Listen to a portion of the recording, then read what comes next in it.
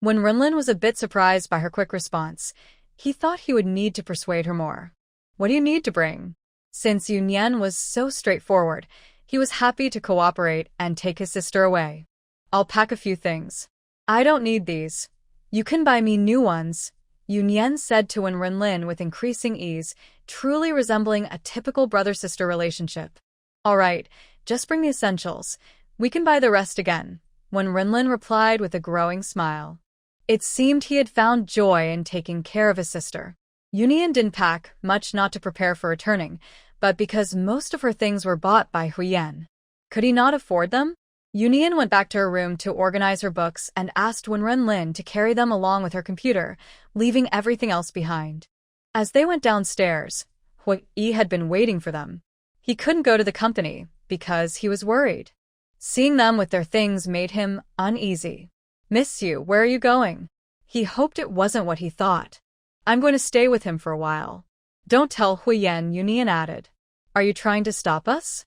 When Renlin glared at Huo Yan, who he didn't like, and wanted to teach a lesson. How could I dare? Huo Yan looked worried. He couldn't stop them. Which of the two could he possibly stop? Helplessly, he watched as Yunyan left with Renlin, thinking about how to explain this to Master San. At that moment, he didn't dare to disturb Master San. Even if Miss Yu didn't ask him to, he couldn't bring this up at such a critical time. They both knew how important Miss Yu was to Master San. If he found out she had run away, it would be a disaster. Where do you want to stay? In the car, when Renlin asked Yunyan cheerfully, as he had many properties and wanted to know her preference. Maybe near the club, the environment is nice. She thought the last private residence she visited was quite good. That's a bit far from Jingda, when Renlin hesitated, thinking about the time wasted on the road. He had a place near Jingda too. I'm not going to school for a while. I took a long leave from Old Chi after the last incident, Yunyan said slyly, thinking it was a good excuse to take a few more days off.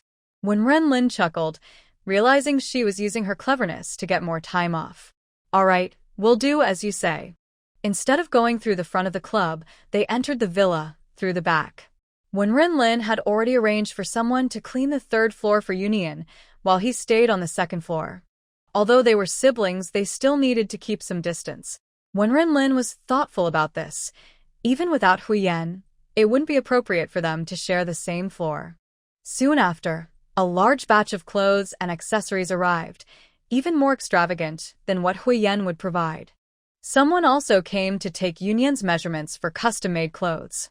She was a bit confused. Was this how rich people lived? Just wear these for now. It will take time for the clothes to be ready. When Renlin looked at the designer clothes with some disdain, feeling they didn't match his sister, Yunyan thought, just say whatever you want. Watching when Renlin buy this and that, Yunyan felt a bit speechless, but decided not to dampen his enthusiasm, since he wasn't short on money anyway. After when Renlin was done, Yunyan ended up with a lot of random things, filling the entire third floor. It was more than all her belongings at the banquet garden. When Renlin introduced Yunyan to a few of his trusted subordinates who often came here. Although most of them had seen her before, it was the first time when Renlin introduced her to them so seriously. These people showed great respect for Yunyan. She was the recognized young lady by their master, unlike those who claimed to be something they weren't at home. Yunyan was quite happy living here. It was similar to her life at the banquet garden.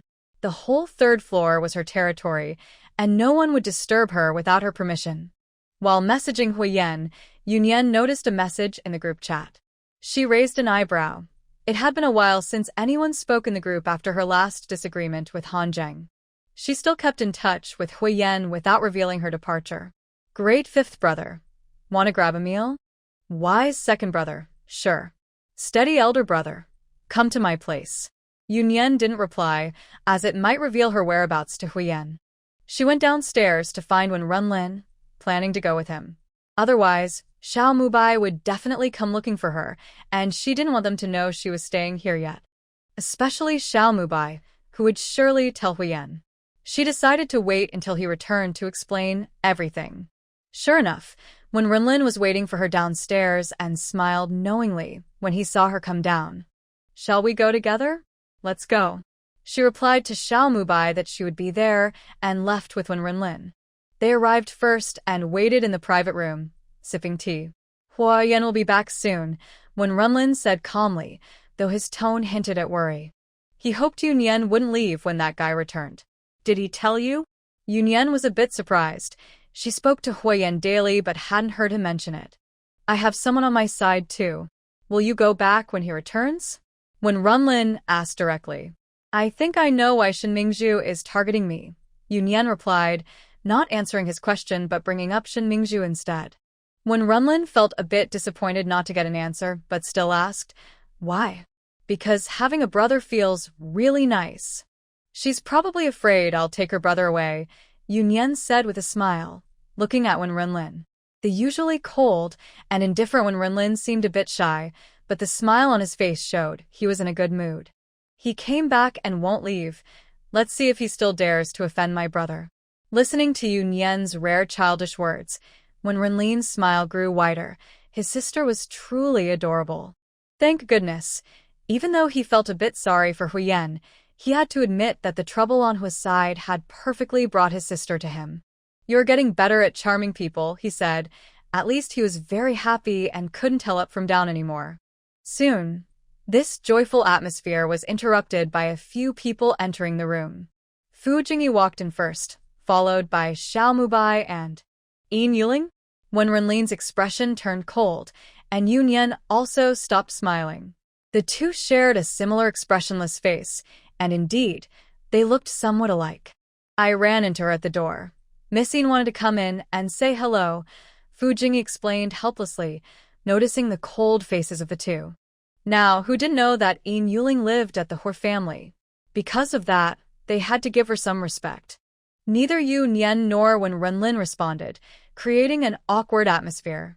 Yin Yuling stepped forward, seemingly unaware of the tension, and playfully chimed in, I was meeting a friend here for dinner. I went to Yin Garden to find a yen this morning, but missed him. I happened to run into Mubai at the door and thought I'd try my luck. Xiao Mubai widened his eyes. Did you not see? Oh. His unfinished words were cut off by Fu Jingyi stepping on his foot. Yin Yuling misunderstood, thinking he was referring to Huo Yan. Right, uncle, he said a yen isn't home, she said, sounding somewhat regretful. Upon hearing this, Wenren's expression remained unchanged, but his eyes grew colder. Yunyan had just left, and this person had already entered? With the security at Yin Garden, how could she get in without permission? The Huo family was really something. Miss Yin, you are not welcome here, Wenren stated bluntly, not bothering with politeness. Fu Jingyi looked at Wenren in surprise. He was not even giving face to the Huo family. The reason he brought Yin Yuling here was not because of her importance, but entirely out of respect for the Huo family. They had never liked him, but for Huo Yan's sake, they would usually give her some face. What was going on with Wenren today? Yin Yuling froze in place. The last time she came, Wenren had not been so rude to her. Now that she was living at the Huo family, even Fu Jingyi had to give her some respect. Why was Wenren being even less courteous than before? Seeing that no one spoke to help her out, she awkwardly had to find a way to excuse herself. If she had any courage, she would have made a scene and stormed out. But she didn't dare. The consequences were too much for her to handle. I'm sorry to interrupt your gathering. I'll take my leave now. After saying this, she turned and hurried away in embarrassment. Xiao Mubai, who was quite straightforward, was also intimidated by Wenren's presence and didn't dare to speak. Although he felt Wenren was being a bit harsh, he didn't want to break the tense atmosphere. It was Yunyan who first broke the silence, saying, Why are you two standing? Come sit down. Her tone was the same as usual, but there was a hint of disappointment in her eyes. She wouldn't blame them, but she was still somewhat let down. When Fu Jingyi heard Yunyan's words, he felt a jolt. They had made a serious mistake, even worse than Han Zheng's. Yin Yuling had moved into the Huo family, and while they were focused on giving face to the Huo family by bringing her over, they had forgotten about Yunyan, who was also present. Seeing Yunyan act as usual, he didn't know how to explain the situation. He sat down with a bitter smile, looking at Wenren. No wonder Wenren had treated Yin Yuling that way. It was to stand up for Yunyan.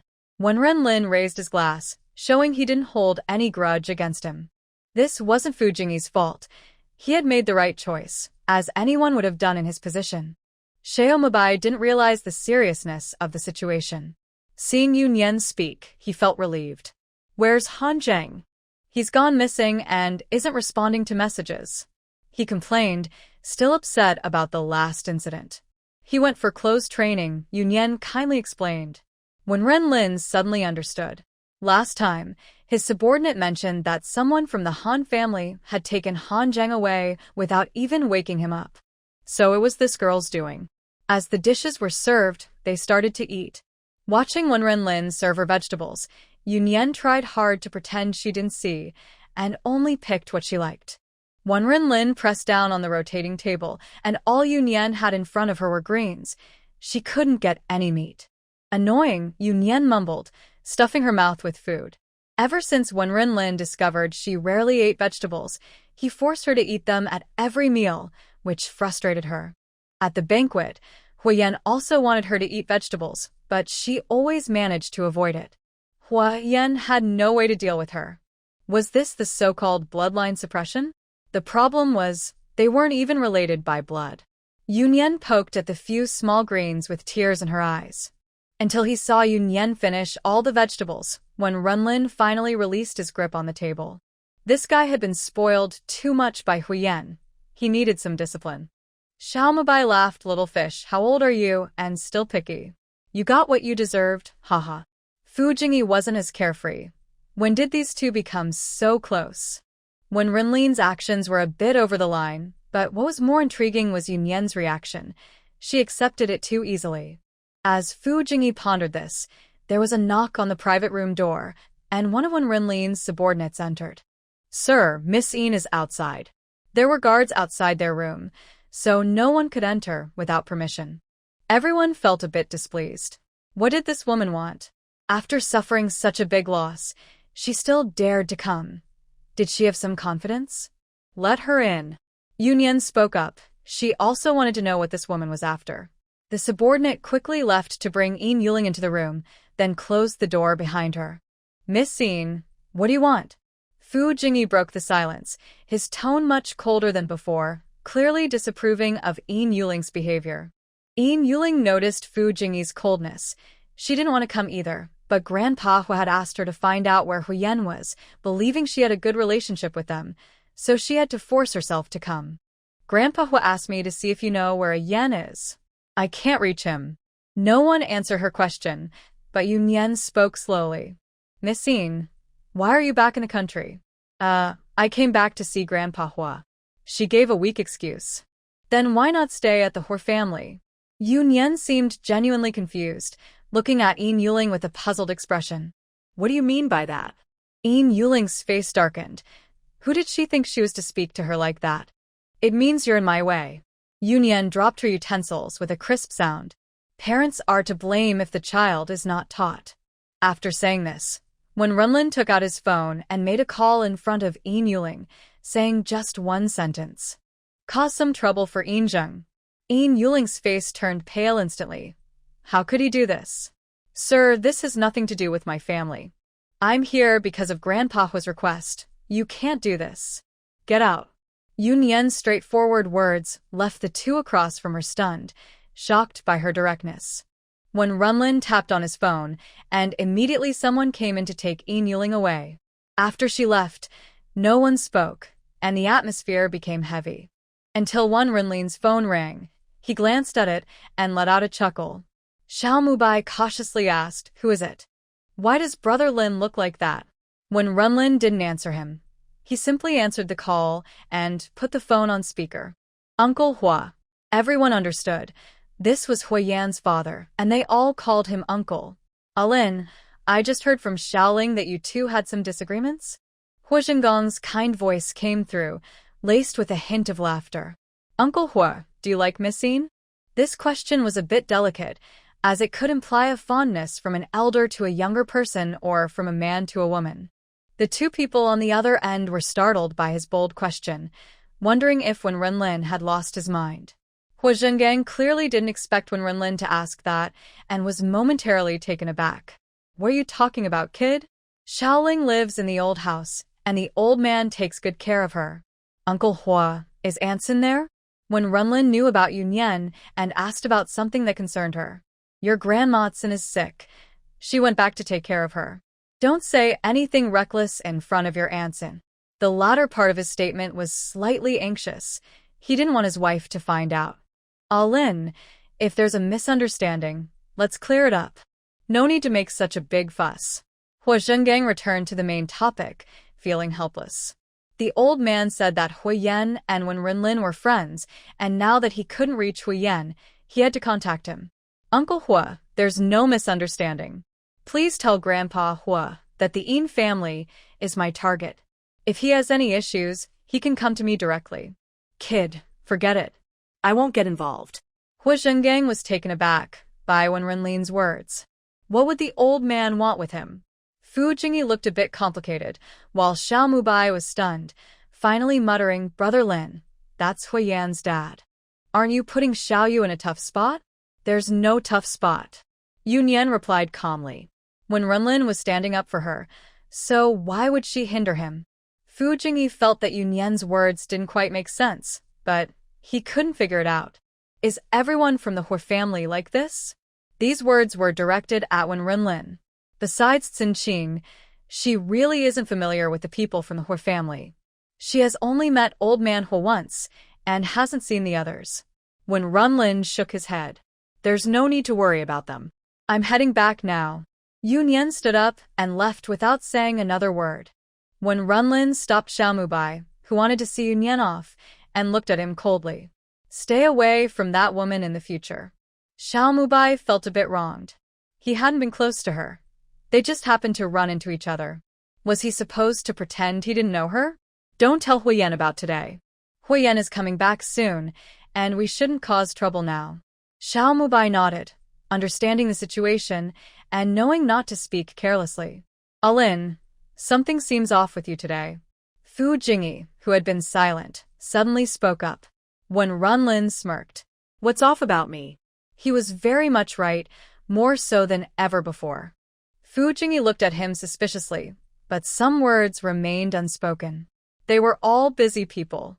After finishing their meal and sitting for a while, they dispersed. Wenren stayed alone in the private room and didn't leave. After a while, a few subordinates came in to discuss something. By the time Wenren returned to the villa, it was already dark. During dinner, he told Yunyan that he would be leaving for a while and asked if she wanted to stay at the banquet garden for a few days. Yunyan sensed something was off. Even if he was leaving, he wouldn't let her go to the banquet garden unless he was planning something dangerous that could affect her safety. She watched Wenren calmly, as if urging him to be honest. Wenren sighed. He knew that he couldn't hide this from Yunyan, but letting her stay here unguarded was risky in case something unexpected happened. People from country E had found out about him and were planning to secretly take action against him, but his men had caught wind of it. He planned to stay away for a few days to draw them out and deal with them. Yunyan thought for a moment and then smiled at Wenren. Why not involve me in this? Isn't this another chance for us to earn some merit? I'm worried about the danger, which is why I don't want to take you with me. Wenren replied helplessly. I think I know why they are targeting you now. Yunyan tapped the table. Recently, the two countries were negotiating over border issues. They probably blamed Wenren for the losses they suffered last time and wanted to take revenge. And then, Wenren was confused by Yunyan's line of thought. Was there any room for maneuvering in this situation? If they want to kill you, they must have an insider. Zhang Min'er is one of them, and Yin Yuling seems to have a good relationship with her. Using someone else's knife to kill? That could work. I'm not just going to kill you. What's the point? I'll go with you. Given Yin Yuling and Zhang Min'er's hatred for me, they will likely target me too. Yunyan smiled carelessly. Then why go at all? I can take care of that woman in the chaos without getting caught. What is this girl thinking? Is Yin Yuling worth the risk? To earn military merit, of course. If it's handed to us, we shouldn't refuse. At this critical moment in negotiations, they send someone to assassinate a major general. What do you think will happen? Wenren was speechless. He had forgotten about her identity. If this gets confirmed, it could change the whole negotiation, and Yunyan would be crucial in that. Then he thought of something and became serious. Yunyan, are you really planning to confront the Huo family? Although he was angry with the Huo family, Huo Yan was innocent in this matter. Has Yunyan thought about her future with Huo Yan? I'm not planning to. I'll send a message to that member of the Huo family and see if he has the guts to act. Yunyan smirked playfully. If he wants to protect her, she will force him to betray Yin Yuling himself. You really are ruthless. Are you seriously going to use yourself as bait? He was worried, fearing he couldn't protect her. If there are too many people, they won't act, but what if something happens to Yunyan with fewer people around? Are you doubting yourself? Don't worry. I still need to find a shield. Yunyan teased him with a smile. Can we not go? Wenren felt helpless. Nope, stop being so wishy-washy. Yunyan waved her hand decisively, telling him to be quiet.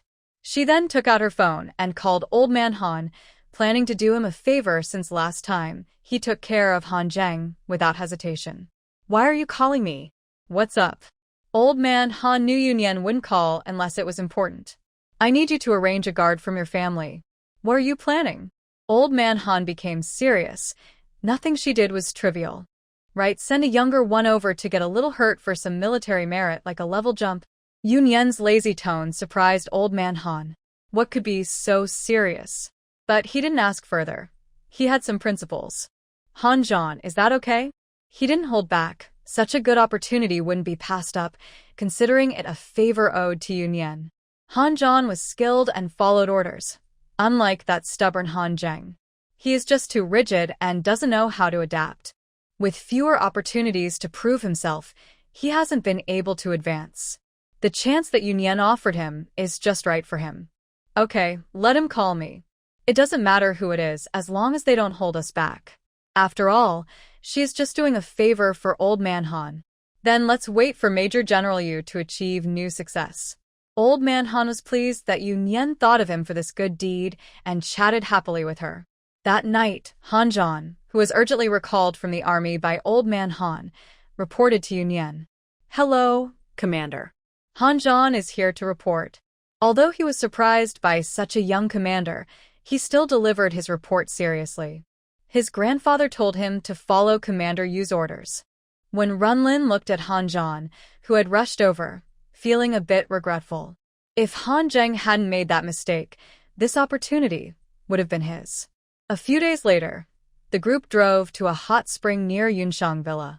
There were only 4 of them, along with Wenren's subordinate, Qinglong.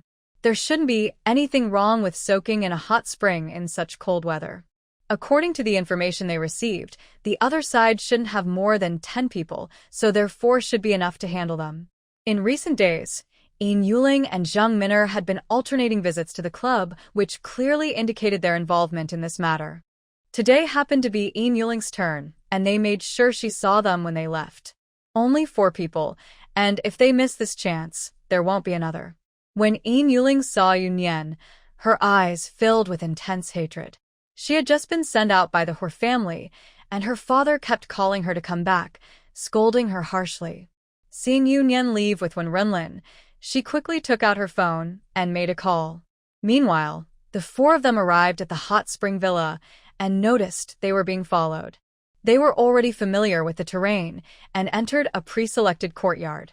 Those people probably wouldn't act immediately. They would likely scout first for fear of an ambush. Wenren, watching the relaxed Yunyan, felt a bit weary. Wouldn't it be easier to just capture them instead of risking it personally? They had set up surveillance outside, and their people would be detected if they got too close. This courtyard was centrally located in the hot spring villa, allowing for quick retreats. Their plan was to seriously injure a few of the opponents, while Han Zhan would only sustain minor injuries. The reason she chose to act today was that both sides would hold a second round of negotiations. There's movement, Yunyan said, watching the monitor as 8 people approached from different directions. Wenren signaled to head southwest, indicating they should take care of these 4 first. A few people quickly moved in that direction. Gunshots rang out, and 4 armed individuals on the opposite side were hit, losing the ability to move. They could only use one hand to pick up their guns and blindly retaliate from their position. Hearing the gunfire, several people on the other side also rushed over. At that moment, Yunyan hacked into the conference room where a meeting was taking place and connected to the large screen. The people in the conference room were startled by this sudden turn of events. Yunyan's face appeared on the screen, accompanied by a series of gunshots. The second-in-command of the meeting stood up abruptly. "Little you, what's going on?"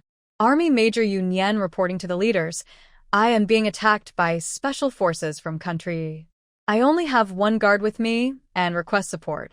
Chaotic gunfire mixed with heavy breathing could be heard, and the camera panned over to Zhan, who was accidentally hit by a stray bullet, blood bursting forth, causing those present to feel a tightness in their chests. Out of view of the camera, Wenren kicked Zhan, knocking him to the ground. "This fool, can't he act properly? Standing so straight, is he just showing off?" Intense gunfire erupted again, and the camera inadvertently swept past Wenren, allowing the people from Country E in the conference room to see clearly. "Don't think you are innocent. It's their people, and their target, Wenren, is right there too." The camera then showed Zhan lying on the ground, covered in blood. "These people are collaborating with traitors to launch a surprise attack. My guard has been shot. I request permission to retaliate. Life and death are irrelevant." The second-in-command's voice came through, no longer adhering to the usual principle of keeping hostages alive. Saving their own lives was the priority. The faces of the E-country generals changed dramatically. How could the people sent to kill Wenren end up targeting a major? If they succeeded, it would be fine, but if they failed and were caught, they would be completely at a disadvantage in this negotiation. At that moment, the signal was cut off, and the expressions in the conference room turned grim. Aside from worry, Old Huo felt a bit relieved, thankful that Yunyan had alerted them in time. He promptly reported Yin Yuling's unusual behavior. Otherwise, the Huo family would have been in big trouble. After anxiously waiting for over 10 minutes, they finally received news from Yunyan that the opposing forces had been completely eliminated. They had met up with the reinforcements and were on their way to the hospital. The tension in the conference room eased, and it was time for them to deal with these foreigners properly. On the other side, after Yunyan met up with the supporting troops, Wenren quietly withdrew. He had already made his appearance earlier, and now he was just waiting for his opportunity. They quickly took Zhan, who had been shot, to a nearby military hospital. Yunyan waited there, and soon Han Lao rushed in, noticing the blood on Yunyan. He looked her over, asking, "Are you okay?" After confirming she wasn't hurt, he sighed in relief. "You scared me to death, girl." "That's your grandson's blood," Yunyan said playfully, wanting to see Han Lao's worried reaction. "Where is he hurt?" Han Lao remained calm, not as anxious as Yunyan expected. "His arm." Han Lao nodded, realizing that Yunyan had intentionally let Zhan get injured to make her achievements seem greater, of course, without any serious injuries. "You stay here, I'll go report," Yunyan said. She waited for Han Lao to arrive because she was concerned about Zhan's safety. After all, she was the one who brought him in. "Go on," Han Lao waved her off. Yunyan didn't change her clothes and was taken directly to the meeting room, where negotiations were still ongoing. Seeing things firsthand was more effective than anything else. They had tried to assassinate a general and ended up getting caught. The talks ended with several generals from Country E being forced to concede. After a few of them left, Yunyan noticed the approving looks in the room and felt nervous about their lengthy discussions. She gave a proper salute to the second-in-command, though her words were less formal. "Please don't praise me. I have minor injuries, nothing serious." With her blood-stained clothes, it was hard to tell where she was hurt. The older men felt it was inappropriate to ask a young girl about her injuries, so they let her go to recover. They didn't doubt Yunyan's words, as they had witnessed the intensity of the situation. It was a miracle she hadn't been shot. Having experienced gunfire themselves, they were used to injuries, but seeing Yunyan covered in blood was unsettling. They all agreed that Yunyan should have a security detail. People of her rank usually had one, but she had always refused, rarely appearing in public. Now, it seemed necessary to provide her with protection. Yunyan felt overwhelmed, thinking it was unnecessary. After some negotiation, the leaders approved her request, agreeing that Hanzhan would serve as her personal guard once he was discharged. As if granted a pardon, Yunyan hurriedly slipped away, finding it somewhat amusing to see a group of people behind her. She felt more at ease with her. After all, a person with such a temperament would likely find it troublesome to betray her country. To keep things discreet, Yunyan sent the guard who accompanied her directly to the military hospital to check on Hanzhan's condition. Upon arriving at the hospital, she sent the guard away. After all, he was the bodyguard of the second-in-command and couldn't stay with her all the time. Yunyan asked for Hanzhan's hospital room and went to find him. After all, if someone was to be a guard, it was only right to ask the person involved for their opinion. Hanzhan should have come out of surgery by now. With his injuries, he likely didn't even need general anesthesia. Old man Han had not left yet and was talking to Hanzhan in the hospital room. Seeing Yunyan arrive, Hanzhan, with his uninjured hand, saluted her. "Hello, Commander." He really was quite stiff. "You don't need to do that in private." Old man Han chuckled. "This guy is always like this. Why are you back?" "I came to ask Hanzhan if he could be my guard once he recovers," Yunyan said casually, genuinely inquiring. If Hanzhan didn't want to, she would find someone else. Sure, that sounds great." Old man Han immediately agreed for Hanzhan. This lucky guy would get to be around Yunyan, which was like finding a ladder to climb up. He knew Yunyan had always refused a guard. Otherwise, she would have wanted to send Hanzhan over directly. Now, the opportunity had fallen into their laps. "Calm down, old man. Let's ask him what he thinks." Yunyan sighed. Why was this old fellow so excited? What if Hanzhan preferred life in the army? She didn't want to force anyone. "Commander, I have no objections." Hanzhan maintained his usual serious demeanor, his expression showing no signs of preference. "Take good care of yourself and report back once you're discharged," Yunyan said, feeling satisfied with Hanzhan. He might be a bit stiff, but he was obedient and skilled. "Why don't you just take him with you now? I don't think he needs to rest." Old man Han was even more relentless, not letting him rest. He feared Yunyan would reconsider if she went back to think about it. This girl was hard to predict. Seeing Hanzhan really about to get out of bed, Yunyan quickly pressed him down. "Hanzhan, follow the doctor's orders. Rest well before reporting back. That's an order." "Yes, Commander." He was indeed very disciplined, so there was no worry about him sneaking out. He would definitely follow the doctor's advice. "Old man, stop causing trouble. Let's go together," Yunyan said, pulling old man Han out. She was afraid he would encourage Hanzhan to leave the hospital to find her again. After leaving the hospital with Han Lao, Yunyan quickly got into the car that Wenren sent to pick her up. "Did you find anything?" "I found a guard who is still in the hospital," Yunyan replied, feeling a bit down. "Hanzhan is not bad," Wenren comforted her, saying that the guy is not very talkative and can be ignored most of the time. "What about Yin Yuling and Zhang Min'er?" Wenren asked about the two. "We're holding back for now and seeing if we can uncover more. Don't let her escape. Yin Zheng is forcing her to return home." His previous warning to Yin Zheng had an effect. If she escapes, then my efforts would be wasted. Besides, the Huo family won't let her go. She huffed, feeling proud. If she was right, that old fox from the Huo family must have people watching her. If she tried to run, he would be the first to send someone after her. She patted Yunyan's head, impressed by the clever girl who not only outsmarted the Huo family, but also made them grateful to her. "Feeling good?" he asked, noticing the smile on Yunyan's face. Was she really that happy? "I probably won't have to go to school for a while," she said. She needed to rest after her injury. Today, Old Chi was also present, and he usually handles the final review of such contracts. Wenren looked at her with a mix of amusement and helplessness, realizing she was genuinely happy about this. Once they returned to their place, Yunyan rushed upstairs to shower and change clothes. She had been in those clothes all day, and the smell of blood was starting to cling to her. After freshening up, Yunyan came downstairs looking refreshed. Wenren was talking to his subordinates, including Qinglong, who had gone with them today. When Qinglong saw Yunyan come down, he respectfully stood up to greet her. Mississippi.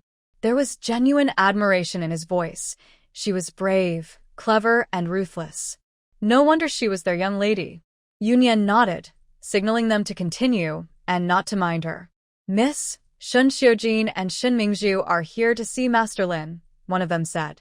This was what they had just mentioned, and it was perfect timing since the young lady had just come down. A beauty trap? Trying to lure you? Yunyan raised an eyebrow, intrigued. After being quiet for so long, they finally resorted to this tactic. I'm not a trash can. When Renlin scoffed, annoyed that anyone would think they could just throw anything at him. That might hurt their feelings. They probably wouldn't want to part with their sister, Yunyan teased. She felt her assumption was likely correct. The Shin family had always believed Shin Mingzhu was the best. How could they bear to give her away? Unless Shin Mingzhu suggested it herself. Was she interested in Wenren? My sister is the best. Right, the young lady is the best. Shin Mingzhu can't compare to her at all. Yunyan chuckled. Now she had an extra clueless admirer. Send them away. I don't want to see them. Wenren waved his hand impatiently, as he had no time to play house with them. Qinglong nodded and went out, but returned a little while later with a strange expression. Miss Shun wants to see the young lady. Huh? Do they know I'm here? Yunyan was puzzled. How did they have such influence? They want to see Master Lin's sister, Qinglong explained. At that moment, Master Lin had used this excuse to send them away, but now it had turned into reality. When Renlin and Yunyan exchanged smiles, realizing how unpredictable life can be. Then absolutely not. The young lady can't be seen just because they want to, Yunyan said proudly, asking him to respond. Then, young lady, will you meet Huo Yan? When Renlin asked with a smile while looking at her. He's back. She was unaware. Huo Yan hadn't mentioned it to her. He should be at the banquet garden now. He probably wants to surprise you. When Renlin said mischievously, imagining Huo Yan's expression at that moment made him want to laugh. As he expected, Huo Yan's face was quite dark at the banquet garden, with Huo Yi, Huo Er, and Huo San standing in line, too afraid to make a sound. Huo San couldn't help but lament his misfortune. He had finally returned, only to encounter this situation. Miss Yun ran away with Master Lin? Ran away? Listening to Huo Yi recount the recent events, Huo San thought that Miss Yun had shown some respect by not causing too much trouble at the banquet garden. The gloomy-faced Huo Yan stood up, glaring at Huo Yi, questioning if this was how they were guarding the place. He kept staring at Huo Yi until he almost knelt down before looking away. Go to the old residence. He turned and walked out, not looking for Yunyan first but going to see the old man. Huo Yi and Huo Er moved slowly like turtles, while Huo San cheerfully followed behind Huo Yan, knowing that the others couldn't compete with him, leaving the two behind scared. At the Huo family's old residence, the usually cunning old fox was uncharacteristically flustered. Huo Yan was coming, and he didn't seem friendly. Should he go out and avoid him? The butler, who had been a guard for the old man in his youth and later became his assistant, spoke up. Old man, you can avoid the first day of the month, but not the 15th. What do you mean by that, Lao Yan? Who says I'm hiding? Is there a grandfather who hides from his grandson? Feeling his authority challenged, old Huo was displeased. This matter was originally not handled well by you. If you keep being stubborn, can you outlast the third master? The butler sighed. The third master was the old man's favorite grandchild, but he was also the one the old man couldn't control. With others, a stern look from the old man would be enough to settle them down, but the third master wasn't afraid of him at all. He needed to think about how to explain things to him later. Sighing again, Mr. Huo sat back down. He knew that his moment of weakness had caused so much trouble, almost putting their family at risk. Third master. A voice came from outside, and Mr. Huo straightened up. Trouble was coming. Huo Yan entered and sat on the sofa, not coming in to confront Mr. Huo as he had expected. He calmly brushed off his clothes. Grandpa, I've decided to become a monk. I'm here to say goodbye. Cough, cough. What nonsense are you talking about? Mr. Huo was startled. What was this boy saying? He had been behaving normally for a while, and now he was back to this? What's wrong? Huo Yan asked, seemingly confused, without any intention of being confrontational. What's wrong? Why are you talking about becoming a monk? I remember telling you before. He had mentioned wanting to become a monk when the old man wanted to introduce him to someone. That was a long time ago. If you want to become a monk, what about that girl? Mr. Huo asked, annoyed. Wasn't there a girl living with him? He was very fond of her and didn't let him see or investigate her. She left. Huo Yan replied in a calm tone, as if he were talking about someone unrelated. Left? Mr. Huo was shocked. Who left? Her brother took her away, and she's no longer available to me. Hearing this, Mr. Huo's forehead twitched.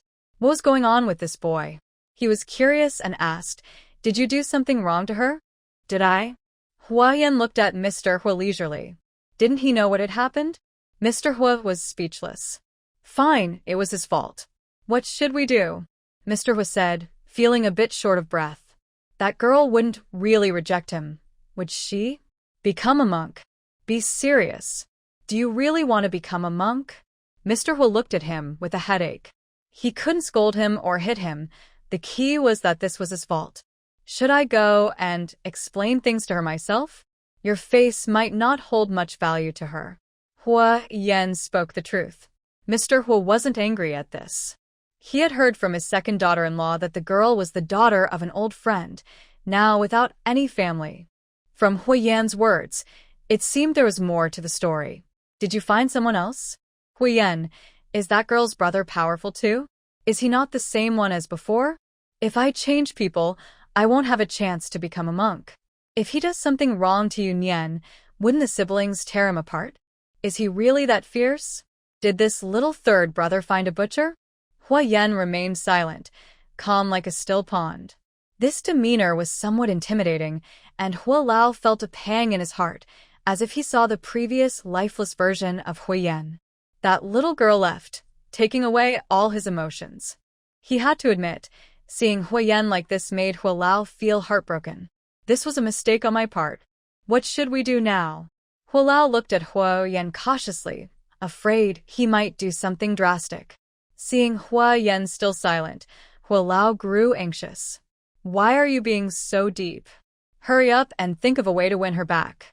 From now on, I won't interfere in your matters. If it came to it, he would step in himself. Finally, he heard what he wanted to hear, and he had scared enough people. Huo Yan put away his serious expression. Don't get involved in this matter, and don't investigate her. Huo Yan stood up, ready to leave. Where are you going? He was leaving without explaining anything? To apologize. Huo Lao. If it weren't for this kid stopping him from checking, he really wanted to see what kind of girl could make him act this way. As Huo Yan left, Huo Lao sighed in relief while sitting in his chair. Old man, don't worry. I think the third master is just teasing you. The butler came over to comfort him. I know, but I'm worried. Old Yan, you've watched that child grow up. You know what he was like before. He knew Huo Yan was just trying to scare him, but seeing his grandson become so lively, experiencing normal emotions, truly made him happy. Having seen that version of Huo Yan, how could he accept him going back to how he was before?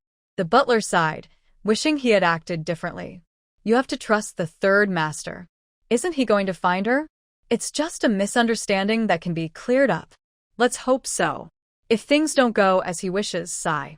The two old men sighed together. After leaving the old house, Huo Yan called his mother. Huo Yan, are you back? Mom, do you know about Yin Yuling? Huo Yan got straight to the point. Yes. Wasn't she kicked out by your grandfather? The unaware Qing said with a hint of glee. She didn't like that girl, thinking she was too calculating. Why didn't you tell Yunyan? How can I tell Yan about this? It will only upset her. What were you thinking? Qing didn't understand her son's reasoning. Why would anyone want to share this news? Mom, don't tell her. If she hears it from someone else, how will she feel? Huo Yan sighed helplessly. He knew his mother's intentions, but the truth was that Yunyan didn't need the kind of protection she thought she did. Does Yan already know about this? Qing was surprised. She thought this matter was behind them, so how could Nian know? Oh no, I'm worried I might accidentally spill the beans. I haven't dared to contact Nian lately. She wouldn't misunderstand, would she? Xin Qing felt a bit frustrated. She was confused. Mom, Yunyan isn't as you think. Besides us, she has no one in Kyoto. His mother didn't see Yunyan as their equal, thinking that hiding the truth was protecting her. If it were someone from their circle, could they really keep it a secret? Nian has already moved out. What? Where did she go? The Shin family? That's impossible. Is she in a dorm? I'll call Nian. Xin Qing suddenly panicked, not realizing the situation was so serious. Don't worry about it. I know where she is. I'm going to find her now. You can contact her once this is resolved. After repeatedly asking his mother not to complicate things, he put away his phone and got into the car. Once in the car, Yan instructed the driver to go directly to Wenren's place. The three men admired their third master. He was truly a performer, acting so convincingly that he left the old man stunned. As for becoming a monk, there was no way their third master would do that. Do you think Lin will give you a beating? It's hard to say. Miss Yu might end up taking action herself. Whether we can even see Miss Yu is still uncertain. Shut up, all three of you, Huo Yan said darkly, wishing he could kick them out of the car. The three exchanged glances and made a gesture to be quiet. It was better not to provoke their third master right now. He looked quite intimidating. Huo Yan is coming over. Are you going upstairs first? When Lin asked Yunyan, seeking her opinion. He wanted to make things difficult for this guy, even though it wasn't his problem. But whatever the Huo family did would reflect on him. Okay. Yunyan stood up decisively and headed upstairs. Miss is really something, Qinglong said, giving a thumbs up. Their young lady was impressive. Even someone like Huo Yan could be dismissed so easily. Being carefree is good. When Lin looked approvingly at Yunyan's figure as she went upstairs. She was very clear that in their relationship, she had the upper hand, while Huo Yan seemed more like someone lost in love. After a short wait, Huo Yan arrived, looking a bit distracted. When Lin raised an eyebrow, glancing at the three people following Huo Yan, then at the one beside him. Feeling inexplicably annoyed, he sensed that his presence was being overshadowed. What's this? Huo Sanya has come to demand an explanation. Where's Nian? Without acknowledging him, Huo Yan got straight to the point, looking around for Yunyan. Huo Sanya, what a grand entrance, coming to someone else's home to ask for their sister. When Renlin's tone was sarcastic, even at this moment, he couldn't be polite to his brother-in-law, which was quite frustrating. Hearing Renlin's words, the people behind him struggled to hold back laughter. When did Master Lin become so funny? Looking at Huo Yan's dark expression, they desperately tried not to laugh. Otherwise, they would be in trouble. Huo Yan pressed his forehead, knowing that Yunyan must be avoiding him. Otherwise, when Renlin wouldn't be able to stop her. He had no choice but to suppress his feelings and sit down across from Renlin. Thank you for looking after Yunyan during this time. That was a sincere thank you for protecting Yunyan. Everyone, please sit down. Qinglong, serve tea to our guests. The standing group, including Huo Yi, also took their seats, and Qinglong brought over several cups of tea, placing them in front of everyone. Master Lin, are you trying to poison us? Huo Yi blurted out. Was this really tea? It looked strange, dark with a hint of green, as if they were being poisoned right in front of him. Of course not. This is a special treatment for honored guests. Please, Sanyi. Qinglong smiled warmly, inviting them to drink. Huo Yan picked up the cup and drank it without changing his expression. Seeing Huo Yan's calm face, the others felt relieved. It seemed Master Lin was just trying to scare them. There was no way he would actually serve them anything strange. They all raised their cups and drank it down. Coughing erupted as they clutched their throats, their faces turning green, as if they had truly been poisoned. After a moment, looking at Huo Yan's still expressionless face, they realized that he was indeed someone who could drink such a strange thing without flinching. What is this? Huo Yan asked, sticking out his tongue and tugging at Qinglong's collar as he was more familiar with Wenrenlin's people. Oh, it's just bitter melon juice with some Huanglian added. It's a good thing, helps cool the body. If it's so good, why don't you drink it? He cursed under his breath, wondering why it was so bitter. Can I see Yunyan now? Wenren felt relaxed as he leaned back on the sofa. Usually, it was Huo Yan who plotted against him, so it was rare to see him in such a humble state. His sister was impressive. Are you just going to let what the Huo family did slide? Master Lin, the old man has already kicked that woman out, Hui said, trying to flatter him, acknowledging his own mistake in the matter. Then why didn't you know about it before she was kicked out? Wenren, who was only teasing at first, was now genuinely upset. If that woman hadn't caused trouble, would they have kicked her out? In the end, it was still Yan reminding them. It's my fault, Huo Yan admitted straightforwardly. He couldn't separate the Huo family from himself. If he was wrong, he was wrong. Yunyan shouldn't have been so soft-hearted. If it were up to me, I would have let your Huo family face a big setback. Qinglong found it amusing to see their master being so contradictory. It wasn't the time for him to remind the young lady. What's going on? Huo-san, just back, was confused. If it weren't for our young lady leaking information to your old man, your Huo family would be in serious trouble for harboring a spy. Qinglong proudly huffed. Their young lady was the best.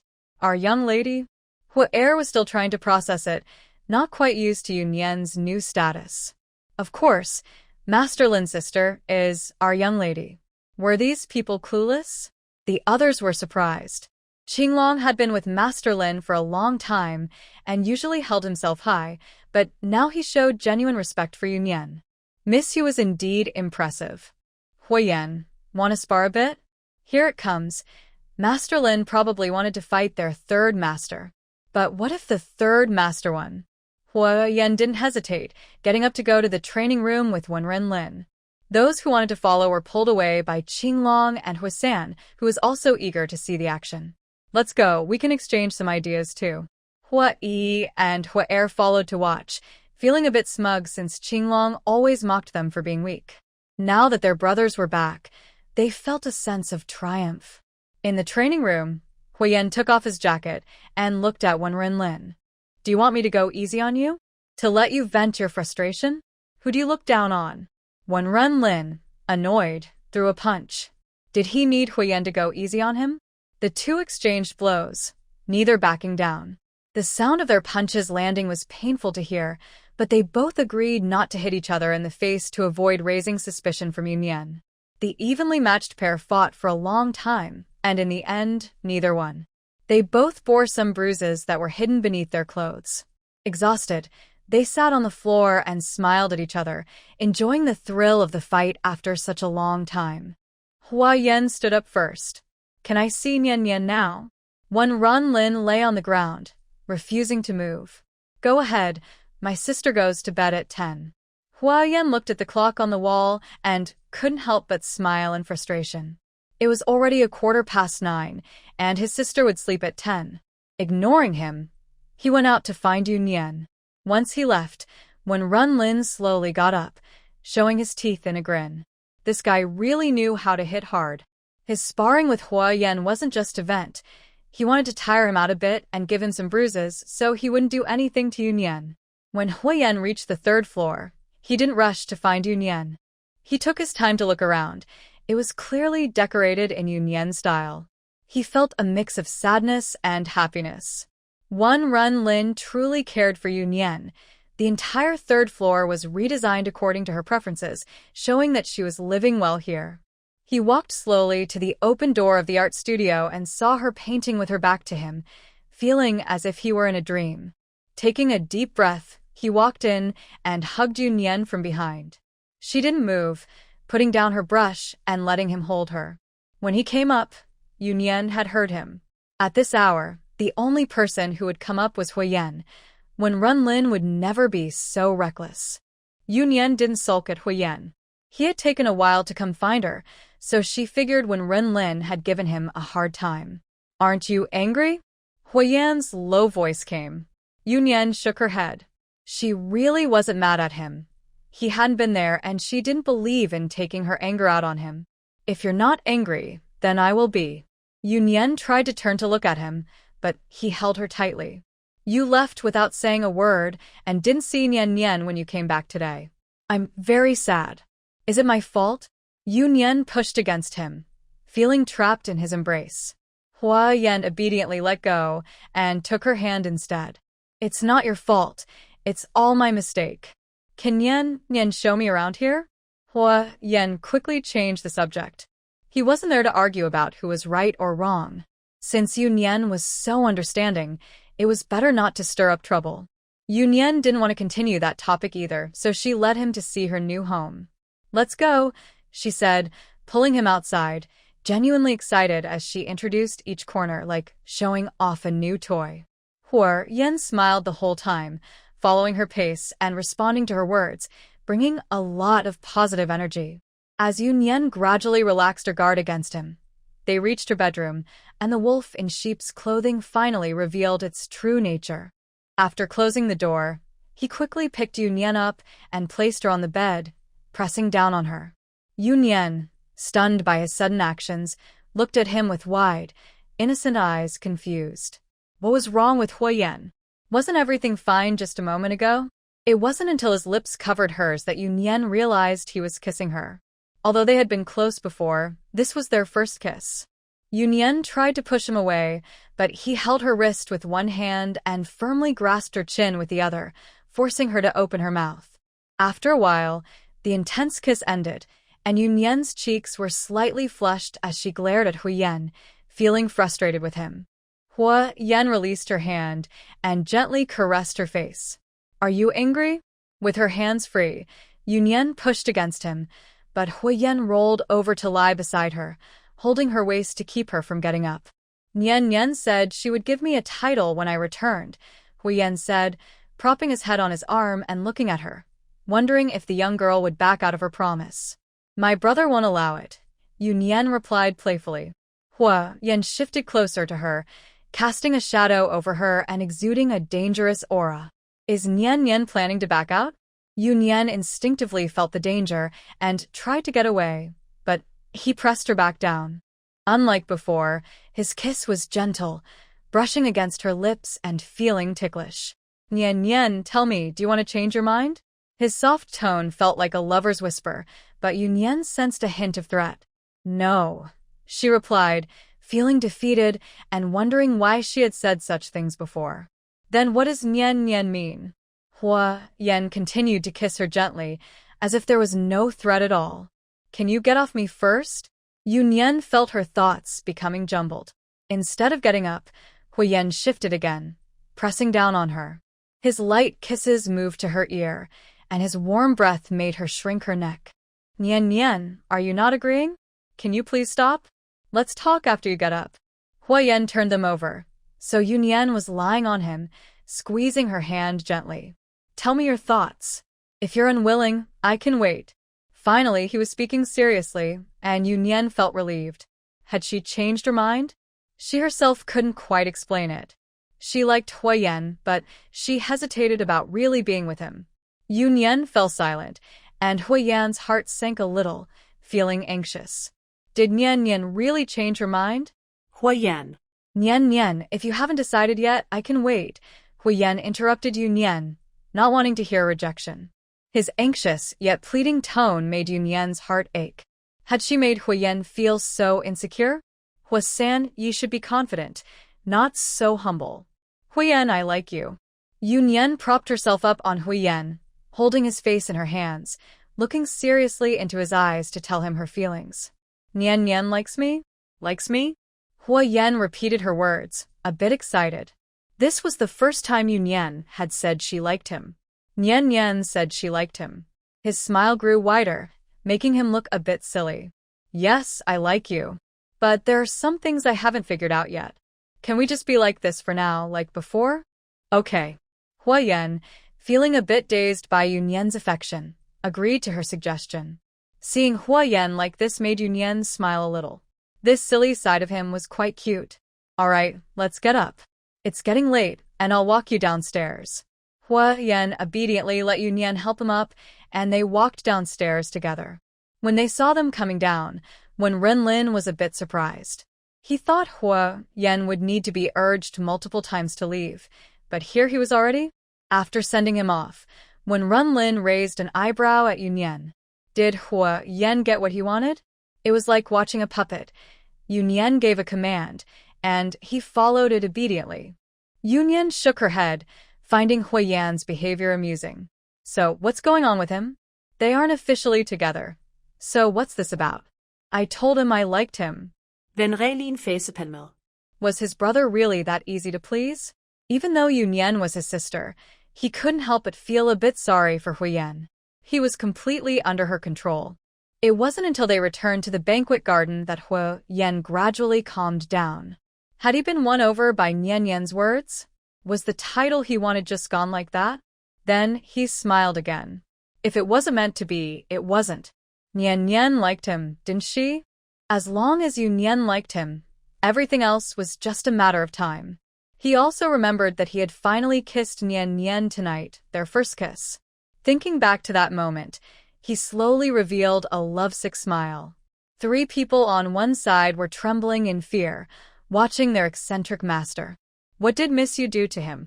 It wasn't until the next day that Huo Yan fully woke up from the emotions he felt when he saw Yunyan. Did he really just leave yesterday, without even asking when she would come back with him? After breakfast, Huo Yan appeared at Wenren's house again. Why are you here again? Wenren was helpless. He had just returned and should have many things to do. This love-struck person was hopeless. I'm here to pick up Yan. Wenren's expression turned cold. He had just felt a moment of sympathy for him, and now he was here to take someone away? Huo Yan, didn't Yunyan tell you she is staying here? It's not proper for her to live with you. You're telling me about propriety? What a joke. Where's Yan? Upstairs. Wenren didn't stop Huo Yan from looking for Yunyan. She had said she wouldn't go back, and he didn't believe Huo Yan could change her mind with just a few words. In the living room on the 3rd floor, the two sat facing each other. Yunyan didn't dare to get too close to Huo Yan. Ever since that incident in Country E, it was as if a switch had been flipped. Every time he saw her, he would hug and kiss her. He used to be quite serious, but now he acted like he was starved for affection. She missed the old Huo Sanyi. Could he go back to being that way? Does Yan dislike me? Huo Yan frowned, noticing she was sitting far away. No. Yunyan felt defeated. Then when will Yan come back with me? You know why I'm staying here, right? Yunyan sighed, not believing Huo Yan didn't understand her meaning. Huo Yan fell silent. Yunyan staying at Yan Garden made everyone think she was just his pet, dependent on him. Even those close to them, like Yin Yuling, showed this clearly. In their eyes, Yunyan was his accessory. When he wasn't around, they would hide things from her and wait for him to handle it when he returned. No matter the reason, from Yunyan's perspective, she felt disrespected. The old Yunyan didn't care about these things, but now she did, likely due to her feelings about their relationship. This could be seen as progress. Then I won't be able to see Yan whenever I want. Feeling wronged, Huo Sanyi realized these things and decided not to dwell on where Yunyan stayed. As long as he had a proper relationship with her, he would have plenty of chances to bring her home. You can come anytime. Yunyan felt relieved when he didn't dwell on the matter. Ren didn't let me come, complained Master Huo, sounding wronged. Then call me, and I'll come find you. Faced with such a Master Huo, Yunyan could only coax him. Master Huo had also learned to be clever. Yunyan responded better to gentle persuasion than to force. As long as he showed that expression, Yunyan would hardly refuse him. When his subtle attempt to get closer was noticed, Yunyan stood up and pulled him along. Let's go. Weren't you going to have lunch with them? Master Huo had just said he had a lunch appointment with a few people. It's still early. Not anymore. She firmly pulled Master Huo's arm to go down, but he grabbed her and pushed her against the wall, taking a strong breath before letting her go. Yunyan looked at him with a frown, wondering if he was acting like a dog. After they went downstairs, Ren was still sitting in the living room, while Qinglong was on the other side with a laptop, seemingly discussing something. Miss, Master Huo. Qinglong stood up to greet them, showing respect to Master Huo. who was strong enough to earn it. "Hello, sir." The sudden voice startled Yunyan.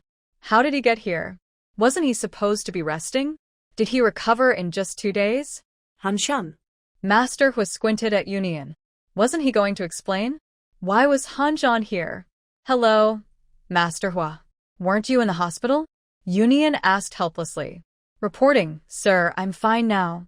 In reality, his grandfather had told him that if he didn't report back, Yunyan wouldn't want him anymore. His appointment was coming soon, just as Yunyan had said, a significant leap. He might be a bit rigid, but he wasn't foolish. He had to seize such a great opportunity. So, disregarding the doctor's objections, he left the hospital to report to Yunyan. Yunyan guessed this was probably his grandfather's idea, feeling speechless. Was he afraid she would return him? Yunyan pulled Master Huo to sit on the sofa and pointed at Han. "He's my bodyguard." "Why do you need a bodyguard? What dangerous things had she done while he was away?" Seizing the opportunity, Ren spoke up, unable to control Yunyan himself, so he thought it was good for Master Huo to manage her. "Our Major General Yin is quite impressive, bravely taking risks and achieving new accomplishments." Huh? Qinglong immediately became interested in this topic. As Yunyan's enthusiastic supporter, he praised her recent achievements, and with Han's input, the things Yunyan wanted to keep secret were revealed. "Our Yunyan is truly remarkable." The gentle voice carried a hint of danger. Turning around, he was confronting her, and his method of punishment was not something he wanted these people to witness. Huo Yan, who came with Huo Yan, was completely devoted. No wonder the Qinglong treated Miss Yu with such respect. It turns out she is a werewolf too. "Just average," Yunyan said, feeling a bit guilty for once. "Miss, don't be modest. You are the best." Qinglong continued to flatter her, oblivious to the situation. "Yes, the leader is very impressive." Huo Yan quickly joined in the praise. "Exactly, Miss Yu is amazing," he added, eager to keep up with the flattery. "Are you 3 monkeys sent here?" When Wenren laughed at Yunyan's helpless expression, curious if she would dare to act like this again. "Are you two in a clear relationship now?" Huo Yan's voice was tinged with jealousy. He still didn't have a title, while this brother and sister pair were so open about it. "Sent to interact," Wenren teased, enjoying Huo Yan's discomfort. "Nian." Yunyan knew what he was going to say and quickly stuffed a piece of pastry into Huo Yan's mouth to stop him, reminding him to be mindful of their image with so many people around. "Aren't we supposed to eat? It's about time, right?" Huo Yan, silenced, was pulled up by Yunyan and pushed outside, making the others laugh. Han, stay and rest. Even though he had been discharged from the hospital, he still needed to recover. "Yes, sir. Don't worry, I arranged for a doctor for him," Wenren said, quickly catching up with them.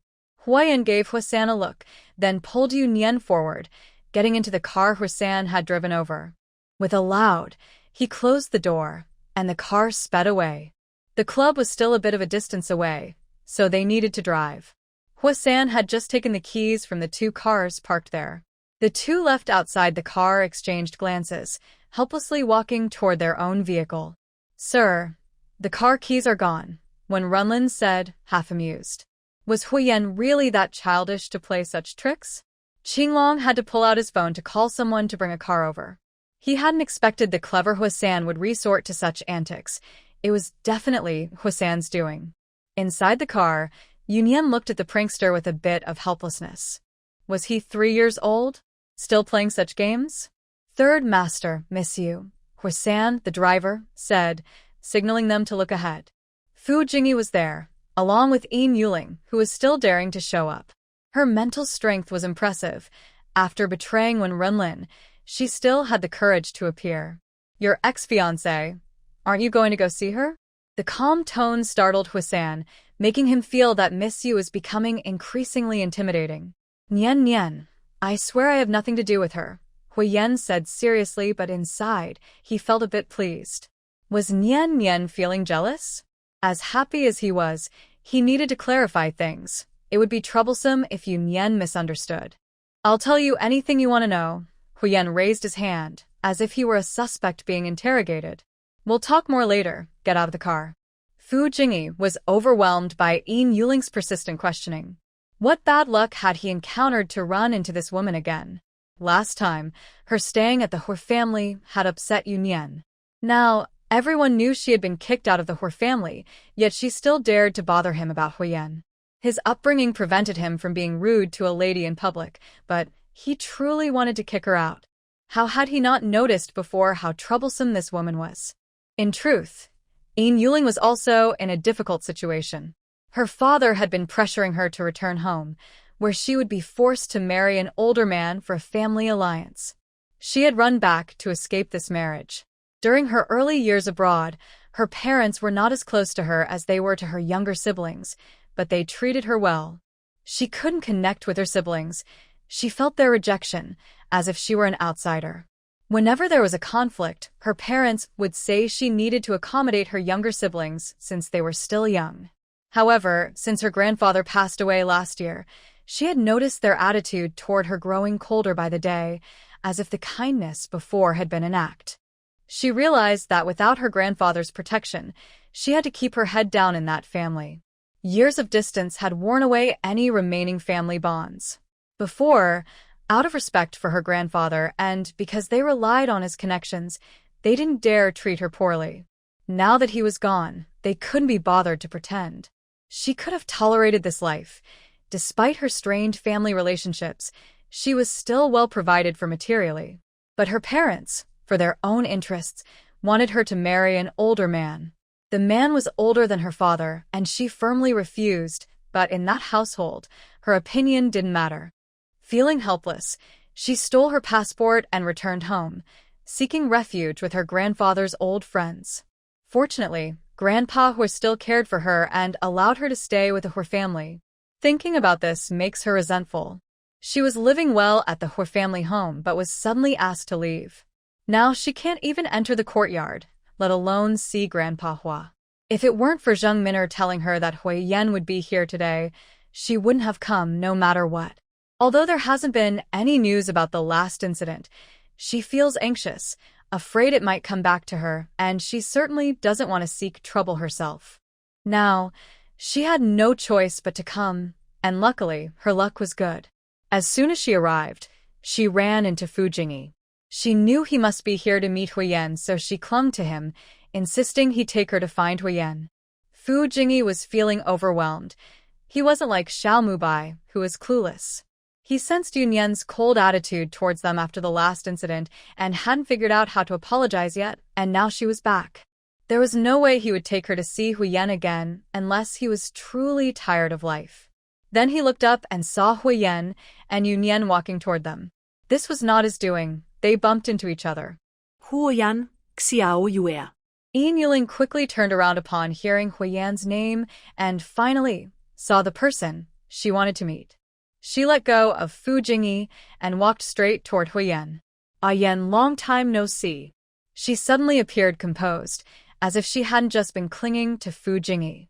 At that moment, her eyes were only on Huo Yan, filled with admiration. What she initially thought was just a lifeline transformed into something deeper upon seeing him again. After all these years, she thought she had forgotten her feelings for Huo Yan, but seeing him made her realize she had never truly forgotten. She had just buried those feelings deep inside. What kind of look is that? Yunyan immediately covered Huo Yan's eyes. No peeking. The person whose eyes were covered didn't get angry. Instead, he bent down slightly to cooperate, worried she might tire from standing on her toes, given their height difference. At that moment, Yin Yuling noticed Yunyan and recalled the humiliation from last time, her face turning green and then dark. She was shocked by Yunyan's actions and forgot to be angry. Wasn't she supposed to be with Wenren? Why was Huo Yan so indulgent with her?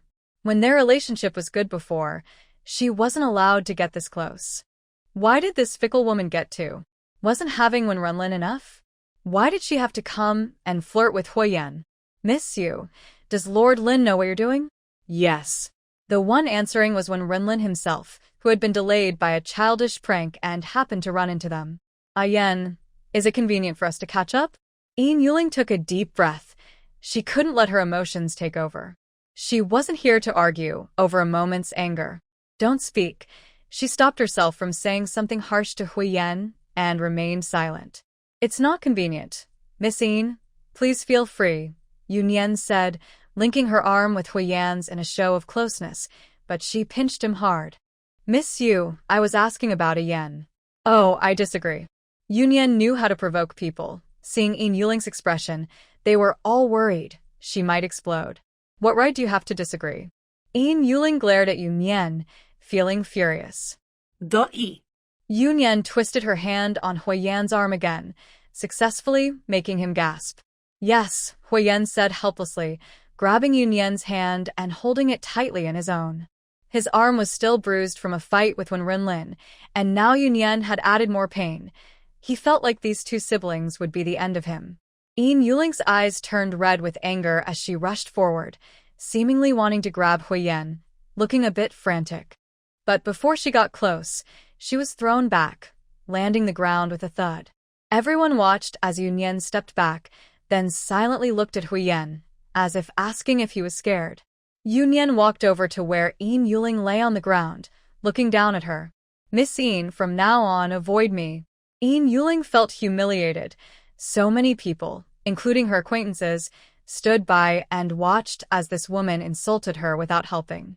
She felt a deep hatred. And what about Huo Yan? Did he really like this woman so much that he couldn't even speak to her? In Yin Yuling's eyes, Huo Yan's indifference was entirely because Yunyan was present. This was also why Yunyan stopped Huo Yan from speaking harshly, giving Yin Yuling a glimmer of hope, which only made her more desperate. When Wenren waved his hand, everyone around him was his people. When he arrived, he had already cleared the area. Immediately, someone came to drag Yin Yuling away, even roughly covering her mouth to prevent any loud cries.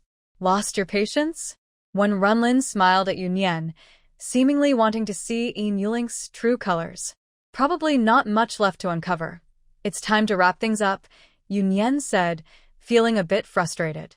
She had kept Yin Yuling around to see if she could dig up more information. But now it seemed like that was all there was. If she had any tricks left after today, she wouldn't be able to hold back. Fu Jingyi suddenly realized that he thought Yunyan was acting strangely because she was jealous, but there was a reason behind it. He teasingly looked at Huo Yan, who was just a tool in this situation. How unfortunate. Huo Yan's expression didn't change much. He knew Yunyan had other motives when she actively provoked Yin Yuling. Since he was cooperating so well, shouldn't Yan give him some benefits? After dealing with Yin Yuling, they walked inside. Is Xiao Mubai not here yet? He usually loved to join in the fun, so why hadn't he shown up today? He's at the party. Went on a blind date, Fu Jingyi said, unable to hide his schadenfreude. Is he really that eager? Yunyan casually asked. Xiao Mubai wasn't even at that age yet, being younger than the rest of them. His family is anxious about continuing the family line, Wenren added, noting that his brother's situation was special, so they had to keep an eye on him. I'm anxious too, Huo Yan blurted out, causing everyone to look at him with disbelief. He had gone from being shy to outright bold. Yunyan pretended not to hear and pushed open the door to the private room first. Huo Yan calmly accepted the teasing glances from both sides. He no longer cared about appearances. Was it more important to save face or to find a partner? They hadn't sat for long when Xiao Mubai arrived, looking exhausted, as if he had been through a lot. Didn't you go on a blind date? Why do you look like you've been drained? Fu Jingyi joked. I didn't meet a fairy, I met a drama queen, Xiao Mubai complained, sharing his woes about the woman he had gone on a date with. I tried to politely say I wasn't interested, and she insisted I looked down on her, saying things like, what's so great about your money? It was like she couldn't understand normal conversation. Xiao Mubai was genuinely frustrated. Did he look like a fool? That woman was practically glued to him, acting like they were in a show. She must think she's in a drama. I'm just speechless. Poor Xiao Bai, what happened next? Fu Jingyi asked, half-heartedly comforting him, but curious about the rest of the story. This didn't seem like enough to rattle Xiao Mubai.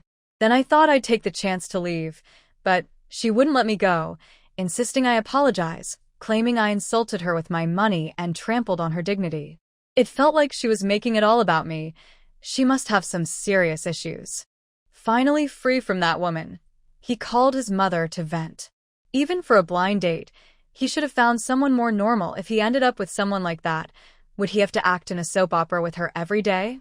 As a result, his mother insists that the girl is a good person who values herself and isn't after his money. Xiao Mubai felt like kneeling before her. If she had just watched a couple of dramatic shows, she wouldn't be fooled by this woman. Is the other person's background not good? Fu Jingyi asked curiously. Is Xiao Mubai's mom really not picky anymore? Is it enough that the person is just a woman? Their matchmaking partners should at least be somewhat compatible, right? They shouldn't be too different. Otherwise, two people from different backgrounds would struggle to connect. Life isn't a play, and you can't just pretend that love is enough. She's a teacher, the tutor of a friend's child. They say she's knowledgeable and sensible, but I disagree. People like that shouldn't be teachers. You're right, Fu Jingyi responded enthusiastically. I need to get away for a few days. After venting, Xiao Mubai lay on the table, feeling hopeless. His mom goes on these crazy sprees every now and then. Especially when she attends weddings or celebrations, she always comes back to stir things up for him. Why is he being punished like this? Poor thing. Huo Yan's sympathy always felt insincere, sounding very fake. Xiao Yue, since you're not in school, why not go out and have some fun? Xiao Mubai ignored Huo Yan and started encouraging Yunyan to join him. Going out alone wasn't much fun. Where to? Yunyan asked casually, not very interested. This season, we should go skiing. What do you think? Upon hearing skiing, Yunyan instinctively glanced at Huo Yan, who had mentioned taking her skiing recently. Do you want to go, Nian? Huo Yan also thought of this and looked at Yunyan. Come on, Xiao Yue, aren't you tired of looking at Huo Yan's face every day? Xiao Mubai assumed Yunyan still lived at Yan Garden and took the chance to tease Huo Yan. Old Fu Lingo, are you going? Xiao Mubai encouraged each of them. The more people, the merrier, right? I can't go. I don't have the free time like you do, Fu Jingyi sighed, a bit envious of Xiao Mubai's carefree life without the pressure of a family business. He could leave for fun whenever he wanted, but Fu Jingyi couldn't. Come on, Lin Go, what about you? Xiao Mubai pressed eagerly, looking at Wenren. I'm not going, came the cold two-word reply. It's just the two of us, Xiao Yue, he said pitifully, hoping Yunyan wouldn't also decline. Yunyan was indeed a bit tempted, but Huo Yan had just returned and should be busy. Did he have time? If Nian wants to go, we can go. Can you wait for me a couple of days? Huo Yan noticed Yunyan's struggle and spoke gently. Yunyan nodded. It didn't matter whether they left early or late. Huo Yan, I didn't invite you to come along. It's just me and Xiao Yu are going. When Xiao Mubai heard they had to wait 2 more days, he immediately protested. He couldn't stay for even a day longer. You better not come with me, Huo Yan scoffed. He had already told Nian about going skiing, and he wasn't happy about having an extra person tagging along. Xiao Mubai made a zipping motion with his mouth. He was just joking. Yunyan would definitely wait for Huo Yan to join them. If he annoyed him, Huo Yan might really leave him behind. It's good for Xiao Bai to get out more. Maybe he'll meet the right girl, Fu Jingyi teased, knowing that Mubai needed someone to keep him in check. Xiao Mubai shook his head vigorously. A destined girl? He only ever met scary ones. Boys need to take care of themselves out there. Women can be intimidating, Xiao Mubai added quickly, still feeling nervous after receiving a cold stare. Except for Xiao Yue. Well, he had a strong will to survive. After a rare gathering and meal, the men didn't rush to leave and instead enjoyed tea and casual conversation. Yunyan curled up in her hanging chair, feeling sleepy. She thought she was getting lazier. Eating made her drowsy. A dried flower fell on her face, and she looked in the direction it came from. It was Wenren, and she gave him a look that said he was being childish. Was immaturity contagious? Why was he playing childish games too? Huo Yan shot Wenren an annoyed glance. Was he really that foolish? Wenren shrugged, feeling judged by both of them. The Shin family is back again, saying they want to see their cousin. He emphasized cousin, meaning they weren't there to see the young lady of the Wen family, but to see Yunyan. Are the Shin family like clingy stickers? Xiao Mubai exclaimed. With the way Xiao Yuer was treated, how could they still want to be close? Yunyan clicked her tongue. Shen Mingzhu had been behaving for a while, but now it seemed she was up to no good again. They were quite well informed, even knowing she was here. Yunyan misunderstood. Shen Xiaojin and Shin Mingzhu had coincidentally seen her when she and Huo Yan ran into Fu Jingyi and Yin Yuling at the entrance. Although Shin Mingzhu had heard from Shen Wen and Shin Xiaojin that Yunyan was living with Huo Yan and to avoid provoking her, they still felt uneasy. Even though they felt resentful, they didn't dare go against their wishes. Shin Mingzhu has really calmed down. She hasn't dared to trouble Yunyan again during this time. Instead, she has been trying to find ways to get close to Wenren. This idea came from Shin Mingzhu herself. Although her family is anxious, they are not going to force her into anything. After all, the love they have given her over the years is genuine. Shin Mingzhu suggested that instead of approaching Wenrenlin's sister indirectly, it would be better to find a way to reach out to Wenren directly. Although she didn't specify how, Shin Wen and his son understood her intentions. What other methods could there be? At first, Shin Wen opposed the idea because he felt that Wenrenlin's status was not quite suitable for Shin Mingzhu. After all, the Shin family are legitimate business people, while Wenren is from a different background. It must be said that the Shin family has a somewhat misplaced confidence in Shin Mingzhu, already thinking about whether they are a good match without considering if Wenren is interested in her. Shin Mingzhu insisted on getting close to Wenren without confirming any relationship, believing that at the very least, she could help the Shin family solve their current problems. She successfully convinced her family. Shin Mingzhu is very confident in herself. She believes that if she can get close to Wenren, she can win him over. As for convincing her family, that was just an excuse. Her uncle said that Wenrenlin's background might be a problem, but Shin Mingzhu didn't see it that way. What does it matter if he has a shady background? How many people can reach Wenrenlin's level? Isn't it true that the Shin family still needs to seek him out? They wouldn't dare to make a fuss if they were turned down. Isn't that status enough? However, what Shin Mingzhu and her family didn't expect was that things would not go well from the start. They faced several rejections and didn't even get to see Wenren. Today, they unexpectedly ran into Yunyan. Given their current relationship, Shin Xiaojin initially didn't plan to approach her, but Shin Mingzhu kept persuading him.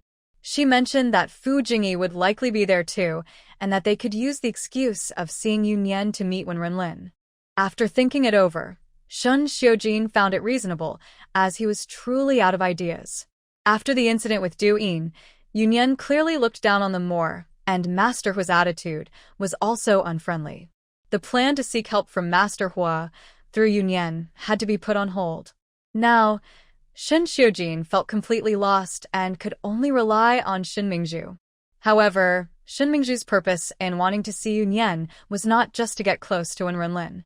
Ever since she witnessed the closeness between Yunyan and Huo Yan, a strong jealousy has been overwhelming her. It's not that she likes Huo Yan that much. Many people have feelings for this unattainable man, but those who dare to pursue him usually end up in trouble. So Shin Mingzhu never considered Huo Yan, at most wanting to please Xinqing to get closer to the Huo family. She just couldn't stand seeing such an outstanding man treat Yunyan so well, feeling extremely unbalanced inside. When Wenren arrived, he cleared the room, and they were naturally asked to leave. Shin Mingzhu only saw the close interactions between Yunyan and Huo Yan. She didn't witness what happened afterward. If she had seen Yunyan's fierce side, she might not have dared to approach her. While waiting outside for someone to announce them, Shin Mingzhu's ambition was evident. Wasn't Yunyan just using her connection with Xinqing to gain Huo Sanye's favor? Even Huo San Yi brought her to such an event. Shin Mingzhu guessed it was because the women he usually interacted with were all the same, and he found Yunyan refreshing. If only she could get an opportunity to connect with them. She believed she could definitely perform better than Yunyan. She had always been confident in understanding people's hearts. In contrast to Shin Mingzhu's ambition, Shin Xiaojin felt somewhat distracted, thinking today's actions were a bit hasty and they shouldn't have come so recklessly. Yunyan wasn't foolish. On the contrary, she was very smart. If they met, She would surely see through their intentions. It might backfire. And regarding the matter of offending his sister that Wenren mentioned last time, it certainly wouldn't be Yunyan. All of Wenren's people were here, proving he was also present. This indicated that their relationship, while not perfect, was definitely not as they imagined. Shin Xiujin had a gut feeling that although they could meet Wenren today, the outcome might not be what they hoped for. But it was too late to regret now. They had already been announced, and there was no room for choice, only waiting here. Just as she silently prayed that Yunyan wouldn't meet them, Qinglong came out and said they could go in. The moment Qinglong appeared, Shin Mingzhu adjusted her expression, looking like an innocent girl who had just entered the world. Qinglong looked at her expression with disdain. This woman really knew how to act. Did she think she was 3 years old? Only the people from the Shin family, blinded by their own biases, would treat her like a treasure. In his eyes, she was far inferior to their young lady. Shin Xiujin took a deep breath, adjusting his mindset. Since they were here, they might as well accept it. Regretting now wouldn't help. 2 people with different thoughts followed the Qinglong into the private room. As they walked in, Shin Mingzhu secretly looked around. This place was completely different from the private rooms she usually visited. It was huge and even had a relaxation area besides a small living room. When she saw a few people sitting on the sofa, Shin Mingzhu felt a bit pleased at first because Yunyan wasn't there.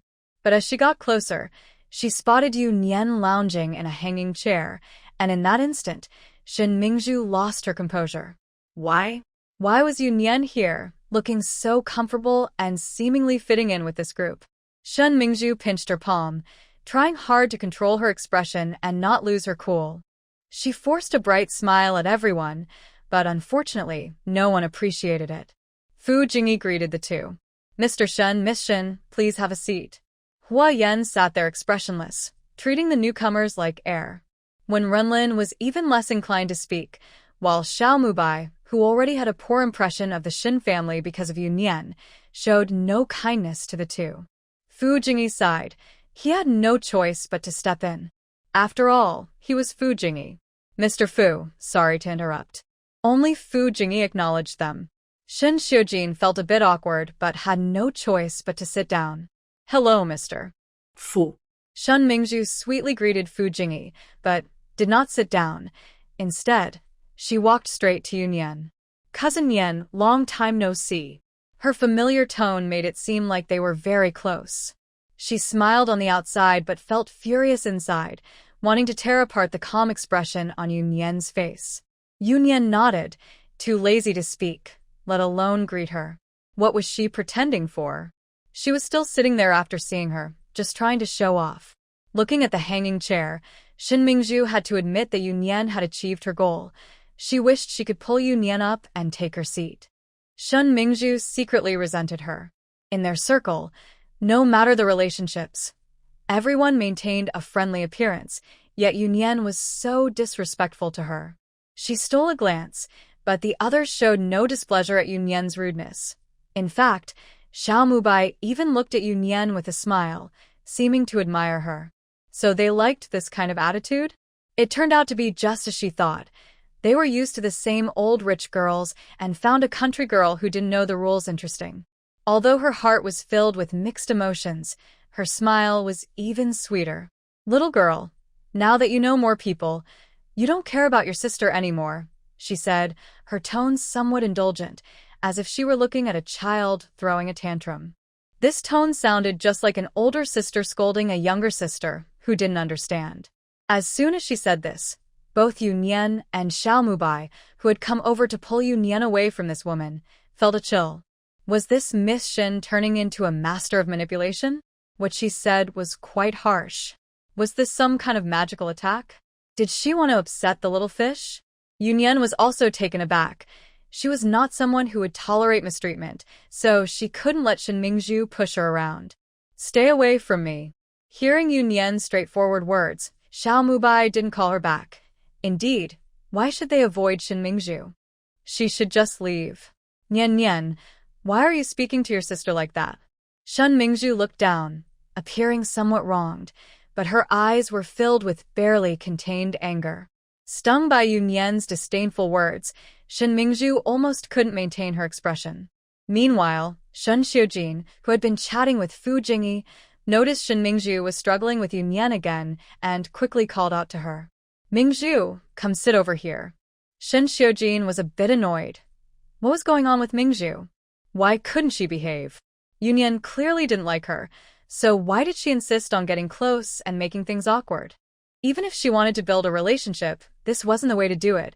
It would only make people dislike her more. It must be said that Shen Mingzhu still had a strong filter in Shen Xiujin's eyes.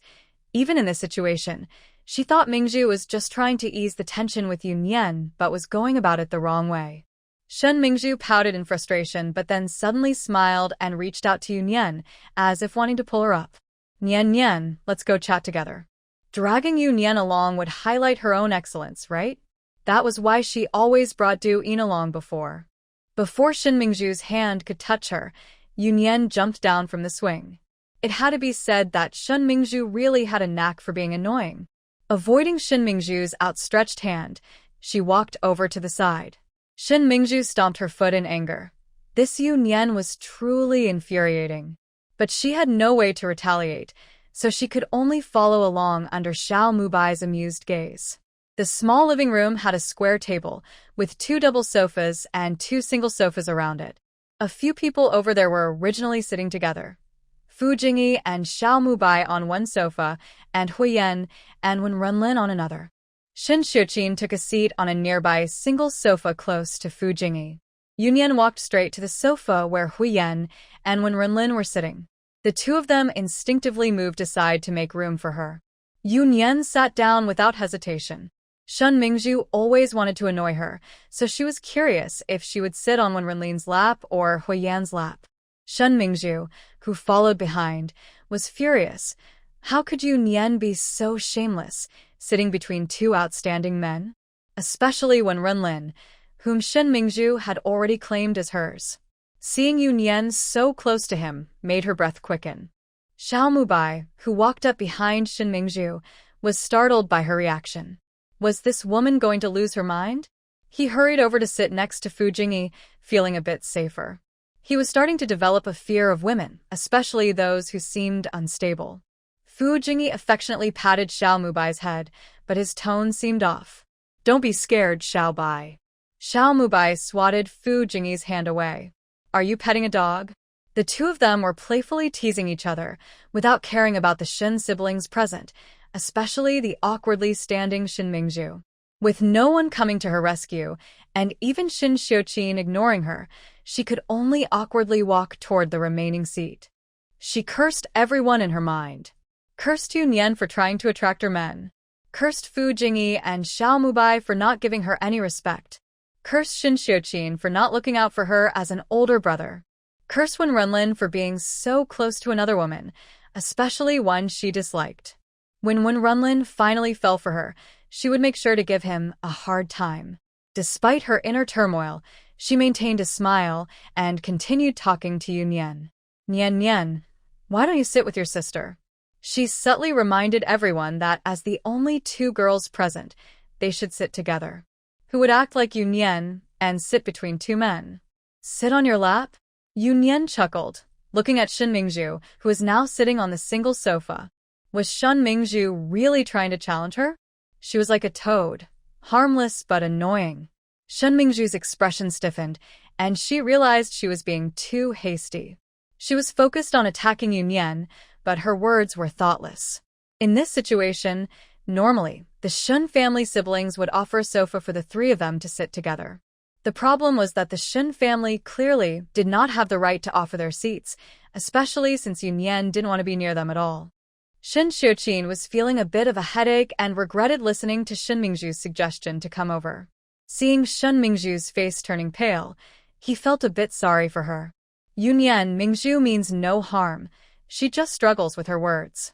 "Please don't take it to heart," Shin Xiuqin said, trying to smooth things over with empty words. Yunyan gave a vague smile and didn't respond. "Mr. Shan is right. Little fish, Miss Shan is still young, and being petty makes us look small-minded," Xiao Mubai said seriously in front of others, though his words weren't very pleasant. Shin Mingzhu kept calling her cousin, while Xiao Mubai advised Yunyan not to be upset with the young Miss Shin, which was somewhat amusing. Receiving approving glances from his older brothers, Xiao Mubai seemed quite pleased with himself. Isn't it just annoying? Who can't do that? Shin Mingzhu shot a resentful glare at Xiao Mubai. He was a spoiled rich kid. If it weren't for his connections, he would be just like her third brother. Who was he to criticize her? It must be said that Xiao Mubai's spoiled image was as well known as Fu Jingyi's refined facade.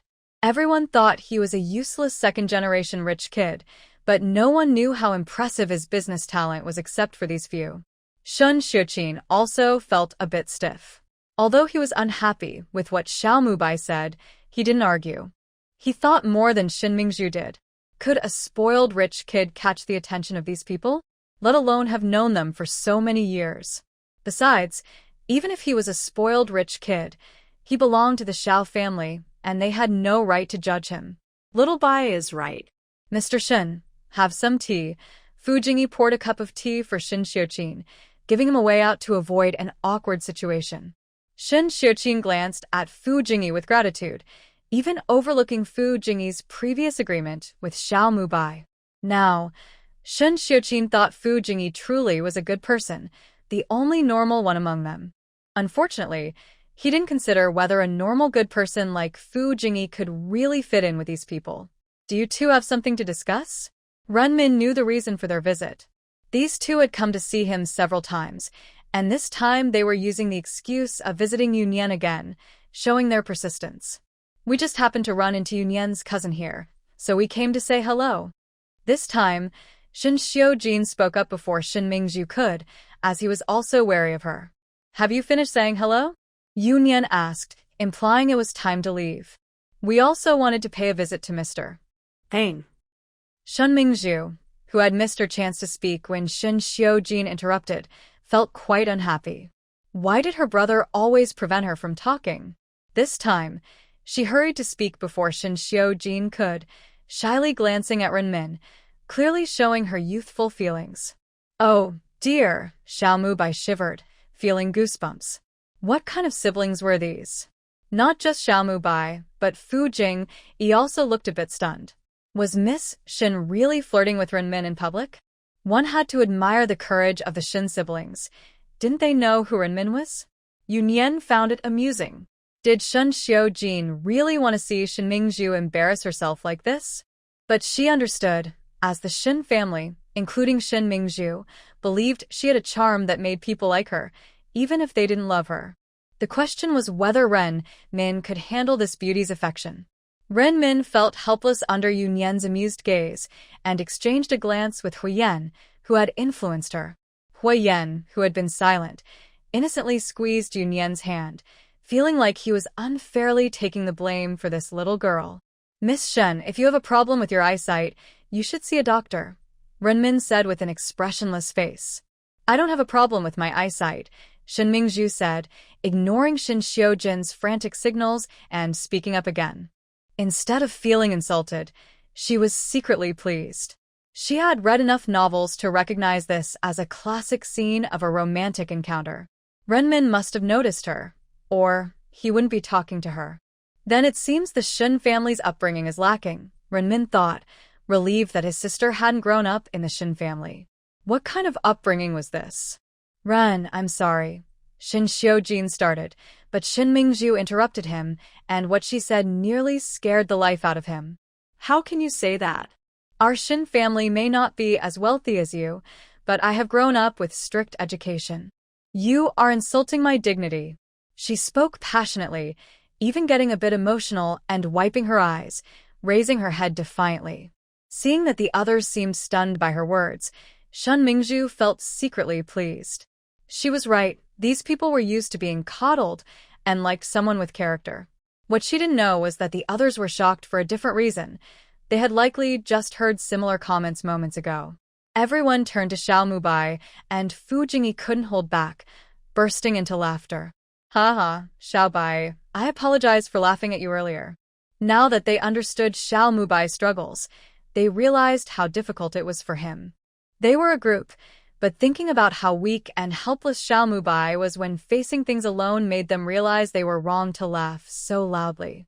"I'm sorry," Yunyan said, her voice clearly amused. She couldn't help it. Was this the trend now? "I'm sorry," Huo Yan followed suit. He didn't feel sorry, but going along with Yunyan was the right move. "Do I need to apologize too?" The direct victim, Wenren, looked at Xiao Mubai. Meanwhile, Shin Mingzhu was confused. Shouldn't they be apologizing to her? Why were they all apologizing to Xiao Mubai? Shun Xiujin couldn't even show his expression anymore. He didn't know what to say, so he chose to stay silent. He regretted it 1,000 times and was puzzled about what was wrong with Shin Mingzhu today. Was she possessed? The other victim, Xiao Mubai, was furious, targeting Shin Xiujin, who seemed to want to hide. "I say, Shun, what's going on with your family? If your sister can't speak properly, she should stay home and learn instead of embarrassing herself out here." Listening to Xiao Mubai's blunt words, Shun Xiujin felt so embarrassed that he wanted to find a hole to hide in. But Shun Mingzhu didn't sense her brother's awkwardness at all. Instead, she felt the rhythm was right and continued her performance. She rushed in front of Shin Xiujin, spreading her arms to block him, as if the two siblings were ready to take on the world. "If you have a problem, come at me. How dare you speak about my brother?" Yunyan turned and jumped into Huo Yan's arms, unable to hold back her laughter.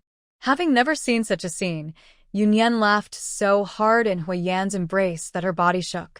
Huo Yan gently patted her back, wondering if it was really that funny. Fu Jingyi couldn't help but chuckle, covering his mouth with his fist to hide his laughter. Cough. The Shin family has good manners. Miss Shin is truly a remarkable person. Fu Jingyi's words made Shin Xiujin feel even more embarrassed, while Shin Mingzhu felt even more pleased with herself. Hadn't she successfully caught Fu Jingyi's attention? Although he wasn't her target, she was still happy to have another admirer. It must be said that the Shin family's blind pampering of Shin Mingzhu over the years had boosted her confidence. Meanwhile, the two victims, when Renlin remained expressionless, and Xiao Mubai looked so dark he seemed ready to explode. Yunyan finally stopped laughing and lifted her head from Huo Yan's embrace. Sitting up straight, she looked at Shin Mingzhu, who was still lost in her own performance, realizing that people were indeed here for her. And since Shin Mingzhu was a woman, it would be better for her to handle this. "Shin Mingzhu, have you watched too many idol dramas? Cousin, we are family. We rise and fall together. Are you just going to watch them insult our Shin family?" The strong little flower seamlessly switched to the caring older sister role, and it had to be said that her acting was convincing. You can leave now. Yunyan got straight to the point. She had seen enough of the show, and the actors could exit. Although she didn't particularly like Shin Xiujin, he seemed on the verge of breaking down, and she didn't want him to collapse here. It would be bad luck. Upon hearing her words, Shin Xiujin felt like he had been granted a reprieve. He couldn't stay another second and wasn't even sure how he felt anymore. The only thing he was sure of was that he wanted to leave. Since childhood, he had always been the exemplary child. His life had been smooth sailing. This was probably the most embarrassing moment of his life. He stood up, ready to pull Shin Mingzhu away. However, Shin Mingzhu forcefully shook off his grip and shouted, "Brother, don't pull me. I need justice for this. How can they insult our Shin family like this?" "Shut up." He squeezed out a few words through clenched teeth. If he could, he would have preferred to knock her out and take her away. Little Bai, another one seeking justice. "Why don't you handle this? You're familiar with it." Fu Jingyi teased Xiao Mubai mischievously, wondering if he too had lost touch with reality. Whether it was the teacher Xiao Mubai was set up with, or this young lady from the Shin family, they both seemed equally outrageous. Xiao Mubai replied, "I really appreciate it." Shin Mingzhu not only didn't stop talking but also took 2 steps forward, seemingly wanting to pull Wenren back. However, before she could take another step, a cold light flashed towards her, grazing her cheek and embedding itself in the screen behind her. A cut appeared on Shin Mingzhu's face from the sharp dagger thrown by Yunyan. Although it didn't hit her directly, the close distance still left a mark. After 3 seconds, she felt a sharp pain on her cheek and touched it with her hand. Ah, blood. My face is ruined. Tears streamed down Shin Mingju's face, more genuine than before. At that moment, Shen Xiuqin rushed over to hold Shin Mingju and check her face. He had been so startled that he forgot to react, not expecting Yunyan to actually make a move. All right, Mingju, it's just a small injury, you're fine. After examining Shin Mingju's face closely, he noticed it was just a thin line of blood, a minor wound, which relieved him as he comforted her. Xiao Yuer, impressed, whistled and ran over to pull the dagger from the screen, handing it to Yunyan while giving her an admiring glance. Yunyan took the dagger, checked it, and found it clean, thankfully not stained. She stood up and walked towards the Shin siblings. This time, Shin Mingju was genuinely scared.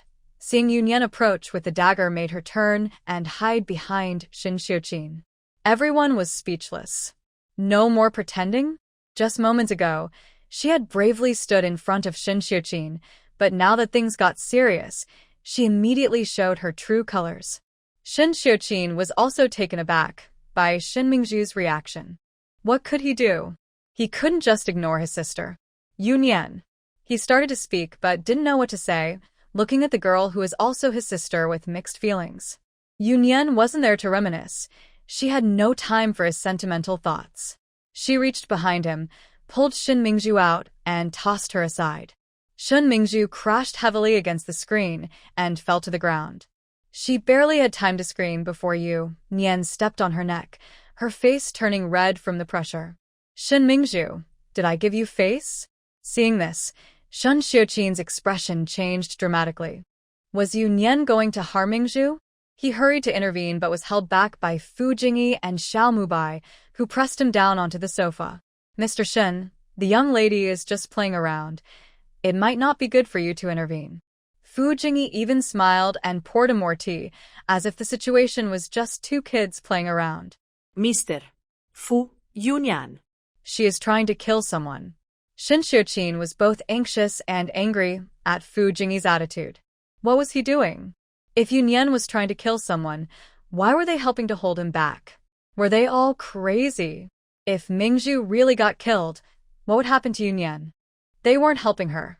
They were putting her in danger. Is Shan Mingju dead? Xiao Mubai scoffed. If little fish wanted to kill her, that woman would have been dead many times over. Shin Xiuqin was not dead yet, but close. Shin Mingju, with her neck pinned down, turned red and couldn't say a word, looking like she was on the edge of life and death. Anxiously, Shin Xiuqin tried to get up again but was pushed back down, looking desperately at the two people who seemed unconcerned. Third Master, are you just going to watch? Doesn't he like Yunyan? Is he really just going to watch her kill someone? He had speculated with his father that these two might have that kind of relationship, and what he saw today confirmed it. As long as Yan is happy. Huo Yan rarely showed mercy and gave him a glance. Shin Mingju's life and death meant nothing to him, like an ant. Shin Xiuqin was shocked by Wenrenlin's cold words and couldn't argue back. He helplessly looked at Wenren, knowing that saying this would surely offend him, but he had to speak up. Lin, this is your territory.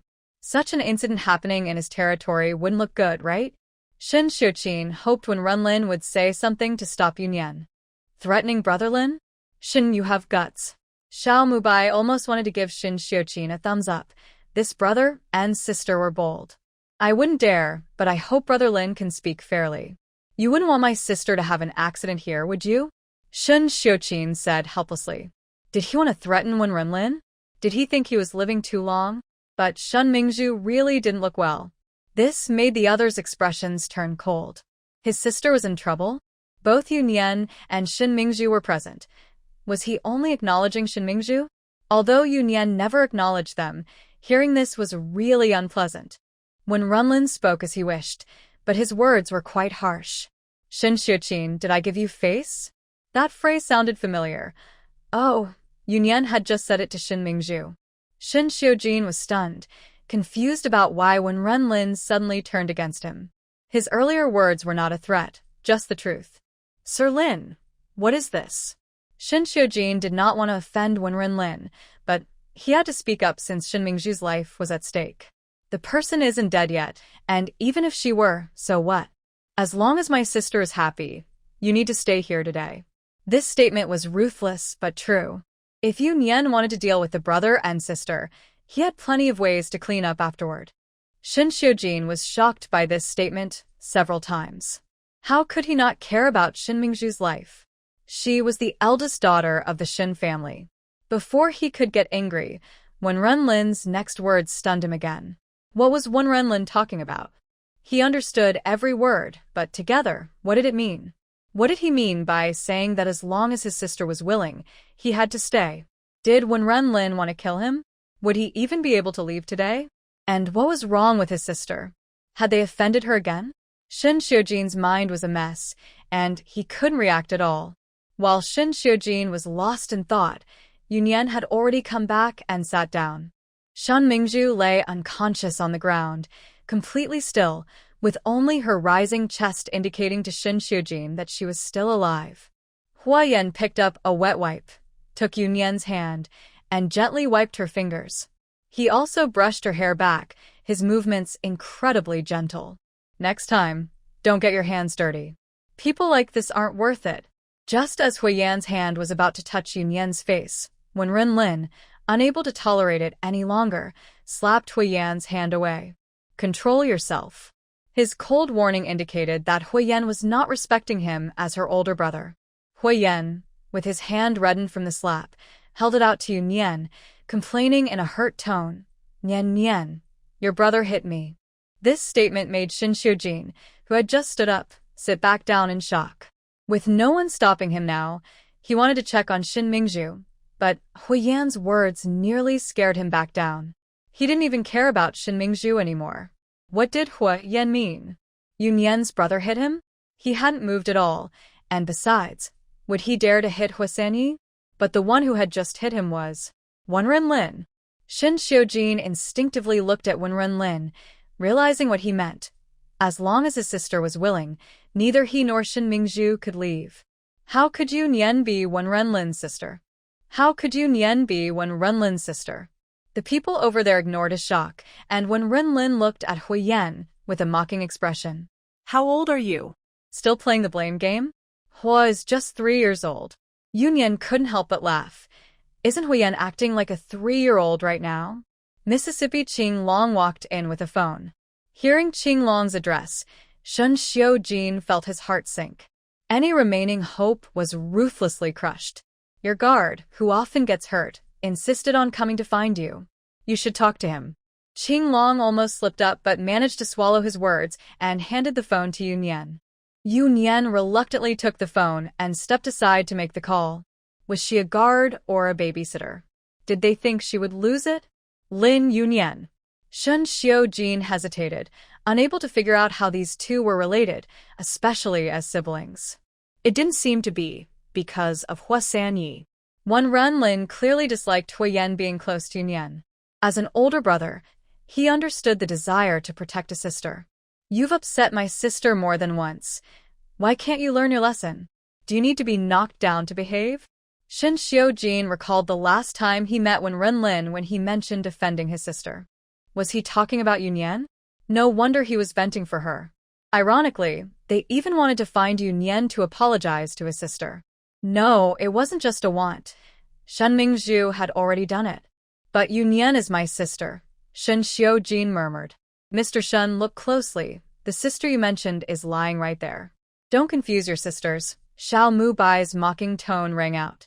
Although Xiao Yu didn't care about them, when did they get to look down on her? Who did they think they were? Shin Xiaojin suddenly remembered his earlier slip of the tongue. No wonder when Wenren got angry. It was because of that comment. Feeling a bit bitter, it seemed Wenren truly regarded Yunyan as a sister, just as he cherished Mingzhu. In fact, Wenren had more confidence, able to say that as long as Yunyan wanted, he would stay. After finishing the call, Yunyan threw the phone back to Qing Long and helplessly instructed, "Go check on him. After all, it's a penetrating injury, and the doctor was knocked out by him." She was exasperated. Did he think Huo Yan and Wenren were trying to kidnap her? He almost fainted the doctor to find her. If it weren't for Wenren's men stopping him, He might have already run out. But he can't be entirely blamed. His phone was on silent, and he didn't see all the calls. One could say he is quite responsible. Yes, Mississippi Qinglong was momentarily speechless. What was this guy thinking? Miss you, I'll go with him. Huo San suddenly jumped out. Huo San, who was resting in the next room, was startled by the noise when Shin Mingzhu bumped into the screen, secretly watching the drama unfold from the corner. Go ahead, Yunyan waved her hand dismissively. They were all troublemakers. After the two left, when Renlin looked at someone with a teasing tone. Did Huo Can just look at you? Huo Can is Huo San's full name. It matched his appearance. When he smiled, it was dazzling, just like a charming trickster. He knows I'm listening to Nian Nian. Huo Yan was not angry at all and leaned closer to Yunyan to show his affection. How shameless, thought everyone. Yunyan calmly pushed Huo Yan away and coldly looked at Shin Xiaojin. My parents passed away many years ago, so I am somewhat of an orphan. When I first arrived in Kyoto, I hoped to get along well with you. The reason she said somewhat of an orphan was that there were still many people who cared for her. Yunyan paused and continued. Unfortunately, during my first visit, your Shin family gave me a harsh welcome. If it weren't for Aunt Sin, I wouldn't even have been able to enter your villa area.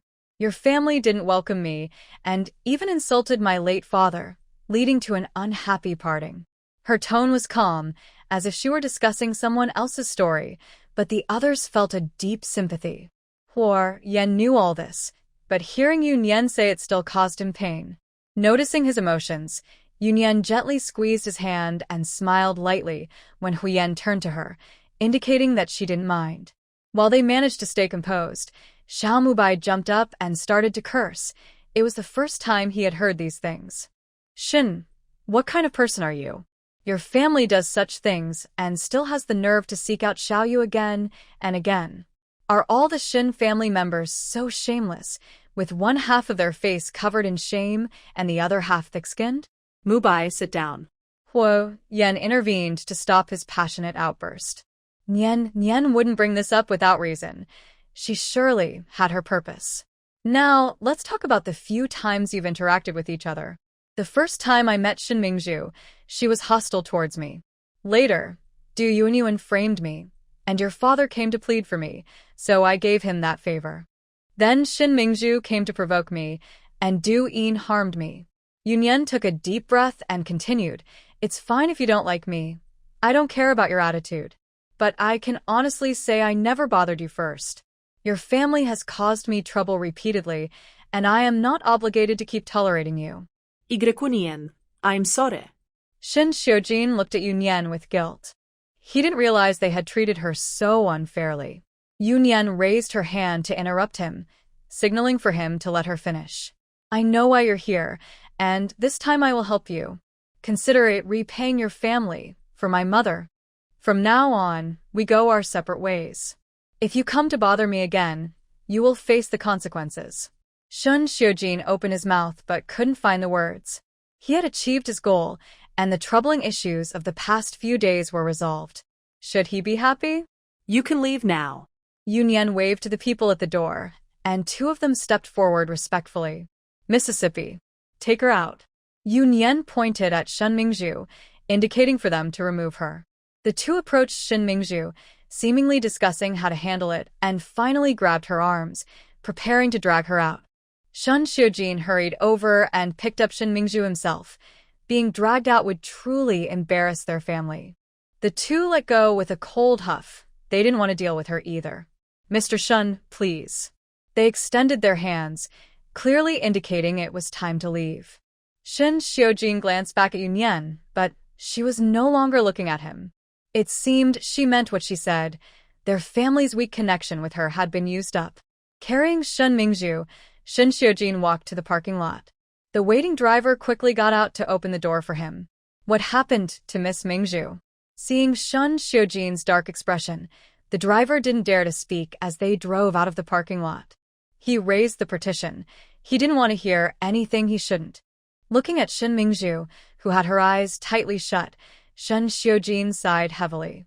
Mingzhu, why did you do this? Shen Mingzhu's eyelashes fluttered. She was awake. She had realized it when Ren Ruo's 2 subordinates had dragged her up. She didn't want to be taken out like that, and was hesitating whether to open her eyes. Shin Xiujin came over to hold her, so she decided to continue pretending to be unconscious. She kept her eyes closed, feeling embarrassed and unsure of how to face Shin Xiujin. Shin Mingzhu knew she had messed things up again. Shin Xiujin realized Shin Mingzhu was awake, but since she wouldn't respond, he stopped pressing her for answers. After today's events, Shin Xiujin had some doubts about Shin Mingzhu. Was she really as they thought? The car arrived at the Shin family's old house. Shin Wu had gone abroad with his wife, Yang Ran, for a visit. Shin Mingzhu was supposed to go with them, but she stayed behind for her ambitions.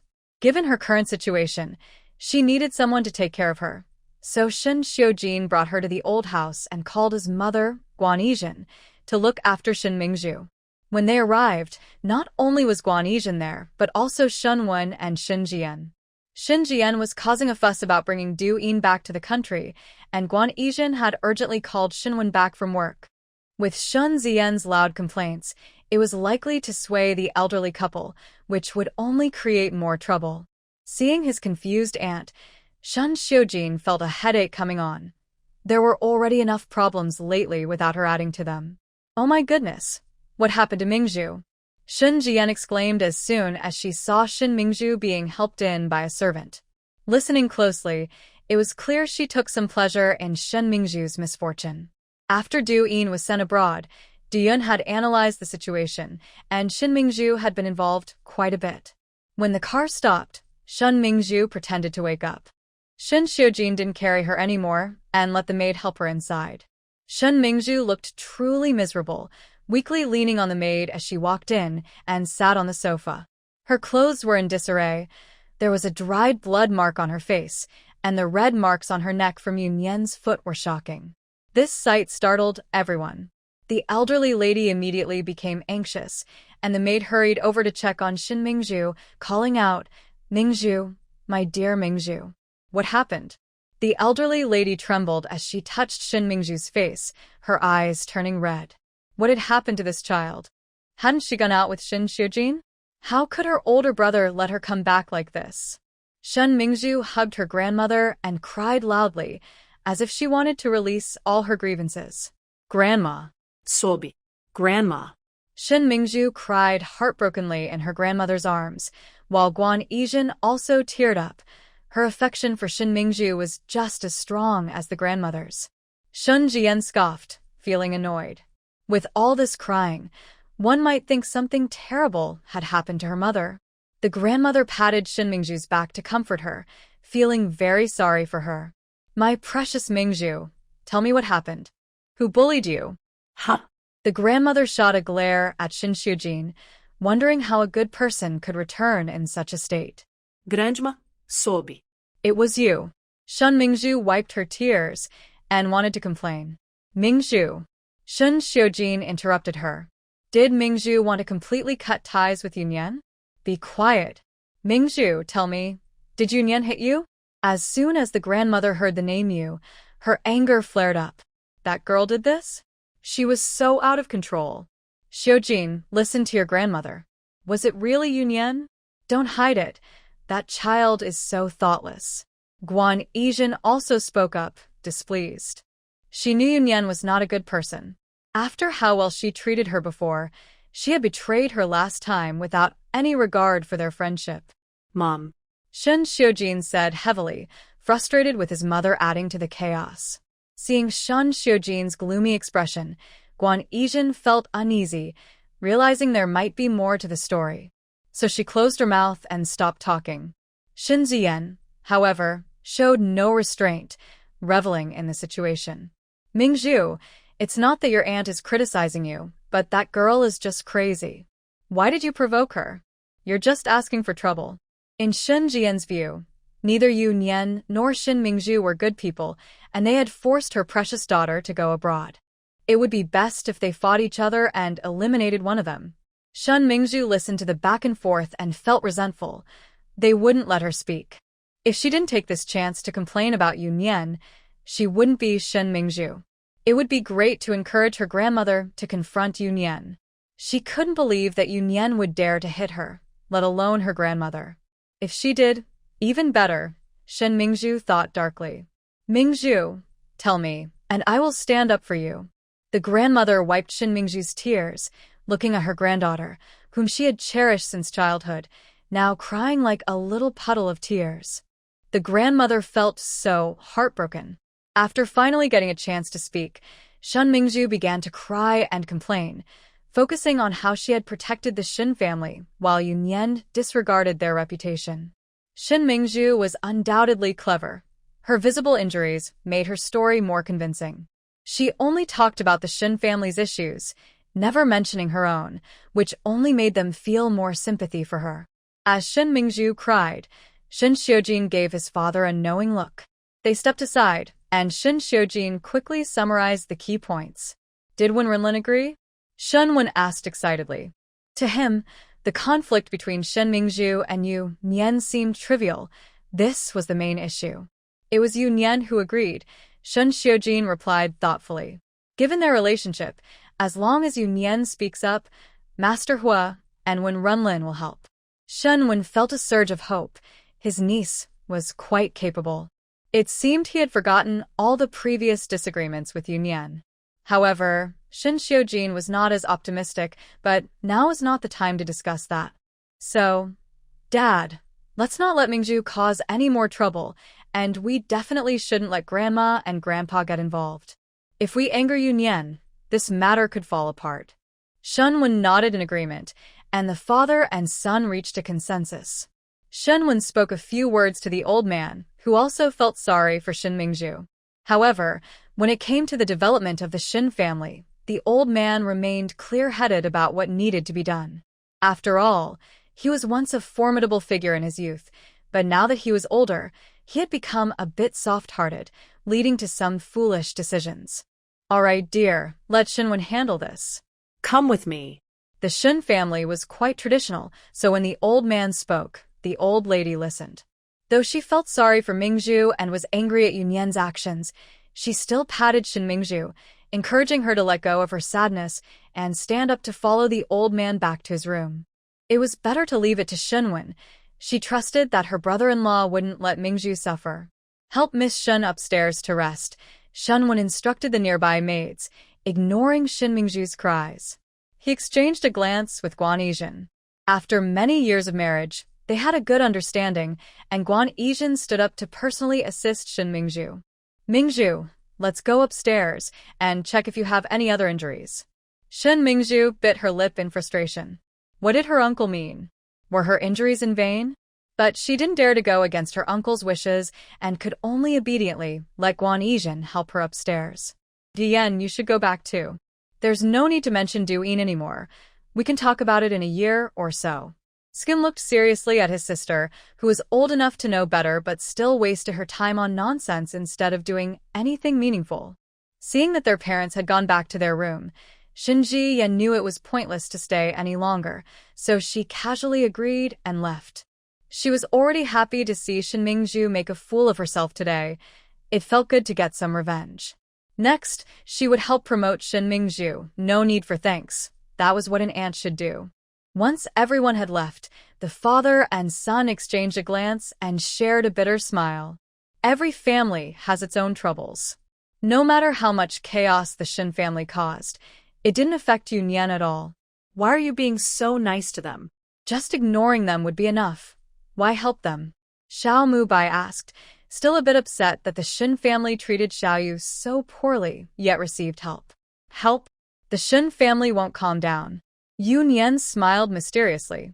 She had already been very generous with the Shin family. If they settled down now, they could take this opportunity to rise even higher. However, she didn't believe the Shin family would behave. The lines had been drawn clearly. Bridges are bridges, roads are roads. If they provoke her again, they would have to face the consequences. If they were seeking trouble, they had no one to blame but themselves, right? Xiao Mubai realized this and gave Yunyan a thumbs up. You really are tough. Only when it's urgent do people seek help, Fu Jingyi remarked sarcastically. Xiao Mubai nodded in agreement. And what's up with Shin Mingzhu? What is she trying to prove? At least others have poor family conditions. She's a rich girl pretending to be innocent. Such foolish creativity. Compared to you guys, she just doesn't measure up. Yunyan replied lazily, noting that Shin Mingzhu was overly ambitious.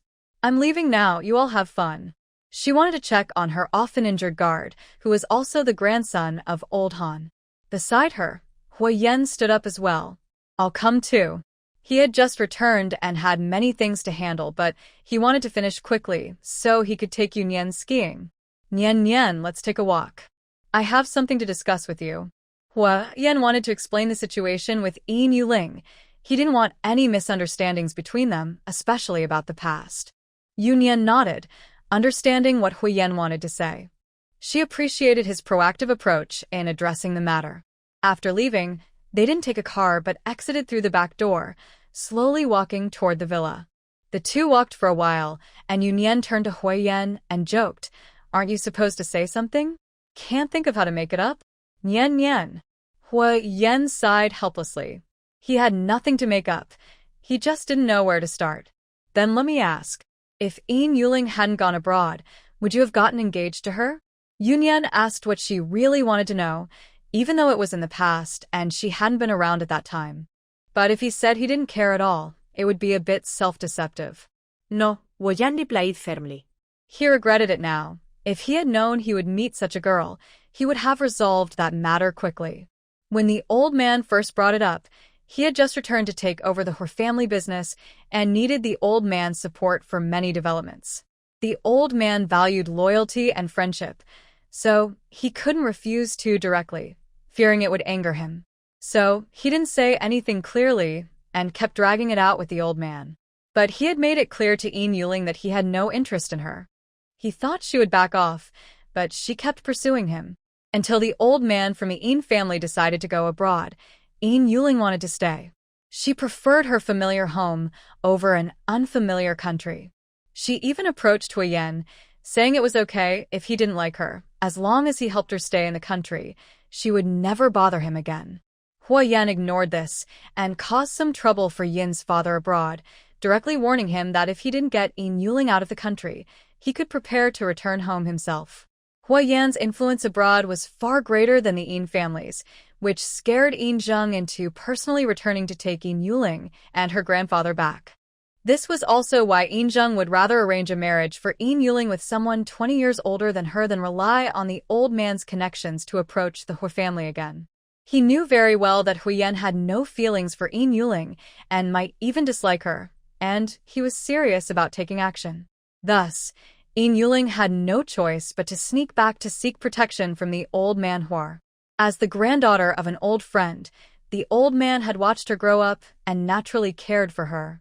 Yin Zheng was aware of Yin Yuling's activities after she returned, and when he saw her successfully move into the Huo family, he felt a glimmer of hope to connect with them, which is why he hadn't captured her to take her back, allowing her to stay active in the country. In fact, the old man Huo had long known that Huo Yan had no interest in Yin Yuling and was aware that someone was living in the garden. He had long stopped trying to match them up. Although Mr. Huo sympathized with Yin Yuling's situation in the Yin family, he felt it wasn't his place to interfere in their family matters.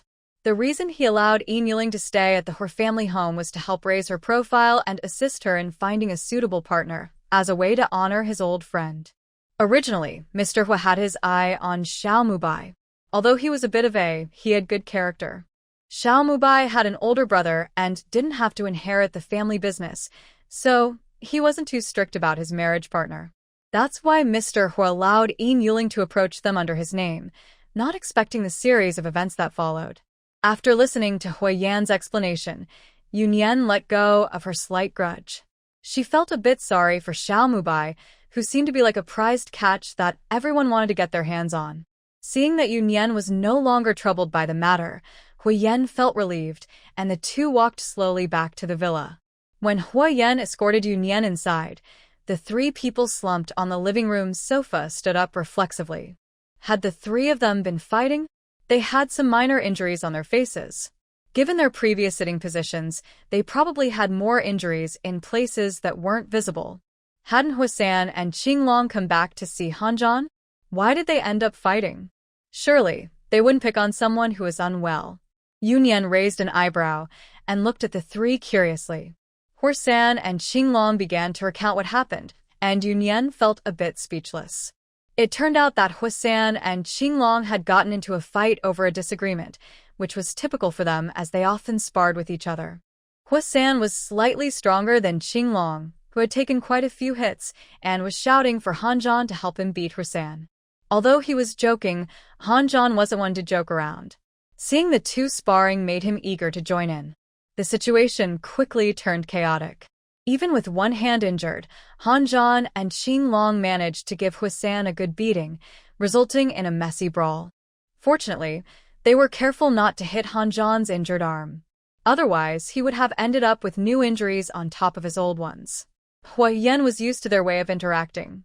After dropping Yunyan off, he didn't stay long as he needed to return to work. Once they left, Yunyan looked at Hanzhan, wanting to ask about his injury, but he stood up as usual. Sir, I was wrong.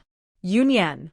Hanzhan, you don't need to do that in private, and my identity is confidential.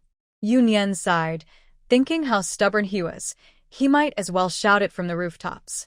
Yes, Lao Han, how come you act like an old man at such a young age? Qinglong teased him, showing that he had a good impression of Hanzhan. He wouldn't bother with people he looked down on.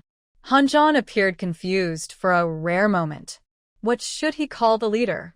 You can just call me by my name, Yunyan said casually, not caring about titles. Mississippi. To Hanzhan, Yunyan was his superior, so it seemed disrespectful to use a casual name like Qinglong's. Lao Han, that's not right. This is our miss, and she has nothing to do with your family. Qinglong put his arm around Hanzhan's neck, and the person who had just fought alongside him suddenly turned hostile. What kind of thinking is this? Even if she is the young lady of the Han family, it doesn't mean the young master should act like her assistant. If Hanzhan calls her miss, what does that make him? She understood that if their roles were different, it would be fine, but now they were in a superior-subordinate relationship, and Hanzhan, who valued rules, would never call her by her name. Just call her Miss You. Don't call her Miss randomly. If your grandfather hears, he might think you sold her to Wenren. After all, only Wenren's people called her that. Yes, Miss You. Hanzhan maintained a respectful attitude, and Yunyan didn't bother to correct him.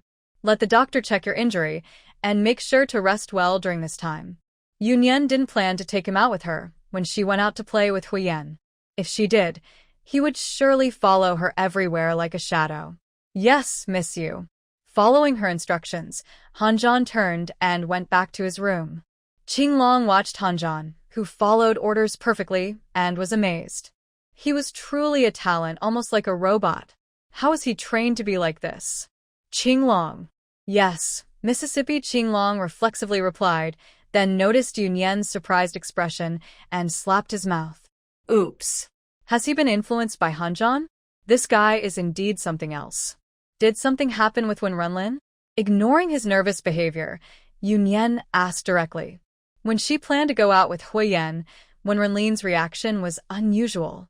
Usually, even if he didn't say he was going, he would tease her a bit, but this time he seemed worried she wouldn't go. Miss, you have sharp eyes. There's been a situation in Country R, and he needs to go back to handle it for a few days. Qinglong admired Yunyan, noting that their master was deliberately hiding things from the young lady to avoid worrying her, yet she still found out. Yunyan was a bit speechless. If you can't compliment someone, then just don't. Next, is he going to say she's a saint? Do you need help? Last time in Country R, it was clear that the Wen family was not peaceful. Don't worry, young lady. Our master is not someone to be underestimated. It's just that he has been away for a while, which has made those people forget who the real head of the family is. Qinglong spoke with a noticeable chill in his tone about those fools who are constantly plotting to take over, not considering if they had the ability to do so. Even if they were given the position of head of the family, could they hold it? Hand me the phone. Qinglong handed his phone to Yunyan, curious as he watched her install some software on it. This won't be blocked. You can use it to contact me. Since when Wenren was hiding things from her, he clearly didn't want her involved.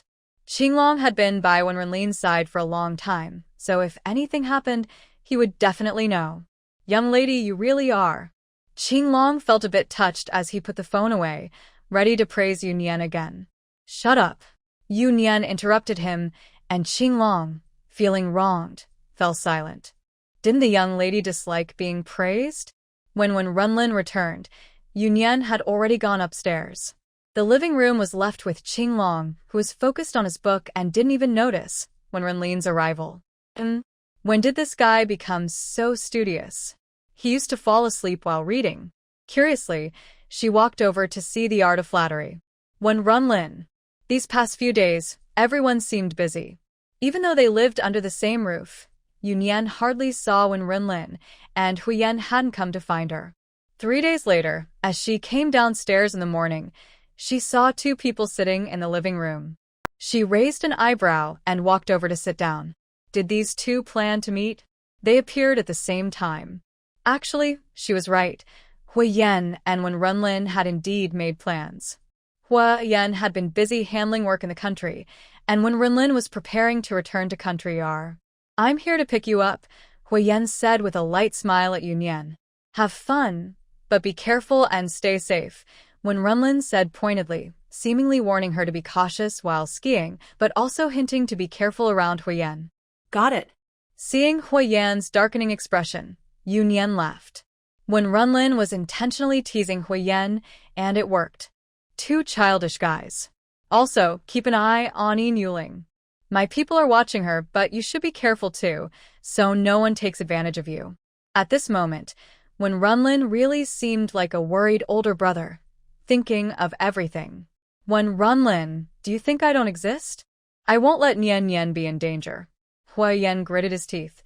Did this guy really not take him seriously? You are the biggest danger. Wenren snorted coldly. I'm going to pack my things. Yunyan stood up, letting them continue their bickering. I'll help you. Huo Yan, who was about to follow her, was forcibly pulled back down by Wenren. Sit down, I need to talk to you. He couldn't go with them, but he could still annoy Huo Yan a bit before leaving. Huo Yan could only watch Yunyan go upstairs, ignoring Wenren's conversation. He hadn't seen Yunyan for 3 days, and now that he finally saw her, Wenren had to break them apart. Huo Yan, can you do something useful for once? Wenren took a deep breath, trying to control his temper. They were about to leave, and he wouldn't let this moment slip away. You're the one who needs to do something, single dog.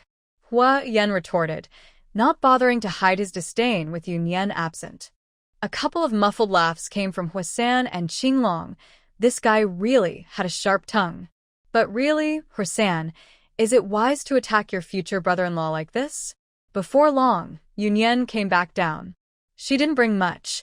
Huo Yan had already prepared her skiing gear. Huo Yan stood up, walked over to take the things from Yunyan, and held her hand.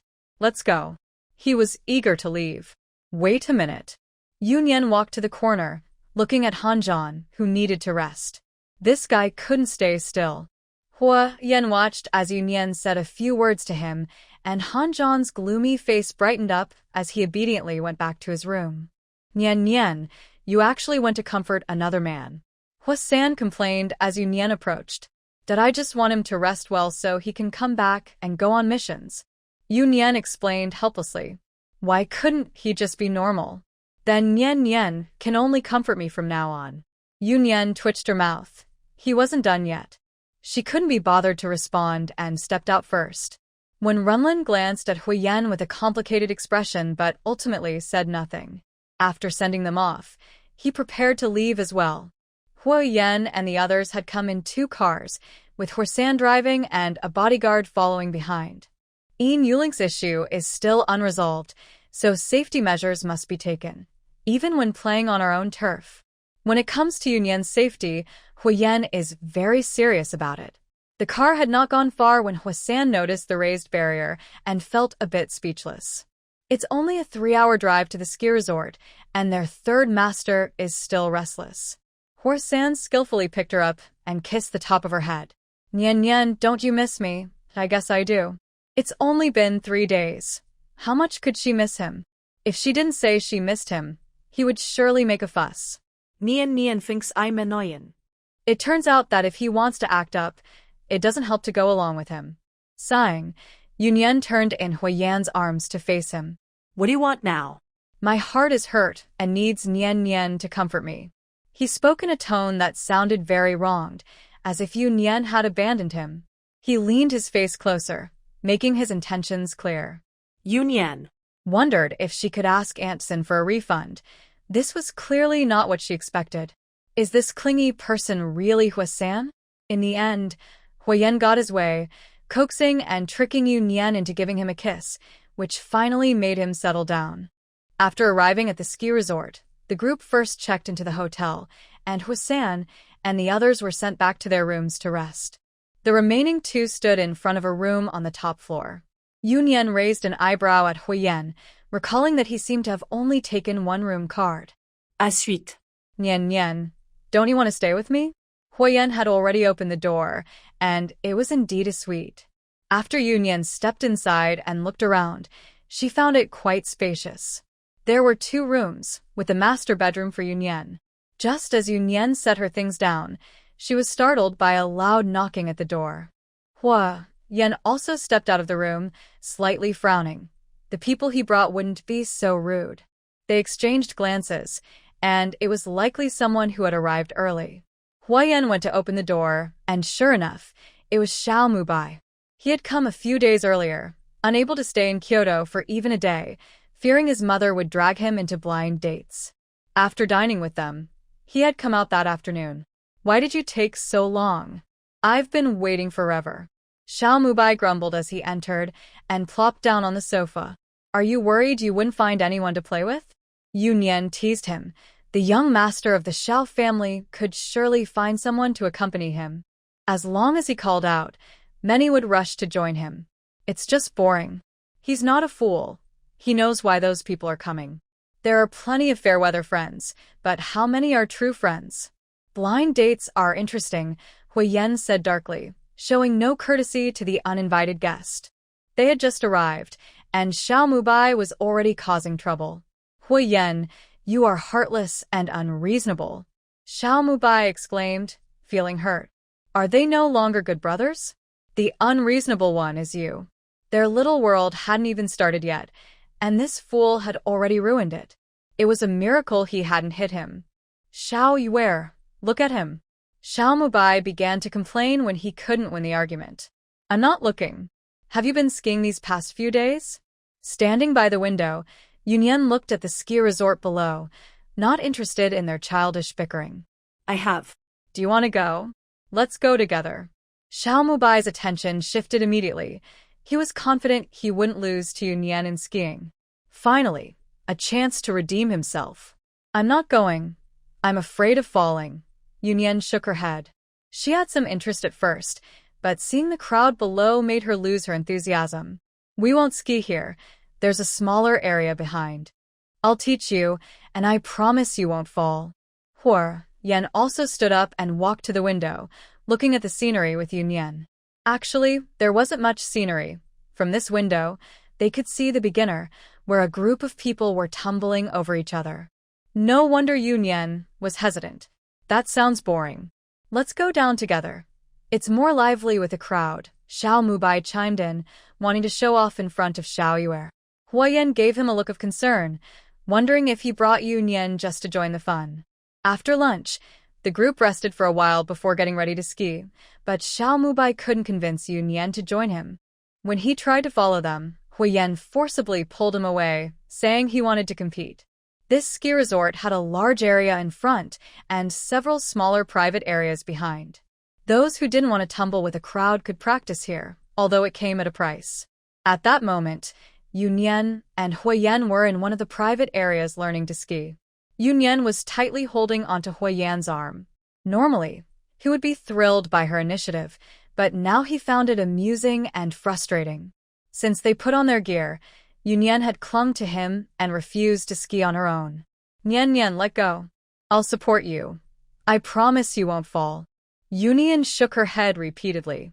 As soon as she stood up, she felt unsteady. No, she really couldn't handle this. Yunyan even leaned against Huo Yan for support, slowly trying to move toward the exit. She didn't want to continue learning. Before she could get very far, she felt herself being lifted off the ground. Startled, Yunyan dropped her ski pole and tightly hugged Huo Yan's neck. Huo Yan. What are you doing? Still shaken, Yunyan tightened her grip around his neck. Did he want to scare her to death? Don't move, or you'll fall, and it won't be my fault, Huo Yan said with a smile, which made Yunyan loosen her hold. He carried her to the center of the area, and then set her down. Now, how could she run away? I'm not learning anymore, Yunyan said, pouting as she sat down on the ground. Without Huo Yan's support, she couldn't even stand. I remember someone made big claims, Huo Yan teased. Yunyan. Okay, that someone was her. Before leaving, when Wenren had told her not to push herself too hard, if she couldn't learn, it was fine. Just don't get hurt. Yunyan confidently claimed it would be easy, but who would have thought reality would hit her so quickly? Help me up, she said after sitting for a while, deciding to give it another try. After 2 hours of effort, she finally managed to stand on her own, but sliding forward was still impossible. Shin, Mubai, and Huo Yan, who had finished a lap and come to find them, laughed when they heard about Yunyan's struggles. Huo Yan was a bit more reserved, but Shin Mubai couldn't stop laughing. Ha ha ha, little fish, I thought you could do anything. Turns out you have weaknesses too. Shin Mubai wasn't mocking her. In his eyes, Yunyan was still impressive and skilled. Who would have thought there was something she couldn't master? Yunyan rolled her eyes. This sport just didn't suit her. Maybe it should be said that all physical activities weren't for her. After returning to the hotel, Yunyan felt like her arms and legs weren't her own.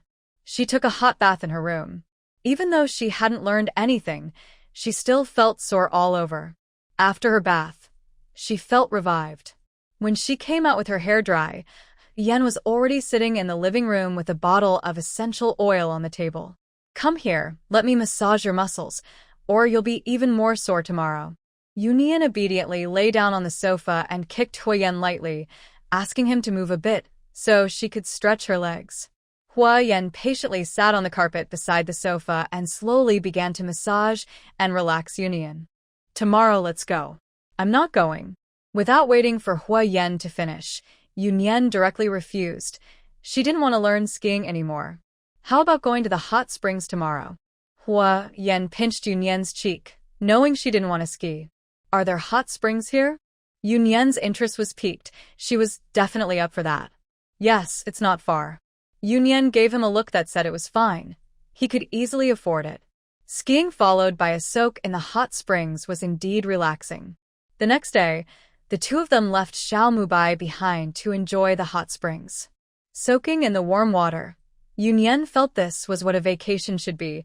Skiing was just self-inflicted hardship. After spending 2 days at the hot spring resort, Yunyan was very content, enjoying the hot springs and delicious food. Aside from Huo Yan, everything was great. He insisted on sticking close to her in a large pool, causing himself trouble, hugging her and playfully nibbling on her before jumping into cold water. Yunyan was speechless. He was making things difficult for himself, yet he seemed to enjoy it. These days were unusually peaceful, but when they were about to return, they both received news about Yin Yuling. Yunyan chose this time to leave Kyoto to give Yin Yuling a chance to act, but unfortunately, she wasn't very capable. Now they finally received news from her side, but what was it? Yunyan looked at the photo of Yin Yuling meeting a middle-aged man at the airport. Was that her dad? He looked like a foreigner. Her fiancé, Huo Yan answered. Yunyan understood and gave Huo Yan a teasing look. That title almost belonged to him once. Huo Yan helplessly tapped her on the head, knowing what she was thinking. No wonder there hasn't been any news these days. Isn't she running away from a wedding? Yunyan felt a bit disappointed, thinking she might have something big planned. But this was it? Desperate times call for desperate measures. Huo Yan pulled up information about Yin Yuling's fiancé from his phone and handed it to Yunyan. Oh wow, he's a noble, Yunyan joked. He was from the Ace family. She vaguely remembered them being quite wealthy. How much did they spend to get a baron back then? Although it was the lowest rank of nobility and couldn't be inherited, this baron was nearly 50 and had already lost 2 wives. If Yin Yuling married him, she'd be the third. Even so, logically, the Yin family's status shouldn't connect them to such a family. How did this happen, even to the point of a marriage alliance? The Ace family is struggling now. Their title is just for show, Huo Yan said with a sarcastic smile. The truth is that the Ace family's business has been nearly consumed by the royal family, and they have no one to turn to. The current Baron Dole is foolish. He doesn't realize why the royal family gave him a title. It's not just for a little money. They're interested in his business. In this situation, if they don't want to wait for their downfall, they must seek other options. They approached the Yin family because they valued Mr. Yin's connections in the country and wanted to develop here, making it a mutually beneficial arrangement. Yin Zheng wants to use Dole's noble status, but unfortunately, he doesn't know that this title is a hot potato. Dole wants to leverage Mr. Yin's position in the country, but he also doesn't realize that after Mr. Yin's passing, the Yin family won't have a foothold here. With both sides having ulterior motives, they reached this absurd marriage agreement. After hearing Huo Yan's words, Yunyan was puzzled. Why did Yin Yuling bring him here? Given the Ace family's current situation, would Dole help her or go against her? Dole was very proactive in pursuing Yin Yuling while in Country F. So, Yin Yuling thought she could control him and wanted to use him against Yunyan. Dole likely came to gauge the Yin family's strength and assess this woman's value, while seeking other options. Yunyan was speechless. Did Yin Yuling lose her mind? She could fool him in Country F, but back home, the Yin family's bubble would burst easily, and Dole would be the first to take her down. Indeed, Yin Yuling made a request to Dole. If he helped her deal with Yunyan, she would marry him and return to Country F. Dole readily agreed but said he needed to understand the situation first before deciding how to proceed. Yin Yuling thought he was on her side, not noticing Dole's mocking gaze. Did she think he was a fool? As a businessman, he would weigh the pros and cons carefully. If the Yin family could truly help him establish himself, then giving Yin Yuling some benefits wouldn't be out of the question. But could the Yin family really assist him? If the family was as weak as Yin Zheng claimed, would Yin Yuling be unable to handle a single woman? Unless the woman she wanted to deal with was someone the Yin family couldn't afford to provoke. Why would he easily offend someone like that? Or perhaps the Yin family was indeed failing. He hoped it wasn't the case. His people were already gathering information. Dao Er's gaze was somewhat cold. If he found out that the Yin family dared to play tricks on him, then... On the other side, in the car returning to the capital, Huo Yan was trying to cleverly persuade Yunyan to come home. Yunyan looked at the person who had been talking nonstop since getting in the car, feeling a bit of a headache. In the end, he surrendered and agreed to stay at Yan Garden until when Renren returned. However, he set some ground rules with Huo Yan: no random hugs or kisses. Huo Yan readily agreed, behaving himself all the way, not crossing any boundaries. He just wanted to get Yunyan home first. When they arrived at Yan Garden, Yunyan realized that even though she had moved out for a while, it felt completely familiar, as if she had just returned from a short trip. Third Master, miss you. On the way in, many people greeted her, and they all seemed very happy to see her. How could they not be happy? Ever since Third Master learned that Miss Yu had moved out, his face had been getting darker each day. They were all on edge, afraid of upsetting him. Even the few Mr. Huas were cautious, let alone the rest of them. Miss Yu, you're back. Uncle He was visibly excited when he saw Yunyan, with slightly red eyes. When Third Master found out that Yunyan had left, he looked so distressed that they truly realized how important she was to him. It's good that she's back. Uncle He, there's no need for that.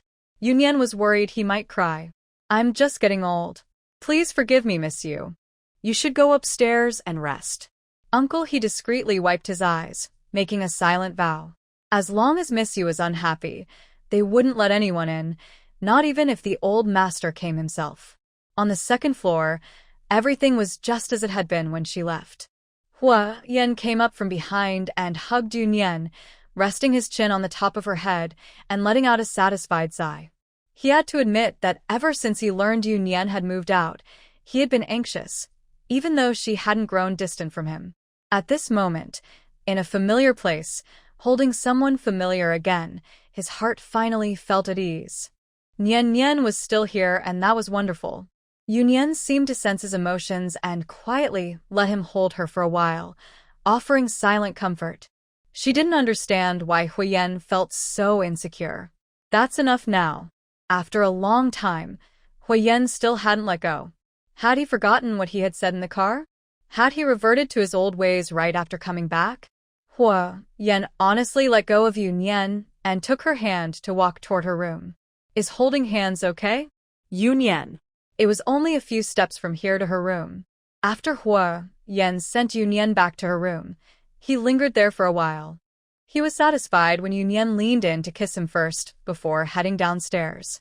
This was initiated by Yunyan, so it couldn't be considered breaking their agreement, right? When he got downstairs and saw 2 extra people, his good mood vanished instantly. Why was Xiao Mubai here again? Huo San felt helpless. He had been keeping Xiao Mubai from bothering Third Master for days. But after receiving news that Third Master was back, he was ready to return, and this time Xiao Mubai insisted on coming along. There was no choice but to bring him. Huo Yan, you're really not nice. You left me all alone, and it hurts my heart. Xiao Mubai started shouting dramatically when he saw Huo Yan clutching his chest. They had agreed to go out together, but he had sneaked off with Xiao Yu. Huo San, who had been accompanying them for several days, was speechless. He noticed that Xiao Mubai had been having a great time lately. So, can I stay with you for a few days as compensation? That's not too much to ask, right? Xiao Mubai boldly made his request. The reason he followed Huo San back was to get this favor. With the year-end approaching, he didn't want to go out and couldn't go home, so he needed a place to stay. That's fine. Huo Yan agreed good-naturedly. As long as he could stay as long as he wanted. Huo San silently lit a candle for Xiao Mubai, watching him happily. Hey, good buddy. Where's Xiao Yu? Xiao Mubai was satisfied. At least he had some conscience. After solving his issue, he started looking around for Yunyan. You'll see her at dinner. Today, Huo Yan seemed particularly patient with Xiao Mubai, showing no signs of annoyance at being interrupted. At lunchtime, Xiao Mubai finally saw Yunyan at the dining table, but before he could say much, he was interrupted by someone entering. Brother. Xiao Mubai jumped up from his chair, startled to see who had come with Hui Yi. Oh no, why was his brother here? Yunyan curiously looked at the newcomer. This must be Xiao Mubai's older brother. He was the current president of the Xiao group, wearing glasses and looking quite refined. Although he appeared young, he was nearly 40 and still unmarried, which was why their mother was pushing Xiao Mubai into blind dates. Mr. Xiao, sorry to interrupt. Miss Yu, good afternoon, Xiao Muhang greeted politely. Yunyan nodded in acknowledgement. With Xiao Mubai's big mouth around, she wasn't surprised that Xiao Muhang knew her. Mr. Xiao, you're too kind. Brother, what are you doing here? Xiao Mubai interrupted their pleasantries with a silly grin. He hadn't heard about any recent collaboration between their family and Huo Yan. Mom misses you, so I came to take you home, Xiao Muhang said with a smile, his tone gentle. Wow, Huo Yan, you traitor, you sold me out. Xiao Mubai jumped up, trying to run outside, but was blocked by Huo Yi, causing him to shout in frustration. He had just returned. How could his mom know? It must be Huo Yan who spilled the beans. That's why Huo Yan had been so nice to him today. He was waiting for him here. Mr. Xiao, I must take my leave. I'll come by to thank you another day. Xiao Muhang ignored his silly brother's shouting and continued to say goodbye to Huo Yan politely, also nodding to Yunyan. Take care, Mr. Xiao, Huo Yan replied, also ignoring the commotion from Xiao Mubai. Brother, he sold me out, and you're still thanking him. Little fish, save me. Yunyan. I can't hear anything. Xiao Muhang's bodyguard took the struggling Xiao Mubai from Huo Yi, and the poor kid was carried away like a package by his older brother. Even after their figures disappeared, Xiao Mubai's cries could still be faintly heard. That's really mean, Mr. Hua. Yunyan clicked her tongue just like that, selling out Xiao Mubai. Do you really wish he were here? Here it comes again. Yunyan sighed and quickly changed the subject to interrupt Huo Yan's chatter. Why doesn't the Xiao family set Xiao Muhang up on blind dates? Even though it was a change of topic, she was genuinely curious. Xiao Muhang was still single at his age. Why were they pushing Xiao Mubai into blind dates instead? He has a boyfriend. Oh, so he doesn't want to get married because he has a boyfriend. Wait, what? A boyfriend? Yunyan suddenly realized that Huo Yan was talking about a boyfriend, not a girlfriend, and she looked at Huo Yan in shock. Xiao Muhang has a boyfriend? Huo Yan nodded. The Xiao family was quite open-minded about it. They didn't pressure Xiao Muhang to give it up, so they focused on Xiao Mubai instead. That's bold. Yunyan admired Xiao Muhang's stance on not marrying.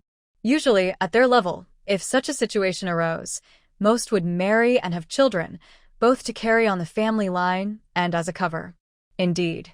Huo Yan agreed and admired Xiao Muhang's character, as he rarely made sarcastic comments when Yunyan praised other men. Yunyan felt like she had returned to her previous days at the banquet garden, even more comfortable since she didn't have to go to school anymore. Without work, she chatted with Huo Yan and enjoyed tea, continuing her laid-back lifestyle. She received a call from Wenren, who had finished dealing with family matters and planned to visit the port city for some tasks. After learning that Yunyan was staying at the banquet garden, he felt relieved and said he would pick her up when he returned.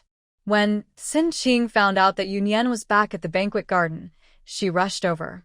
She hadn't seen Yunyan since she moved out, and although they had spoken a few times on the phone, Yunyan didn't seem upset with her.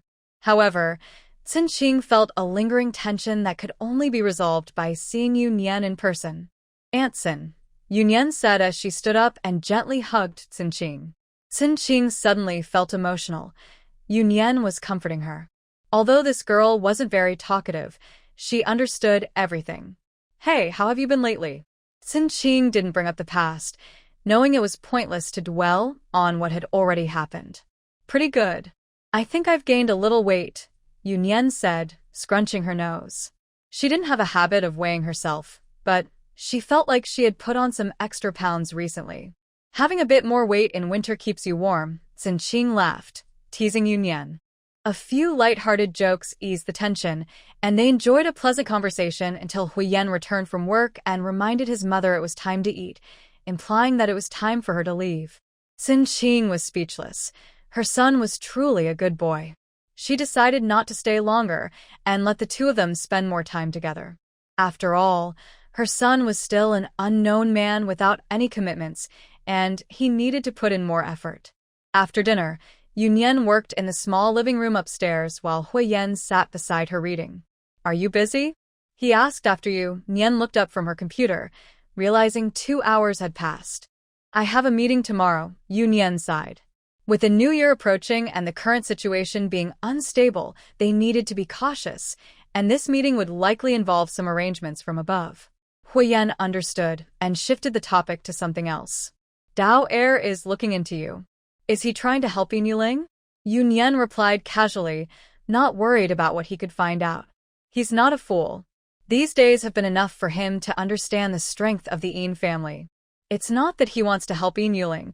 He's probably thinking about how to please Yunyan." What happened that day at the club was seen by quite a few people before when Wenren cleared the area, so it's not hard to find out. "Let it go," Huo Yan said, seeing that Yunyan was aware of the situation and didn't say more. Early the next morning, Zhan drove over to pick up Yunyan. Since she took on this bodyguard, she also received the car. Normally, the car is with Zhan because the special license plate is too noticeable, and she usually doesn't use it unless necessary. This time, after a routine check at the gate, they let their car through since it was registered. Once they verified the people, they could pass. Yunyan felt a bit emotional about not needing someone else to pick her up. Last time, she had to hitch a ride in Oldland's car. At the meeting room door, she took a deep breath, really not wanting to deal with this group of old foxes.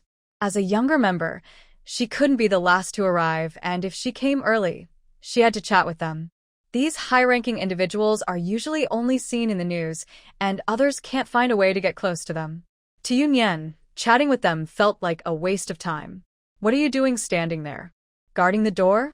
A teasing voice came from behind. Yunyan turned around, helplessly looking at old Lin, not believing he didn't know why she was standing there. "Come on, let's go in together." Old Lin knew her habits, but since she was already involved, these interactions were unavoidable. Pushing the door open, Yunyan followed Old Lin into the meeting room, and as expected, she became the center of attention. While Yunyan was considering whether this group of old men could handle a bit of teasing, her savior finally arrived. It was time to start the meeting.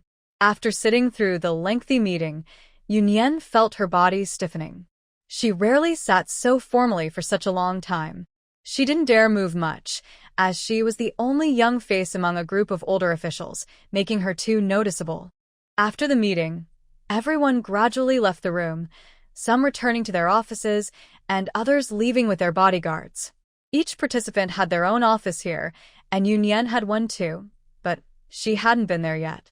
After reuniting with Han Zhan, Yunyan planned to leave to arrange things at the cybersecurity department regarding the meeting content. Unexpectedly, before she could exit, someone stopped her. Yunyan raised an eyebrow, wondering what this old man wanted. They didn't seem to have much interaction. Director Peng, Han Zhan greeted the man respectfully. Can we have a word in private? Mr. Peng had a kind expression, and Yunyan did not want to refuse, so she followed him to his office, signaling Han Zhan to wait outside. It wouldn't be appropriate to bring him in since it was just the two of them. Sit down, Mr. Peng said, guiding her to the sofa in the meeting area and personally pouring tea. Mr. Peng, please get to the point, Yunyan asked directly. She was aware that he had some issues with her last time, and his act of serving tea felt a bit unsettling. You only have Han Zhan as your guard now, right? He asked, and Yunyan immediately understood his intention. He wanted to assign someone to her. One is enough. I don't go out much, so I don't need more than that. I wouldn't want to waste national resources, would I? Mr. Peng faced a setback, and his expression darkened. Today, Han Zhan was in uniform, and his appointment had just come through a few days ago. Seeing his new shoulder insignia made Mr. Peng feel a mix of envy and jealousy. The Han family was already impressive, with Han Zheng being a standout among the younger generation. Now, with Han Zhan's rapid rise, it felt like he was soaring to the same level as Han Zheng, all because he had a strong connection. Mr. Peng sighed, thinking about his own younger relatives. We discussed in the meeting earlier that you must pay attention to your safety. Han Zhan's injury hasn't healed yet, and it would be unfortunate if something went wrong. Mr. Peng pressed on, trying to secure an opportunity for his younger family members despite being rejected. Don't worry, I can take care of myself, Yunyan replied firmly. She was satisfied with Han Zhan. He was capable, sensible, and obedient. She didn't dare use anyone from the Peng family. Younger people shouldn't be too confident. Having more security is always better. If you need someone, I can recommend a candidate, Mr. Peng said, pouring her another cup of tea and watching the steam rise, making his intentions clear. That won't be necessary. I have several candidates in mind, Yunyan replied with a smile, lifting her cup.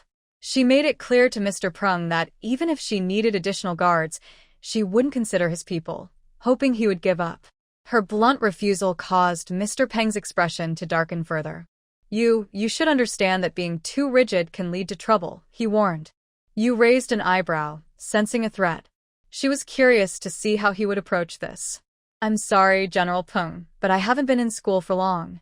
Could you explain it to me? General Peng was so angry he nearly fell over, forcing out a few words through clenched teeth. Well done. Thank you for the compliment, Yunyan said slowly as she finished her tea and stood up. And thank you for the tea. After saying that, she walked toward the door, holding the doorknob. She turned back and gave General Peng a mischievous smile. You won't take revenge on me, will you? I'm already scared of being betrayed. Once again, General Peng was furious. What did she mean by that? Yunyan didn't care about the angry man and pushed the door open. With a cold laugh, she thought, does this old man really think he can threaten her? Han Zhan, be careful when you meet anyone from the Peng family in the future. She warned Han Zhan, knowing that the old man wouldn't dare do anything to her, but he might target Han Zhan instead. Yes, General, Han Zhan always followed Yunyan's orders without question. After leaving, he went straight to the cybersecurity department to arrange work, and only left in a low-key car at night. not just for discretion but for safety. When he returned to the banquet hall, he saw Yunyan had brought a man back, and Uncle He, waiting in the living room, nearly fainted. He only relaxed when he saw that his own third master knew the man. It turned out to be Miss Yu's bodyguard. Yunyan asked Uncle He to prepare a room for Han Zhan so he could stay there and not have to travel back and forth for a while. The next morning, Han Zhan was persuaded by Huo Yan to go to their training base for some exchange and sparring. After confirming the plan with Yunyan several times, he left with Huo Yan, clearly eager to go. At this stage, he couldn't improve on his own anymore. As a man, especially someone like Han Zhan, his desire to become stronger was very strong. Huo Yan's suggestion was exactly what he needed, as he had seen the excellence of the Huo family, including Huo Lao's bodyguard, whose skills surpassed his own. This was, of course, arranged by Huo Yan, not only to get rid of the third wheel, but also to provide him with intense training. Yunyan was very satisfied with this bodyguard. The better Han Zhan's skills, the more secure she felt. Someone with Han Zhan's background couldn't be a bodyguard forever, but there shouldn't be any changes in the next few years, and Huo Yan was certainly attentive to this. In fact, it wasn't just Huo Yan. Wenren had similar plans and was just waiting for the right time to implement them. Huo Yan finally got to spend several days with Yunyan, and this reunion made him cherish their time together even more. Although they still didn't have a formal relationship, their feelings had grown stronger. In these days, Yunyan had cleared her schedule, her work was all arranged, and there was nothing urgent for her to handle. She was enjoying her time with Huo Yan, who had been cooking for them, and they were acting like an ordinary couple. Unfortunately, this brief warmth was soon interrupted. Han Zhan was undergoing intense training, and something major happened in the Han family. That evening, Yunyan, who was dozing off while watching a movie with Huo Yan, was startled awake by her phone ringing. Why was old man Han calling at this hour? As soon as she answered, his angry voice came through. "Nian girl, that rascal Han Zheng brought Yin Yuling back and even claimed he wants to marry her." The loud volume made it clear even to Huo Yan beside her. Han Zheng had lost his mind? Wasn't he supposed to be in training right now? Yin Yuling was a hot potato who would want to get involved with her. Yet here he was bringing a bomb back home. Was he trying to drag the Han family down? But now wasn't the time to think about that. Old man Han, hold her back. This matter can't be hidden. Girl, I really need your help this time. Old man Han sighed here deeply. Yin Yuling was accused of treason, and Han Zheng was brazenly bringing her home. Wasn't he handing over a weapon to their enemies? If this got out, while the Han family might not be completely ruined, they would definitely suffer serious damage. After hanging up, Yunyan scrolled through her phone and saw a message from 30 minutes ago. Han Zheng and Yin Yuling had entered the military compound. She exchanged a glance with Huo Yan, who couldn't help but smile wryly. It was quite a coincidence. They had been so engrossed in the movie that they hadn't noticed their phones, and those watching might have thought it wasn't a big deal, so no one called. "Have Han Zhan go back and bring her here," Huo Yan suggested, stroking his chin. Han Zheng was bound to face consequences. Now, they just needed to minimize the Han family's losses. Yunyan nodded thoughtfully. She was quite comfortable working with Han Zhan, and if this situation wasn't handled well, it could be serious, with many eyes on his position. In fact, this incident stemmed from a misunderstanding. As the year-end approached, Han Zheng's parents had gone to discuss with the old man whether Han Zheng could come home for the new year. After all, he didn't make any serious mistakes. In fact, even now, Han Jia's parents still don't know how Han Zheng angered the old man and ended up in close training. The old man softened a bit. It would be a lie to say he didn't care about his eldest grandson, so he went along with it. Having been locked away for so long, Han Zheng's first thought upon returning was to go out and have fun, wanting to gather with a few friends. Huo Yan had a hard time getting Yu Hong back home, so he wouldn't let Yunyan go out to meet him. He wasn't sick after all. When Wenren hadn't returned yet, and Xiao Mubai was being watched by his older brother, so he couldn't get out. As for Fu Jingyi, he was the busiest at the end of the year, with no time to hang out with Han Zheng. A misunderstanding arose. Han Zheng thought they were deliberately avoiding him because of the last incident. Upset, he stopped contacting them and stayed home after returning, feeling quite gloomy for several days. It would be a lie to say he wasn't sad. After so many years of friendship, why were they treating him this way? Because of this, he overlooked many things until a few friends from the courtyard dragged him out for dinner. Hearing them talk about Hanjan with envy, he realized that during his training his cousin had achieved a triple jump and was now at the same level as him. Hanjan was 2 years younger than him. While he and this cousin didn't have a deep bond, it wasn't bad either. After all, with Hanjan's personality, it was hard for him to get close, and he didn't pose much of a threat. At that moment, Han Zheng felt a mix of emotions he couldn't quite describe. As an older brother, he wanted Han Zhan to do well, but knowing that they were now on equal footing made him uneasy. This was probably the feeling of wanting the best for someone but not wanting them to surpass you. Seeing Han Zheng's strange expression, the others wisely changed the subject to something else. After feeling a bit shaken, Han Zheng drank quite a bit. During the meal, someone brought up Yin Yuling. The younger generation in the family didn't know what she had done. They just talked about her fiancé. Han Zheng suddenly realized he hadn't checked on Ling Jie since returning and had no idea how she was doing or what her fiancé was like. Shaking his slightly confused head, he decided to wash his face to clear his mind and then ask them what was going on. However, as he came out of the restroom, he bumped into Yin Yuling and Dao Er. At that moment, Yin Yuling was being pulled by Dao Er, and there was a bright red handprint on her face, making her look quite pitiful. No matter how you say it, it's someone I've liked for so many years. Han Zheng suddenly exploded, punched Dao Er, and pulled Yin Yuling away. After they went outside, Yin Yuling cried to Han Zheng about what happened while he was away. She was humiliated by Yunyan, forced into a corner by Wenren, and even Dao Er's appearance here was their doing. Today, she was even dragged by that old man to drink. Crying, she held on to Han Zheng, saying she couldn't go on living. It was hard for her in the country, and following Dao Er abroad would only lead to a worse outcome. This left Han Zheng, who was already confused, even more bewildered. How could they treat Ling Jie like this? With his resentment towards them for excluding him, he impulsively asked Yin Yuling if she would marry him. After receiving a positive answer, he even took her directly to the Han family's old house to meet the old man. At this moment in the Han family, the living room was left with a stunned Yin Yuling and a few servants staring at each other. Han Zheng was taken to the study for questioning.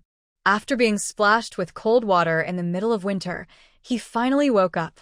Seeing the old man's dark expression, even though he felt sorry for his son, the Han parents didn't dare to stop him. They knew that Han Zheng had gotten himself into big trouble this time. After hearing the whole story, Old Man Han looked at Han Zheng with disappointment. He had clearly fallen into a trap. What a coincidence that just as he learned about Yin Yuling, he ran into trouble while drunk. Old Man Han sighed. This was not the time for punishment. He called Yunyan to briefly explain the situation so that she would be aware. This matter was more serious than they imagined. It was not an accident, and the trap was clearly aimed at the Han family. Old Man Han, keep Yin Yuling steady and find out about her family's situation abroad. Yunyan decisively said that the current situation did not allow for careful planning. They could only turn the tables. What information? Old Man Han was momentarily caught off guard by Han Zheng's situation. Yin Yuling will exaggerate her family's power to gain your approval. And Dao Er, his identity, has much to explore. Are you saying accusations without evidence are easy to make? You don't need me to teach you about entrapment, do you? Yunyan felt helpless. Was this old man's mind rusty? No matter what, they had to solidify Yin Yuling's reputation as a spy tonight and have clear evidence. They needed to prove that she was planning further actions before they could set a trap to catch her. It's my fault for being confused. Han Lao is not really confused. He understands Yunyan's meaning and decides to personally test Yin Yuling. If this is handled well, Han Zheng will just seem a bit foolish, having been used without any blame or credit. After hanging up the phone, Yunyan feels confident. This is both a risk and an opportunity, Han Zheng's risk and Han Zhan's opportunity. Han Zhan has already returned. When Yunyan made the call, Huo Yan had already sent someone to inform Han Zhan to hurry back to the Han family. No wonder Dao Er hasn't made a move these days. Yunyan nods, knowing that after Han Zhan returns, Han Lao will arrange the next steps. A wise choice. Huo Yan agrees, but unfortunately, his luck is bad, and he is destined to come up empty. After realizing he was deceived by the Yin family, Dao Er has already set aside Yin Yuling and is looking for another way out. The reason he hasn't dealt with her yet is that this isn't his territory. When he goes back, he will take Yin Yuling with him and make sure the Yin family understands the consequences of deceiving him. If it weren't for the two of them conspiring, Dao Er wouldn't have appeared with Yin Yuling at all. Since he dared to scheme against Han Zheng, he must accept the consequences of being exposed. Aren't you worried about Han Zheng? Yunyan teases Huo Yan. After all, they are childhood friends. He needs to learn a lesson. Huo Yan replies calmly, Han Zheng is too arrogant, and his mind doesn't match his ambitions. Xiao Mubai may not be very clever, but he knows his limits and usually listens to their advice. This time, when told to stay away from Yin Yuling, he simply avoids giving her a chance to meet him, let alone being schemed against. Yunyan nods in agreement. Compared to them, Han Zheng has had it too easy. With the support of the Han family and no one in the military trying to trip him up, along with his strong abilities, it's no wonder he is so proud. When Wenren has risen from difficult circumstances, and Huo Yan built his influence abroad through hard work, Fu Jingyi, at a young age, has taken over the family business, facing plenty of challenges along the way. For them, situations like this are easy to handle. But for Han Zheng, it will be as significant. Someone who has always had things go smoothly suddenly faces a major setback. In Yunyan's view, Han Zheng needs some tough lessons to grow. At this moment, in the Han family, after Han Lao and Han Zheng's parents come downstairs, they tell Yin Yuling that Han Zheng drank too much and has gone to rest. Although Yin Yuling feels something is off, she doesn't think much of it, as they have no reason to deceive her. In her view, if the Han family were not satisfied with her, they wouldn't have come down to see her. They would have just sent her away. Since they came down, including the old man and Han Zheng's parents, they must have some level of satisfaction with her. The old man is skilled at manipulation, and since Yin Yuling did not guard against him, she thought he was just assessing her relationship with Han Zheng. He successfully got her to reveal a recording of her and Dao Er plotting illegal activities in the country. While it may not serve as formal evidence, it at least shows their stance. Yin Yuling's situation does not require substantial evidence. The previous incident was already settled, and this time, they only need to prove that she is about to take action, thereby clearing the Han family's name. Old Han knows how to reciprocate favors. He publicly claimed that Yunyan discovered Yin Yuling's unusual behavior and asked them to cooperate, giving all the credit to Yunyan. In reality, he wanted to take credit, but he couldn't. Yin Yuling's case was always under Yunyan's responsibility, and it would not look good for the Han family to bypass Yunyan to arrest her. After all, Han Zhan, the Han family's bodyguard, was well aware of this situation. That night, Han Zhan made a big show of taking Yin Yuling from the Han family directly to the National Security Bureau. Wei Jiangang owed Yunyan a favor, so he naturally wouldn't say anything inappropriate. These are minor matters. Yin Yuling should have been arrested long ago. The reason doesn't matter. She can't escape the charge of treason. As for Han Zheng, old Han said Han Zheng is a fool, not only being used by others but also being used by them to smoothly obtain information. Everything is within their control. Regarding old Han's ruthless methods, all they could say is that he is shameless, and there was nothing they could do about it. The conspiracy against the Han family was completely eliminated. After Yin Yuling was arrested, Dao Er was quickly detained as well. Due to his identity, he wasn't interrogated much. They only said they needed his cooperation and kept him for 48 hours before releasing him. This was also the Han family's deliberate revenge against him. He might have other plans, and he was indeed innocent in this matter. The Han family, who orchestrated everything, knew this very well.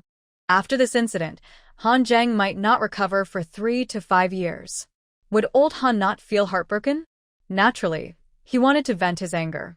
Yin Yuling was already in custody, and if it weren't for Dao Air's expensive identity, he might not have gotten out either. Dare had ulterior motives from the start. After being released, he didn't dare to cause trouble and quickly returned home. After everything was settled, when Wenren finally came back, he returned quietly. What was the first thing he did? Seeing the sudden appearance of someone at the banquet, Huo Yan's expression turned cold. Who was so inconsiderate to let him in? He completely forgot that he had instructed that this person's car could enter directly. After spending time together recently, Huo Yan almost forgot, or rather, he chose to ignore a certain fact. Yunyan was not his. At least not right now. Long time no see. Did you miss me? When Wenren said cheerfully, noticing Huo Yan's sudden change in expression, clearly asking a question he already knew the answer to. Why didn't you tell me in advance? Huo Sanyi continued to frown, caught off guard. Was this guy doing it on purpose? I wanted to surprise you. When Wenren was indeed being playful, curious to see Huo Yan's reaction to his sudden appearance, and he was not disappointed. Very surprising. You can leave now. Huo Yan forced a smile that didn't reach his eyes. At that moment, Yunyan came downstairs, and the two stopped their banter, both looking at her as she descended the stairs. One had a smile in his eyes, while the other looked quite wronged. Yunyan shrugged. She actually knew when Wenren was back. She had an app on her phone that allowed her to see their locations anytime. As for why when Wenren didn't say anything, she could guess his playful nature and chose not to expose him. Nyan. Seeing Yunyan come down, Huo Yan spoke first, while when Wenren watched him leisurely, saying nothing. He wanted to see what Huo Yan would come up with. Yunyan sat down, looking at him with the same expression as when Wenren. She thought they had reached a consensus on this matter. What trouble was he going to stir up now? Nyan, can I stay with you? When Wenren was taken aback, he had underestimated this guy's boldness. Yunyan was speechless at his words. You can't, was Wenren's response. Nyan, are you just going to throw me away after using me? Huo Yan ignored Wenren, but his words were shocking. The Qinglong who came with Wenren looked at Yunyan with admiration. The young lady was impressive. Speak properly. What have I used? Yunyan, feeling a bit overwhelmed, grabbed the hand of the angry Wenren. What nonsense was Huo Yan saying? You used me to cook. Nyan has been eating the meals I've prepared these past few days. Nyan has left, so I won't get to eat the meals I made. Huo Yan looked at Yunyan with sad eyes. Really not going with him? I have a chef at home. When Wenren replied impatiently. Can't he speak normally? It's damaging his sister's reputation. In the end, Huo Yan couldn't convince Yunyan to let him stay with her, so he settled for sending her off. That should be acceptable, right? In the car on the way back, when Wenren and Huo Yan were discussing some matters about the harbor city, while Yunyan quietly rested her arm on the side and looked at Huo Yan. His face really matched her taste. Feeling Yunyan's gaze, Huo Yan turned to look at her and smiled. Yunyan also smiled back foolishly. Even after so long, she could still be captivated by Huo Yan's face. Why are you so cute? Huo Yan reached out and held Yunyan's hand, giving it a gentle squeeze. Wenren, who was seriously waiting for Huo Yan's opinion, turned around when he heard Huo Yan's sudden comment and saw his usually calm sister smiling foolishly at Huo Yan. He couldn't help but face-bomb. He also began to scrutinize Huo Yan. Is his face really that good-looking? How did he not notice before? Before he could figure it out, Huo Yan turned his head back, giving him a look of disdain. Is he a? Wenren felt amused and thought, if he wanted to look at him, then he should stop using that face to attract his sister. You Xiao, you have drool coming out. Yunyan reflexively wiped her mouth and realized she had been tricked. Brother. How childish. He's the one drooling. Nyan, people who have been single for a long time might be a bit strange. Single people can't stand to see others happy. Just like you, who isn't single. Wenren mocked. Did he have a relationship? How shameless. Nyan, he's making fun of me. Huo Yan held Yunyan's hand, hinting for a relationship status, not letting any opportunity slip by. Weren't you the one who said it first? Yunyan pulled her hand back expressionlessly. Talking about a relationship status instantly cured her infatuation. Wenren watched Huo Yan with glee.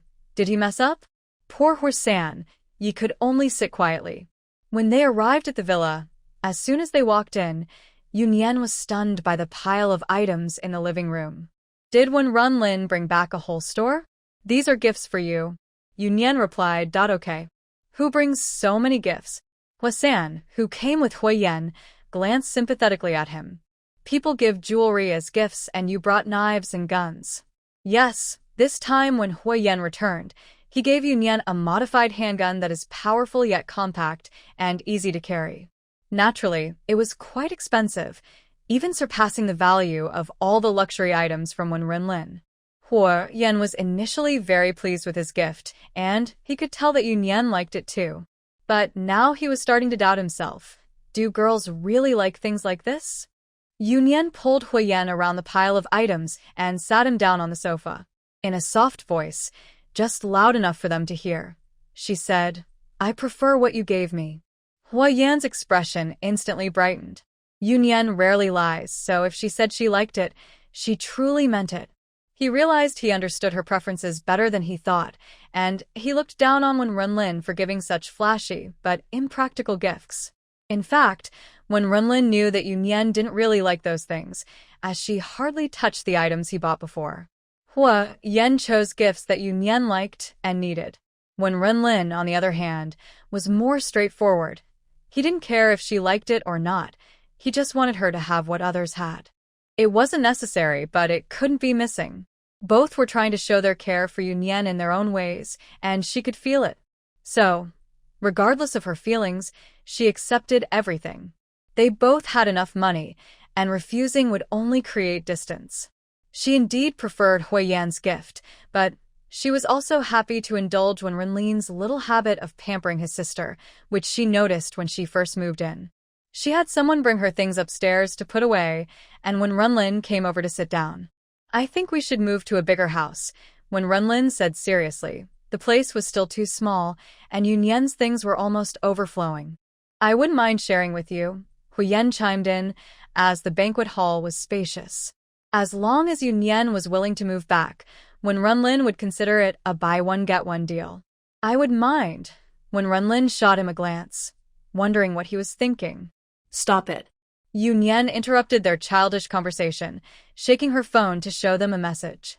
In the family group chat, Han Zheng, who had been silent for a long time, sent a message saying he would treat them to dinner, and everyone shouted in agreement, including Yunyan. Yunyan was the first to reply positively.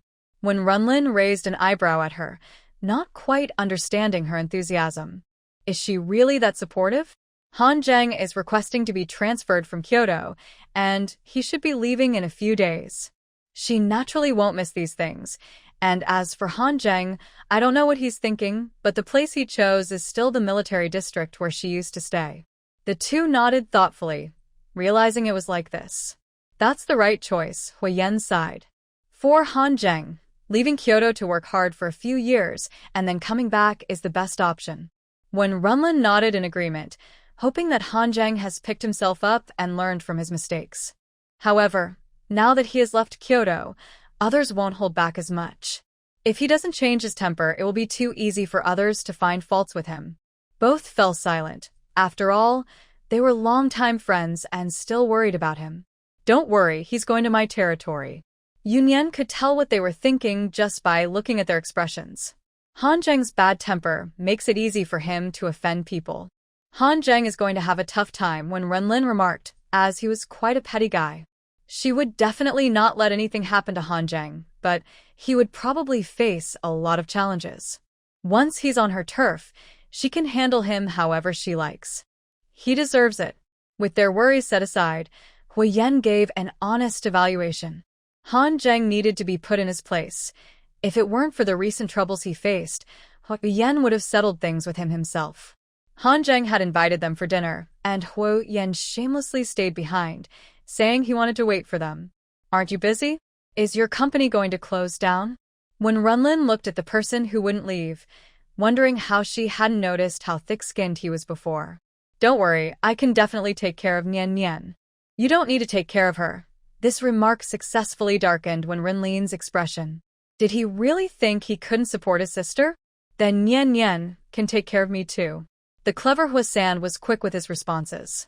Wenren was speechless. He felt it was pointless to engage with Huo Yan, who was not only shameless, but also had no sense of boundaries. After lunch, if it weren't for Wenren stopping him, Huo Yan would have wanted to stay and keep Yunyan company during her nap. After Yunyan went upstairs, Huo Yan and Wenren sat in the living room drinking tea. The atmosphere seemed harmonious, but both of their expressions were colder than the other. In the corner, Huo Yan and Qinglong, who had always been at odds, temporarily banded together to keep warm, feeling quite chilly from the tension between the two. Once Miss Yu went upstairs, the two seemed to be in a standoff, ignoring each other. Huo Yan sighed, his youthful face scrunched up. Their third master was making things harder for himself. He came to someone else's house to keep the sister company for a nap, and when he was rejected, he got angry. It's normal for Rin to be angry. Who wouldn't be? You really think offending your future brother-in-law is beneficial for you? He kept his thoughts to himself and stayed quiet, not daring to speak for fear of being blamed. Weren't you quite talkative earlier? Why are you silent now? Wenren scoffed first. Can't you tell? I don't want to talk to you. Huo Yan calmly sipped his tea, saying something infuriating. This is my home. You think I want to be here? If it weren't for Yunyan, he wouldn't bother with Wenren at all. Wenren was almost laughing out of frustration. He was truly something else. You're impressive. Thanks for the compliment. Huo Yan raised his cup to Wenren, and seeing his unhappy face suddenly brightened his mood. Huo Yan exchanged glances with Qinglong, wondering if the third master had lost his mind. Did he still want to pursue Miss Yu? Huo Yan wasn't crazy. He just realized that trying to please Wenren was pointless. This guy wouldn't help him, and would be lucky not to trip him up. Just like now, would being nice to him make him let Huo Yan accompany Yunyan for a nap? Besides, Yunyan was very principled. Once she made a decision, no one could easily change her mind, not even Wenren. Rin, you'll be 30 after the new year. Huo Yan suddenly spoke seriously, as if he were an elder talking to a younger person. Hearing this, Wenren's face darkened again. He wouldn't say something like you should grow up now, would he? Just act normal. Huo Yan poured some water for Wenren and continued slowly. You should start dating. Stop staring at him and Yunyan all the time. Don't worry about it. I have my own plans. Wenren scoffed, thinking Huo Yan was mistaken. Huo Yan frowned, recalling their conversation from a few years ago. You. Not important. Did you think it was important before you met Yunyan? Wenren knew what he was getting at. Huo Yan fell silent, unsure how to advise Wenren. People like them didn't have expectations for love. He was just lucky to have met Yunyan. You'll regret it. Huo Yan sighed lightly, thinking about how he handled the situation with Yin Yuling. If he had known he would meet Yunyan, he would have acted differently back then. I'm not you, Wenren scoffed, seemingly mocking Huo Yan's romantic mindset while also self-deprecating for not having his luck. Think carefully before making a decision. Don't end up with no way to change your mind later. The other party wasn't easy to deal with, and if this matter fell apart, it wouldn't be good for anyone. I have a plan. Don't tell Yunyan about this. Wenren raised his cup to clink with Huo Yan. The two people in the corner looked confused. What were they talking about? Why did they suddenly have a little secret that Miss Yu couldn't know? Feeling the intense gaze directed at them, the two quickly zipped their lips. Even though they didn't know what was going on, they promised to keep it a secret. When Yunyan came downstairs, she noticed the two were surprised and had changed their clothes. Was it really necessary to dress so formally just for a meal? You two? The two didn't know how to respond and tactically picked up their cups to drink water. Qinglong and Zhan, who arrived a bit later, looked around nervously, avoiding Yunyan's gaze, afraid she would look at them. What else could have happened? They had a fight. No, they were just sparring. Originally, the two were sitting calmly, but San Yi suddenly wanted to check if Miss Yu was awake. Then there was no more calm. He was pulled away by Lin Yi for sparring. SK. When those two came out, they looked quite disheveled. If someone didn't know better, they might think something else had happened. Yunyan sat down and looked them over. She seemed to notice something and chuckled softly without asking further. After Yunyan came down, the two men seemed more normal. The three of them appeared quite harmonious. As the time approached, the three prepared to head to their meeting place. This time, Han Zheng was treating, and it wasn't at his own place. They had quite a large entourage, with several cars following them. When they arrived, Fu Jingyi and Xiao Mubai hadn't come yet, and only Han Zheng was alone in the reserved private room. Huo Yan and Han Zhan entered the room first to check it out. It wasn't that they didn't trust Han Zheng, it was just their habit to ensure safety in unfamiliar places. Han Zheng was surprised to see his cousin Han Zhan there. Why was he here? Han Zhan nodded slightly in greeting and quickly finished checking the room with the other two. Until Yunyan and the others arrived, Han Zheng was still in a daze. Seeing Han Zhan naturally stand behind Yunyan made him suddenly realize and regret. He had come to understand that he was in this situation because of himself. He blamed his own foolishness for not listening to advice and being used by Yin Yuling. All of this was his own doing, and seeing Han Zhan now filled him with mixed emotions. If he hadn't been so arrogant. Well, there were no ifs. A bitter smile appeared on his lips, but there was also a hint of relief.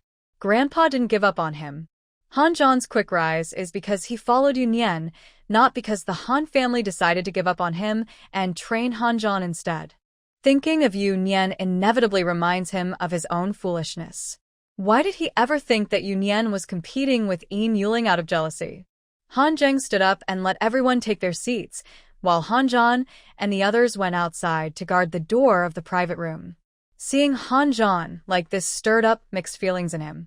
It seemed that Han Zhan had already blended in with them, while he was drifting further away. Not long after they sat down, Fu Jingyi arrived with Xiao Mubai. There was no way around it. If Fu Jingyi hadn't gone to pick him up from the Xiao family, Xiao Mubai wouldn't have been able to come out. When they reached the door and saw Han Zhan, they were surprised. They had seen him before, but had never interacted much. They thought he had come with Han Zheng but wondered why he wasn't going inside and was just standing at the door. However, considering his strange temperament, they didn't ask any further questions. Xiao Mubai entered and immediately rushed to Han Zheng's side, playfully wrapping his arm around his neck as usual. Han Lao Si, why didn't you come to help when you were in trouble?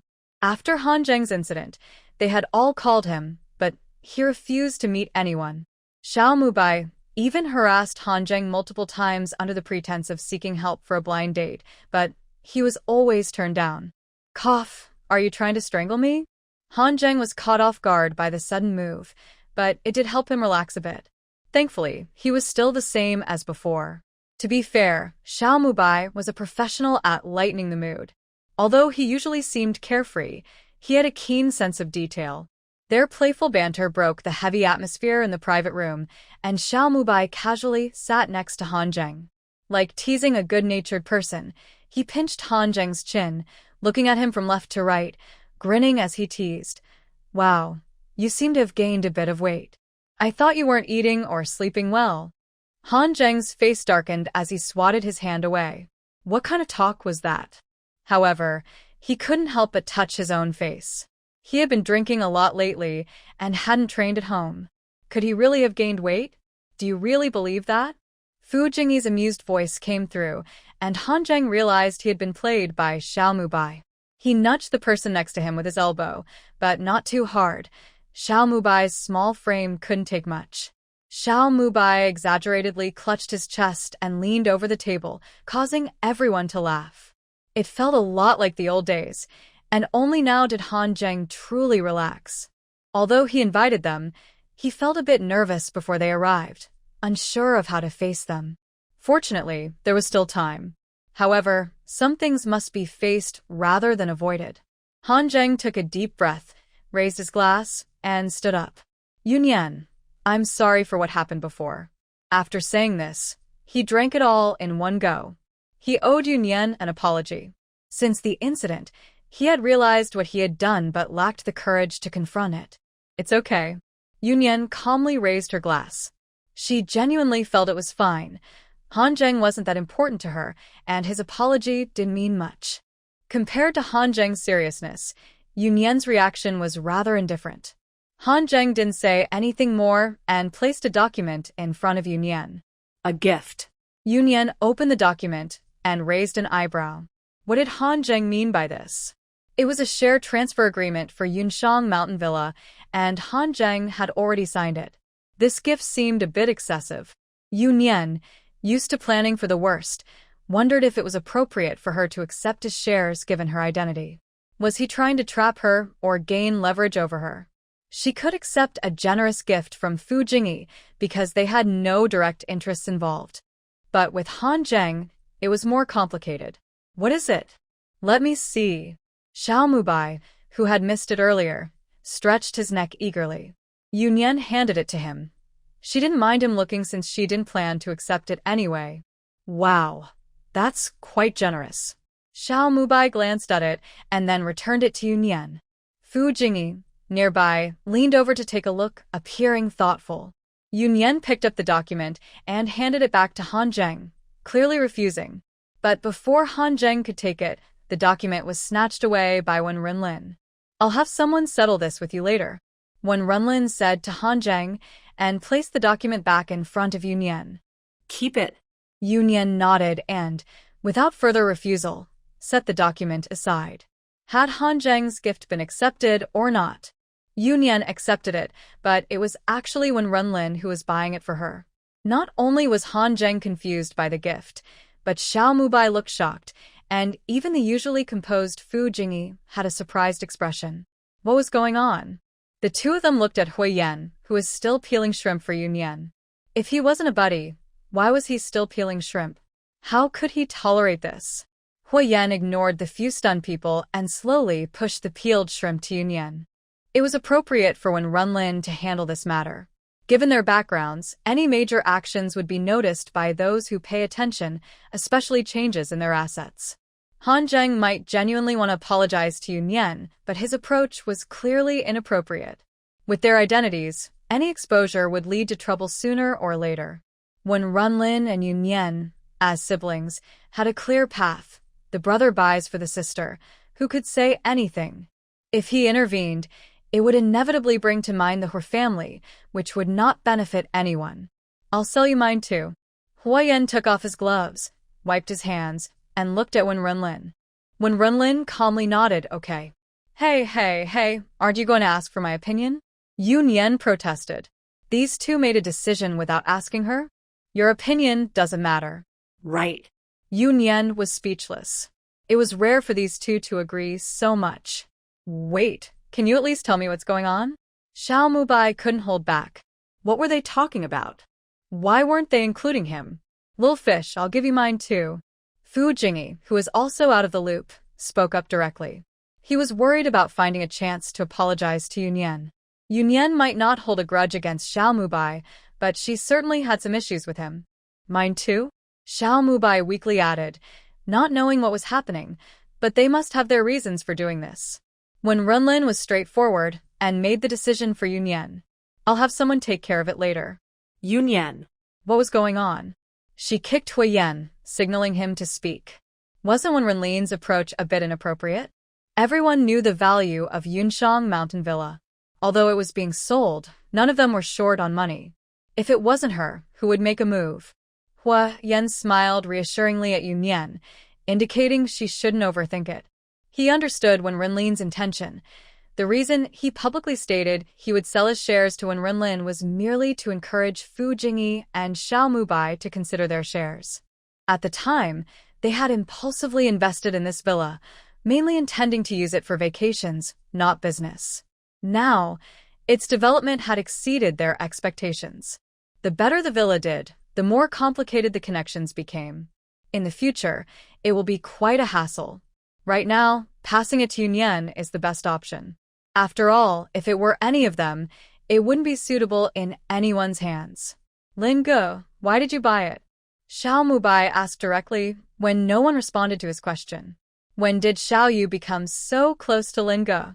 He shot Yunyan a resentful glance, as if looking at a heartbreaker. Wasn't Xiao his biggest fan? Fu Jingyi and Han Zheng remained silent. They were also curious about the reason. They all saw how Yan felt about Yunyan. It was clear he agreed, which confused them. What were these people up to? When Wenren smiled mysteriously but didn't answer, telling him not to ask too many questions. Xiao Mubai turned to Yan. Big brother, don't you have any opinions on this? Yan also chose to remain silent, letting them stay puzzled. It was a small way to get back at them for what happened with Yin Yuling last time, even if it wasn't explicitly stated. Since they weren't planning to speak, Xiao Mubai could only close his mouth in frustration and look at Fu Jingyi, hinting for him to step up. Fu Jingyi suddenly realized why those two were acting this way and smiled helplessly. These two. Yunyan hadn't said anything yet. Well, if they didn't want to talk, then fine. They had indeed done something wrong. Watching the silly one who kept giving him signals, Fu Jingyi envied Xiao Mubai for being so carefree. Han Zheng, why do you want to go to such a far place? Ever since he heard Yunyan say Han Zheng was going to his territory, Yan felt relieved but also a bit worried about Yunyan. This seemed too coincidental. Was Han Zheng going there by choice, or was it arranged by someone? Given his status, he could easily go to any military district, so why choose to go so far to the northwest? Yeah, it's inconvenient to go back and forth. It will be hard to meet in the future, Wenren added, understanding Yan's concern. Both spoke lightly, but their eyes were fixed on Han Zheng, watching for his reaction. Han Zheng seemed surprised by their question and answered honestly, "My grandfather chose it for me." What he didn't say was that he hadn't wanted to go so far, as it was indeed inconvenient. But his grandfather told him it was the military district Yunyan came from, and for some reason he agreed.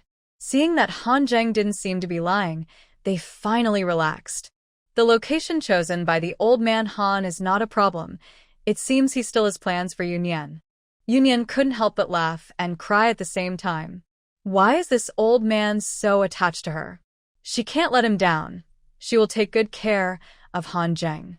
After a few rounds of drinks, the atmosphere became a bit gloomy and Xiao Mubai, who usually stirs things up, quieted down. This could be considered a farewell party since Han Zheng is leaving, and after this meal, it might be a while before they meet again. When are you leaving? Fu Jingyi patted the downcast Xiao Mubai. The one who would miss Han Zheng the most is Little Bai.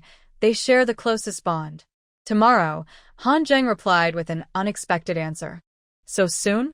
Xiao Mubai was taken aback, feeling a bit sour. Although Han Zheng was often away in the army, it was comforting to know he was nearby. Even though they often teased each other, their friendship was undeniable. After all, in their group of friends, they were the only two who were a bit naive. Don't cry, Han Zheng said with a smile, giving him a light punch. You're the one who's going to cry. I'll come to see you off tomorrow, Xiao Mubai sniffled. He has always been an emotional person. Han Zheng paused for a moment. No need. I'll be leaving on the army bus in the early morning. Xiao Mubai was speechless. In the future, if you go on blind dates, you can come find me. Your mom won't be able to find you at my place. Seeing Xiao Mubai like this made Han Zheng feel a bit heavy-hearted, so he joked to comfort him. Thanks a lot, Xiao Mubai replied, feeling a bit choked up, clearly not comforted. Han Zheng's expression also turned somber. He knew he was leaving a bit too soon. His parents wanted him to wait until after the new year. He had to admit he was a coward. He didn't have the courage to face others' strange looks, so he chose to escape. He had shared his thoughts with his grandfather, who understood and supported his decision, helping him quickly finalize the transfer paperwork so he could leave at any time. Safe travels, Yunyan raised her glass. The others did the same, as a way of saying goodbye in advance. With that, everyone lost their appetite, and the table fell silent. Han Zheng used the excuse of packing to leave early, and Xiao Mubai stood up to see him off. Han Zheng didn't refuse, and the two left together. With Han Zheng leaving, it might be a year and a half before we see him again. Watching the two leave, Fu Jingyi sighed a bit. Although Han Zheng requested the transfer himself, now that he is left, it might not be easy for him to return. Yunyan rolled her eyes at the comment. If they wanted to see her, they probably could, even if she didn't want to see them. Huo Yan noticed the change in Yunyan's mood and thought of something. Are you going back for the new year? Yunyan nodded, confirming that she would go back to pay respects to her parents and visit some old friends. I'll go with you. No need. He would also be returning to his family home for the new year, and in a traditional family like the Huo family, they should be together during that time. Are you rejecting me? Huo Yan wanted to accompany Yunyan and was eager to do so. He wanted to see the place where Yunyan grew up. Yunyan was speechless. Here we go again. She decided to let him come along. Let Huo Yan go with you, Wenren said, surprisingly not opposing Huo Yan joining Yunyan. Things are different now. He was always worried about Yunyan's safety. Since he couldn't go himself, having Huo Yan with her made him feel more at ease. I thought you would want to come too. Yunyan joked, wondering if he really trusted Huo Yan that much. Next time. Wenren's expression was serious. Since she was now his sister, he should pay respects to her parents. This time he couldn't go. He had to return to country R. Although they didn't celebrate the New Year there, the Wenren family was Chinese, and they would still gather for the holiday. As the head of the family, it wouldn't be appropriate for him not to be there. On another note, he needed to deal with some restless individuals with a firm hand. He had previously ignored them, knowing they wouldn't cause much trouble. Now, with Yunyan as his sister, he didn't plan to keep things hidden. He wanted to clear away any obstacles and proudly bring Yunyan back to the Wenren family to announce her identity. He hoped that when he took her back, she would receive the treatment of a true young lady rather than facing hidden hostility or harm. He wouldn't let Yunyan walk the same difficult path he had. After sitting for a while, they prepared to leave. In the corridor leading to the elevator, Yunyan stood out among the group of men as the only girl. Yunyan? A timid and hesitant voice called out. Everyone turned to look, and Yunyan assessed the person who called her name. She recognized her classmate, who was wearing a server's uniform and appeared to be working there. As for the name, well, she didn't know it. She wasn't very familiar with her classmates. Hello, Yunyan replied lightly. I wanted to ask, are you going to the welcome party? It was probably the first time she was being stared at by so many men, and the girl spoke hesitantly. Welcome party? But aren't we on winter break? Yunyan looked confused.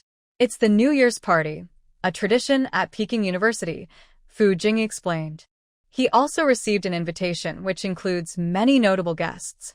Depends on the situation. I'm leaving now. See you later. The girl watched them leave and turned back to her work. Not a good character. Wenren commented. He didn't have class prejudices and hoped Yunyan could make some friends, but at least they should have good character. The girl had a flickering gaze, trying to pretend to be innocent, but it seemed clumsy to them. I know. She wasn't foolish. In a place like this, it was still the other person's work time. The restaurant that Han Zheng booked was quite expensive, and the service staff had high expectations, along with good pay. The other person risked being fired just to ask her, an unfamiliar classmate, if she wanted to attend the welcome party. Didn't you get the notice? Fu Jingyi asked curiously. The school should send out notifications for such events. I didn't check. Could she say she skipped over any emails from the school? It should be in the next few days. Are you going? Yunyan shook her head, not very interested. They parted ways at the door, and when Wenren watched as Huo Yan got back in the car with them. How long would he follow? Aren't you going back? I'm taking Nian home, Huo Yan said confidently. He was quite clingy, and when Wenren felt exhausted trying to comment. This was his car and their older brother was still there. Did he really need to give her a ride? Someone from the Zhou family might come over, Wenren said, changing the subject. He had met someone from the Zhou family when he went to Port City. The eldest son of the main branch, Zhou Zongrui, was also the next heir. The second and third branches were fighting fiercely, while he took the opportunity to rise. He was a smart person who understood the situation clearly. He had been quite helpful with matters in Port City. Really? Huo Yan squeezed Yunyan's hand playfully, as if she were a fun toy, not paying much attention to them. Who is coming? Yunyan asked casually. She wasn't afraid of them in Port City, let alone in Kyoto. Zhou Hao, the son from the third branch of the Zhou family. Recovering quickly, Huo Yan raised an eyebrow, surprised by the choice. He didn't expect him to dare to come. What did you do? Yunyan asked with interest. This was an old acquaintance. I broke his leg. Huo Yan snorted coldly, letting him off easy. How coincidental. Yunyan chuckled lightly. She had also broken his leg years ago. Zhou Hao didn't want to come, but he had no choice in the matter. Last time, their family's foolish actions led to their own downfall, halting the Zhou family's growth in the mainland. This was also why Zhou Zongrui was able to rise to power smoothly. If he could handle the situation well, his position would be secure.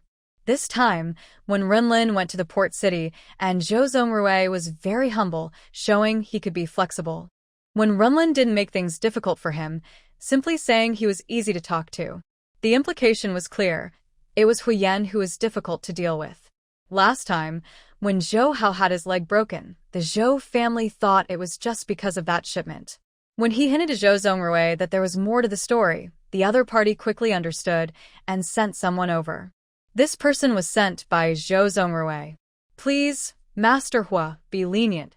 When Renlin looked at Huo Yan teasingly, wondering how Zhou Zongrui managed to convince that third lady to send her precious son. Huo Yan. When Renlin wondered if he was being misunderstood, as if he had some peculiar interest. What does Yan want to do with him? Yunyan pulled back her hand, which Huo Yan had been treating like a toy. What was wrong with him? He was getting addicted to pinching. This person is for you. She wasn't interested in this matter and didn't hold grudges. She dealt with her enemies on the spot. While they were talking, the car had already stopped in the villa's yard. After getting out, Yunyan pushed Huo Yan back, who wanted to follow her, and told Qinglong, the driver, to take him back, then coldly shut the car door. Receiving the young lady's signal, Qinglong stepped on the gas, and the car sped away, leaving no time for Huo Yan to say goodbye. Yunyan, still standing there. Did he need to be in such a hurry? When Renlin nodded to himself, this kid had some insight. Feeling pleased with himself for completing the task, Qinglong suddenly sensed a chill behind him. He touched the back of his neck, feeling a bit cold. It was nothing. When he casually looked up in the rearview mirror, he saw Master Huo's ominous gaze, and his scalp tingled as he realized he was in trouble. He had been so focused on completing the young lady's task that he forgot about Master Huo. What good could come from offending this formidable figure? Sure enough, when they arrived at the banquet garden, Huo Yan told Huosan to treat him well before getting out of the car. Then he was dragged out of the car by Huosan, who had a mischievous grin on his face. Don't ask how he was treated. In any case, Huosan ended up taking him back. The next morning, when Renlin and Yunyan saw the bruised Qinglong, the two mischievous siblings couldn't help but laugh at his misfortune. Qinglong felt wronged. Wasn't he just following the young lady's orders? Why was he the only one hurt? After breakfast, Yunyan took Hanzhan to the cybersecurity department. With the year-end approaching, she needed to keep a close eye on things to avoid any mistakes. For several days, they were busy coming and going. When Renlin was also very occupied, he had to return to our country soon and had many matters to handle. They had hardly seen each other under the same roof these days. As for Huo Yan, they only spoke on the phone each night and hadn't seen each other for a few days. With the year-end approaching, Huo Yan's company was busy too. They often found themselves in a situation where one would send a message and the other wouldn't see it. That evening, when Yunyan returned home, she found Huo Yan in her living room. What are you doing here? Huo Yan was amused and slightly annoyed. Did he really need a reason to come see her after so many days? I missed you. Yunyan. Well, she shouldn't have asked. Huo Yan took Yunyan's hand and led her to the sofa, acting as if he were in his own home. Are you tired? He couldn't get mad at her, and seeing her a bit weary made his heart ache. Not really. He pulled her closer, letting her rest on him while gently massaging her neck. Back at the banquet hall, when Yunyan worked long hours, he would give her massages too. Yunyan decided to lay on Huo Yan's lap, enjoying his care, as she had indeed been a bit tired these days. The others wisely stepped out, knowing this was their young lady's initiative, and it would be rude to linger. When are you planning to go back? Huo Yan asked softly, wanting to arrange time to accompany her. I'll leave after these busy days. She wanted to return before New Year's Eve. You don't have to adjust your schedule for me. Huo Yan's tone softened. He understood Yunyan didn't want to change her plans because of him. You're not the only one. Zhan is going home for the New Year too. Yunyan said proudly, insisting it wasn't just for him. She knew she couldn't change Huo Yan's mind. He would definitely accompany her back. So, she might as well leave early since she didn't have many relatives and could go anytime. Haha, Huo Yan chuckled softly at the girl, who was being coy. He didn't say anything more and continued to massage her shoulders quietly. The girl is shy. If you say more, she might get upset. Heavy footsteps echoed, clearly intentional. Yunyan got up from Huo Yan's lap, and they exchanged a glance, both a bit amused. When Wenren wondered what they were doing, and made noise to remind them he was back. When he returned, he saw people pretending to be busy while sneaking glances into the living room, and then noticed Huo Yan's car nearby. It was clear who had sent them out. It had to be his dear sister. What were these two up to? He was afraid of walking in on an awkward scene, which is why he made noise. When did you become so polite? Huo Yan teased as he leaned back on the sofa, watching Wenren enter. When Renlin's expression turned cold, he wondered who had made him act this way in his own home. He walked over and sat next to Huo Yan. Why did you come so late? If I hadn't come late, I wouldn't have seen anyone. Huo Yan shrugged, indicating he was innocent. Are you done with your work? Yunyan changed the subject. Usually when Wenren wasn't back when she arrived. Most of it is taken care of. When Wenren exaggeratedly raised his wrist to check his watch. It's so late. Yunyan, you should go to bed. Yunyan twitched her mouth. He was being too dramatic, practically shoving the watch in Huo Yan's face. All right, you two chat. I'm heading upstairs. Yunyan stood up. She had said everything she needed to and was tired. I'll walk you. Why walk me? I won't get lost in my own house. As Huo Yan stood up, when Wenren pulled him back, catching Huo Yan off guard and causing him to stumble toward Wenren. They almost bumped into each other and then pushed each other away in annoyance. Yunyan laughed at these two childish guys. I'll go up myself. It seems my brother misses you more, so you keep him company. With a teasing remark, Yunyan turned and went upstairs. In the living room, the two men. I'm preparing to leave in a few days. Keep an eye on Yunyan. When Renlin's tone turned serious, he was going back to handle family matters. If news about Yunyan got out, those people might act recklessly. Don't worry, just let me know if you need help. When Wenren didn't need to say he would take care of Yunyan, he just had to be careful himself. His family was not easy to deal with. Though they often teased each other, they could rely on one another in critical moments. When I'm not around, behave yourself. When Wenren was really annoyed with this guy. They had no clear relationship, yet he always acted so casually. Then let Yunyan give me a title. You can leave now. Once he finished talking about his own matters, he started to send people away.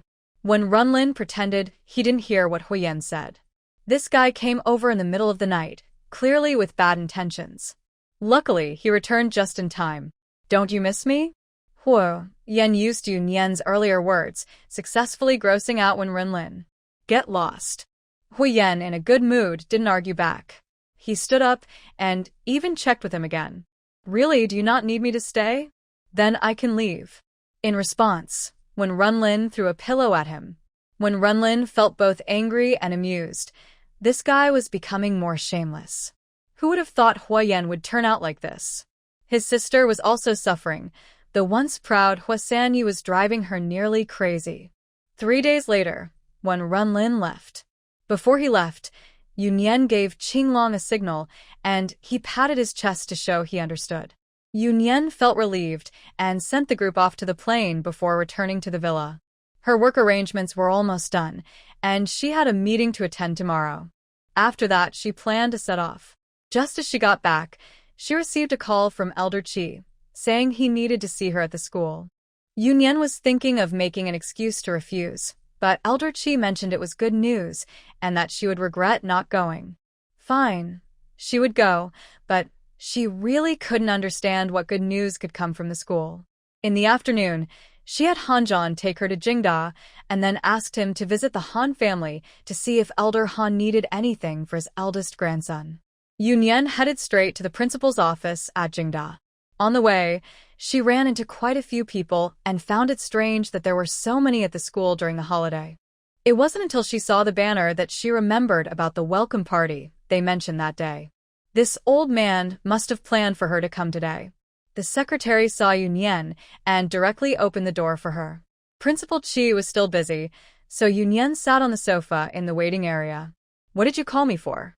she asked lazily, leaning back on the sofa as Principal Qi approached. "I have something good for you." Seeing her relaxed posture, Elder Qi tossed her a piece of paper.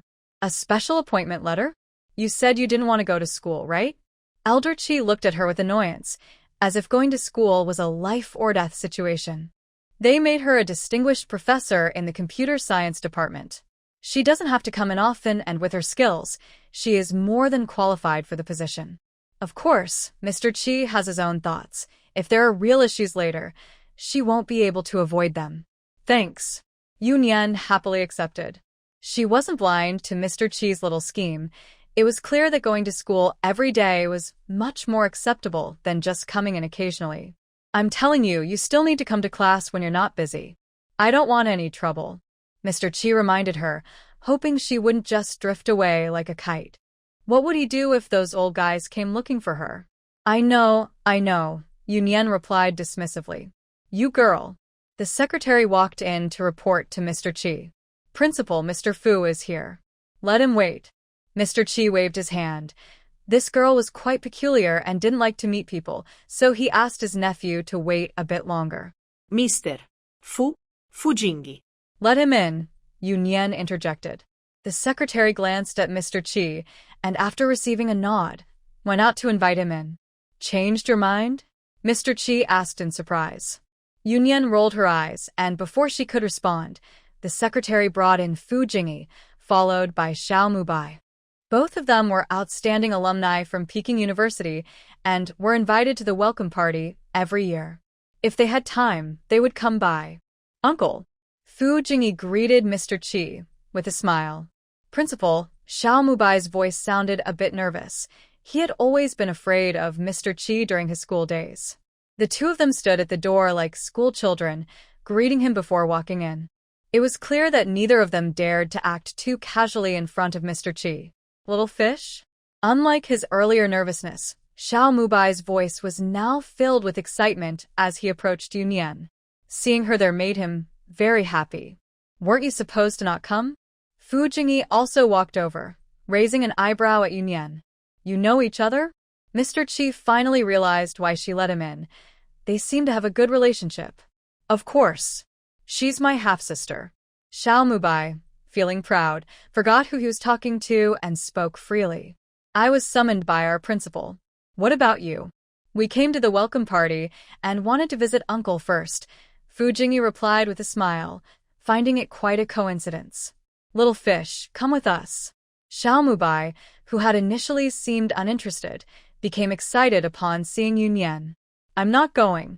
"Come on, you should go." "You've never been to one, so let's check it out together." Xiao Mubai continued to persuade Yunyan, and Principal Qi didn't stop him. He wanted Yunyan to participate in more group activities. "What's so interesting about it?" Yunyan looked at the oddly excited Xiao Mubai, not understanding what he was so happy about. Besides, she was invited, and they weren't even sitting together. "There will be performances, singing, dancing, and all that. You can join in too, hee. In addition to student performances, some stars from Peking University would also be invited back to perform, making it the biggest event of the year. "I can't sing or dance." Yunyan looked at Xiao Mubai as if he were silly, not grasping what he was talking about. "That's okay. Even if we can't sing or dance, we can still have fun." Xiao Mubai felt a bit guilty under Yunyan's gaze. He forgot that she wasn't into those things. He awkwardly tried to cover up his words. Yunyan thought, "I really can't." "Fujingi." Little Bai is good at comforting.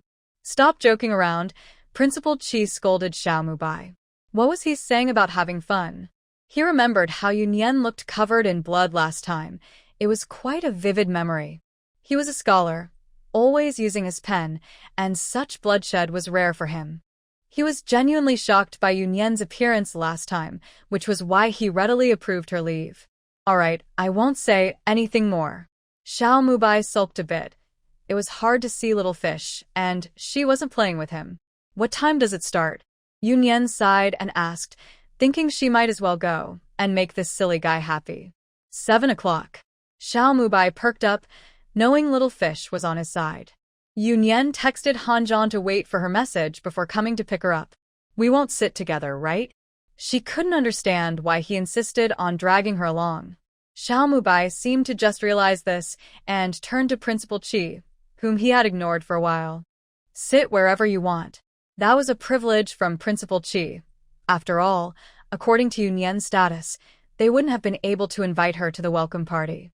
You can experience the atmosphere of Peking University and see the spirit of our students. Principal Qi spoke proudly about this. Maybe this girl would be inspired and want to come to school after all. Let's have some tea. Yunyan poured a cup of tea for old Qi, but did not respond to his words. No matter how much he talked, she remained calm and unaffected. Old Qi helplessly picked up his cup, unable to do anything about Yunyan's indifference. It was rare to see someone he couldn't handle, and Fu Jingyi and Xiao Mubai, watching from the side, secretly gave Yunyan a thumbs up, impressed by her. With Yunyan around, Xiao Mubai completely lost his earlier shyness upon entering. He sat on the sofa next to Yunyan, animatedly sharing the strange experiences he had during his recent blind dates. Yunyan listened with great interest, and with Fu Jingyi occasionally chiming in, Xiao Mubai became even more excited. When he got to an exciting part, he even stood up to gesture.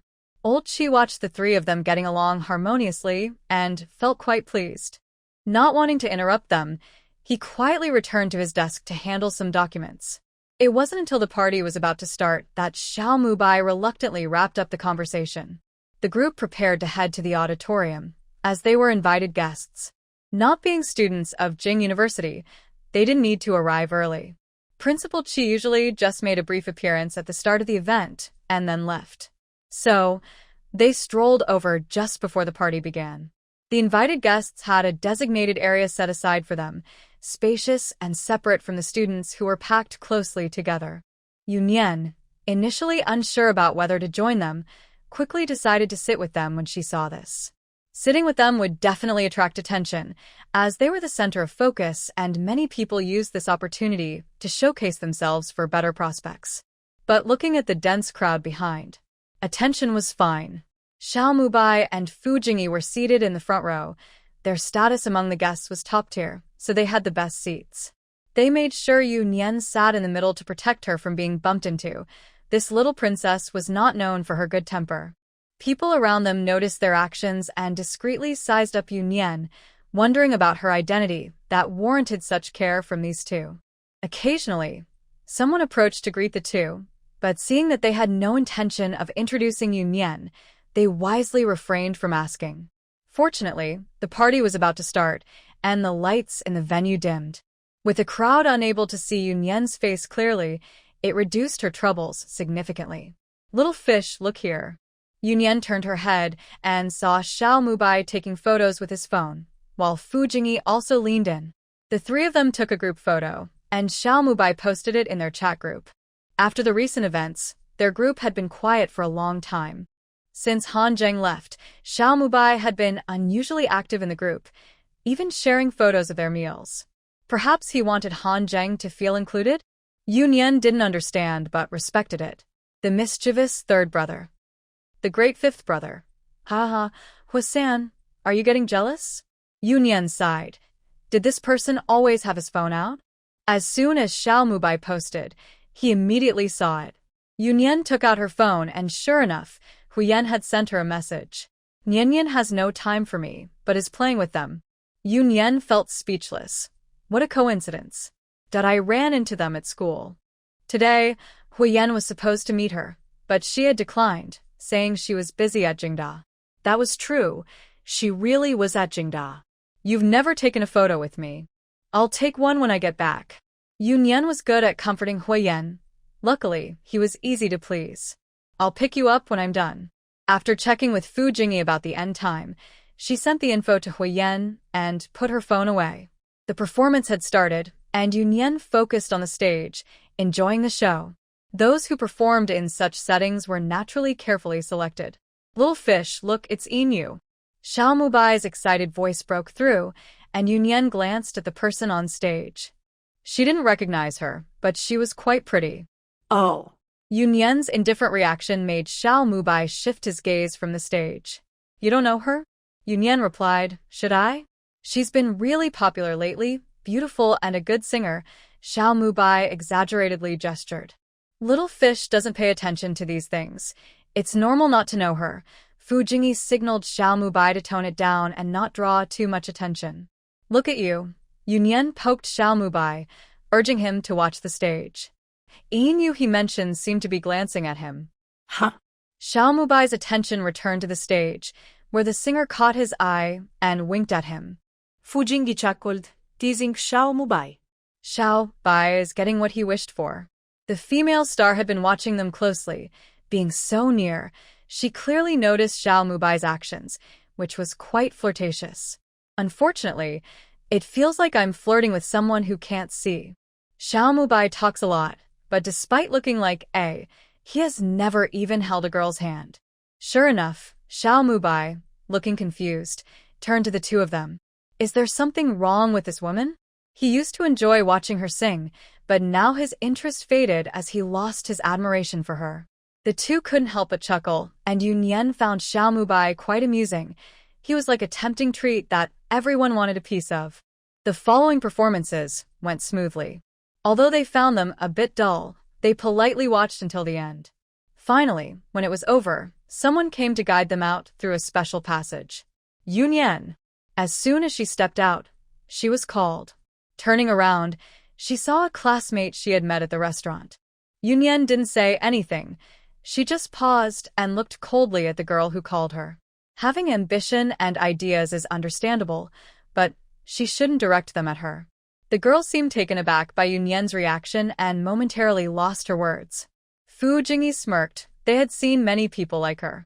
Trying to use Yunyan as a stepping stone without considering her own abilities was foolish. They ignored her and turned to leave. The girl's eyes showed anger. She thought that just because she had connected with someone important, she could look down on others. Yunyan didn't expect that this seemingly insignificant person would later bring her some trouble. Your uncle should see the student from Peking University you brag about. Yunyan teased. Those who get into Peking University are usually exceptional, and while most are hardworking and principled, there are certainly some who take shortcuts, and she had seen her fair share of them. The atmosphere has changed. Fu Jingyi sighed, noting that today's university students are different from before. They have too many thoughts. The group got into a car and left. When they reached the entrance of Peking University, Yunyan asked the driver to stop. You all go ahead. I'll wait for Huo Yan. They finished earlier than expected, and Huo Yan was still on his way. After Yunyan got out of the car, Xiao Mubai and Fu Jingyi followed her. We'll wait with you until Huo Yan arrives, Xiao Mubai said cheerfully, thinking it would be boring for her to wait alone. It's late. It's not safe for you to be alone. Hearing Fu Jingyi's words, Xiao Mubai looked a bit speechless. If they really encountered Xiao Yue, it was hard to say who was in danger. She was armed with both knives and guns. Yunyan didn't refuse anymore, and the three of them sat down at a stone table near the entrance of Jing University. They hadn't exchanged many words when a group of people approached them aggressively, as if they were coming for them. Leading the group was a tall, skinny young man. Once Yunyan saw his face and noticed their clearly hostile demeanor, she smiled, surprised that she would have such an unexpected encounter at Jing University. It was like someone offering a pillow when you were sleepy. Seeing the strange smile on Yunyan's face made Xiao Mubai uneasy. Are they looking for trouble? Who would be so foolish as to provoke her? It seems so. Yunyan's voice was cheerful, and it was clear she was in a good mood. She held back Xiao Mubai, who was about to roll up his sleeves, and took a few photos of the approaching group with her phone. She also made a phone call. At the entrance of Jing University, come and catch a few people. Fu Jingyi was curious about Yunyan's words. These people looked like small-time delinquents. They probably had nothing to do with her situation. They were on different levels. While he was thinking, the group had already reached them. Yunyan, holding her phone, was eagerly taking various pictures and even asked Xiao Mubai to record a video with his phone. "Are you Yunyan?" The tall, skinny young man pointed at her and asked aggressively. Fu Jingyi stood up to block Yunyan, swatting away the hand that was pointing at her. This was at the entrance of Jing University, and Yunyan's actions could have serious consequences. "Get lost, pretty boy, or I might hit you too." The leader waved his hand, seemingly not wanting to escalate things, just scolding Fu Jingyi without any intention of fighting back. The group behind him laughed and whistled. "Pretty boy." Fu Jingyi felt like laughing.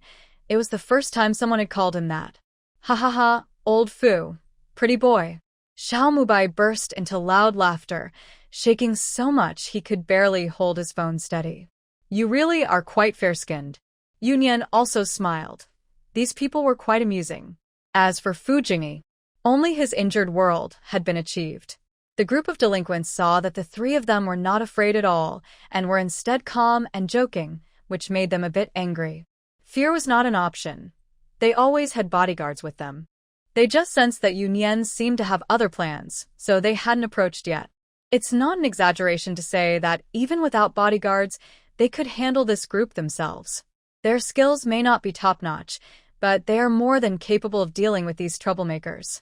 Before anyone could say more, bright lights shone from behind as two cars stopped. The group squinted and saw someone getting out. Huo Yan was approaching. He walked a few steps to Yunyan, looked her up and down, and then felt relieved. Yunyan smiled at him, saying, "I'm fine." Huo Yan ruffled her hair. He knew she was okay, but he couldn't help but worry. Huo San arrived with a few bodyguards, and at that moment, Fu Jingyi and Xiao Mubai's bodyguards also came over. The troublemakers began to feel nervous. Looking at the leading figure, they thought, aren't they here to cause trouble for a woman? These men in black looked professional. Fighting them would be like asking for trouble. "What? What do you want?" the tall, skinny young man asked, his voice trembling. This question left everyone speechless. Weren't they the ones who came here aggressively? Why were they now asking what the other side wanted? Huo San stepped forward, ready to take action, but Yunyan stopped him. "We are civilized people." Huo San. "Is he serious?" "As long as he's happy." Neither side moved, and the atmosphere became strange. One side was joking while the other was silent. Just as the troublemakers were about to flee, more cars arrived. These troublemakers were nearly on the ground. These weren't their people. They must be from the other side. What trouble had they gotten into? A group of people in black tactical gear stepped out, clearly from the authorities. The leading young man breathed a sigh of relief, feeling less afraid. He had been worried about getting beaten up, but it seemed like the others had no intention of fighting. Now that these new arrivals were here, he felt more confident. In the capital, who wouldn't give their family some respect? "Miss you," the leader said, approaching her and respectfully bowing. The director had specifically instructed him to follow Miss Yu's orders. "Take them away," Yunyan said, nodding at the troublemakers. "Who are you to dare to arrest me?" The tall, skinny young man scoffed, thinking they couldn't just take him away without knowing his identity. "National Security Bureau." The other side showed their credentials, and with a wave of their hand, the team quickly subdued the troublemakers. Wait. You can't arrest me. I need to make a phone call." Upon hearing that it was someone from the National Security Bureau, he immediately panicked. He thought it was just the police. How did it involve the National Security Bureau? The National Security Bureau is not a place to take lightly. If he got caught, it could even affect his family. "Call Peng Jia?" Yunyan looked at him teasingly. Peng Lao's grandson was quite clever. He knew she was looking for something to hold against him and delivered it right to her. "You." The tall, thin young man was Peng Laogong's grandson, Peng Rongguang. Hearing this, he suddenly looked up, realizing the other person knew his identity and recognized his grandfather. How could they dare to openly arrest him? His heart raced. People from families like theirs are not foolish. He had crossed paths with the wrong person. Before he could say anything else, he was pushed into a car and taken away. Who is this kid? Xiao Mubai watched the scene unfold. He hadn't even had a chance to show off, and it was already over? A good person. After saying goodbye to the two, Yunyan got into Huo Yan's car to leave. Are you coming back with me? As when Wenren just left, Huo Yan began to coax Yunyan to return home. Yunyan shook her head. She had a meeting at the military district tomorrow. After such an unexpected surprise today, she needed to prepare. Huo Yan didn't insist. After all, he would soon be going home with Nian. After dropping Yunyan off, Huo Yan knew she had other matters to attend to, so he left promptly. Yunyan found it quite surprising. Was he really that obedient? She thought he would take the opportunity to linger a bit longer. She quickly pushed thoughts of Huo Yan aside and went upstairs to handle her own business. The next day, Yunyan rarely wore her formal military uniform since she was going to the military district for a meeting. Hello, Chief. Han Zhan was also dressed sharply in military attire. This time, Yunyan felt more at ease at the military district meeting. Most of the attendees were familiar faces. The meeting was nothing special, just the regular monthly gathering. After the meeting, everyone didn't rush to leave. With the new year approaching, several old friends were chatting about family matters. Yunyan stayed, twirling a pen in her hand, seemingly waiting for something. Little you. Yunyan perked up. It was finally happening. Her patience in listening to their chatter had paid off. Chief Peng, is there something you need? Nothing much. I heard her going back to the Western Military District. Peng Jizu spoke kindly to Yunyan, showing no signs of their previous tensions. Yes. They knew it wasn't unusual. This wasn't a secret. Send my regards to Old Li. Director Lin smiled and replied, It's almost the new year, and it's time for Yunyan to go back and visit. It's like returning home. With the new year approaching, there are many people traveling everywhere, so you must pay attention to safety, Elder Peng added. Han's boy is quite capable, but you are a treasure of our country, and we can't afford any mistakes. If necessary, take more people with you. Yunyan smiled playfully but didn't respond, watching Elder Peng continue his monologue. Yes, little you, we can't overlook safety issues. The group exchanged words, some genuinely worried about Yunyan's safety, while others had ulterior motives. Elder Han's expression darkened. What did they mean? Did they all want to send someone along? If Yunyan didn't agree, it would put the Han family in a difficult position. Everyone knew Yunyan was valuable, and those who followed her would rise quickly. Han Zhan was the best example. But if this door was opened, Yunyan might not have any peace. You're right, everyone. Things have been quite unstable lately. I was attacked yesterday. Yunyan remained calm, but her words shocked everyone.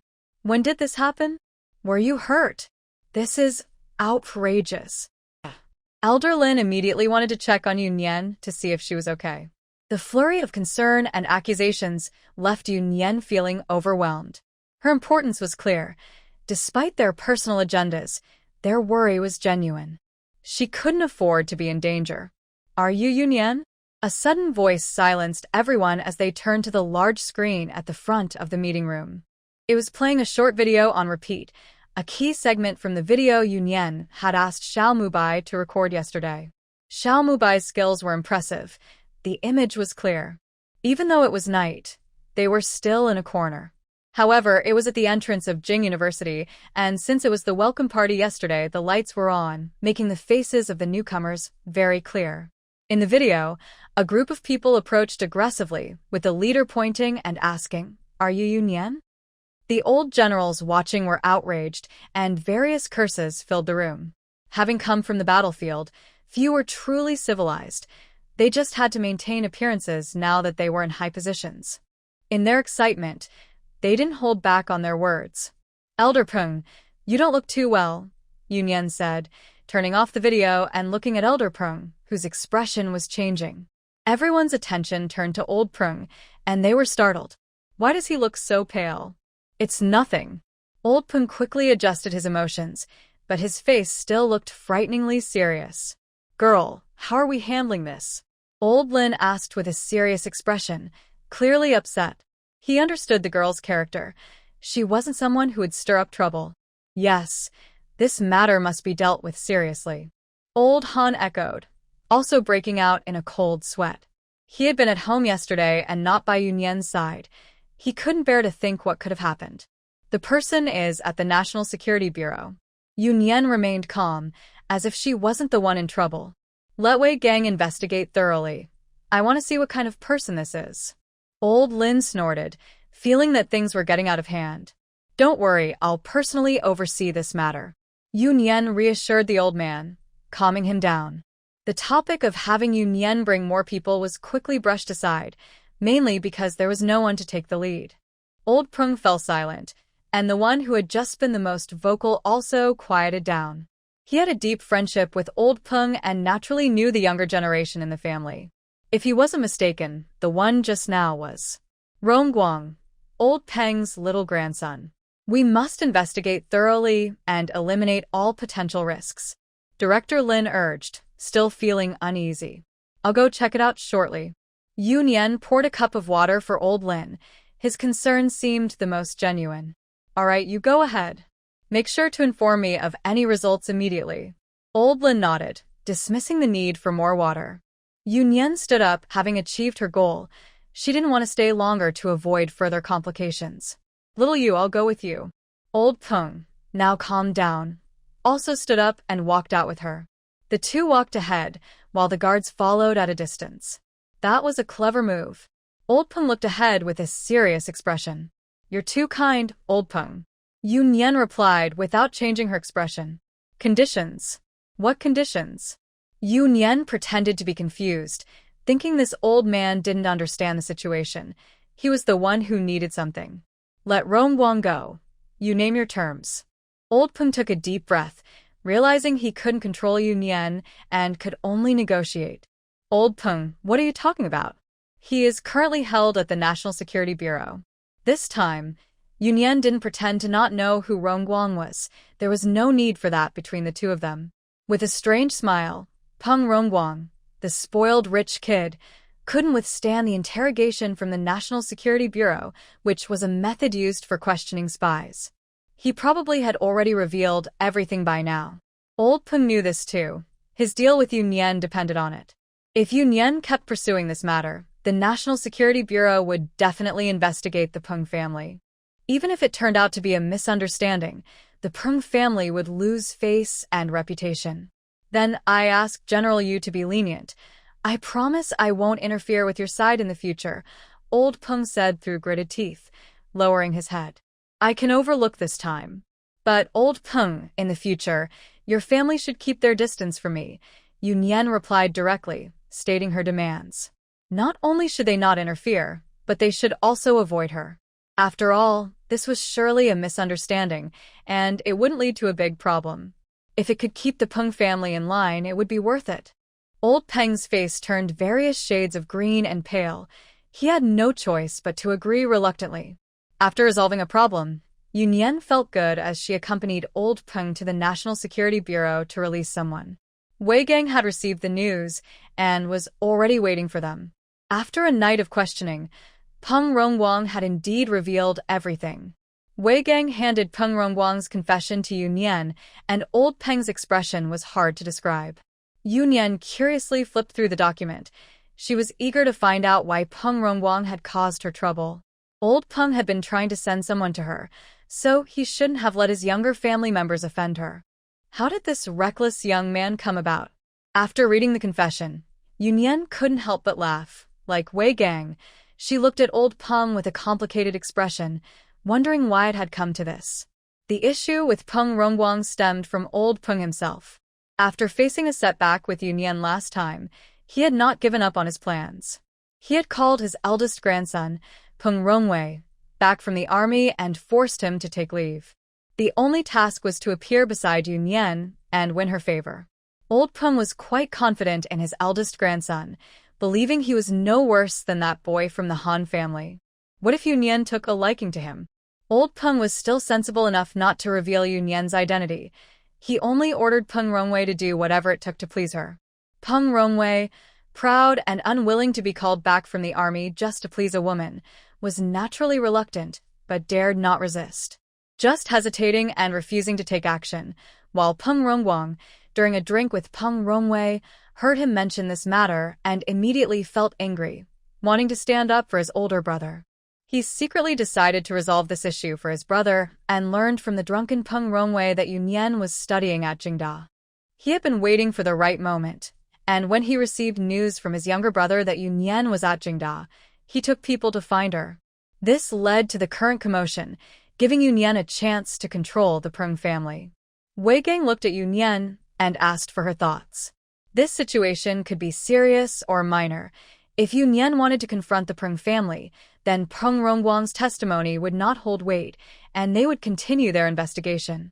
If Yunyan chose not to pursue it, they could release the people involved. "Thank you, Director Wei.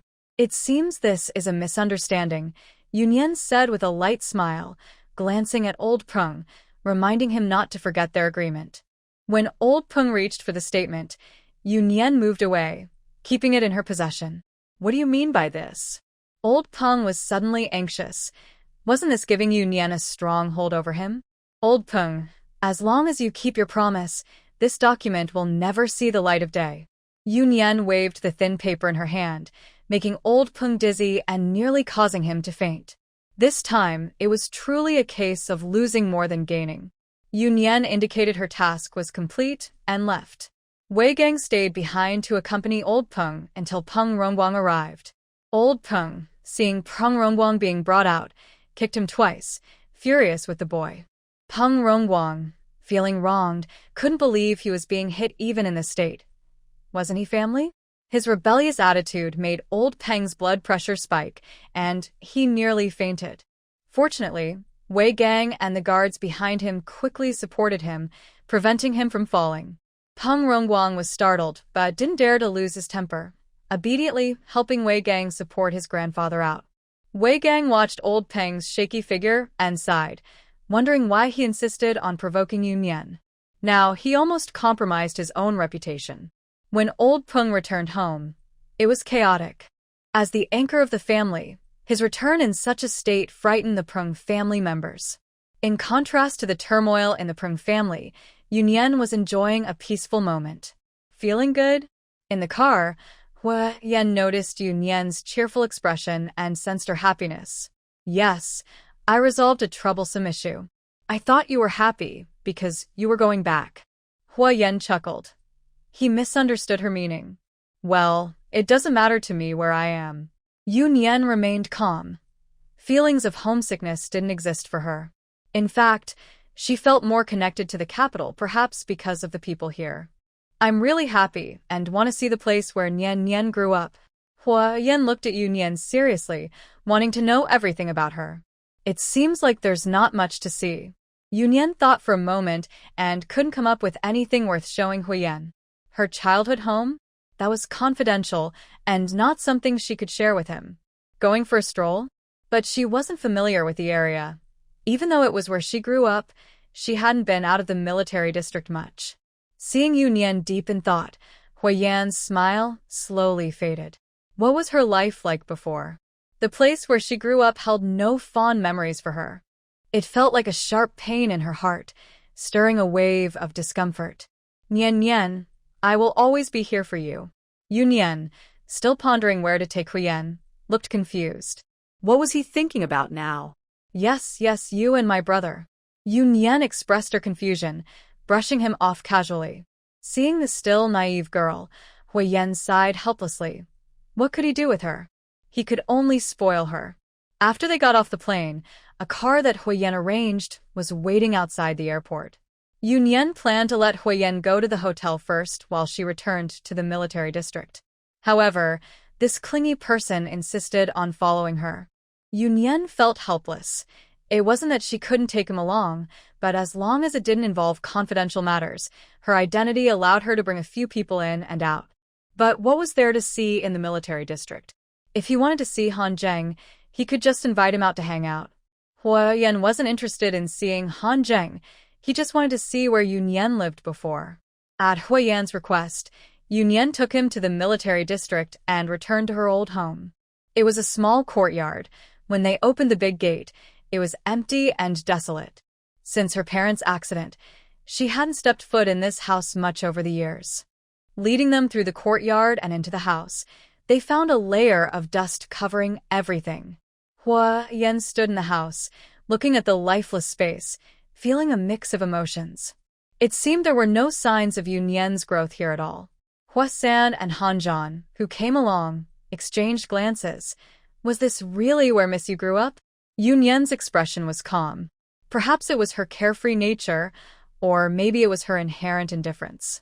Returning to this familiar yet strange place, she felt no emotions at all.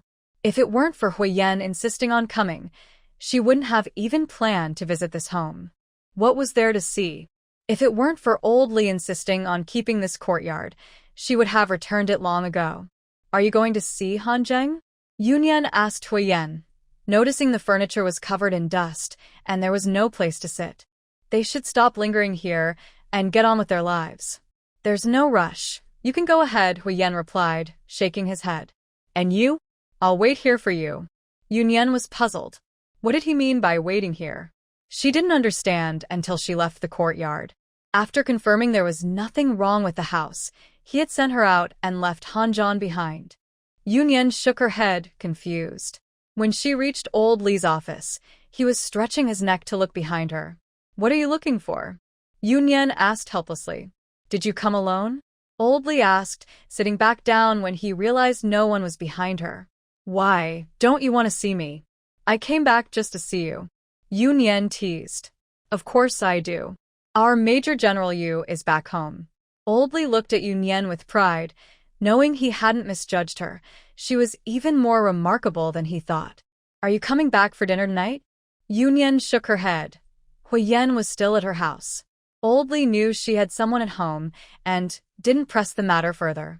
After chatting with Old Li for a while, Yunyan said she needed to leave. Being old makes one bothersome, Old Li sighed. Hearing this, Yunyan was speechless. Who would dare to dislike him? Aren't I coming back tomorrow? She reminded him, as she had come from the general headquarters and had an inspection task. Today was just a visit. Don't try to fool me. I know you have a young man waiting at home. Old Li stated, not fooled by her. It was clear she had something on her mind. When will you bring him to meet me?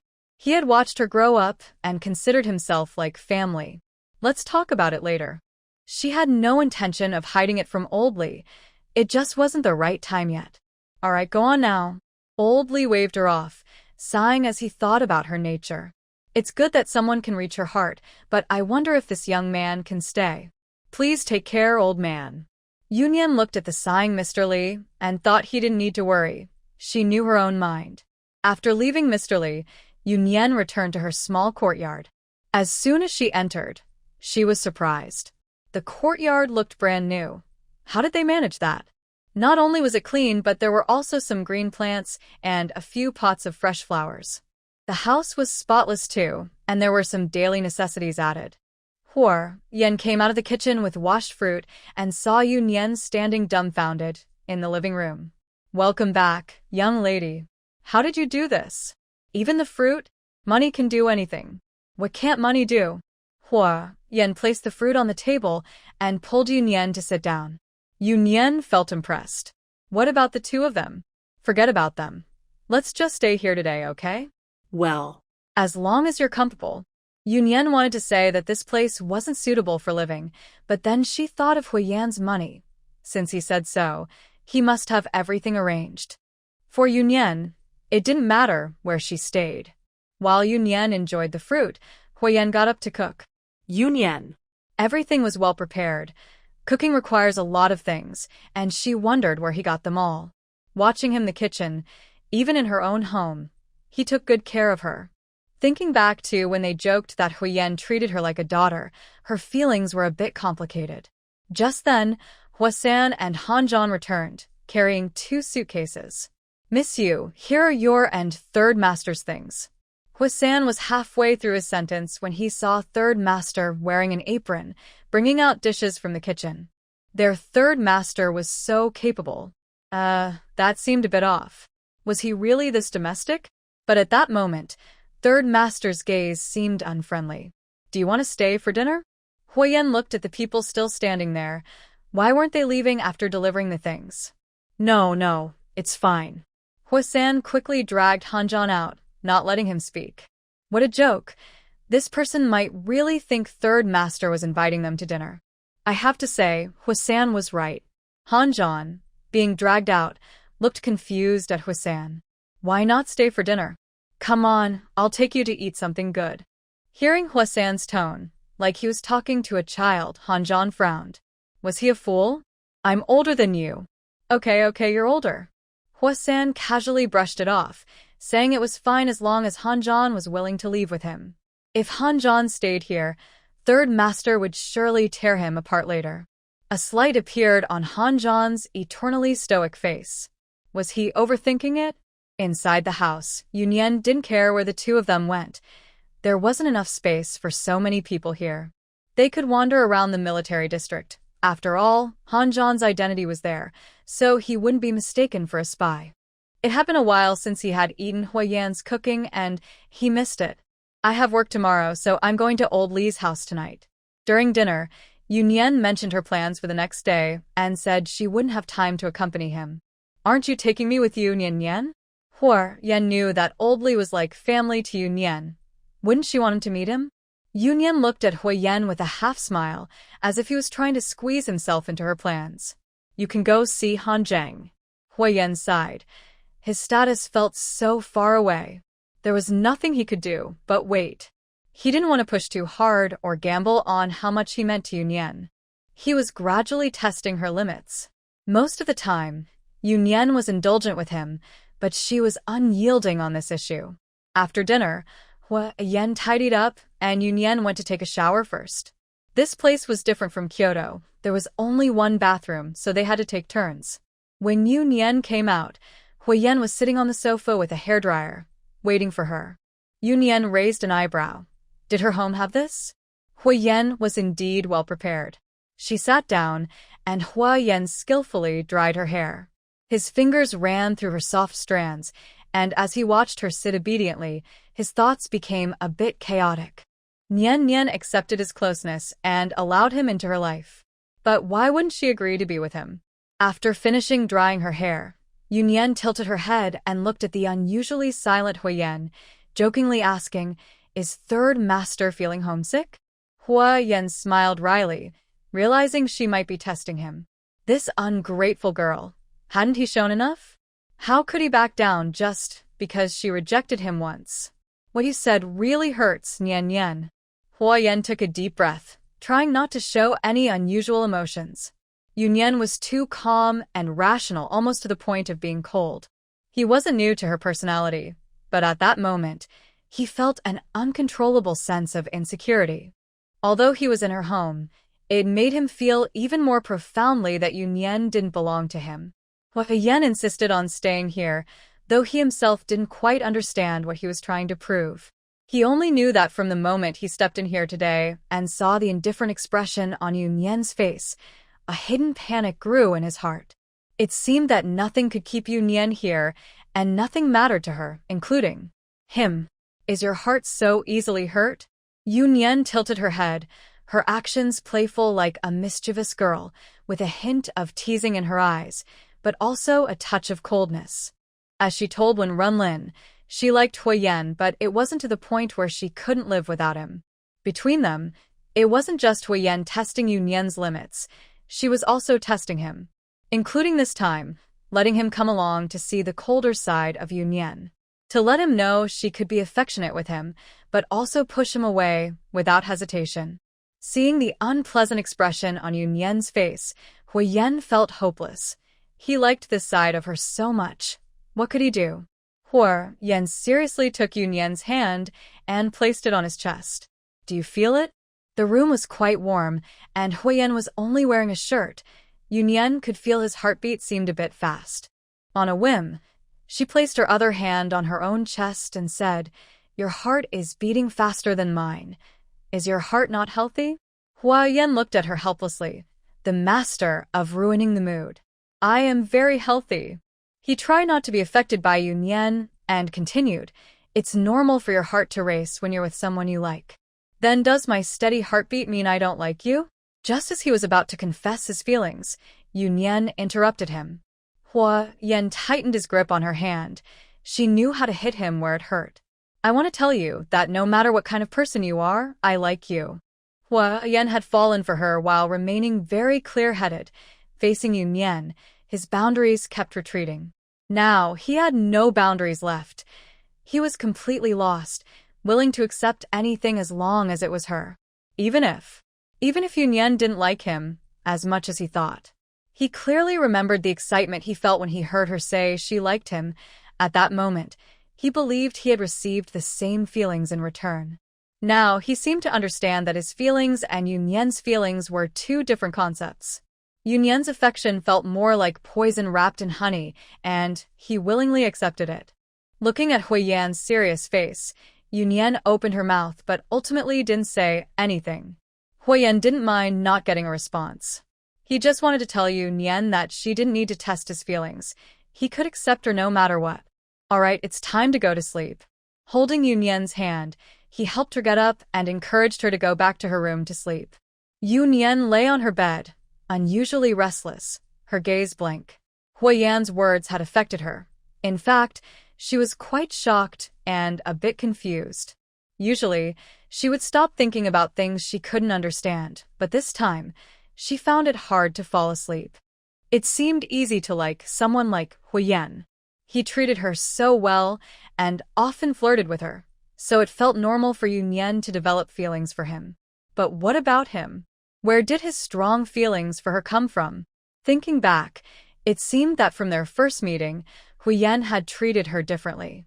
After living together, his affection was even more evident. But could someone really develop feelings for another person without knowing them well? Huo Yan wasn't an emotional person, so it seemed unlikely that he would feel this way. Why did he have such intense feelings for her? With too many questions swirling in her mind, Yunyan eventually fell asleep. A good sleeper, she dreamt all night. When she woke up in the morning, she felt a bit dazed. It had been years since she had dreamt of her parents. Was it because she was back here? During breakfast, Yunyan was still a bit out of it, her movements somewhat sluggish. What's wrong? Did you not sleep well last night?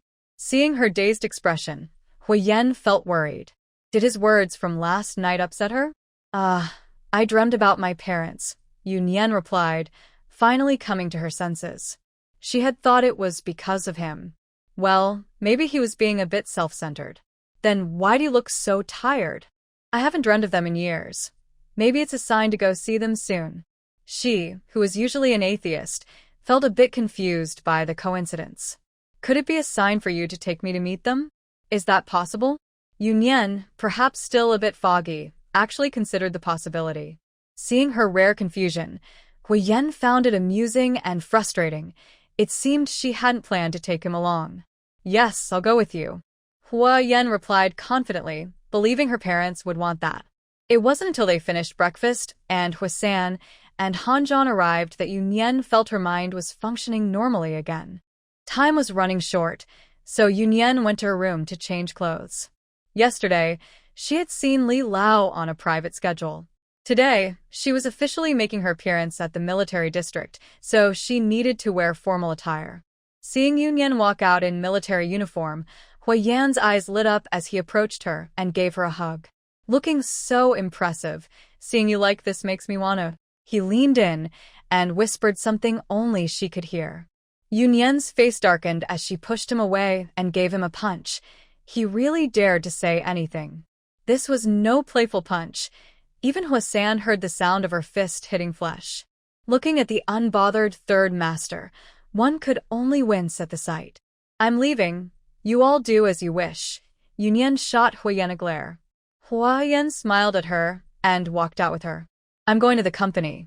The Huo family has businesses here, and since Nian doesn't have time to keep him company, he might as well check on the company. After parting with Yunyan, Huisan approached Huo Yan. Third master, what did you just say? He was curious about what made Yunyan react so strongly. Do you really want to know? Huo Yan stopped, his tone slightly dangerous. He never noticed how nosy Huisan had become. Since returning to the country with him, this guy had become a bit too lively. He never mind. Huo Yan quickly stepped back, wary of Huo Yan's potential reaction. TCH, he was just curious about what was going on, and now he felt threatened. Yunyan got into the car that Han Zhan sent to pick her up. When they arrived at the office building, several people were already waiting for her. As soon as they saw Yunyan get out of the car, they saluted and called her Commander Yu. These were familiar faces, but things had changed. They used to call her Little Yu, but now she was a major general sent to inspect from the general staff. It was a feeling that was hard to describe. Keeping it professional, they didn't exchange pleasantries and led Yunyan to the conference room. Before we start the meeting, let's welcome Little Yu back. She is the pride of our military district. Facing Li's teasing gaze, Yunyan felt a bit helpless. Did they really want to see her embarrassed? Everyone clapped politely, as Yunyan's achievements were indeed a source of pride for them. There's no need for that. Yunyan rolled her eyes, noticing how much they enjoyed the spectacle. The people in the conference room laughed, and the atmosphere felt much closer. It was still the familiar setting with the familiar Yunyan.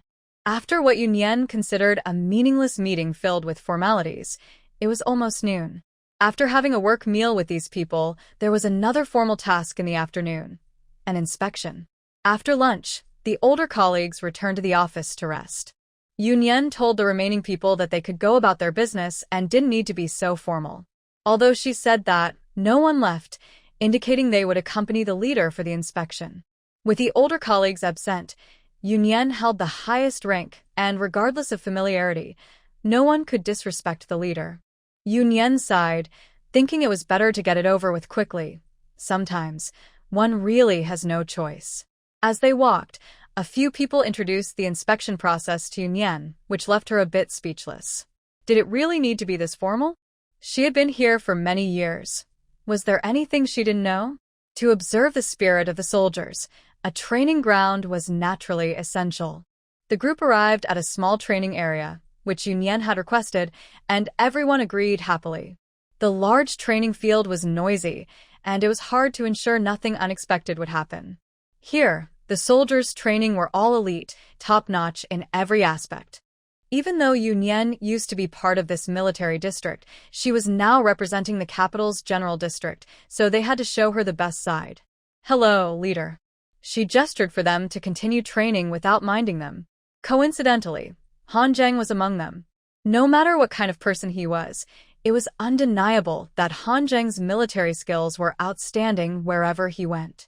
At that moment, when he saw the group enter, Han Zheng was momentarily distracted during training and got hit in the face by his sparring partner. The other person was surprised, as Han Zheng's skills should have allowed him to dodge, and quickly asked if he was okay. However, Han Zheng ignored him, staring blankly at the people entering the training ground. Yunyan was surrounded in the center, and it was the first time he saw her in uniform. The shining star on her shoulder hurt his eyes. When he saw Han Zhan following Yunyan, a wave of regret washed over him. At that moment, he deeply realized what he had missed due to a momentary decision. A bitter smile appeared on his lips as he mocked himself for not recognizing her value. How could he have thought that someone like Yunyan would compete for a man's attention? Han Zheng's teammate noticed him staring at Yunyan and lightly punched him. "Hey, you don't need to keep looking. She's not someone we can have." This comment was clearly a misunderstanding, as they thought Han Zheng had other intentions since he was fixated on Yunyan. Han Zheng's smile turned even more bitter. Not someone he could have? He had once been considered her brother. But now, he could only look up at her in the crowd. Yunyan didn't see Han Zheng. After all, there were so many people training, and Han Zheng wasn't at a point where she could spot him easily. After staying briefly at the training ground, she left to go to her next destination. Finally, she arrived at the place where she used to work, the cybersecurity office of the military district. Everyone politely took their leave, knowing this was a place where Yunyan had worked before, and she wanted to catch up without them being in the way.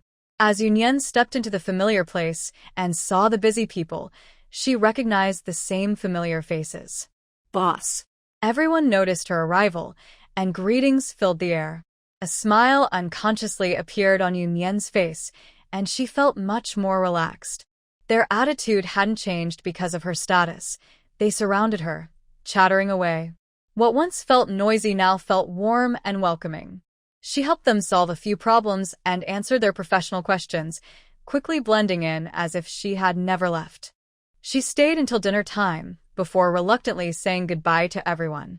"Sir, are we really going like this?" On the way to Old Lee's home, Hanjan hesitated several times before finally speaking up. Yunyan raised an eyebrow. Was Hanjan changing? He even thought to bring something to his superior's home. An old man alone needs nothing.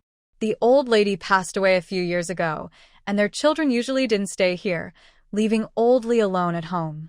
In public, he was a formidable general, but at home, he was just a lonely old man.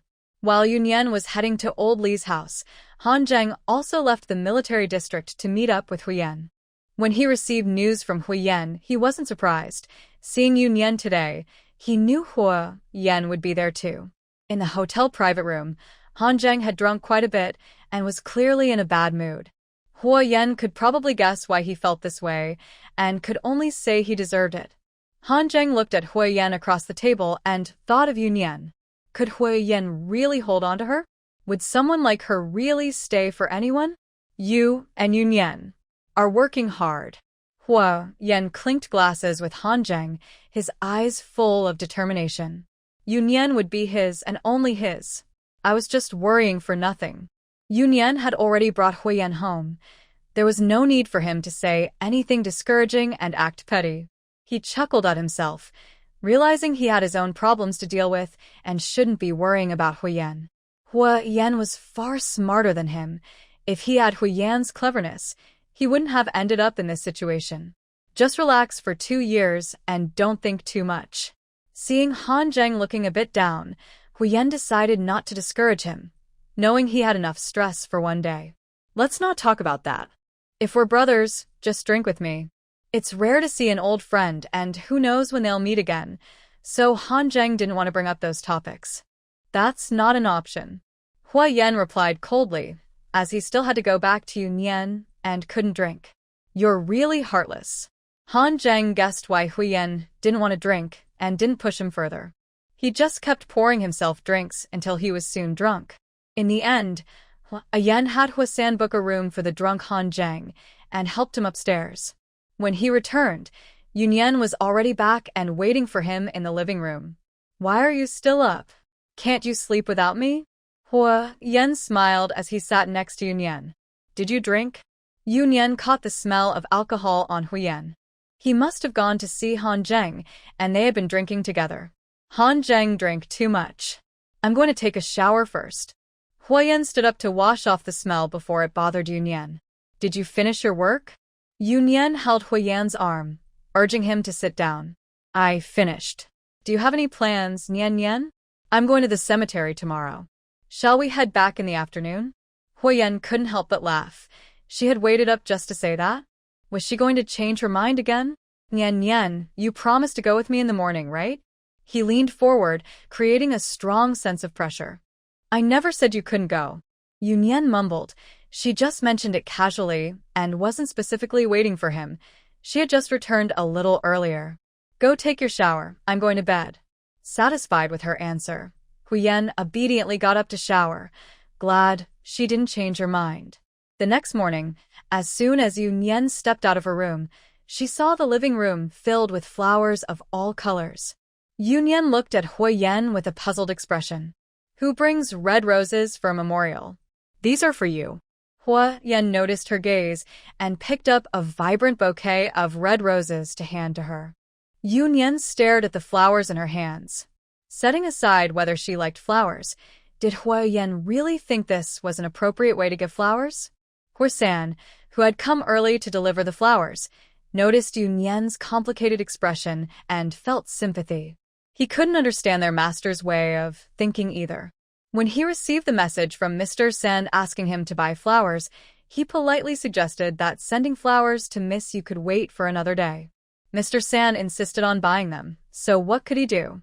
Thank you. Yunyan set the flowers aside, saying they were nice but not to send them again next time. After dinner, they prepared to go to the cemetery. At Yunyan's strong request, they only brought a bouquet of white chrysanthemums. Where's Han Zhan? Huo was also curious.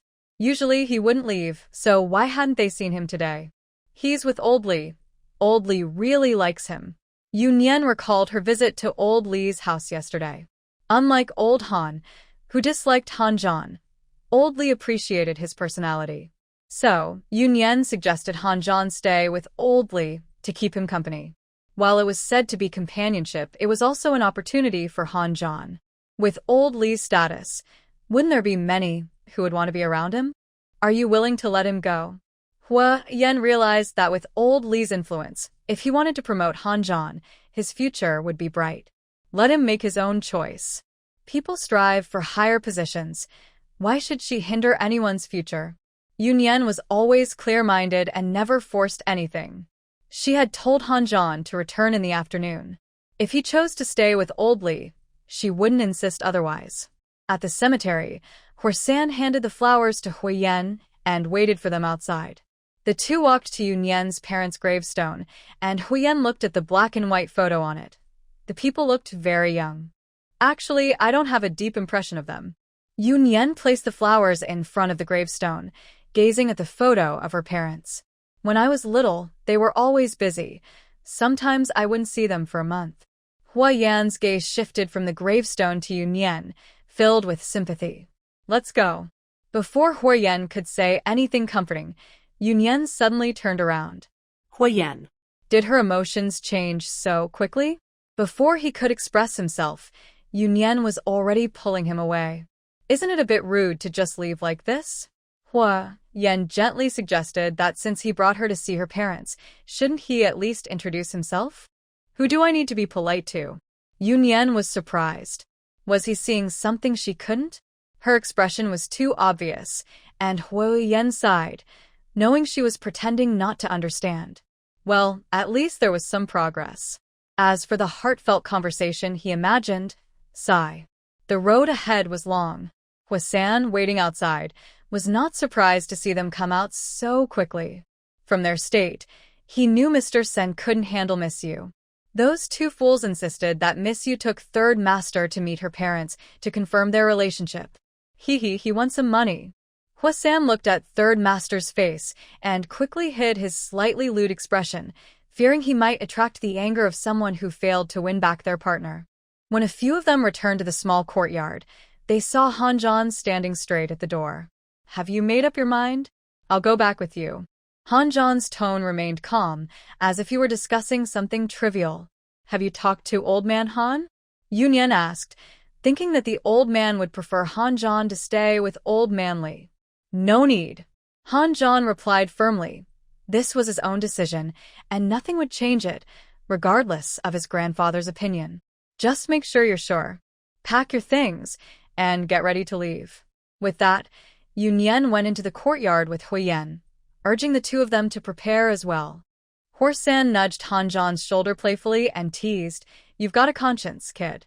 Han Zhan stepped back expressionlessly and even brushed off his clothes where Huo had bumped into him. Why was he always so touchy? Hey, you're rejecting me. Huo laughed in disbelief. With Han Zhan's deadpan face, he was lucky he didn't dislike him. He stepped forward with arms wide open, pretending to hug Han Zhan, which scared him into turning and running away. Huo, pleased with his prank, chased after him, laughing as they playfully fought their way back to pack their things. In the courtyard, Yunyan watched the two of them leave, her expression hard to describe. Does Huo have a girlfriend or boyfriend? I don't even have a girlfriend.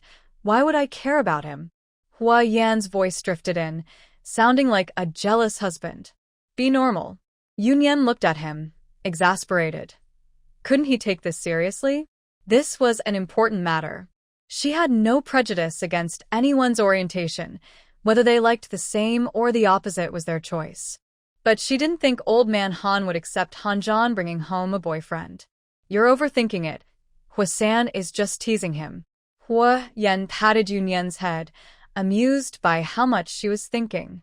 Yunyan swatted his hand away, realizing she might be overreacting. After all, Qinglong often teased Han Zhan too. Maybe ever since she heard that Xiao Mubai's brother had a boyfriend, she had become a bit sensitive. She hoped she was just overthinking, Otherwise, how would she explain it to old man Han? The group returned to Kyoto in the afternoon of the 29th day of the lunar year. Yunyan sent Han Zhan back to the Han family.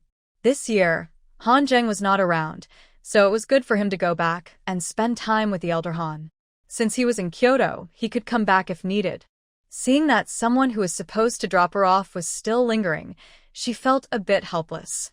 As it got darker, he seemed to have no intention of leaving. Huo Yan, you should go back. Today is New Year's Eve. The Huo should all be at the old house, so what was he doing here? I want to spend the New Year with you. Huo Yan meant he wanted to be with Yunyan, not just accompany her. In previous years, she spent New Year's alone. In fact, Mr. Li and others had invited her to join them many times, but she always refused. They thought she was too lonely by herself. Many wanted to keep her company, but it seemed no one genuinely wanted to spend the New Year with her. For some reason, Yunyan felt a strange emotion stirring within her. Not going back. Not going back. Huo Yan answered firmly. He understood Yunyan and knew this holiday might not mean much to her, just as it hadn't meant much to him in the past. But now, he really wanted to celebrate the New Year with her. Starting this year, the holiday had taken on new meaning for him. It was no longer about pretending to be happy for family, but rather a genuine joy. I'm hungry. Let's cook. Since he had made his decision, Yunyan didn't hold back. She told the housekeeper to let the kitchen staff leave early so they could celebrate the holiday. Huo Yan happily walked to the kitchen, clearly pleased that Yunyan wanted him to stay. Watching Huo Yan enter the kitchen, the older housekeeper hesitated to speak to Yunyan. Miss, is it appropriate for the third master to stay here? Being older, he thought more carefully. They all knew the Huo status. The Spring Festival represents family reunion for Chinese people, so it was significant. Would the Huos have any objections to the third master staying here with the young lady instead of going home? There's nothing inappropriate about it. Yunyan smiled playfully, understanding the housekeeper's concern, but she didn't mind. Did the Huos have objections to her? If they did, they could keep it to themselves. Her relationship with Huo Yan was not something she considered based on the opinions of the Huos. Perhaps that sounded a bit arrogant, but she had the confidence to feel that way. Although Yunyan didn't care, it must be said that the housekeeper's worries were not unfounded. At this moment, the atmosphere in the Huo family was not very good. Everyone was at the old house except for Huo Yan. The eldest, Huo Zhengguang, and the second, Huo Zhenggang, along with their families, were all at the old house. They would stay there for 3 days, as is the family tradition. Fortunately, the old house was large enough to accommodate everyone. Besides the old man making New Year calls to friends in his study, everyone else gathered in the living room. Huo Zhengguang was a very traditional person. To him, the New Year was a time for family reunions. Since they were in Kyoto, how could they not come back? What is a yen busy with? He hasn't come home for the New Year, Huo Zhenggang said, unsure how to answer his brother's question. He knew where Huo Yan was, but how could he explain that he was chasing after a girl and didn't come home for the holiday? Xin Qing secretly nudged Huo Zhenggang to keep quiet. Big brother, you know a Yan is quite determined. We don't really know what he's up to, she said. It was already hard enough for her son to pursue Nian. She didn't want to hinder him further. Huo Zhengguang frowned. It was unacceptable. No matter how busy he was, couldn't he find time to come home for a meal? Huo Zhengguang's wife, Wu Junmei, understood her husband's expression and gently suggested, why don't I call a yen and ask him? Xin Qing felt a bit overwhelmed when her sister-in-law spoke up. She had never thought highly of Wu Junmei. The woman wasn't bad, but she lacked assertiveness. Wu Junmei and Huo Zhenggang were a well-matched couple. She came from a political family, but was overly compliant, always following her husband's lead. Whatever Huo Zhenggang said, she would agree with, making her the opposite of the straightforward and bold Xin Qing. The couple rarely saw each other throughout the year, so even if she didn't like her, there was no real conflict. However, hearing her speak made Xin Qing's head ache. Next to Wu Junmei was her eldest daughter-in-law, Feng Jingjing, Huan Nanchuan's wife, who chimed in, yes, second aunt, everyone is here except a yen. As soon as she said this, Huan Nanchuan frowned. This woman was becoming increasingly out of line. When did it become her place to comment on Huo Yan's matters? Forget about him. Let's enjoy our meal. That kid got used to being wild while he was abroad, he replied. Qing firmly supported her son, thinking, what was more important, a family reunion or chasing after a girlfriend? There's also Feng Jingjing, who is quite a troublemaker. I really don't understand how the family chooses daughters-in-law. She's nowhere near as good as Nian Nian. The atmosphere became a bit tense. Huo Nanchuan exchanged glances with Huo Biting, and Huo Nanchuan cleared his throat. I'll call Huo Yan. He didn't really understand why his dad was being so stubborn. If he didn't want to come back, so be it. Huo Yan had been abroad for so many years. He rarely came back. He had heard some things about Huo Yan and could guess what he was up to. It was clear from his second aunt's attitude that she supported him. To avoid embarrassing his father, he had to be the one to make the tough call. At that moment, Huo Lao, who had just finished a call with some old friends, came out of the study and heard Huo Nanchuan's words. He raised his eyebrows slightly, but didn't say anything and just sat down. The others quickly stood up to let Huo Lao sit first. Dad, you sit first. Let Nanchuan call a Yan and ask. Huo Lao certainly knew where Huo Yan was. Where else could he be? He was probably chasing after a girl.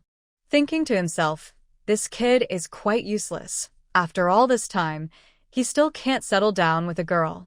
Don't ask how he knew. If he had, he would have brought her home for the new year instead of staying at someone else's place. However, he didn't stop Huo Nanchuan from calling Huo Yan. After all, it was New Year's, and he naturally wanted the whole family to be together. With everyone at home, they were just missing Huo Yan. Huo Nanchuan hesitated for a while, but seeing that no one stopped him, he reluctantly took out his phone to call Huo Yan, secretly hoping he wasn't interrupting anything important. Otherwise, Huo Yan wouldn't care if he was his brother and would surely find a way to get back at him. That guy had plenty of tricks up his sleeve. On the other side, when Huo Nanchuan called, Huo Yan was still in the kitchen cooking, with his phone on the table in the living room. Yunyan raised an eyebrow, urging him to come home. She took the phone to the kitchen to find Huo Yan. Are you hungry? It'll be ready soon. Seeing Yunyan come over, Huo Yan smiled and said, your brother is calling you. Yunyan handed him the phone to answer. Huo Yan took the phone, switched it to speaker mode, and continued cooking. Big brother, what's up? Huo Nanchuan. Wasn't that a bit obvious? What else could he be calling about at this time? Nothing much, just wanted to ask when you're coming back. I already told you, I'm not coming back. On the other side, Huo Nanchuan felt the pressure of his elders' gazes and spoke up again. Are you busy? How about coming back to eat before you leave? If nothing's wrong, I'm hanging up. I still need to cook. Huo Yan knew that Huo Nanchuan wasn't someone who meddled in others' affairs. He called out of necessity, so Huo Yan didn't waste time and hung up the phone. Huo Nanchuan listened to the busy tone and felt speechless. Did he just hang up like that? Huo Yan said he won't come back. What is he busy with? Huo Nanchuan is busy cooking for someone. Can he say that? I don't know. He said we don't need to wait for him. All right, let's eat. Old Mr. Huo spoke up, knowing this would be the outcome. That kid isn't someone you can just call back with one phone call. The last incident had scared the old man, so he didn't dare to push him again. Now that the old man had spoken, everyone else quietly stopped talking and got up to head to the dining room. During the new year, no one wanted to spoil the mood, and no one dared to act out in front of the old man. Although Huo Yan was absent, the family still enjoyed a warm New Year's Eve dinner together. Meanwhile, Huo Yan and Yunyan, who were missing from the family gathering, were having a pleasant time together. After dinner, they were in the living room watching TV and chatting casually. Although they didn't show any intimate gestures, Huo Yan felt very at ease. In the past, he sometimes felt that Yunyan was like a cloud in the sky, visible but unreachable. Now, he felt that this cloud was slowly drifting closer to him. After watching TV for a while, Yunyan leaned back on the sofa and started to doze off. Seeing her almost asleep, Huo Yan picked up an apple from the table and gently placed it on her cheek. The cool touch woke Yunyan up, and she looked at the playful Huo Yan with a puzzled expression. What are you doing? Don't fall asleep. It's almost midnight. Usually, Yunyan would just sleep, but today she couldn't. They had promised to stay up together for the new year. In the past, Huo Yan dismissed such traditions, but now he found them precious. This was their first year of knowing each other, and he hoped to spend every New Year's Eve like this with her. Yunyan. Although she didn't understand his insistence, she could still fulfill this small request and perked up to wait for midnight. As the time approached 12 o'clock, Huo Yan pulled Yunyan up from the sofa, helped her put on a thick coat, and took her hand to walk toward the door. They stood in the yard, and Yunyan turned her head to look at Huo Yan, her eyes full of questions. Was he bringing her out to feel the cold wind to wake her up? Huo Yan gently turned Yunyan's head to face forward, just as the clock struck midnight. In the dark night sky ahead, bursts of fireworks suddenly shot up and bloomed in the air. The dazzling fireworks looked like stars falling from the sky, illuminating the entire atmosphere. Yunyan was captivated, realizing how beautiful the fireworks were. Even after the sky returned to darkness, she was still a bit dazed. Nian, Happy New Year. I hope everything goes well for you in the coming year, Huo Yan whispered softly as he hugged Yunyan gently. There were no fancy words, just his sincere feelings. Happy New Year, Yunyan replied, hugging him back when he let go. In that moment, as she embraced him, Yan felt as if his mind exploded with countless fireworks, even more dazzling than those in the night sky. He felt a bit dizzy until they returned to the living room.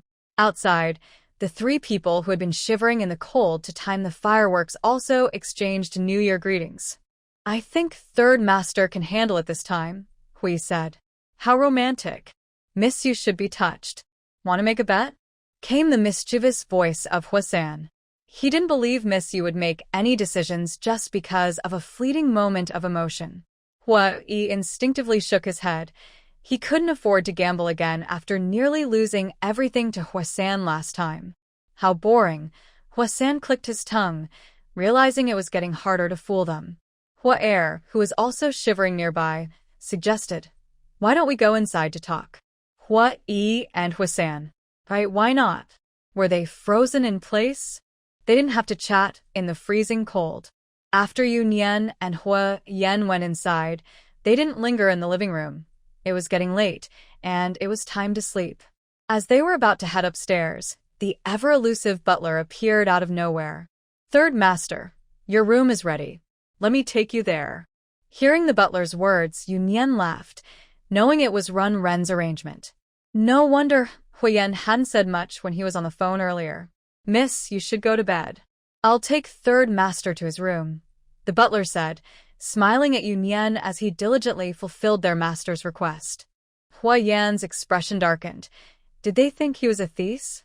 If he really wanted to do something, could they stop him? Okay, I'll head up first. Good night, Yunyan said, giving Huo Yan a sympathetic glance before turning and heading upstairs without a second thought.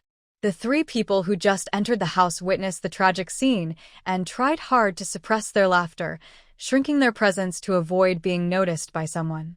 Seeing that Yunyan really didn't care about him going upstairs, Huo Yan stared at the butler with a dark gaze.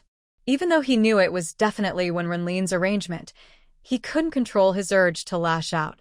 Under Huo Yan's intense stare, the butler felt the pressure and turned to see the three people in the corner trying to hold back their laughter. Oh, Mr. Huo has arrived, he said, successfully shifting Huo Yan's attention. The three looked at the butler in disbelief, wondering if he had any conscience left. Relieved, the butler gave them a look that said, It's better to let a friend live than to die with you. Third Master belongs to your family. You should be used to it. Forgive him. I really can't handle this. You're just in time.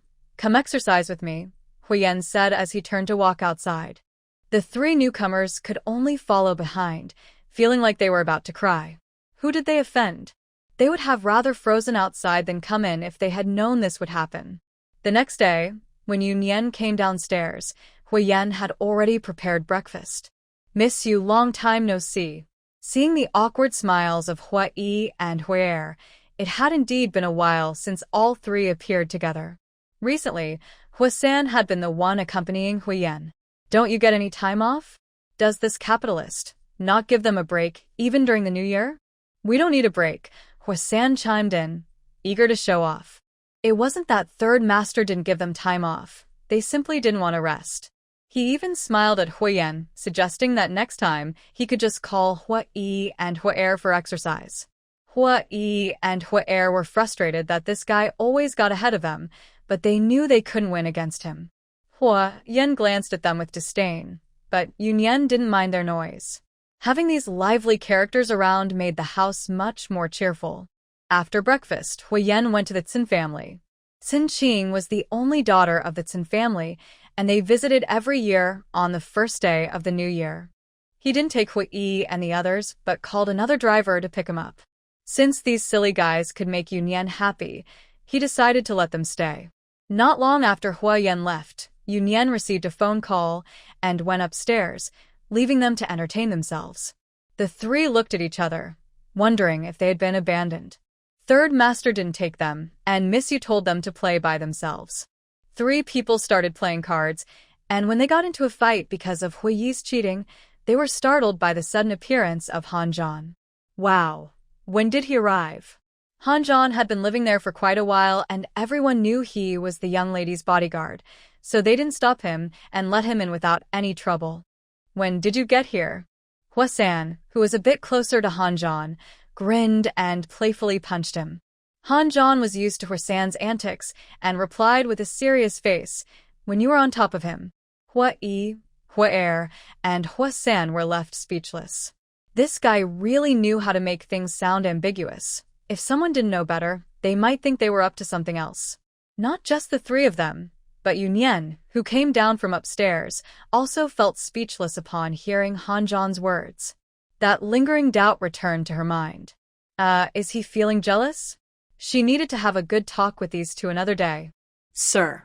Seeing Yunyan come downstairs, Han Zhan stood straight and saluted. Miss Yu. With Han Zhan here and Miss Yu coming down, were they planning something? Miss Yu, are you going out? Huo Yan asked, unsure if it was convenient for Miss Yu to take them along. He didn't want to imagine the scene if Third Master came back and found the three of them there without Miss Yu.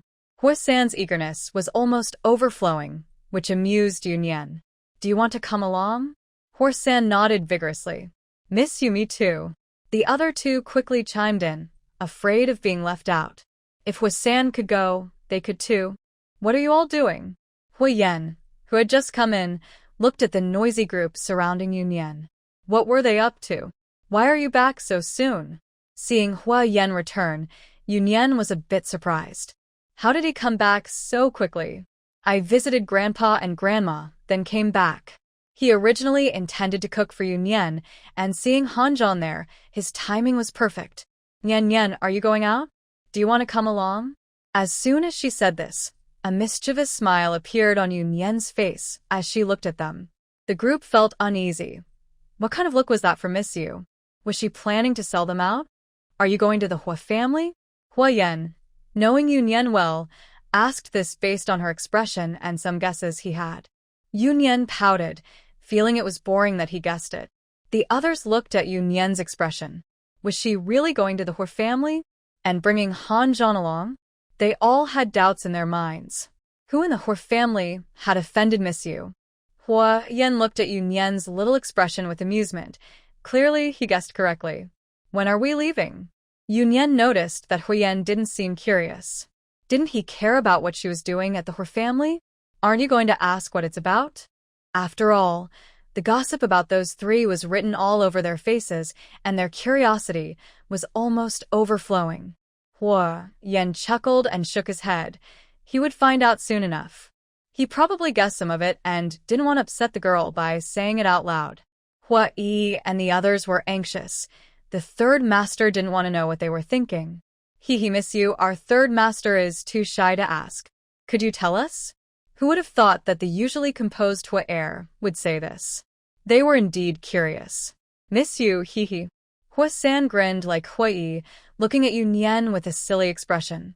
Huo Yan couldn't bear to watch. These guys were embarrassing themselves. Yunyan felt a bit speechless but kindly gave them an answer. Huo Nanchuan. The group was even more confused by this answer. The young master? the deputy mayor of Kyoto, that could lead to many issues. Corruption? Huo Yi stroked his chin, guessing. They had followed Huo Yan since childhood and weren't very familiar with the other members of the Huo family.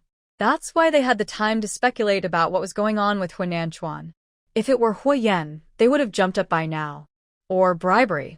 Hua Er chimed in, and Hua San nodded. Those were the only things he could think of. Is this really how you see Hua Nanchuan? Yunyan looked at these so-called smart guys, wondering what they were thinking. Given Hua Nanchuan's status, he wouldn't risk corruption or bribery that could ruin him. He just guessing. Seeing Yunyan's reaction, they realized they were overthinking it and awkwardly chuckled. The Feng family's issue? Huo Yan spoke directly. Yunyan nodded, and the others suddenly understood. So, it was about the young mistress, which indeed involved the young master. It seems the old man will owe you a favor again. At this point, Huo Yan understood Yunyan's purpose for coming. It was indeed about the Feng family. Feng Jun, the son of the Feng family, married someone from the Bai family. Yunyan had just received news that the head of the Bai family personally visited the Feng family today, accompanied by an unidentified person. Plus, they had monitored the Bai family members frequently entering and exiting the Feng family these past few days, making it clear they were setting a trap for Huo Nanchuan through the Feng family. If nothing unexpected happens tomorrow, Huo Nanchuan will go to the Feng family with Feng Jingjing, and once he steps through their door, he would be dragged into trouble. Regarding Huo Nanchuan, Yunyan has naturally done a thorough investigation. She has a good impression of him. He follows the rules but is not rigid, and he does well in his position, making him a good official. If all goes well, he will be the next mayor. It would be a pity if he stepped down because of this incident. This has nothing to do with you, Yunyan said, shaking her head. She was speaking the truth, since she knew about this matter. Even if he wasn't related to Huo Yan, she wouldn't just stand by. They had almost finished investigating the Bai family, who were connected to Du Ruzhen. Tomorrow, they would catch the people waiting for Huo Nanchuan at the Feng family, and that should wrap things up. With Zhang Min'er willing to come forward to accuse them, the Bai family's fate was already sealed. Since Yin Yuling was arrested, Zhang Min'er had become A. If it weren't for the strict control at this stage, fearing major trouble, they might have silenced her by now. Although they hadn't acted against her, the Bai family had quickly distanced themselves from her, seeing her as no longer valuable. Zhang Min'er felt anxious every day. Having dealt with those people, she knew their methods. She couldn't sleep too soundly, fearing she might not wake up one day. Under immense mental pressure, she couldn't hold on any longer and confided in her father. Upon hearing this, Zheng Cheng was shocked and panicked. In desperation, he sought out old Zheng. Upon learning the situation, old Zheng could only think that the Zheng family was finished. Old Zheng decisively used his last connections to secure a position for his second son away from the capital, urging the family to leave as quickly as possible. He then personally called Yunyan to inform her of the situation, knowing that the eldest son was already in a difficult position, and he only hoped that his second son wouldn't be affected. The Zheng family would cooperate with everything else. Yunyan agreed. Originally, the second son of the Zheng family was unaware of this matter. Now that they were leaving the capital, there was no need for extreme measures. Therefore, Zhang Min'er was now under secret protection by the National Security Bureau, and only the Bai family members would be caught and testify against them. Zhang Min'er was indeed very clever and held quite a few of their secrets. This was also one of the reasons she feared being silenced. The information she had was enough for them to want to eliminate her multiple times over. Today, Yunyan went to the Huo family to pull Huo Nanchuan out in advance, ensuring he wouldn't be affected by this incident. How is Huo Nanchuan's relationship with Feng Jingjing? On the way, Yunyan asked Huo Yan if Huo Nanchuan wanted to jump into a pit by himself, then there was nothing she could do to stop him. Who knows if the Huo family is always so love-struck? Marriage is not based on feelings. That woman is not liked in the Huo family, Huo Yan replied briefly and accurately. What kind of look did that girl just give him? Yunyan nodded thoughtfully. That was good. Huo Yan's presence was beneficial too, as they reached the Huo residence without any obstacles. The butler saw Huo Yan enter and quickly came over to greet him. Third master, you're back. Huo Yan nodded. Where's Grandpa? He has a visitor, and is in the study. Huo Yan nodded again and led Yunyan to the living room, asking her to sit on the sofa. No rush. Yunyan stopped Huo Yan, who was eager to find Grandpa Hua. She didn't have anything urgent either. Since Grandpa Hua had a guest in the study, he must have something to discuss, so they could wait. Huo Yan sat down next to Yunyan, while Huo Yi and a few others stood by the door. Yunyan looked around the house. It wasn't anything special. Similar to the homes of the older family members, all government-provided houses with similar layouts. Her attention was caught by a tang sword displayed on a shelf, and Huo Yan followed her gaze. Do you like it? Nian really has good taste. She picked out Grandpa's collection right away. Yunyan nodded. The sword was ancient and elegant, clearly a remarkable piece. Even though she wouldn't use it, it was nice to look at. Huo Yan got up, took the sword, and brought it back to Yunyan. Be careful. It's sharp. Yunyan accepted it, drawing it from the sheath. The blade was long and gleamed coldly, looking very sharp. It was intricately carved with flowers, birds, and dragons, showcasing excellent craftsmanship. Your grandpa has good taste, she remarked, impressed that he could collect such fine items. If you like it, take it with you, Huo Yan said.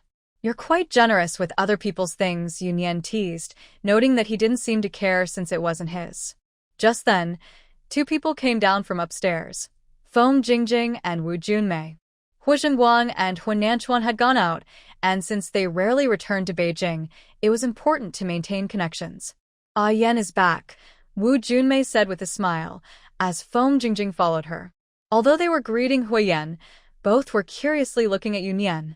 Aunt, sister-in-law, Huo Yan greeted casually, showing no intention of introducing Yunyan. Yunyan was there to see Grandpa Hua, not to socialize with Huo Yan's family. There was no need to deal with these two. Yunyan had no intention of greeting the two, and was simply playing with the tang knife. Wu Junmei noticed that Huo Yan didn't introduce anyone, so she wisely kept quiet. This was the Hua family, and it was not her place to comment on who Huo Yan brought home. Feng Jingjing, on the other hand, found Yunyan quite displeasing. Even if she was Huo Yan's girlfriend, she shouldn't disregard her as the sister-in-law. Seeing her hold the old man's tang knife only made her more unhappy. When they had come down earlier, they heard Huo Yan say he wanted her to take it away. Starting off like this on her first visit was concerning for the future. The old man already favored Huo Yan, so would there be anything left for them in the old house? Another reason she disliked Yunyan was that she had wanted to introduce her cousin to Huo Yan. She had mentioned it to Hu Nanchuan before, hoping he would help, but he had firmly refused and warned her not to interfere with Huo Yan's affairs. She hadn't given up on that idea. Although the Hua family was powerful, it was all superficial. If it came to wealth, her uncle's family was much richer. While they lived well, they couldn't compare to her uncle's family. After visiting the banquet garden with Hu Nanchuan, her desire grew even stronger. If Huo Yan married her cousin, she wouldn't have to worry about money. Her mother-in-law had returned recently, and she saw this as an opportunity since her mother-in-law was easy to persuade. She had just gotten her to agree to invite her cousin over soon. What she didn't expect was for Huo Yan to bring a woman home today. This young lady is? Feng Jingjing pulled her thoughts back and smiled, looking at Yunyan as if she were being friendly. Yunyan had briefly sized up Feng Jingjing earlier and could see her intentions clearly, as if she was afraid no one would notice her little schemes. Surely Huo Nanchuan wasn't so blind. If he married such a woman, his motives were questionable. Thinking about how they had no children after all these years, Yunyan smiled knowingly. Huo Nanchuan was quite interesting. My surname is Yu. She simply stated her last name, showing no intention of introducing herself. Miss Yu, what is your relationship with the Yen? Feng Jingjing's smile faltered for a moment before she continued to ask. Does it concern you? Yunyan shot back directly, not even wanting to entertain the question. She had thought Feng Jingjing was a deep thinker, but she turned out to be quite the opposite. Is she really trying to control Hu Nanchuan? That's just ridiculous. It seems the Feng family has other plans for tomorrow. She is just to bring Hu Nanchuan into the game. Feng Jingjing's smile completely faded. What is wrong with this woman? Wu Junmei frowned as well. She thought her daughter-in-law's question about their relationship was a bit rude, but this young girl was being too disrespectful. Wu Junmei was skilled at reading people's expressions, probably from years of accommodating Huo Yan. Seeing Huo Yan's face showed no displeasure, and even a hint of a smile, she wisely chose to stay silent, pretending not to notice Feng Jingjing's pleading glance, allowing her to embarrass herself. The atmosphere became tense, and Feng Jingjing turned directly to Huo Yan. Yan, is the person you brought a bit too rude? What are you even? Huo Yan chuckled lightly, seeming in a good mood, but his words were quite harsh. How dare she say Yunyan is rude? Does she even have the right? You. Feng Jingjing was shocked and angry. What does Huo Yan mean? How can he speak to her, his sister-in-law, like that? But she didn't dare to confront Huo Yan directly and could only grip Wu Junmei's hand. Mom Wu Junmei patted Feng Jingjing's hand, still speaking gently. All right, dear, just say a little less. Feng Jingjing was furious. She usually thought her mother-in-law's easygoing nature was nice and easy to handle. But now, when it was directed at her, she felt like she could explode. After being humiliated by those two, her mother-in-law not only didn't stand up for her, but also told her to say less. Feng Jingjing really wanted to know what was going on in her mother-in-law's mind. They clearly looked down on her, and she was being pressured by two younger people, yet her mother-in-law wanted to keep the peace. The atmosphere in the living room was strange. On one side was the furious Feng Jingjing and the indifferent Wu Junmei. On the other side were the calm Huo Yan and Yunyan, who were even interested in examining a knife. Why aren't you going in? Voices were heard at the door. Huo Zhenguang and his son had returned. Seeing Han Zhan at the door, they assumed he was sent by the Han family to pay New Year's greetings, especially since they were aware of Han Zheng's situation, so it made sense for Han Zhan to come. But why was this guy just standing at their door? Acting like a door god? You two go in first. We're just having a discussion. Hua San skillfully smoothed things over. Can't he say something without being so awkward? The father and son exchanged puzzled glances, but didn't think much of it, and went straight inside. Once inside, they noticed the people on the sofa and completely overlooked the tense mother-in-law and daughter-in-law on the other side. They exchanged a glance and walked over. Is this Yan's girlfriend? Uncle, big brother. Yan, you're back. Huo Zhenguang walked over and patted Yan's shoulder. It had been about a year since he last saw his eldest nephew. The last time was during last year's New Year. Once the father and son sat down, they noticed the strange expressions on the faces of the mother-in-law and daughter-in-law. Did they have a conflict? Looking at Yan, he brought someone back but didn't introduce her. Third master, the old man wants to see you in the study. At that moment, the butler came to call Yan. He had just gone in to serve tea and mentioned to the old man that the third master was back, so the old man asked him to come over. Yan nodded and gently said to Yunyan, I'll go take a look. He stood up and went to the old man's study without saying much. He wasn't worried about Yunyan being bullied. With his uncle's family, it was enough that Yunyan didn't make things difficult for them. The four members of the Huo family were a bit confused. What did Yan mean by leaving them here without a word? Especially Huo Nanchuan, who was even more puzzled. It shouldn't be like this. He was just cooking for someone else yesterday, and now he left her behind?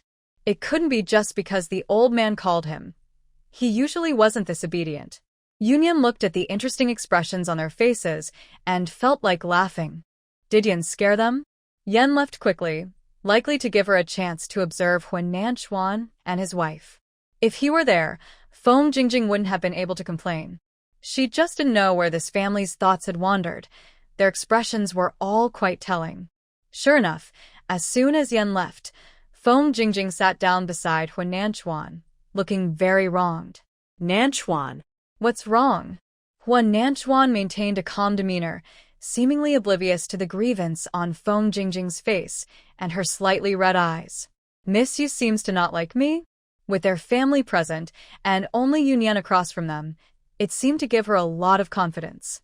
Yunyan raised an eyebrow. Did she think she could act up now that Yan was gone? I have a dislike for foolishness. Sorry. Unexpectedly, Huo Nanchuan couldn't help but laugh. Noticing Yunyan's slightly surprised gaze, he cleared his throat. Yan's little girlfriend was quite interesting. Nanchuan, you're still laughing. Feng Jingjing's face turned red with anger. With Yan not here, this woman was still so arrogant. Yunyan was indeed surprised. What was Huo Nanchuan doing? She could tell that his marriage to Feng Jingjing had ulterior motives, but did he really need to embarrass her, an outsider, like this? Huo Zhenguang.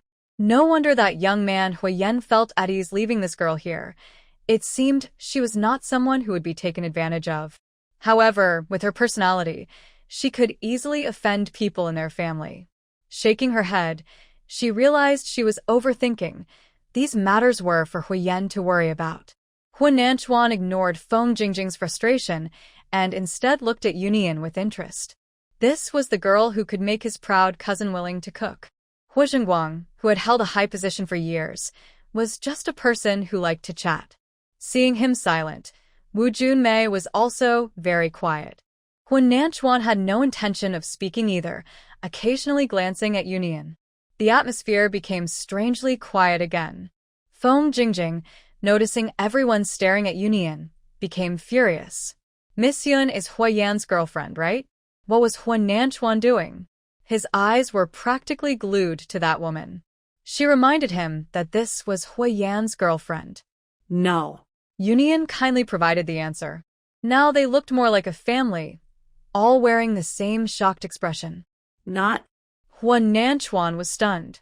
He was going out of his way to serve her, and she wasn't even his girlfriend? Then isn't it a bit inappropriate for Miss Yun to be with Huo Yan? Originally, Feng Jingjing wanted to say something more insulting, but changed her words. If their relationship wasn't confirmed, going home with a man was not just casual. It seemed this woman wanted to tie Huo Yan down. What a clever plan. I didn't come with Huo Yan. He came with her, okay? Huo Zhenguang sighed. Was he getting old? Was there a generation gap with these young people? Why couldn't he understand? Nanchuan, you need to keep an eye on Huo Yan. Nowadays, these girls. Sigh. Feng Jingjing looked pointedly at Yunyan. After realizing Yunyan wasn't Huo Yan's girlfriend, her words became bolder. Just as Huo Nanchuan was about to tell her to be quiet, a cup flew through the air and hit Feng Jingjing in the mouth. No one expected Yunyan to act. They were all momentarily stunned and didn't react. Feng Jingjing was even more shocked, and it wasn't until she felt the sharp pain in her mouth that she snapped back to reality. This time, she had learned her lesson. Instead of shouting, she silently covered her mouth and cried. This woman actually dared to make a move against the Huo family. The Huo family values rules above all else, and she'll see if she can still enter their doors. I noticed her father-in-law frowning. This woman is truly digging her own grave. The she received was worth it. Huo Nanchuan pulled Huo Zhenguang, who wanted to speak, back. They said Huo Yan's partner was not suitable. Jingjing, you have crossed the line. Huo Nanchuan looked at the people around him. Did she really think she could meddle in Huo Yan's affairs? She clearly didn't know her own limits. A remark that was neither too harsh nor too light made Feng Jingjing fall silent. Her relationship with Huo Nanchuan was something she had forced, and seeing him genuinely angry, she dared not cause more trouble. Deputy Mayor Huo, if you don't cut off a problem when you should, it will only get worse. Yunyan casually played with a tang knife, its sharp blade making the people across from her feel a bit dizzy. Didn't she worry about hurting herself? Huo Nanchuan was momentarily stunned. What did that mean? Before he could ask, the study door opened, and 4 people walked in. The people in the living room turned to look. Everyone except Yunyan stood up. Huo Zhenguang stepped forward to shake hands with someone next to old Huo. Minister N. It was indeed Minister N Huai, from the Ministry of Defense. He was here not only to pay New Year's greetings to old Huo, but also to discuss some matters.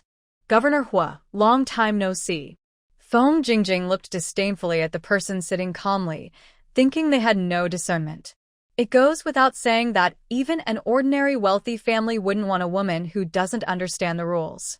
At this moment, the group walking over also noticed Yunyan sitting on the sofa. Old Huo's expression changed several times, unable to understand why Yunyan was here. Why did this new generation's troublemaker suddenly appear in his home during the new year? His first reaction was to look at Huo Zhenguang, wondering if something had happened to him. Huo Yan watched his grandfather's changing expression with a bit of schadenfreude. Was he scared? And Huai, who had already reached the sofa, also saw Yunyan. Seeing in Huai's slightly surprised expression, Huo Zhenguang sighed. This girl really needed Huo Yan to teach her some manners. In their family, proper etiquette was essential. He stepped forward to explain, but before he could say anything, he was cut off. Miss you, Happy New Year. And Huai greeted Yunyan with a smile, choosing a safe title given the tense atmosphere. It's good to see you. Yunyan spoke without hesitation, feeling a bit overwhelmed by Huai. After helping him a few times, he seemed to have latched onto her, always asking when she would upgrade his system, whether it was this issue or that one. Can you check when you have time to visit the Ministry of Defense and provide some guidance? And Huai, who didn't feel the slightest bit rejected, still wore a friendly smile, looking like a wolf in grandmother's clothing trying to trick Little Red Riding Hood. I don't have time. Do you think I'm here for fun? Listening to their familiar conversation, Huo Zhenguang was a bit stunned. What was going on? He was relieved he hadn't said something clever earlier, or he would have embarrassed himself. Minister and clearly knew this girl, and she was invited to the Ministry of Defense? Was that a place just anyone could enter? Even he would need to file a report in advance. Wait, didn't this girl just say? She wasn't Huo Yan's girlfriend and didn't come with him, so why was she here? Little you, what brings you here? Sure enough, Huo Lao's words cleared Huo Zhenguang's confusion. She wasn't with Huo Yan, but was there to see his father. Feng Jingjing was even more frightened, her face pale. This woman was looking for Huo Lao, and was familiar with the Minister of Defense. What foolish things had she just done? Olden, you should take the hint and leave now. Yunyan didn't respond to Huo Lao but looked at Huai, who still intended to sit down, clearly enjoying the drama. Fine, come visit me when you have time. He had indeed wanted to eavesdrop shamelessly, knowing the Huo family wouldn't mind. Unexpectedly, Yunyan said it outright, and Huai didn't feel awkward. At this point, he must have developed an unshakable confidence. Well, Huo Lao, I'll take my leave now. He cheerfully said goodbye to the Huo family and left with his secretary. After seeing Huai off, Huo Zhenguang and his son exchanged glances, both feeling a mix of amusement and disbelief. They seemed to have mistaken Huo Lao's guest for Huo Yan's girlfriend. Especially Huo Zhenguang. He was glad he hadn't lectured Yunyan, or he wouldn't have had the face to go back inside. When they returned to the living room, everyone had already taken their seats again. Huo Lao, this knife of yours is quite nice. As if he didn't notice Huo Lao's unease, he decided to let him worry for a bit. Yunyan looked at the knife with a good mood, openly asking for a gift. If you like it, I'll give it to you. Huo Lao said without hesitation, leaving everyone stunned. They weren't even allowed to touch it, and he just gave it away? For Mr. Huo, this was also a test. If Yunyan accepted his gift, it would mean there was still hope for the situation. Yunyan waved at the door, and Han Zhan came over. She tossed him the knife. Hold on to this. Even though she didn't need the knife, she could give it to Wenren. He would definitely like it. Yes, sir. He took the knife, saluted, and returned to his post at the door. This action startled Huo Zhenguang and his son. No wonder that young man from the Han family was standing at the door when they returned. It turned out he was acting as a guard. But who exactly was this Miss Yu? The few people in their country who could be called leaders were quite old, right? And what was going on between her and Huo Yan? The father and son felt confused. Seeing Yunyan take the knife, Mr. Huo felt a bit pained. His favorite item was given away. However, the worry he had been holding on to finally eased, and his muddled thoughts began to clear. Yunyan came over on the first day of the new year, which should be about the big family's matters. Zhenguang had just returned to the capital, so there shouldn't be any problems. It was likely related to Nanchuan, who had been working in the capital all along. Huan Nanchuan sensed his grandfather's gaze and wondered what was going on. Why was his grandfather looking at him like that? Grandpa? Feeling uneasy under the stare, Huan Nanchuan couldn't help but ask. Mr. Huo ignored him and looked at Yunyan. Little you, is this about that boy Nanchuan? Huan Nanchuan was stunned. What did that mean? What was wrong with him? He turned to Yunyan, realizing this was directed at him. Make Huo get a divorce. Yunyan looked directly at Mr. Hua. She planned to take action tomorrow. The Feng family was involved, and it was time to settle things. At their level, as long as they made their stance clear, no one would nitpick about timing. Everyone was shocked by her words. Wu Junmei instinctively said, "How can this be?" In her view, divorce was not an option. How could they get divorced? Feng Jingjing, feeling scared, shouted, "Why should we get divorced? I won't divorce." In a somewhat frantic state, she clung to Huo, repeatedly mumbling about not getting a divorce. "Miss you, what does this mean?" Huo frowned. Divorce would have a huge impact on him. He had married Feng Jingjing because he was young, and being married made him seem more responsible. "Listen to little you." Old Mr. Hua spoke firmly, understanding what Yunyan meant. The Feng family was about to face trouble. "Did you hear that, Nanchuan?" Old Mr. Hua looked at Huo with authority, his gaze intense, and Huo nodded involuntarily. "Nanchuan, you must not get a divorce." At that moment, Feng Jingjing tightly clutched Huo sleeve, as if holding on to her last hope. She couldn't believe that her fate was decided in just a few words. Feng Jingjing glanced at her mother-in-law, who was avoiding her gaze, her father-in-law, who wouldn't look at her, and the indifferent man beside her. Suddenly, she felt a chill and shakily took out her phone. She wanted to call someone. She still had her family. Although the Feng family was not as powerful as the Hua family, they wouldn't let themselves be bullied like this.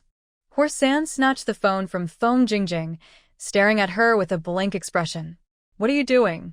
Did they intend to keep her confined? Not even allowing her to make a call? "Miss Feng, I will hold on to this for you." Huo smiled without warmth, no longer calling her young lady, but directly referring to her as Miss Feng. Old Mr. Hua waved his hand, and someone immediately stepped forward to take Feng Jingjing away for supervision, waiting for the Civil Affairs Office to come and handle the paperwork. "Little you, thank you so much this time. The old man owes you another favor." Old Mr. Hua sighed as he picked up his teacup. Trouble was brewing for his in-laws right under his nose, and he was completely unaware. He truly felt old. "You don't need to owe me a favor. Just consider it a thank you for your family's Huo Yan spending the new year with me." Yunyan had a half-smile on her face, causing old Mr. Hua to spit out the tea he had just sipped. This was probably the first time he had lost his composure in front of others. "What did you say?" Old Mr. Hua put down his cup. Was he really getting old? Had his hearing gone bad? What did little you just say about their Huo Yan? "I said, you don't need to owe me a favor. Your precious grandson has already paid it off." Yan. Huo Yan, who had been silent until now, finally spoke, feeling helpless. Was he being used as payment? Old Mr. Hua suddenly understood. It turned out the person Huo Yan had been protecting all along was Yunyan. Old Mr. Hua felt a surge of anger. Who had given him false information? Where was the supposed orphan? Was a distinguished army major and the head of the cybersecurity department really just a poor girl who had recently arrived in the capital and was kicked out of her home? Was he blind and foolish? Old Mr. Hua didn't know whether to praise Huo Yan for his good judgment or to scold himself for being blind, feeling extremely conflicted. Little you, look at you and Huo Yan, you young people really know how to keep secrets. Old Mr. Hua tried hard to appear friendly, but his effort made his face look a bit twisted. Old Mr. Hua, I have nothing to do with your family's Huo Yan, Yunyan said coldly. Old Mr. Hua was taken aback. He finally remembered the foolish thing he had done involving Yin Yuling. Because of that incident, Yunyan had left in anger, and Huo Yan had even threatened him. "Miss you, would you do us the honor of staying for a meal?"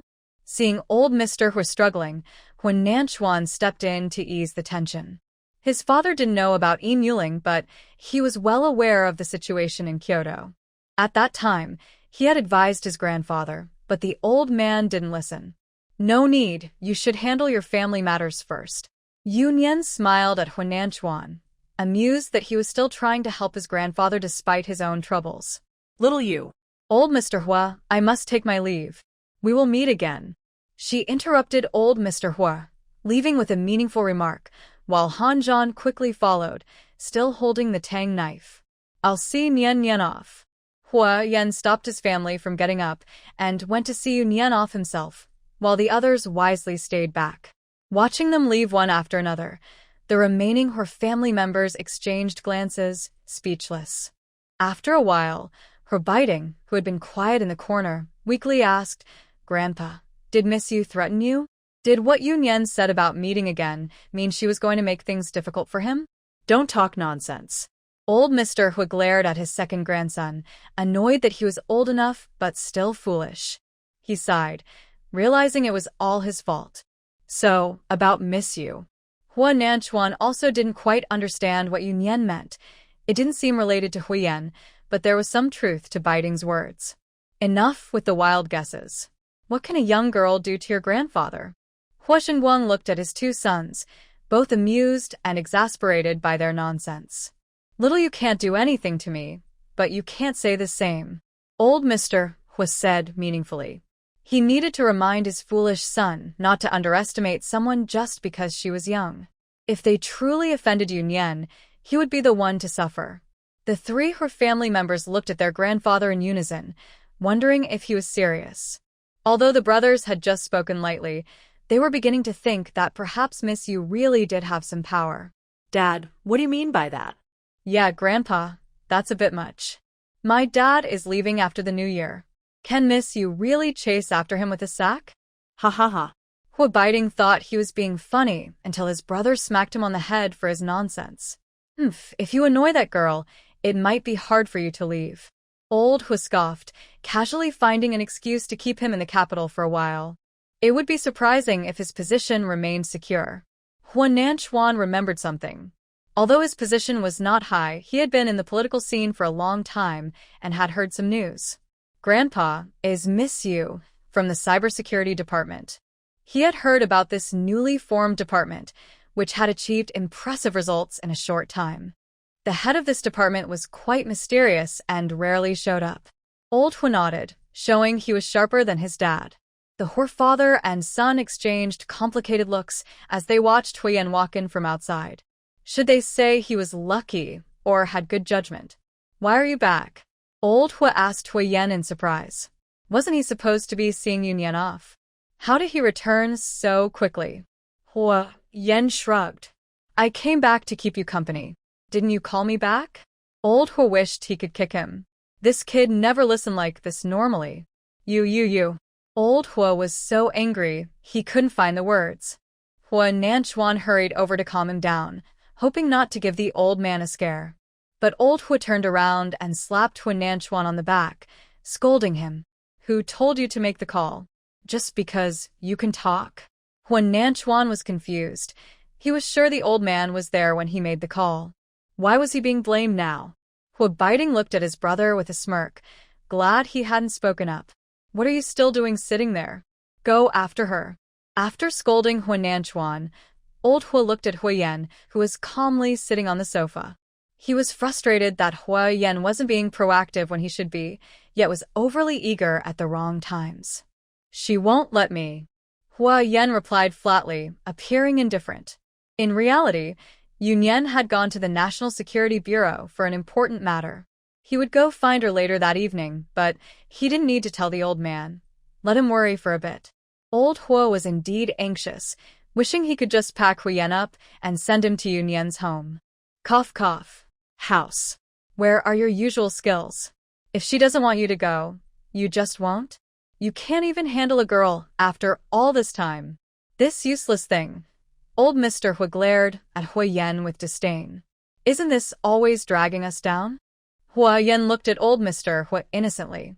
Who could he blame for this? Old Mr. Hui was momentarily speechless. He was indeed frustrated about this matter. If he had known earlier. But unfortunately, there's no medicine for regret. Yan, you need to be patient when pursuing a girl. Another person, who was also a source of trouble, quickly changed the subject, fearing he would be blamed again. Are you teaching me how to chase someone? The sarcasm was evident. He was about to get divorced and still giving him advice? That one comment made Huo Nanchuan feel awkward, so he chose not to speak. Get lost. get lost. Don't come back until you can win someone over. Old Mr. Huo, angry and embarrassed, urged him to leave. He couldn't bear to hit the boy, yet he couldn't outsmart him either. With all their nonsense, they should go argue with Yunyan instead. Huo Yan stood up obediently. Grandpa, keep an eye on her and don't let her get into trouble. Do I need you to tell me that? Old Mr. Huo replied irritably. Did he really lack such common sense? Little you had helped them, and he wouldn't betray her. Nanchuan, come with me. After Huo Yan left, old Mr. Huo called Nanchuan to the study. There were some things he needed to explain to Nanchuan. Although they had cut ties with the Feng family after the incident, Nanchuan would certainly be a subject of investigation. Yunyan had already come to warn them. If they got caught up in this, the Huo family would look incompetent. The two of them conspired in the study for a long time until someone from the Civil Affairs Bureau arrived. They quickly processed the divorce paperwork. Feng Jingjing was either having a change of heart or something, as she was unusually cooperative. After the Civil Affairs staff left, Feng Jingjing looked at Huo Nanchuan with red eyes, her former husband. Nanchuan, can we talk? Huo Nanchuan nodded silently. After all, they had been married, and although their union was filled with calculations, it was still a pity to reach this point. Feng Jingjing walked into the room first, and Huo San stepped forward, following Huo Nanchuan. Huo Nanchuan looked at Huo San, who was closely following him, with some annoyance. Why are you following me? To keep an eye on you, Huo San replied plainly. Why else would he be here? He hadn't left with the third master because he was watching Feng Jingjing to prevent any issues with Miss Yu. Until everything was settled, no one could be alone with Feng Jingjing. Especially this former couple. If Huo Nanchuan softened his heart and did something irrational, it was a possibility. Huo Nanchuan smiled wryly. Did he really seem so careless? However, seeing that the old man also had a look of agreement, there was no choice but to bring Huo San into the room. Inside the room, Feng Jingjing stared at the two who had just entered, momentarily taken aback. Huo Nanchuan shrugged. He felt helpless too. Huo San stood by the door, keeping a respectful distance, but close enough to hear their conversation. Just say what you want to say, Huo Nanchuan said, looking at Feng Jingjing, feeling somewhat relieved. Initially, it was Feng Jingjing who had schemed to get into his bed, and at that time, he needed a wife. Given that the Feng family had a decent background, they got married. After marriage, he had wanted to genuinely develop feelings for Feng Jingjing, but her temperament was quite unpleasant for him, so he decided not to force himself anymore. In fact, during these years of marriage, unless necessary, they rarely saw each other. He lived in a company apartment, focused on his career, and seldom returned home. His position naturally made it impossible for him to have a relationship outside, and Feng Jingjing was reassured about this. They lived in a state of mutual peace. Nanchuan, considering we are husband and wife, can you tell me if something happened to the Feng family? Feng Jingjing was not foolish, and quickly thought of the reason why the Huo family insisted on having her divorce Huo Nanchuan. Now that she had no ties to Huo Nanchuan, her family was her last support, so she naturally cared. Huo San, standing at the door, straightened up slowly, staring at Huo Nanchuan, ready to rush in at any moment. Huo Nanchuan remained silent, simply shaking his head at Feng Jingjing. Feng Jingjing didn't understand what he meant. Was he unaware, or was there really no issue? But it was clear that Huo Nanchuan had no intention of speaking. Is there anything else? Huo Nanchuan's cold attitude made Feng Jingjing feel bitter. For him, divorce might not be a last resort, but rather something he desired. Feng Jingjing shook her head, watching Huo Nanchuan's departing figure with a sense of loss. Was her persistence over the years worth it? In the afternoon, Wei Gang visited to pay New Year's greetings to Old Man Huo, but in reality, he was there to discuss tomorrow's action plan with Huo Nanchuan. The advantage of taking action during the new year was that it was bold and open, without raising suspicion. After the two finished their discussion and Wei Gang left, Old Man Huo sighed in relief as he sat in his chair. On the first day of the new year, two people who brought trouble had come to visit one after another. Even though he had experienced many storms in his life, he was starting to feel overwhelmed. Grandpa, are you okay? Huo Nanchuan asked with concern, noticing that the old man seemed a bit unwell. Nanchuan, come here, old man Huo beckoned. Huo Nanchuan obediently stepped forward, and the old man kicked him. Are you okay? Can you be okay? Wasn't it all his fault? Huo Nanchuan looked confused. Why was he being hit for no reason? The old man seemed a bit irritable today. Seeing Huo Nanchuan's bewildered expression made Huo Lao even angrier. He usually thought his eldest grandson was quite smart, reminiscent of his younger self, much better than his father. But now he looked foolish. How did this get to this position? Even finding a wife turned into a huge problem. Then he glanced at his second grandson, Huo Biting, who was shrinking in the corner, wishing he could disappear. Huo Lao was even more frustrated. People outside called him a genius in research, entering the National Academy of Sciences at a young age, but to Huo Lao, that meant nothing. If he was always timid, he wouldn't achieve anything. Look at Yunyan, who is much younger than them. Her achievements are beyond what they can reach. If she were his granddaughter, why would he need these foolish grandsons? Wait! Yunyan almost became part of the Huo family, and he regretted pushing her away because of his foolish actions. Huo Lao sighed deeply, feeling a bit down. Actually, the younger generation of the Huo family was already quite outstanding. In the past, Huo Lao was proud of them. No other family could compare to the Huo family's success. Huo Yan was exceptional, and Huo Biting had remarkable achievements in research, deserving the title of genius. Huo Nanchuan, too, held a high position at a young age and was a standout. But when Huo Lao compared them to Yunyan, he felt they fell short. It truly is a case of comparison makes one feel inferior. On this day of national celebration, no one in the Huo family was happy. Oh, except for Huo Yan, who had left. When Yunyan returned from the National Security Bureau, Huo Yan was already waiting at her house. Why are you here again? Is it okay for him to keep staying here during the New Year? The old man kicked me out. Will you not take me in? Now he had a more valid reason to stay here. The old man said he couldn't go back until he pursued Yunyan. Yunyan was speechless. It sounded like he lived in the old house. What difference did it make whether he was kicked out or not? She didn't say anything more. If he wanted to stay, then let him. Huo Yi looked at his third master with admiration, not staying home as a young master, but coming to be a chef for Miss Yu. Is this the power of love? He exchanged a glance with Huo Er and nodded firmly. Being single is great. Who knows if they have hidden romantic thoughts? Three Master is a living example. No one would have thought he would change like this, even if they had killed him before.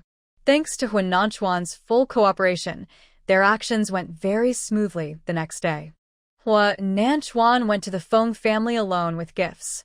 The whole Feng family was there, including Feng Jingjing's brother, Feng Jingsheng, and his wife, who were supposed to be at the Bai family. Huo Nanchuan said that Feng Jingjing was unwell, so she couldn't come back. The Feng family had no doubts and seemed unusually happy. After sitting with the Feng family for a while, Huo Nanchuan claimed he needed to go home to take care of Feng Jingjing and did not stay for dinner. The Feng family's expressions changed a bit. Without him staying for dinner, how would their plan proceed? Feng Jingsheng and his wife quickly made up an excuse and went upstairs. Below, Feng Yong found a topic to keep Huo Nanchuan from leaving. Soon, Feng Jingsheng and his wife came back downstairs, but several more people had joined them. Mayor Huo, long time no see, said Bai Qingqing, the current head of the Bai family. Although she was a woman, she had managed to develop the Bai family rapidly in a short time. Most of this was due to connections, but she herself was not to be underestimated. What brings the head of the Bai family here? Huo Nanchuan smiled meaningfully, surprised to find such a big fish. This was enough to balance his gains and losses. I came to see Mayor Huo. You are a busy person, and it's rare to see you, Bai Qingqing said honestly. Although the Bai family seemed to be doing well, they had no one in high positions except for these connections. Most were marginal figures in politics, a result of careful control. They were kept in check to prevent them from developing other intentions, and the Bai family's influence was deeply rooted, so they avoided stirring them up. Unexpectedly, It was now time to address the situation. You jest, head of the Bai family, Huo replied, not taking the bait. This woman was very clever. Trying to pry information from her might reveal weaknesses, so it was better to wait for her to speak first. Since Bai Qingqing had come in person, she naturally did not want to leave empty-handed. If he didn't ask, she would bring it up herself. Mayor Hu is about to step down. If nothing unexpected happens, the deputy in front of Mayor Hu's title will be removed. Bai Qingqing emphasized the words, nothing unexpected. Head of the Bai family, are you hinting at something? Huo remained calm. What kind of unexpected event was she suggesting? Let me pour tea, for Mayor Hua. Bai Qingqing waved her hand, and the two foreign women standing behind her stepped forward, one on each side of Huo, serving him tea and water. Their original plan was to drug Huo during dinner and use the scandal with the two foreign women to ruin him. After that, they wouldn't have to worry about him being disobedient. Bai Qingqing initially didn't plan to get involved personally. She intended for the Feng family to handle it. However, Huo was too important, so she came to keep an eye on things. Unexpectedly, things took a turn, forcing her to step in. Please speak directly, head of the Bai family, Huo said, understanding their intentions. He thought to himself how cunning they were. He glanced at Feng Yong, wondering if his father-in-law was really watching them find a woman for his son-in-law. Feng Yong avoided Huo gaze, feeling guilty about the situation. Although Feng Jingjing and Huo had a strained relationship, Huo had still treated them with the proper respect. If the temptation hadn't been so great, he wouldn't have plotted against his son-in-law. As for his daughter, he felt no guilt. Their marital issues were no secret, and now they had leverage over Huo, which would stabilize Feng Jingjing's position. He thought he was helping her after all. If she had been more capable of holding on to Huo, they wouldn't have had to resort to such tactics. We'd like to ask Mayor Hua for a favor and approve a green channel. With Mayor Hu stepping down, many important tasks were gradually being handed over to Huo to prepare for his takeover. This included a current investment project in Kyoto. As long as Huo agreed, their influence from country E could officially enter Kyoto. Is there anything else? Huo nodded, appearing quite agreeable. Bai Qingqing exchanged a glance with Feng Yong, surprised at how smoothly things were going. Although Huo was now in a difficult position, she didn't expect him to concede so quickly. Thank you, Mayor Hua. I look forward to our cooperation, Bai Qingqing said with a smile, standing up to shake Huo hand. Nanchuan, we are all family, so let's work together more in the future, Feng Yong added, relieved and also standing up. It was best if this matter could be resolved peacefully. If they had to confront Huo directly, even if they had leverage over him, it wouldn't be a game. The Huo family was not to be trifled with. One wrong move could backfire. Huo sat calmly, showing no intention of responding or moving. The others looked at him in confusion, unsure of his meaning. Feng Yong was about to ask his good son-in-law a question when the door was suddenly kicked open, and a group of armed people rushed in. They quickly took control of the situation, leaving everyone stunned. Bai Qingqing looked shocked. Huo had only brought a driver, and as soon as he entered the Feng family home, her people had already apprehended the driver. After all, they were up against the Huo family, and she had arranged for many people outside to report any unusual activity immediately. Who were these people? How could such a large group enter without her receiving any news?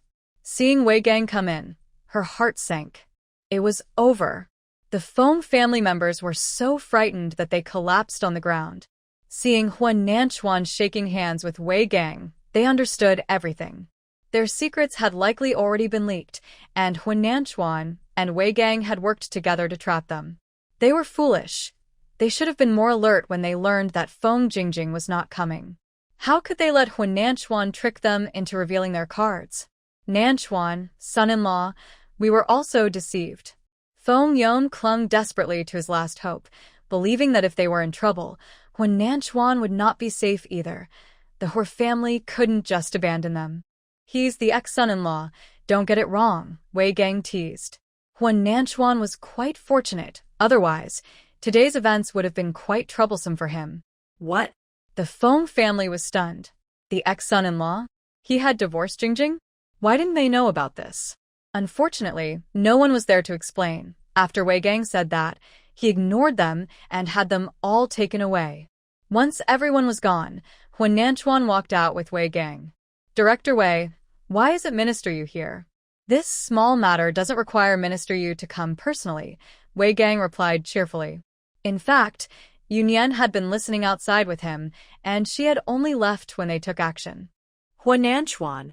If he remembered correctly, Yunyan was Wei Gang's subordinate. Why had Wei Gang come in person if it wasn't necessary for her to be there? Wei Gang didn't see any issue with his words and left in a good mood, bidding farewell to Huo Nanchuan. How could he not be in a good mood? He had gained another achievement, and while Yunyan enjoyed the main credit, he could still benefit from it. Mayor Huo, I'm leaving now. When you have time, come by the National Security Bureau. We still need to follow the proper procedures. Although they had monitored Huan Nanchuan's entire meeting with the Feng family, they still needed to conduct a routine inquiry for documentation. Wei Gang was quite friendly towards Huan Nanchuan. He had just seen the third master of the Huo family who came to pick up Yunyan. Okay, I'll go home and let the old man know before I come over. Huan Nanchuan was a bit surprised by Wei Gang's attitude. Even though he was from the Huo family, he didn't think he deserved such special treatment from Wei Gang. He had never seen him so friendly before. Then, he realized it was probably because of Yunyan. His grandfather wasn't doing well. After a lifetime of revolution, he was still not as influential as a young girl like Yunyan. Meanwhile, Huo Lao, who had sneezed twice at home for no reason, wondered which little rascal was talking about him. Anyway, the matters concerning the Feng family had come to a close, and now it was time to settle things with the Bai family. The Huo family's timely separation meant they were not affected by this situation. However, those relatives of the Bai family who had not received the news were somewhat impacted. Many who were already in trouble were taken down, leading to a significant reshuffle in the political scene of the capital. This opened up many positions, and several families were busy fighting for power and supporting their own people to rise. Despite the chaos outside, the instigator of this situation was enjoying her time at home. This was her intention. While others were struggling, she chose to go quiet, which made those above her feel more at ease. Although Yunyan was young, she handled the situation very well. She could get things done without making people feel she was overstepping. Huo Yan thought Yunyan was truly clear-headed. Instead of taking the opportunity to build her own power, she chose to remain low-key, which was not something someone her age usually did. In these days, Yunyan hardly left the house. With Huo Yan accompanying her and Huo Yi and the others occasionally playing around, the new year was quite lively. After the holiday, both of them started to get busy. When the break ended, Huo Yan was set to go abroad with Huo San. He had some matters to handle there, and Huo San had been in the country long enough. It was time for him to return. As the two were about to part for a short time, Yunyan was much calmer compared to Huo Yan's reluctance. Looking at Huo Yan, who was holding onto her tightly, Yunyan felt a bit speechless. Aren't you just going for a few days? Was he really this upset? It felt like a farewell for life. Will Yan miss me? Yunyan rolled her eyes. With the internet being so advanced, she could monitor his whereabouts 24/7 if she wanted. Of course, I will. Just come back early. Even though she was complaining in her heart, she still went along with him verbally. Otherwise, he would keep bothering her endlessly. Handling matters for Huo Yan was something Yunyan was quite familiar with. I will miss you too. Hearing the words he wanted to hear, Huo Yan hugged Yunyan tightly before leaving, satisfied. After sending Huo Yan off, Yunyan went to the cybersecurity department. A few days had passed, and the competition among various parties had come to a conclusion. It was time to wrap up the Bai family's issues, which had taken quite a bit of time to manage. After all the turmoil, the various forces in the capital had settled down a lot, and she found herself with some free time. Once Huo Yan left, Yunyan felt a bit unaccustomed to the sudden quiet. Habit is indeed a strange thing. Hello. Yunyan's phone rang with an unfamiliar number. Few people had her number, and usually they only called when there was something important. "Miss Yu, this is Xiao Muhang." The caller introduced himself directly. "Mr. Xiao?" Yunyan was a bit surprised. He was Xiao Muwei's brother, but she didn't think they had much interaction. They had only met once at a banquet, so why was he calling her? "Sorry to bother you, Miss Yu. I would like to discuss something with you. Is it convenient for me to visit?" "Sure, Mr. Xiao, you can come over directly." Yunyan raised an eyebrow. What could Xiao Muhang want to discuss with her?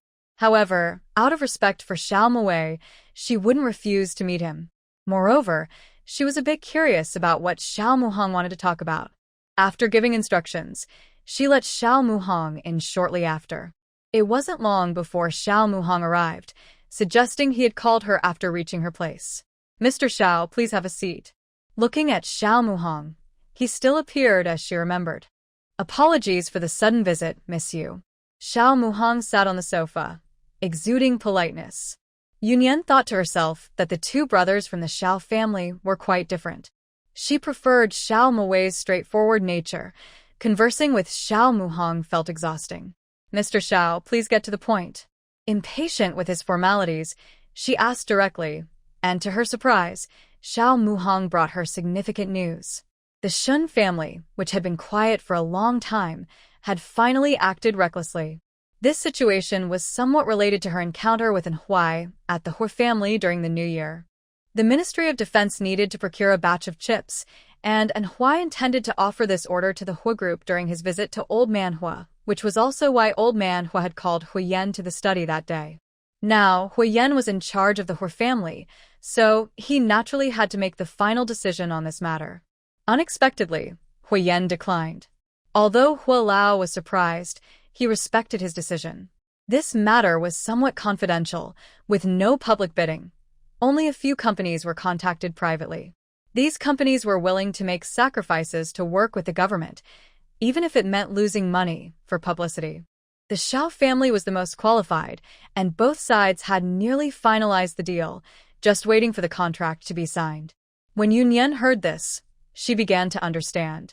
Did someone steal the opportunity? "Miss Yu, why don't you guess who took my chance?" Xiao Muhang smiled at Yunyan, seemingly unhurried. "The Shin family?" Yunyan didn't need to think much. Otherwise, Xiao Muhang wouldn't have come. However, the Shin family was not nearly as strong as the Xiao family. Especially for an order from the Ministry of Defense, their connections couldn't compare to those of the Xiao family. How could they possibly steal the order that was about to be signed? Thinking this way, Yunyan voiced her doubt. "Miss Yu is indeed very sharp. I also investigated this matter, and it seems to be somewhat related to you. Since the opportunity was stolen, Xiao Muhang had to get to the bottom of it, especially since this was an order from the Ministry of Defense, which was not comparable to ordinary projects. His investigation revealed something interesting. It seemed the Shin family was using Miss Yu's name to intervene at the last minute and successfully snatch their order. He had heard from Xiao Mubai about Yunyan's relationship with the Shin family, and he feared that Miss Yu might not be aware of this, which was why he made a special trip. Sure enough, after he explained the situation, Yunyan's expression turned serious. The Shin family really was crossing the line. She had already made things clear with them last time. If they came to her again, they shouldn't blame her for being rude. How dare they use her name to deceive others? Today, it seems the Shin family is holding a banquet. Xiao Muhang hinted that today was a good opportunity to distance herself from them. Otherwise, similar troubles would likely continue in the future. The Shin family had been quite successful lately, thriving overseas, and Shin Xiujin had spent the New Year abroad without returning. Moreover, the Shin family had received an order from the Ministry of Defense, and people in their circle were aware of these developments. As a result, the banquet was very lively, and most people came to show their support. "Thank you, Mr. Xiao. I won't let your trip be in vain." She truly appreciated his help. Otherwise, she wouldn't have known about the Shin family's misdeeds. "I'm glad to help Miss Yu." Xiao Muhang politely stood up to leave, not wanting to disturb Yunyan as she confronted the Shin family. After seeing off Xiao Muhang, Yunyan made a phone call to investigate the matter further. Although Xiao Muhang spoke confidently, she needed to verify it herself. After a short wait, she received feedback. The Shin family's actions were not secretive. They seemed unafraid of being discovered. It was easy to find out. Shin Xiao's, the youngest son of the Shin family, had returned to the country after studying abroad and had just come back before the new year. Upon hearing about Yunyan's situation, the clever Shin Xiao's immediately saw an opportunity. Wasn't Yunyan's network just what the Shin family needed? Why not take advantage of it? His family was too focused on competing with Yunyan. Even if they won, what benefit would it bring them? If he had been in the country when Yunyan returned, he certainly wouldn't have let things get so tense. During the new year, he gathered with some friends, one of whom had connections in the Ministry of Defense. They discussed the matter. Shin Xiao's quickly became interested and went home to discuss it with his older brother. In his view, they should leverage Yunyan's relationship with the Huo family. It seemed the Huo family had significant influence in the Ministry of Defense. Since Huo Yan had declined, it was their turn to compete for it. Given Huo Yan's reputation, there might be a chance for them. If the Shin family could secure this order, it would elevate their status. Shin originally did not want to conflict with Yunyan again. Before going abroad, Shin Xiaojin had repeatedly warned the Shin family not to provoke Yunyan. Their current situation was hard-earned. They had just opened up overseas markets and should avoid unnecessary complications. However, the temptation of this opportunity was too great. If it succeeded, the Shin family would surely rise to a new level. If Yunyan truly married Huo Yan, they could also support her as her family, couldn't they? Thus, Shan quickly prepared himself mentally and agreed with Shin Xiao's idea. In his eyes, they were still family. Shin Xiaojin was being overly cautious. Even if Yunyan found out later, would she really turn against the Shin family? If Yunyan married Huo Yan without a strong family backing her, how could she stand firm in the Huo family? In reality, it was a misunderstanding. They thought they could use Yunyan's relationship with Huo Yan to facilitate this matter. In truth, it was the Ministry of Defense personnel who gave them this opportunity after learning about Yunyan's connection. Regardless of how it happened, they successfully secured the order. Yunyan sat on the sofa, her expression dark. The Shin family was truly overstepping. Since that was the case, she no longer needed to be polite with them. As the saying goes, they brought this upon themselves, so they can't blame anyone else. Cold War. Sir, what are your orders? Han Zhan immediately stepped forward, feeling indignant after hearing Xiao Muheng's words. Gather a few people, we're going to the Shin family. Yunyan said with a serious face. If the Shin family dared to use her, they shouldn't be surprised if she disrupted their event. Xiao Muheng's plan was correct. Today's banquet at the Shin family was the perfect opportunity to publicly distance themselves from them. Otherwise, they might repeat their mistakes in the future. At that moment, the Shin family was bustling with activity, with luxury cars arriving continuously. Guests were arriving in waves, and everyone in the Shin family looked cheerful. In the living room, Shin Xiao held a wine glass, full of confidence, as he was the main contributor to the recent events. He welcomed guests alongside Shinwen, showcasing his charm amidst the clinking of glasses, appearing quite dashing. Shin Mingzhu was also mingling among the younger guests, stealing the spotlight. It seemed that her past was forgotten, and no one dared to bring it up at this moment. Regardless of what everyone thought, they all appeared harmonious and lively on the surface. Shan Yan stood in the corner, gritting her teeth. If it weren't for Du Yun holding her back, she might have rushed in. Why should her Yinin suffer alone in a foreign land while Shin Mingzhu flaunted herself here? Suddenly, there was a stir in the crowd, as if a significant figure had arrived. Shin Mingzhu quickly lifted her skirt and walked outside, clearly recognizing the newcomer. Before long, Shin Mingzhu entered the hall, linking arms with a young man amidst envious gazes. Uncle, let me introduce you. This is Zhou Hao from Harbor City.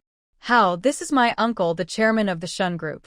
Shin Mingzhu introduced them with a bright smile, her voice loud enough for those around to hear. Shunwen extended his hand, thinking, from Harbor City, with the surname Zhou. Could it be? Zhou Hao shook hands with Shunwen, exuding politeness and humility. Shunwen felt a surge of excitement. Was this the young heir of the Zhou family? Mingzhu is impressive. She managed to invite someone like him to enhance their banquet. Many people recognized the Zhou family member and looked at Shunwen with envy. The Shin family was now remarkable, first with Shin Xiao securing a defense ministry contract, and now connecting with the Zhou family from Harbor City. It seemed they would soon be on a different level altogether. Shin Mingzhu met Zhou Hao at a social club. Since Zhou Hao arrived in Kyoto, he has been feeling anxious every day. He knows why he was sent here and understands why his leg was broken. He is truly afraid of those two powerful figures. Zhou Hao is known for being flirtatious, but unlike most young men of his kind, he knows how to read the situation. After he was punished for teasing Yunyan, he realized he couldn't provoke her anymore. Even after being beaten, he chose to endure it and didn't think about revenge. Now, after being injured again by Huo Yan and learning it was because of Yunyan, he feels hopeless and wishes he could go back and stop his past self from speaking carelessly. He has no desire for revenge against Huo Yan. Since arriving in Kyoto, he has been worried about when Huo Yan would come after him. Actually, Huo Yan has mostly forgotten about him. Someone like Zhou Hao isn't worth his attention. As days passed with no action, Zhou Hao began to think he was overreacting. Someone like Huo Yan wouldn't waste time watching him. After being cautious for several days, Zhou Hao couldn't hold back any longer and started going out to have fun. He met Shin Mingzhu at a gathering. After giving up on Wenren, she decided to find a man who could match him. Knowing Zhou Hao's background, she frequently appeared in front of him, but Zhou Hao, experienced with women, saw through her little tricks. However, he found Shin Mingzhu attractive, and since he was bored, he was happy to play along. So, when he received her invitation, he gladly accepted. It turned out to be a good decision. The attention from those around him made him feel like he was back in the bustling city, momentarily forgetting why he came to Kyoto. As most guests arrived, the ball officially began. Shin Mingzhu and Zhou Hao opened the dance together. Originally, Shin Mingzhu was supposed to dance with Shin Xiao first, but with Zhou Hao's arrival, she naturally gave him that honor. Zhou Hao, being a gentleman, extended his hand to Shin Mingzhu. She blushed and placed her hand in his, and together they glided into the dance floor. They danced quite well, and after their performance, the crowd applauded enthusiastically. With a rosy glow on her face, Shin Mingzhu linked her arm with Zhou Hao's and walked to a nearby sofa to sit down, eagerly pouring him a drink. Just as the atmosphere in the hall was lively, the tightly shut doors were suddenly pushed open. Since it was winter, the doors had been closed after all the guests arrived. When the door burst open, a cold wind rushed in, causing the guests to shiver. 2 rows of people in black entered, pushing the doors open and standing on either side, creating a clear path in the middle. This sudden change surprised the guests, as the Shin family was currently in the spotlight. Who would come to cause trouble for them now? Then, Yunyan slowly walked in, followed by Zhan. Once Yunyan entered, the doors were closed again by the people in black, always remembering their housekeeper's advice to keep the young lady warm. The guests fell silent, speculating about Yunyan's identity. Most of them did not know her, except for one person. When Zhou Hao saw Yunyan enter, his legs felt weak. If he hadn't been sitting on the sofa, he might have collapsed to the floor. Why was this fierce woman here? What about that fierce man? He quickly scolded himself. One was already enough to handle. Why 2? He tried to shrink back behind the people in front of him, afraid that this fierce woman would notice him. Yunyan, come, let me take you upstairs to see Grandpa and Grandma. The elderly couple from the Shin family had already gone to their room before the party started, as they were too old to handle the noise. Seeing Yunyan's unfriendly demeanor, Shunwen felt anxious, fearing they had made a wrong move. There was no choice but to approach her, hoping to persuade her to leave without causing a scene in front of the guests. Yunyan looked at Shunwen with a half-smile, showing no intention of responding. Now you're scared? It's too late. Yunyan, right? I'm your uncle Shin Xiao.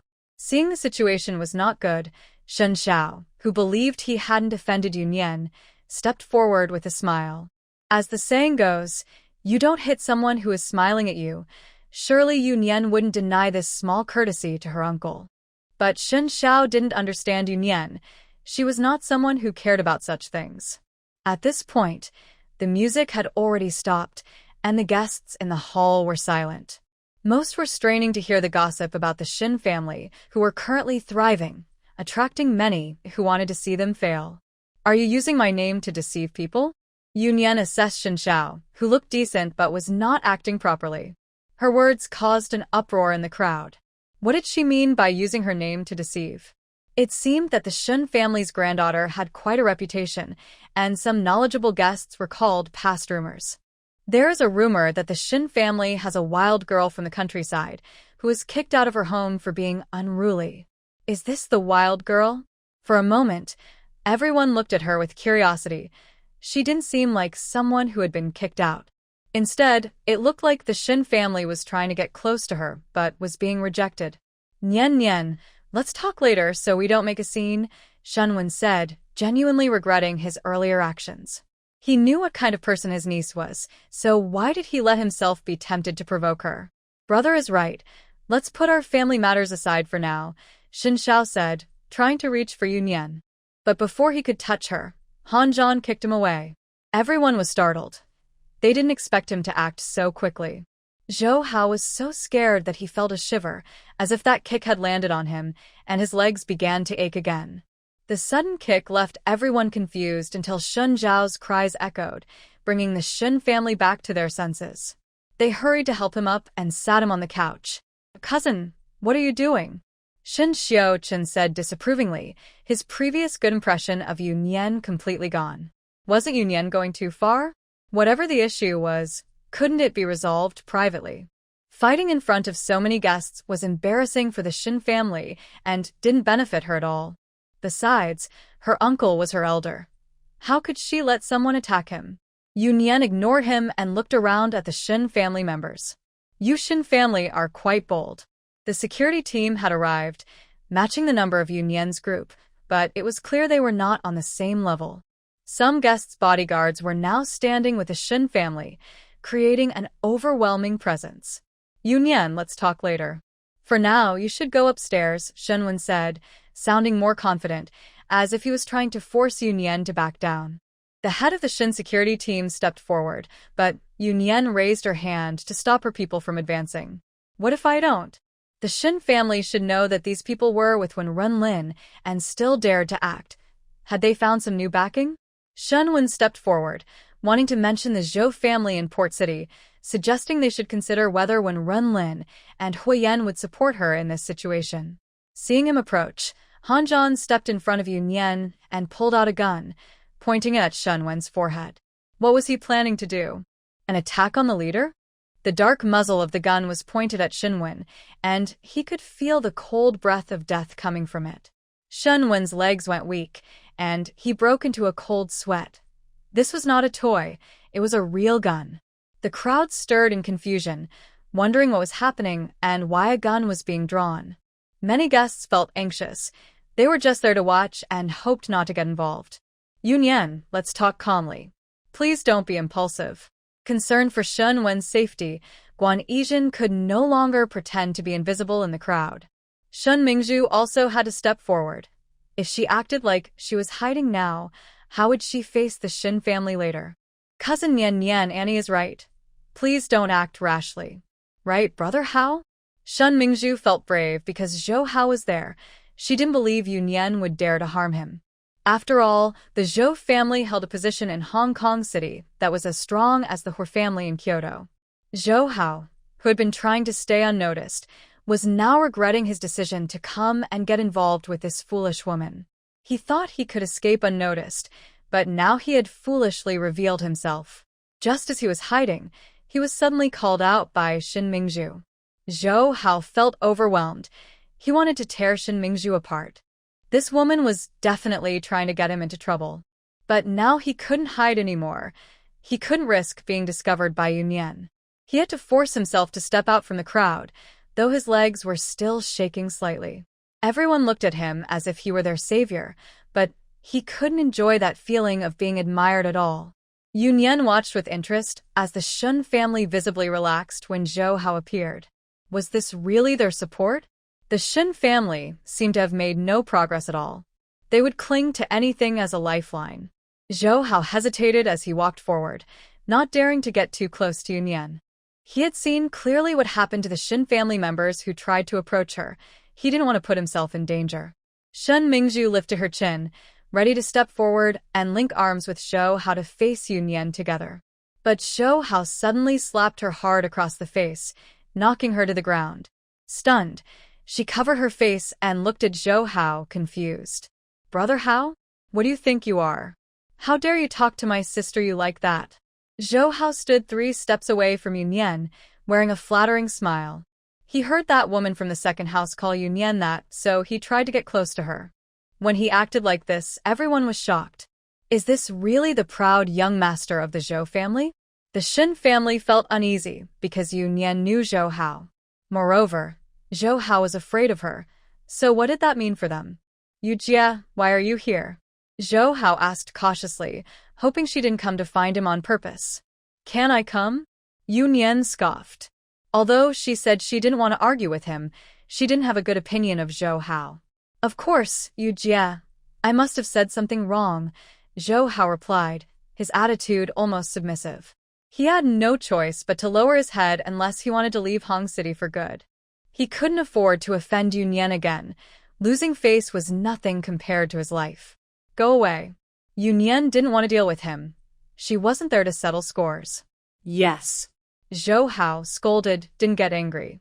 Instead, he moved behind Yunyan like a little follower. Everyone was stunned by this behavior and began to reconsider Yunyan's identity. What kind of person could make the young master of the Zhou family act so servile? Nian Yu. Shenwen was truly terrified. As the head of the Shin family, he had faced many challenges over the years, but having a gun pointed at his head was a first. "Yunyan, don't be impulsive. Are you willing to risk everything for a moment of anger?" Shin Xiaonian spoke in a deep voice. This was something the Shin family had done that was not right. However, Yunyan was openly brandishing a gun in front of everyone for the sake of pride. If this got out, it wouldn't end well for her. It could also be a fatal to Wenren. With so many guests present, she couldn't hide it. Could she really kill everyone? While the two were talking, Shin Xiao, who had just recovered from being kicked by Han Zhan, secretly took out his phone to send a message. His little action didn't escape Yunyan's notice, but she didn't stop him. She wanted to see what other support they had. If she didn't completely crush the Shin family today, her visit would be in vain. "Since you dared to provoke me, you should be prepared to face the consequences," Yunyan said, asking Han Zhan to put away the gun. Shin Wen's heart raced again at her words. What did she mean? He would soon find out what Yunyan meant. The large screen in the living room was playing a promotional video for the Shin family when suddenly, a video call came in. It was Shun Xiujin calling from across the ocean. The Shin family looked confused, wondering what was happening. Especially Shunwen, since the call was for him, and he had just hung up. He planned to call back later in his study, but now it was on the big screen. Shunwen instinctively glanced at Yunyan, wondering if she was behind this. At that moment, the call connected, and Shin Xiujin's frustrated voice came through. "Dad, what are you all doing?" Shin Xiujin was extremely upset. He hadn't returned home for the new year because of this project. The preliminary preparations were complete, but today he received a call from the partner here, canceling the collaboration. The other party was very firm, showing no willingness to negotiate. Shin Xiujin was stunned. The partner was introduced to him by Wenren, and they had been working well together until now. The government relations were handled by them, and now the other party would rather pay a penalty than continue. What was he supposed to do? To show sincerity in their cooperation, the penalty was set very low, and he wouldn't gain anything from that amount. In a panic, Shun Xiujin managed to contact a Chinese representative from the other side, who revealed that the cancellation was Wenrenlin's decision. He suggested that Shin Xiujin think about whether he had offended Wenren in any way, or else why would they cancel the collaboration out of the blue. Shin Xiujin. He had been so busy that he hadn't had time to offend Wenren. Wait, what about Yunyan? His family wouldn't be causing trouble for her again, would they? Before he left the country, he had repeatedly warned them not to provoke her. He noticed that as long as they didn't approach her, she wouldn't bother with them. Shin Xiaojin felt helpless. What were his family doing? Why were they dragging him down like this? And his dad, didn't he understand the importance of this project? The Shin family had invested so much time and resources. If it all went to waste, the losses would be huge. Hearing Shin Xiaojin's words, Shenwen realized things were serious. Xiaojin, what happened over there? Shenwen still held onto a glimmer of hope, asking in case he was overthinking it. The other party would rather pay the penalty than continue. Did you all go and trouble Yunyan again? After his anger, Shin Xiaojin felt a deep sense of helplessness in his voice. This. Shenwen was shocked and momentarily speechless, looking at Yunyan. Yanian, are you taking this too far? We are family, and if the Shin family does well, it will benefit you too. Shenwen was unable to be firm this time and didn't care about the many guests present. Yunyan? Is Yunyan at home? Shin Xiaojin's voice was a bit excited. Shin Xiaojin, I told you last time that it was the last time. Do you Shin family members not take my words seriously? Yunyan replied coolly. She had called Wenren before coming and made it clear that the Shin family had to return everything they took from her. Yunyan, I'm not in Beijing if I... Shin Xiaojin was anxious to explain, but Yunyan didn't want to hear his explanation. I don't need to know the details. If your family dares to use my name to steal Xiao family's orders, you should be prepared for the consequences. Her words made many people think. Did they steal the order from the Ministry of Defense? Shin Xiaojin was stunned. Was his father out of his mind? Didn't he tell him about the relationship between Xiao Mubai and Yunyan? And Mingzhu, she had seen how good their relationship was. Wouldn't she try to stop them? How could they dare to use Yunyan's name to take Xiao family's business? I will return to the country as soon as possible. After saying this, Shin Xiaojin hung up the phone, lacking the energy to say another word to his family. He sat down in despair, feeling that his ambitions might never be realized. With such a group of family members holding him back, what could he do? He thought further than the others in the Shin family. This project was likely just the beginning of their troubles, not the end. Which families that controlled the business circle in Beijing had a bad relationship with Yunyan? If they stood up for her, would there be any space left for the Shin family in Beijing? At that moment, the Shin family was silent in the hall. Many had heard of the Shin family's overseas project. Was it really because of the granddaughter they had driven away? Now they had offended her, and the project was cut off. Yunyan, do you really not care about family ties at all? Is this how you honor your mother? Shenwen looked at Yunyan with bloodshot eyes. His niece was truly ruthless. If there's another time, the Shin family should prepare for bankruptcy. Yunyan ignored Shenwen's moral pressure and directly gave them an ultimatum. Everyone was shocked by her words. Could such a large company as the Shin family really go bankrupt just like that? At that moment, the door to the hall was slammed open again, and a group of fully armed people entered. The guests. Had they broken some rules?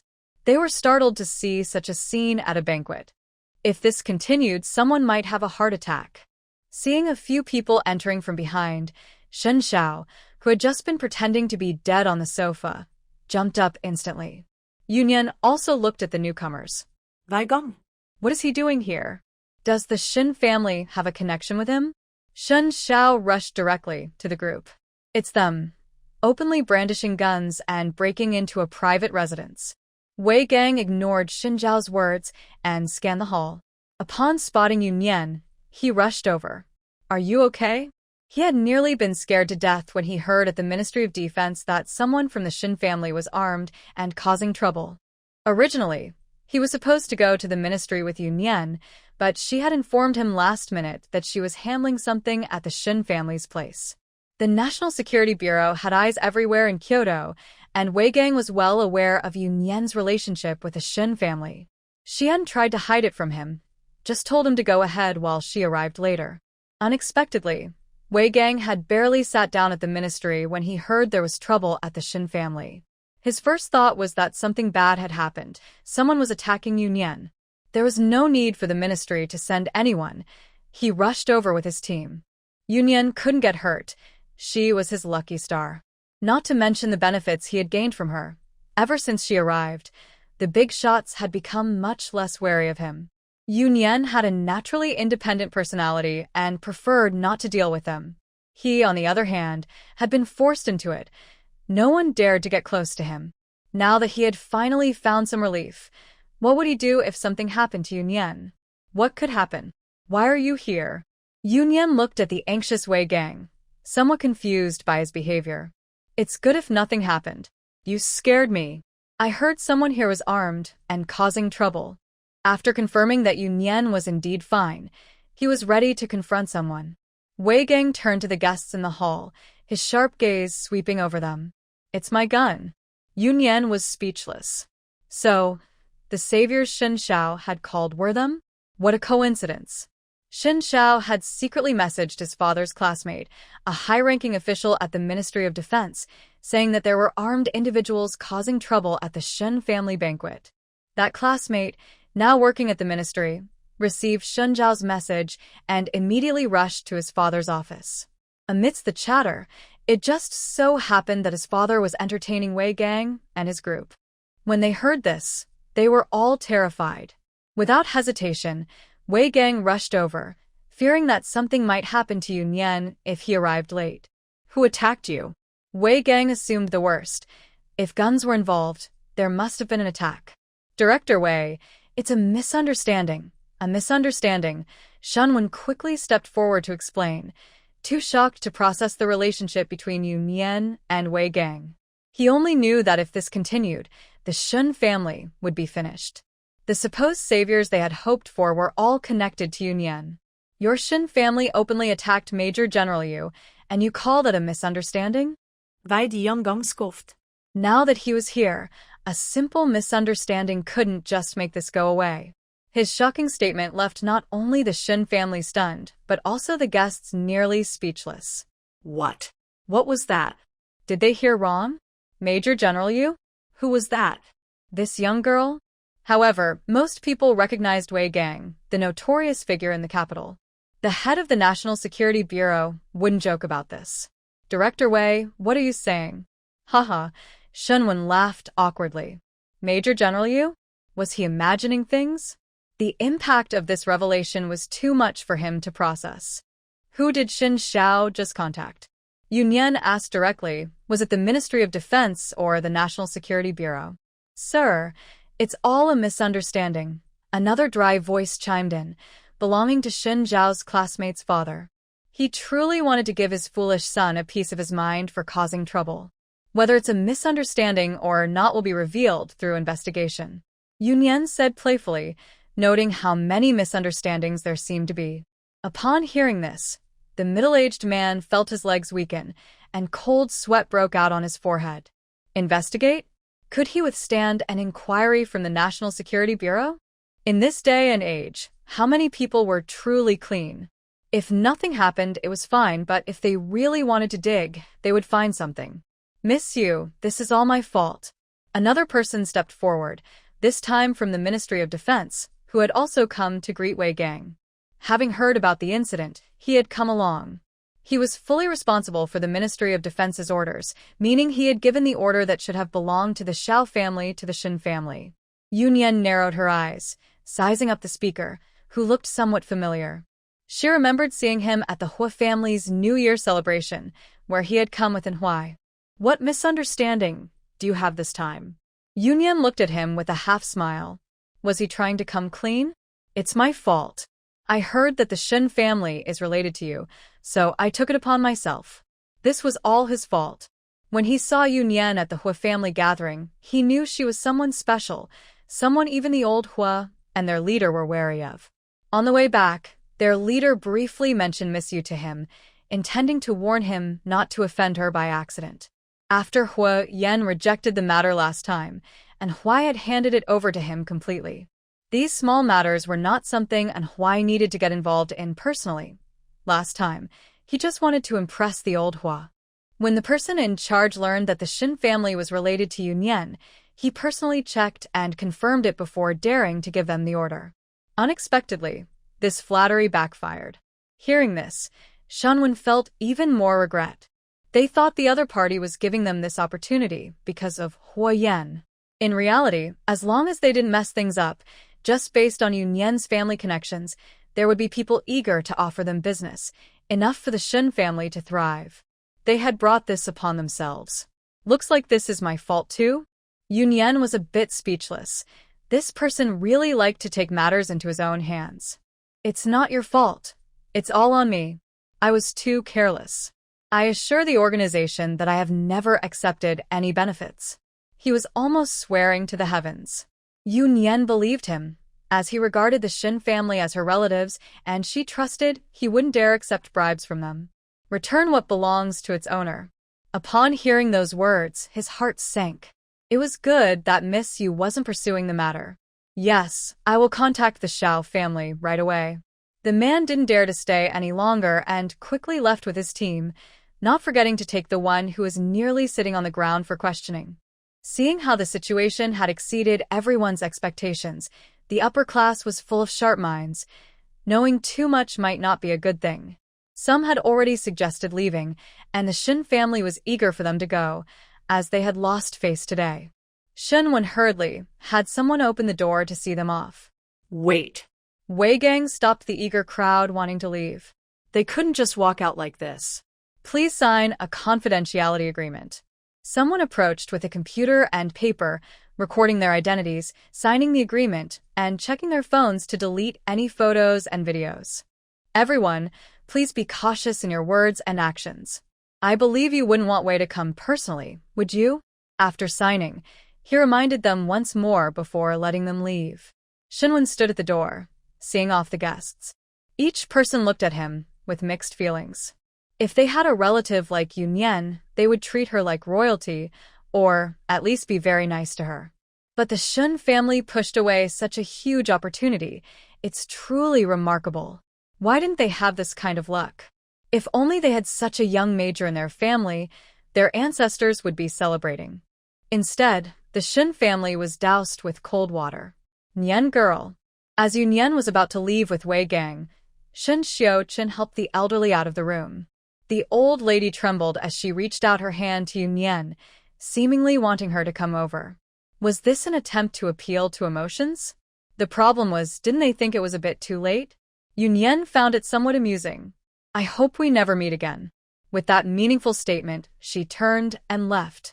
In the living room, only the Shun family remained, looking at each other in silence. Shun Mingzhu stood there in a daze. The gap between her and Yunyan seemed to leave her without the right to even resent her. She felt hostility towards Yunyan because she feared her presence would threaten her position in the Shin family. Only now did she realize that the Yunyan she valued so much didn't care about her at all. Her attempts to stir up conflict between the Shin family and Yunyan would only lead to the downfall of the Shin family and everything she currently possessed. Shenwen's thoughts were even more complicated. He always knew his niece was capable. He never expected her to be so ruthless towards the Shin family. In his view, a woman needed her husband's family to value her, as well as her own family support. What surprised him was that Yunyan had already become strong enough to be admired, needing none of their support. Guan Yizhen regretted her actions and for the first time felt displeased with her niece Shin Mingzhu. Initially, she had a good impression of Yunyan, who also respected her. It was Mingzhu who constantly spoke ill of Yunyan, subtly changing her opinion. Their relationship had soured through repeated conflicts. Otherwise, the Shin family wouldn't have ended up with no one who could even talk to Yunyan. Each family member had different thoughts, and their expressions were grim. The next day, the Huo group announced the termination of all business relations with the Shin family. Xia and Fu quickly followed with the same statement, urgently halting all ongoing projects, even at the cost of high penalties, to completely sever ties with the Shin family. This caused a huge uproar. When these major companies issued such statements together, it effectively cut off Shin's options.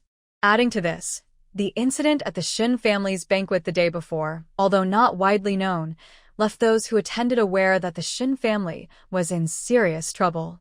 Some chose to join in the sanctions against the Shin family, while others decided to wait and see. After all, they were a genuine family, and if they reconciled, those who turned against them would look foolish. However, without exception, No one offered help to the Shin family. No matter how good their relationships were, in this situation, who would dare take the risk? They could easily be dragged down with the Shin family. By the time Shin Xiaojin returned home, the Shin family was already on the brink of disaster in just a few days. No matter how capable Shin Xiaojin was, it was too late to turn things around. Faced with this situation, they had to make a decision. The family gathered at the old house, and Shunwen shared the result of his discussion with Shin Xiaojin. They would withdraw from the capital and return to their hometown in the south. Although the Shin family was on shaky ground, they were still better off than many. They needed to resolve what they could and quickly recover their funds. Returning home offered a chance for a fresh start, while staying in the capital would only lead to their downfall. When this was said, everyone in the Shin family was shocked. They never expected Shunwen to make such a decision. Naturally, they did not want to leave, but without the Shin family, they could not maintain their current lifestyle. Seeing their unwillingness, Shunwen understood their thoughts. If you think you have a way to save the Shin family, I, as chairman, can step down anytime. If there were any viable options, he wouldn't have chosen this last resort. We should plead with Yunyan to let us go, Shun Jian said in panic. Although she was married and could stay in the capital, she was used to being spoiled by the Du family, relying entirely on her Shin family background. If the Shin family was forced to leave the capital, she couldn't bear to think about her situation with the Du family. You? Shunwen looked at his naive and foolish sister. Did she really think begging would solve their problems at this point? I'll go. If she can spare us, I'd even kneel to her. Shin Jian clung to this last hope. She was truly scared now and regretted her past actions. When Yunyan first came, why did they target her and encourage the elderly couple to intimidate her? If Yunyan had revealed her identity earlier, she would have surely been treated like royalty. Stop it, Aunt. It's pointless. If they had known it would come to this, why did they act the way they did? Shun Xiaojin's tired voice echoed. He had been so busy these days that he hardly had time to rest. The overseas project could not continue, and he could only try to minimize the losses before rushing back home. Shin Jian knew her words were not feasible, but the overwhelming panic made her cling to any glimmer of hope. With nowhere to vent her frustration, Shin Jian slapped Shin Mingzhu across the face, her gaze filled with anger. In the past, whenever Shin Mingzhu had red eyes, someone would comfort her right away, but today everyone seemed numb. Even after being slapped, no one stood up for Shin Mingzhu. She covered her face, too afraid to speak, and lowered her head to hide her resentment. She could feel that the family's attitude towards her had changed significantly. Now she had to keep a low profile. You troublemaker. If it weren't for you constantly targeting Yunyan, would our family be in this situation? Shin Jiyan's words struck a sensitive nerve among the Shin family. They were not foolish. Otherwise, they wouldn't have developed the Shin family business to its current scale. They had just been too blinded by their previous affection for Shin Mingzhu to see the truth. They preferred to believe in their imagined reality and ignored Shin Mingzhu's series of unusual actions. Looking back, they realized that in every conflict with Yunyan, Shin Mingzhu had played a part. But blaming anyone now would not change anything, and they too had made mistakes. Since no one has any objections, it's settled. Shunwen finalized the decision. He and Shin Xiaojin had many matters to handle. Running such a large company was not something that could be done quickly. I'm not leaving. Shun Zhao's expression was dark. He had been harmed by Yunyan so badly, he couldn't just leave quietly. His reputation among friends was ruined, and everyone knew that a classmate had nearly lost everything trying to help him. Now, people avoided him, fearing they would be tainted by association. Don't cause any more trouble. Shinwen looked at his ambitious younger brother. This situation was largely of his own making. He warned him that if he provoked Yunyan again, they might not even have the chance to leave the capital. Shin Xiao agreed. He understood the stakes and would hold back until the family left. The night before the Shin family was to leave, Shin Xiaojin visited Yunyan. At first, Yunyan didn't plan to see him, but when Shin Xiaojin mentioned that his family was leaving Kyoto, she allowed him in. In the living room, they sat facing each other. The butler came over to serve tea. Miss, here is your tea. After serving the tea, the butler and a few bodyguards stood behind Yunyan, seemingly worried that she might be bullied by Shin Xiaojin. You can go out now, Yunyan said, noticing Shin Xiaojin's hesitant expression. She was curious to hear what he had to say. Yes, miss, they replied and left quickly, leaving Shin Xiaojin with a bitter smile. In this place, Yunyan was truly the young lady, especially when thinking about her situation in the Shin family. It was obvious what choice to make. Perhaps the Shin family was never really an option for Yunyan. A few days ago, someone contacted me, saying they could help the Shin family. It was probably for you, Shin Xiaojin said, taking a deep breath. He found a person who claimed they could help the Shin family establish themselves in Kyoto. Opportunities don't just fall from the sky, so Shin Xiaojin decisively refused. He also discussed this with Shunwen, who shared Shin Xiaojin's thoughts that this plan was not feasible. After all, with the power of those families, it would be easy for them to wipe out the Shin family. However, the current situation was clear. They just wanted to force the Shin family out of Kyoto. They left a small chance for the Shin family, likely out of respect for Yunyan. If they foolishly stayed and became pawns for others, the Shin family might truly face destruction. The Shin family had personal grievances with Yunyan, and now they had a chance to withdraw from Kyoto. If they were used against Yunyan, given her status, it was uncertain what would await them in the end. Could they really expect Yunyan to save them then? It must be said that the Shin family made a rare correct decision. After Shin Xiaojin left, Yunyan called Xiao Muhang to thank him. Since that day, she hadn't paid attention to the Shin family's affairs and didn't know their current situation. Huo Yan and Fu Jingyi were predictable in their actions. The Xiao family was not solely decided by Xiao Mubai. Since they had shown their support, she naturally had to acknowledge it. After the call, she had someone investigate who had been in contact with Shin Xiaojin. She wondered which hidden figure was too afraid to reveal their identity. Many people disliked her, but few dared to confront her openly. Sighing, the worst thing about Kyoto is the numerous meetings. Even after canceling as many as possible, she still has to attend meetings every few days. In the past, Yunyan rarely attended meetings, but ever since the last incident, she has gradually stepped into the spotlight, receiving notifications for various meetings. After all, she is not only Minister Yu, but also Major General Yu. Besides a few high-ranking officials, she is one of the few who holds both military and political power. This is why many leaders treat her with extra respect. Given her qualifications, if she were in a single system, her position wouldn't warrant such courtesy from those seasoned veterans. Just as she finished dealing with all the messy affairs, another unavoidable meeting came up. Was it a recognition ceremony for her? The Bai family matter has been completely resolved, and she is undoubtedly the main contributor. Since Du Lizhan's arrest, they have monitored the Bai family for nearly half a year, and now that the matter is concluded, it's time to acknowledge her contributions. However, it's mostly just verbal praise and a matter of honor. At her current level, there's no further promotion possible. Her position already keeps many people awake at night. As Yunyan stepped into the meeting room, she was met with various complicated gazes. Some people, affected by the situation, looked at her with resentment, while others who took advantage of the situation showed gratitude.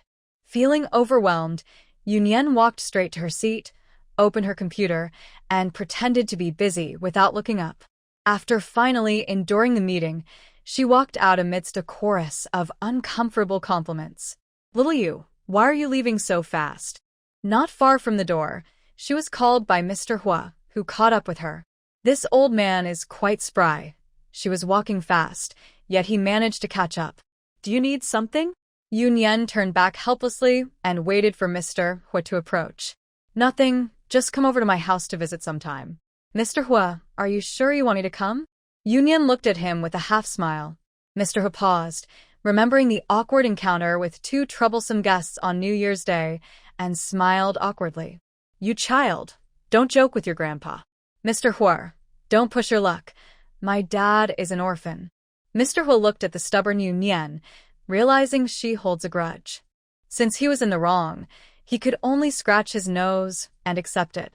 No wonder this girl matches well with Huo Yan. They are both quirky and have bad tempers. Mr. Huo couldn't help but wonder if they were together. Would they fight every day?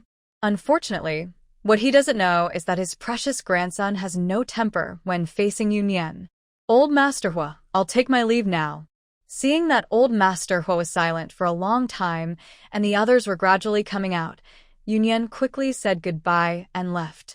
Old Master Huo looked at Yunyan, who was leaving in a hurry, and couldn't help but smile. No wonder those people trusted her so much. They weren't worried at all about her having too much power. As one official put it, she is someone who finds even rebellion too troublesome. She doesn't form cliques either, and old Master Huo could only sigh, saying that great wisdom often appears foolish. If Yunyan knew what old Master Huo is thinking, she would simply say, "You are overthinking it. I just don't want to waste time talking to those people." When Yunyan returned home, she was surprised to find that Huo Yan and Wenren were back. As she stepped into the living room, both of them stood up and opened their arms to greet her. Yunyan thought, who should she hug? Do they have to be so childish? Calmly walking over, she grabbed both of their arms and turned them around. They were caught off guard. As they were pulled into a hug, they immediately pushed each other away in disgust. You came back together? It can't be a coincidence that they returned on the same day. I helped him a little. Huo Yan pulled Yunyan back to sit down, cleverly making her sit on his other side, away from Wenren. Is everything at home going well? Yunyan looked at Wenren, wondering what he needed Huo Yan's help with. Don't worry, it's something else.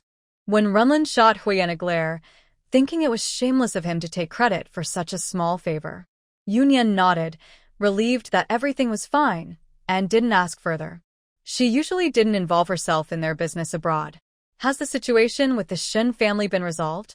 Wenren asked with concern. He wasn't in the country when the incident happened. Otherwise, he would have shown those Shin family members a thing or two. He shot another subtle glare at Huo Yan, thinking he was nothing special. They have left Kyoto. Seeing Wenren's little gestures, Yunyan found it amusing. Did he think of her as a child? She could handle this small matter herself. In fact, whether it was Huo Yan or Wenren, she never thought of seeking help from either of them when she had problems. It wasn't about trust. She was just used to handling everything on her own over the years. Just like when they jointly spoke out against the Shin family, she had no idea about it until Shin Xiaojin came to her. To her, this was her own issue, and she never expected them to intervene. They should go bankrupt. You were too lenient. When Wenren was dissatisfied, he thought this approach was still too mild. And then give them a chance to cling to Yunyan? Huo Yanji only drove the Shin family out of the capital to prevent this. If they were left with even a glimmer of hope, they wouldn't do anything extreme. It would be easy to ruin the Shin family, but then what? If they latched on to Yunyan, could he really deal with them all? Aren't you tired? These two were something else. They just got back, and instead of resting, they were bickering. I'm not tired. They both replied in unison, giving each other a disdainful glance. I'm tired. You two can keep sitting. Yunyan rolled her eyes. These two really had a good understanding. Ignoring them, she went upstairs. If she stayed, they would keep chatting instead of resting. After Yunyan finished her shower and came out of the bathroom, she found Huo Yanji sitting on her bed. What are you doing here? Yunyan raised an eyebrow. Did he knock her brother out? What are you thinking? Wenren isn't that clueless. Huo Yanji took the towel from Yunyan and started drying her hair. He hadn't seen Yunyan for a while, and this time, Wenren wisely didn't stop him. After drying her hair, Huo Yanji lay down on Yunyan's bed. Yunyan. He hadn't even showered and was lying on her bed. She grabbed Huo Yanji's arm to pull him up, but instead, he pulled her down onto the bed. Be good, lie down with me for a bit. I'm tired. Yunyan sighed. Didn't he just say he wasn't tired? Fine, lying down for a bit wouldn't hurt. Yunyan quietly lay beside Huo Yanji, and before they had said much, he fell asleep. Yunyan propped herself up on her arm to look at him.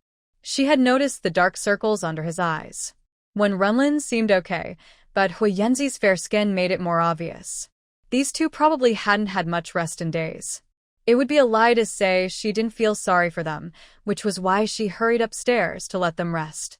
Lost in thought, Yunyan also dozed off, and when she woke up again, he was gone. After washing up and heading downstairs, she saw the two chatting in the living room and couldn't help but admire their energy. They had adjusted so quickly in such a short time. How about we have dinner together tonight? With Mubai and Jingyi. Let's see if Xiao Muhang is available. Yunyan added, since Xiao Muhang had helped her last time. Although the Ministry of Defense ultimately gave him the order, if it weren't for the Shin family intervening, it would have been a deal already made, not a gift. Okay, I'll ask him in a bit. When Wenren interjected, as Yunyan's brother, he felt it was his duty to thank him. He was not just any ordinary man. The family had urged him to behave, waiting for Yunyan to find time to return to the Wenren family, where she would rightfully be the young lady. Nian, can we invite Huo too? Huo Yan pretended not to notice Wenren's proud look, acting childish. Huo Yan claimed he wasn't jealous, just too lazy to respond. Huo had called Huo Yan several times, wanting to invite Yunyan to dinner to express his gratitude. Huo Yan had turned him down, but since Xiao Muheng was joining today, they might as well include Huo. This way, Huo wouldn't bother him about it later. Huo was now the genuine mayor of Huo City. The issues with the Bai family had wide-reaching effects, and among the involved families, only Huo had risen in status. This was largely thanks to him distancing himself from the situation and cooperating with the recent capture operation. A few days ago, he officially took over as the mayor of Kyoto. Yunyan nodded. As long as Huo didn't mind, she was fine with it. She and Huo Yan thought alike. Since they were adding Xiao Muheng, it wouldn't hurt to include Huo. After all, whether it was one sheep or two, they were still hurting. Yunyan's idea seemed a bit extravagant, having a mayor and the head of a top family at the same table. To her, they were just numbers, and hurting them made no difference. However, the two men present felt it was only natural. For Yunyan to dine with them was already a favor, and she shouldn't be picky. Each man made a call to confirm, and they set up dinner plans. Yunyan wondered if these two were really that free to meet on short notice. In reality, they were quite busy, especially Huo, who had just taken on the mayoral role and was swamped with work. However, if Yunyan invited him to dinner, he would have to make time, as without her, he wouldn't even be the mayor of Huo City. Seeing that it was almost time, the group headed to the club, as they were the hosts and wanted to arrive early. The three had barely sat down when the others started arriving one after another. When Wenren raised his glass, stood up, and faced Xiao Muheng. Mr. Xiao, thank you for your help with the Shin family's matter. I'll drink to that. With that, he downed his drink. You're too kind. Xiao Muheng raised his glass and drank it all, sharing a smile with his brother. Xiao Mubai watched his brother and Wenren interact, confused about what it meant. He knew about the Shin family situation, so he wondered how it related to Brother Lin and why his brother was thanking him. Fu Jingyi wasn't surprised. After the last gathering, he had figured out a lot. Yunyan and Wenren clearly had a deeper connection than they did, and Huo Yan agreed. So, it wasn't surprising that when Wenren was stepping in to thank Yunyan, Huo noticed something too. The last time Yunyan moved out of the banquet garden, Huo Yan mentioned she was taken away by her brother. That must have been when Wenren. No wonder Yan couldn't reach her. It was unexpected that this brother-sister pair was so influential. Miss you. I toast to you, Huo said, standing up and raising his glass to Yunyan. Tea instead of wine, Yunyan replied, holding up her cup. She didn't drink alcohol and no one could change that. Huo nodded in understanding. Given Yunyan's job, she really couldn't drink. The meal was enjoyable for everyone except for a somewhat gloomy Xiao Mubai. On the way home, Xiao Muheng noticed his younger brother looking down. What's wrong? Little fish used to be my best friend, Xiao Mubai said. He wasn't foolish. Tonight's interactions and past hints made him realize that Yunyan and Wenren's relationship was special. Is she not good to you now? Xiao Muheng looked at his silly brother, seeing that Yunyan was still quite tolerant of him, allowing him to be playful. But Brother Lin. Xiao Bai, you can't compare yourself to Wenren, understand? Xiao Muhang sighed. How could this silly boy not see it? Friends and family are not the same. The closeness between Yunyan and Wenren was beyond what Huo Yan could match. Let alone their friends, they couldn't even be compared. As a friend, Yunyan had already been very good to Xiao Mubai. His brother was lucky to be friends with such people. But he must not let a moment of confusion drive him away from them. The example of Hanzheng, still far away in the northwest, was a painful reminder. I may not be as capable as Brother Lin, but Xiao Mubai's words were cut off by Xiao Muhang. Are you really that clueless? Or are you pretending? The sibling relationship between Wenren and Yunyan is not the same as your playful banter. Xiao Muhang looked at Xiao Mubai, knowing everything but just avoiding the truth. He wasn't wrong. Xiao Mubai was indeed aware.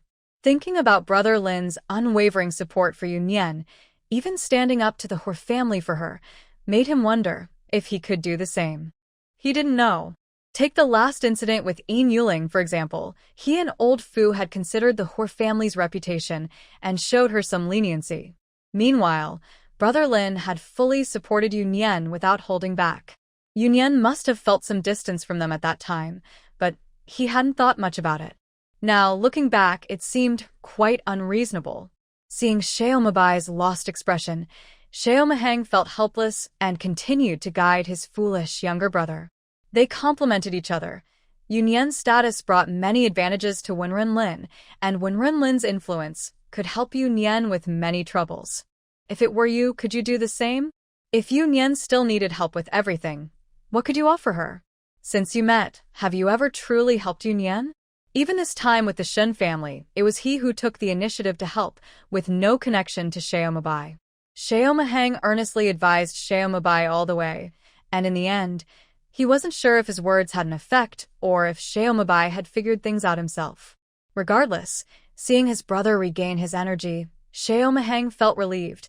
As long as he didn't get stuck in his thoughts, that was good enough. Xiao Mubai had indeed come to terms with things. Although Little Fish was closer to Wenren, she hadn't distanced herself from him. The past couldn't be changed, so he just needed to be careful not to repeat his mistakes. Why let this matter ruin their friendship? He still really liked Little Fish.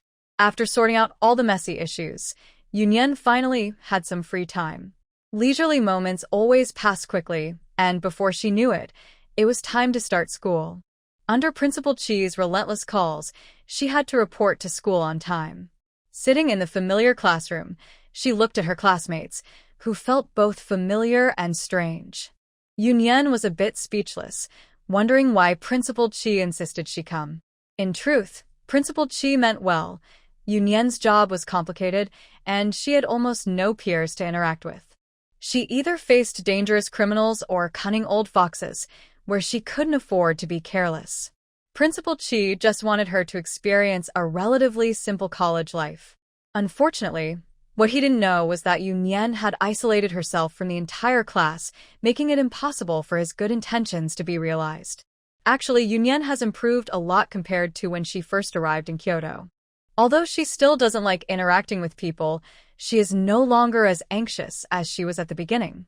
Yunyan lay bored on the table, and even though the new instructor on stage kept talking, he didn't pay her any attention. This instructor had been given special instructions. As long as Yunyan didn't cause any trouble, he didn't need to worry about her. Even while lying on the table, Yunyan sensed a disapproving gaze. Without looking up, she already knew who it was, the girl who had tried to talk to her twice, sitting in that direction. Is she holding a grudge against me? Yunyan thought with a hint of mischief, thinking it might add some excitement to her dull college life. After a whole day of classes, she felt a bit worn out. She walked out of the school gate and got into the car that was waiting for her, Huo Yan's car. Miss you, Huo Yan said, pointing to the school gate. Yunyan wearily shook her head. Don't worry about her. That clown had been following her from a distance at school. She was curious about what the girl wanted. Why are you here? Where's my brother? In the morning, when Wenren had said he would pick her up, so why was it Huo Yan instead? Unless something important had come up, Wenren usually wouldn't break his promise to her. His enthusiastic admirer is after him. Huo Yan spoke with a hint of amusement. That woman was a bit crazy. Now when Wenren would have his hands full and wouldn't have time to keep an eye on him, and Yan. Oh. Yunyan suddenly perked up. She had never seen a woman bold enough to pursue Wenren. She wondered who this brave person was. Safina, a member of the royal family from Country F. This girl was a genuine noble princess, not a fake identity like some others. When Wenren doesn't like her? Yunyan asked, intrigued. After all, Wenren was now her only family. If he liked her, you would already have a sister-in-law. That woman has done many crazy things to chase after Wenren and has caused quite a few scandals. Huo Yan chuckled, looking at the curious girl. TSK, doesn't the royal family of Country F care about her? Are they really letting her embarrass the royal family like this? It doesn't seem like their style. They fully support Safina, otherwise, she wouldn't be able to cause such a stir. Without their support, could a princess really chase after Wenren all over the place? Her good brother was quite the catch, a wealthy arms dealer. Who wouldn't want a piece of him? Yunyan nodded thoughtfully, her eyes sparkling as she looked at Huo Yan. What about you? Does no one like you? His admirers should be just as many as Wenren's. To be fair, Huo Yan is a bit more handsome. She was drawn to that face after all. Are you jealous, Yan? This little girl was gossiping about him again. Yunyan rolled her eyes at Huo Yan. He couldn't stay serious around her for more than 3 seconds, so she decided not to say anything. Not many, I don't often show up. Joking aside, Huo Yan quickly clarified that he had nothing to hide from Yunyan. He was different from Wenren, rarely appearing in public, so not many people truly knew him. Most only knew his name. As the head of his family, Wenren had to be present for many things. Not many, just a few. Don't worry, Yan, I'm absolutely loyal to you. Huo Yan raised one hand as if swearing an oath. Yunyan pulled his hand down, wondering if oaths were really useful. It was just empty words. She never believed in such things. Don't you trust me, Yan? Seeing her skeptical expression, Huo Yan realized she wasn't convinced. What he said was true. He couldn't control others' feelings, but he could promise his loyalty to her. Do you want me to say I believe you? Yunyan looked at Huo Yan with amusement, thinking that if he wanted, she could play along. Yan. Huo Yan looked at her with a helpless expression, unable to do anything about her mischievousness. When they returned, Wenren was already home. Wow, you got away so quickly? Huo Yan teased. Having just lost to Yunyan, he naturally wanted to get back at her brother. This is in Kyoto. Although Safina had status, her influence was lacking. Could she really compete with him in Kyoto? So does she like you?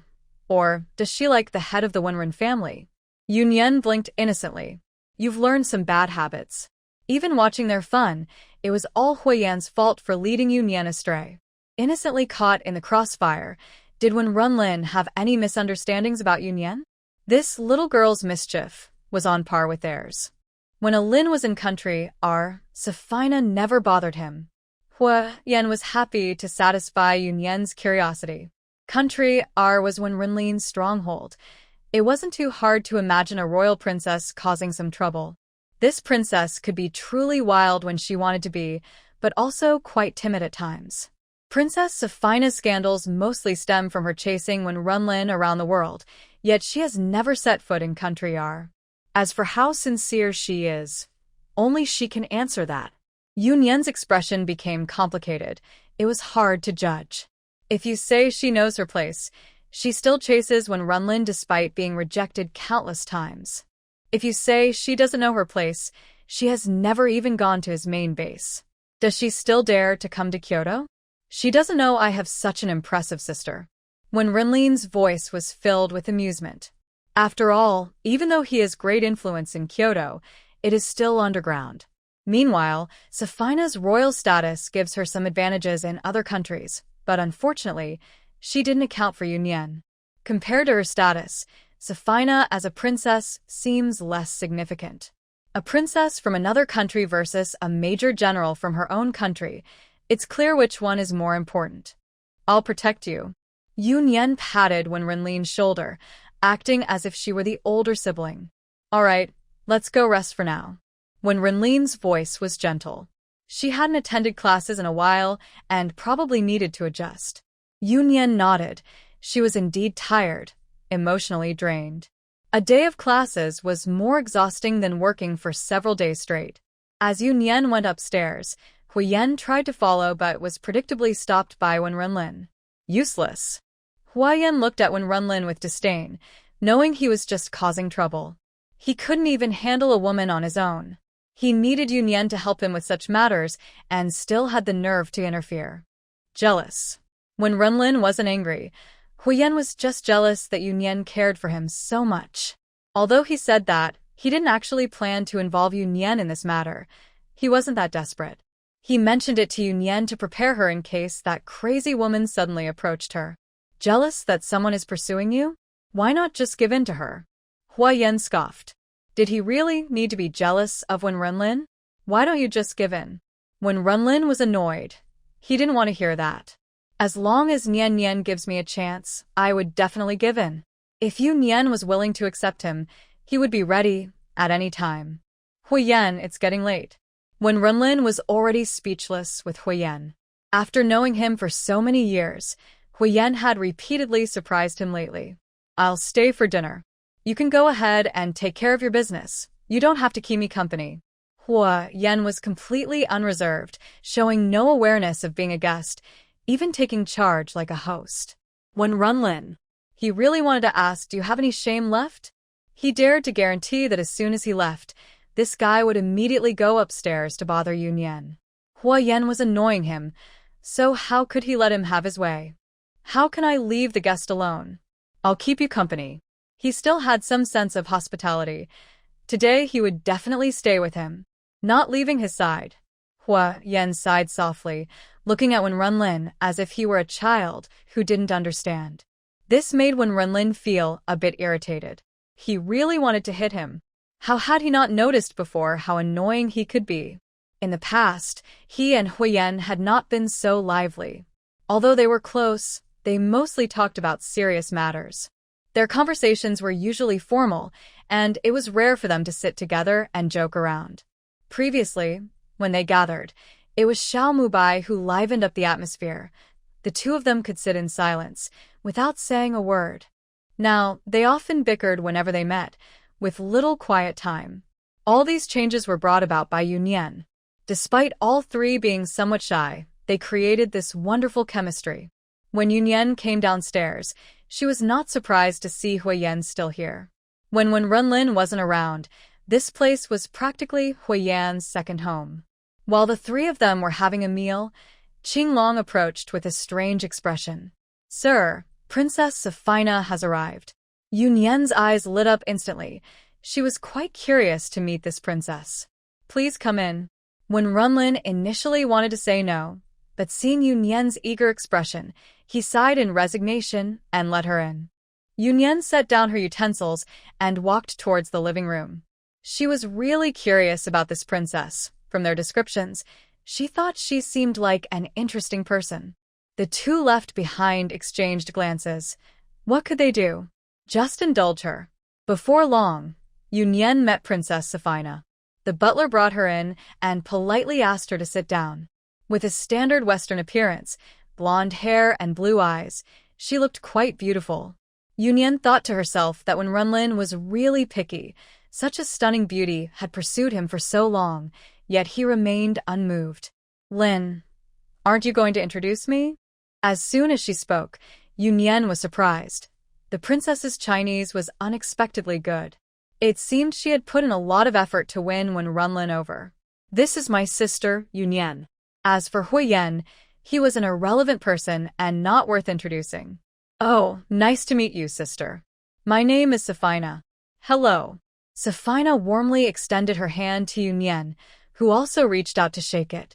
This simple gesture surprised both Huo Yan and Wenren. It seems that Yunyan has a good first impression of Safina. She usually ignores people she doesn't like, so any physical contact is unlikely. Perhaps because she is Wenrenlin's sister, Safina seems to really like Yunyan. She keeps chatting with Yunyan, mostly doing the talking while Yunyan responds occasionally. When Wenren, who was left out, wasn't he supposed to be looking for her? When Safina left, she even exchanged contact information with Yunyan. After seeing her off, Huo Yan looked at Yunyan and asked, "Do you have a good impression of her?" She even gave her phone number. Yunyan nodded, saying that this princess is indeed an interesting person. Her pursuit of Wenren likely has another purpose. When she first entered and saw herself sitting next to Wenren, her eyes showed curiosity and surprise, not jealousy or hostility. After only one day of school, Yunyan started to slack off again the next day. She went directly to Principal Qi to ask for leave, with a legitimate reason to monitor Safina. Principal Qi replied irritably, "She is here representing a university from Country F for an exchange program. Their delegation will be here in a few days." Top universities have academic exchanges periodically, and this time it was Kyoto University's turn. Not only from Country F but also from several other top universities. This is why Principal Qi insisted that Yunyan attend school. She would actually be needed for this. Yunyan pondered that this princess came with a mission. So, she arrived a few days early to get close to Wenren. In Yunyan's view, rather than saying Safina is pursuing Wenren, it seems more like she is trying to make her presence known. She wants to prove her existence to someone, and that someone is likely the royal family of Country F. They probably want to connect with Wenren, and this seems like a seemingly unreliable yet safe way to do it. If successful, they benefit. If not, they are left with this current situation. Everyone laughs at Safina, viewing her as a lovesick fool. The royal family of Country F might only face some criticism for being too indulgent with their child. The only one truly suffering is Safina, whose reputation is ruined. They have played a clever game, but it seems Safina is not entirely foolish. In fact, she is quite smart. Logically, she should have a way to escape this situation. So why does she willingly act like this? She likely has no real feelings for Wenren, so what drives her to do all this? Although Yunyan was curious, she didn't dig deeper since it was someone else's privacy. Over the years, Safina had chased Wenren around the world, but she hadn't really caused him any trouble. Mostly, she just made a fool of herself. This must have been Safina's intention, as she successfully made Wenren dislike her. In the past, whenever a male approached Wenren, this princess would always come to warn him. But that was as far as it went. She didn't cause any real harm to those people.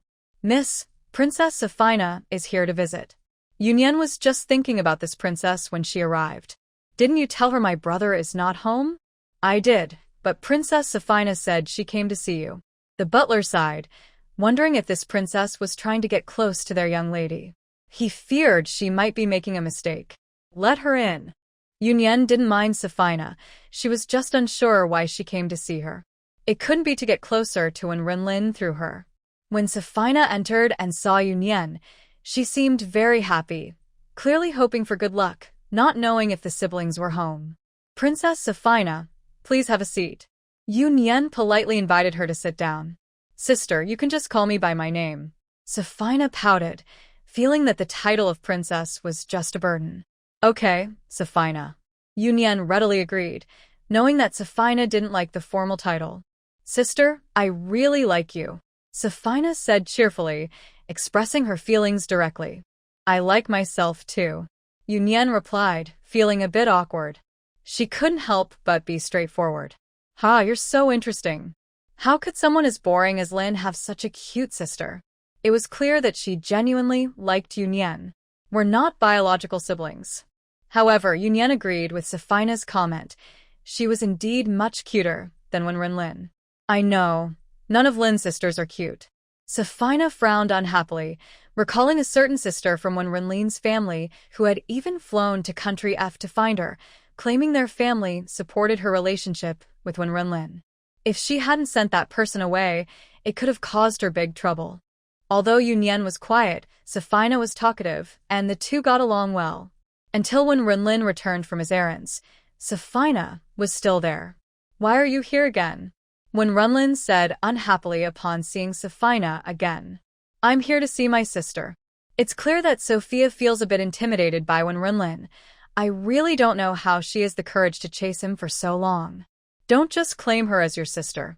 Here comes another person trying to take his sister. Don't these people have sisters of their own? Your sister is my sister too. Sophia isn't angry. She's still smiling, clearly used to Wenren's attitude towards her. Yunyan watches them with interest, thinking they actually seem like a good match. Maybe they should just give it a try. What are you thinking? Wenren gives Yunyan a light tap on the forehead. Just by looking at her, he knows she's not thinking anything good. Why are you hitting my sister? Sophia looks at Yunyan's fair forehead, now slightly red from Wenren's tap, and feels a bit unhappy. Wenren is momentarily speechless. He didn't even hit her hard. Is Sophia staying for dinner? Yunyan thinks Sophia's courage is just enough to ask Wenren that question, so she speaks up to change the topic. Yes. No. The two voices respond at the same time. Yunyan looks at the two of them, wondering if they really don't have any feelings for each other. Alright, if you don't want to, then you don't have to. Sophia looks a bit disappointed. Yunyan doesn't insist. She respects Wenren's decision and won't interfere with what she thinks is best for him. Sister, can I play with you another day? Sophia stands up, ready to leave. Yunyan nods. She has no bad feelings towards Sophia. Only then does Sophia happily leave. At the dinner table, the siblings chat. You must know why Sophia is chasing you, right? Yunyan looks at Wenren curiously. If she can think of it, he surely can too. So what? I don't have time to play with them. He knows Sophia's pursuit isn't genuine. She's just of the royal family from country F. That's why he has tolerated her for so long without being harsh. Sophia is smart enough to only act love-struck in front of others. When facing him, she knows her limits and never does anything to annoy him. He doesn't bother to expose her. After all, he has no plans to find a girlfriend. Having such a persistent admirer helps him avoid unwanted attention. They are both using each other. Have you never been moved? With such a beautiful woman pursuing him relentlessly, he feels nothing? I don't like women? Wenren's sentence isn't finished before Yunyan instinctively jumps in. I don't like Safina. Wenren looked at Yunyan with a complicated expression. What was she thinking all day? Wenren couldn't help but reflect. Was he too harsh on Huo Yan? It seemed he should treat him better in the future, as taking care of a sister like him wasn't easy. Yunyan smiled awkwardly, surprised to learn that she didn't like Safina. She thought Wenren might. Wait, why did she say might? Putting aside those messy thoughts, she told Wenren about the news she received that morning. Brother, someone from the mafia has arrived in Kyoto. She remembered that Wenren seemed to have a conflict with them. The last incident here was related to them. Who came? Wenren frowned. Why would they come? If they were after him, would Yunyan, who is staying with him, be in danger? We're still investigating. It's likely someone from the Bernard family. The Bernard family was currently the largest mafia family in America. Do you want to stay with Huo Yan for now? Wenren was a bit worried about Yunyan. If they were indeed after him, they would surely look into Yunyan. You should worry about yourself. Do they dare to touch me in Kyoto? Did they really think her identity was a joke? I'm just worried they might target you. Wenren sighed. He understood what Yunyan was saying. He just wanted to be cautious and ensure everything was safe. Huo Yan could protect Yunyan. They wouldn't easily provoke him. Many of their businesses had to go through his territory, relying on his protection. The Wen family and the Bernard family were rivals, with old grudges between them. In their generation, although there were no major conflicts, there were still constant small schemes. He didn't want to involve Yunyan in these matters. I'm keeping an eye on them now. Yunyan smiled. With the mafia in Kyoto, since they couldn't stop them from entering, they had to monitor their movements closely. There was plenty of room for action. If they dared to provoke her, they shouldn't blame her for being unkind. On her territory, they thought they could act recklessly? All right, as long as you know what you're doing. They are likely after me and Safina. Still about Safina? Yunyan raised an eyebrow. How did their grudge still involve Safina? They want to use Safina as a... Wenren scoffed. He should consider if he had the ability. Was that woman so easy to manipulate? Yunyan nodded thoughtfully. Safina has been involved in these messy situations all day and is still fine, which shouldn't be underestimated. You should tell Huo Yan about this, Wenren said seriously. Yunyan agreed. She had informed Huo Yan as soon as she received the news, so he would probably come by tonight. To her, it wasn't a big deal. They could just keep an eye on things. What could they do right under her nose? No need to be so nervous, she said, noticing Wenren's tense demeanor. Was it really necessary? I don't mind at all, Wenren sighed. They had faced off before, and neither had gained an advantage. This time, with Yunyan around, he had to be extra cautious. But perhaps he was overthinking it. As Yunyan said, if they dared to act against her here, they must be out of their minds. Thinking of someone who reports in daily, he decided to mention this to him later and remind him to be careful. Sure enough, Huo Yan showed up uninvited during dinner. While eating, Wenren served him some food, acknowledging that his brother had it tough too.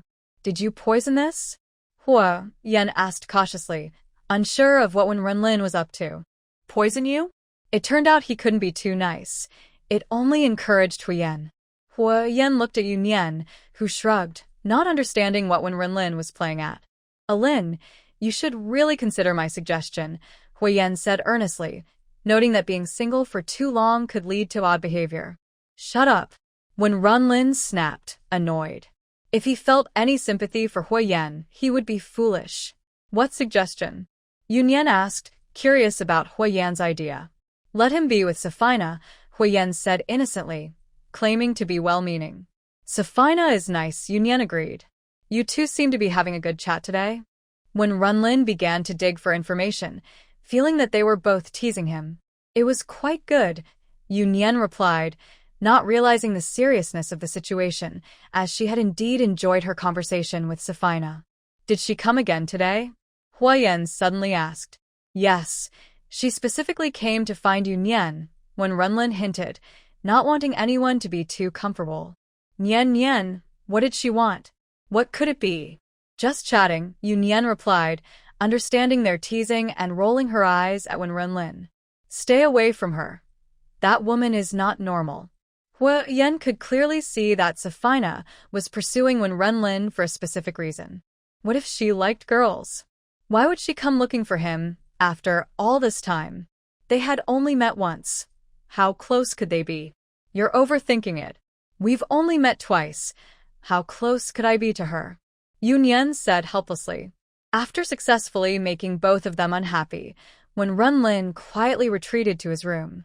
Huo Yan was so worried about Yunyan that he didn't care about age or gender. As long as he had a hint, he could imagine a whole drama. I'm just afraid Nyen might be tricked by her. Does she think I'm annoying? His mournful tone was something Yunyan realized she hadn't heard in a long time. Just as she was about to ask Wenren to explain, she turned around. Where did he go? Her big brother was gone? No, I know what I'm doing. I won't be tricked, Yunyan assured Huo Yan after calming him down for a while. When Wenren came out, the two were already sitting on the sofa, back to normal. Wenren looked at Huo Yan with disdain. Couldn't he have some backbone? He was easily appeased. What if one day he got sold out by Yunyan and had to pay her back? Nyen, what kind of look are you giving him? Does he not want us to be happy? Seeing the troublemaker appear, Yunyan stood with Huo Yan. You might be right. My brother has been single for a long time, so he might be. She didn't finish her sentence, but everyone understood what she meant. Huo Yan nodded seriously. See, even Nyen noticed. Wenren looked at the two of them, realizing they were quite the pair. It's getting late. I'll walk you out, Wenren said, pulling Huo Yan along without giving him a chance to refuse. They needed to talk about the Burner family. Nyen, I'll see you tomorrow. Huo Yan said goodbye to Yunyan, not lingering any longer since he also wanted to discuss this matter with Wenren. Wenren thought. Tomorrow? What could happen in just one day? Yunyan told you, right? The Burner family has arrived in Kyoto, Wenren said seriously after they stepped outside. Don't worry, nothing will happen, he added. He shared the same thoughts as Yunyan. On their turf, nothing major could go wrong. However, he understood Wenren's concerns. He was worried that his issues might cause trouble for Yunyan. Huo Yan sighed, not feeling angry at this moment. Wenren should have anticipated these situations the day he and Yunyan became like siblings. They are seen as a community of interests by others. When one is attacked, the other will naturally be noticed. Whether it's to divide or target, it's unavoidable. He is the same. He has quite a few enemies of Wenren. No matter who is around them, they will inevitably get involved. But would he push away Yunyan because of this? He cannot do that. I know, it's just. He hopes Yunyan can have a more relaxed life, at least when she is with him as her brother. He doesn't want her to be caught up in all this fighting and chaos. Alin, Yunyan is just like us. Huo Yan has a different view from Wenren. He understands Yunyan better and knows what she wants. Even though he wishes to protect her under his wings and let her live carefree, he knows that is not possible. Neither her personality nor the reality allows it. Wenren may not realize yet that Yunyan can fight alongside them. She doesn't need to hide behind them. Wenren is silent. He knows Huo Yan is right. Huo Yan pats Wenren on the shoulder and leaves him to think. Wenren stands outside for a long time before going back. I thought you left with Huo Yan. Yunyan jokes when she sees him come in. Why aren't you asleep yet? He has been gone for a while, and usually, Yunyan would have gone upstairs by now. Is she waiting for him? I was afraid Huo Yan would kidnap you, so I stayed up. You should go to bed early too. Actually, Yunyan understands Wenren's dilemma. She just doesn't know how to advise him. Seeing him like this, he seems to have figured things out. Huo Yan is somewhat useful. She turns to go upstairs, leaving a bemused Wenren behind. It seems he is not doing a good job as an older brother, making his siblings worry. The next morning, right after his morning workout, Wenren sees Yunyan coming down from upstairs. What's on the agenda today? She usually doesn't get up this early. Why is she up now? School. Didn't you take a leave? Wenren is curious. She usually tries to skip school, but now she has a legitimate reason to go. The exchange group from Country F has arrived and is staying at Jing University. I'm going to check it out. Yunyan sits down at the dining table. Safina will be going too, right? Aren't you going to tell Huo Yan? This is the first time Wenren has brought up that woman, clearly teasing Yunyan. You still have the nerve to say that. Yunyan looked at the childish person and wondered who is to blame. It's my fault, my fault. To make up for it, I'll personally take our little princess to school later. Wenren smiled. It was indeed his fault. After the two finished their meal, Wenren took Yunyan to school. However, as soon as the car drove out of the gate, it was stopped.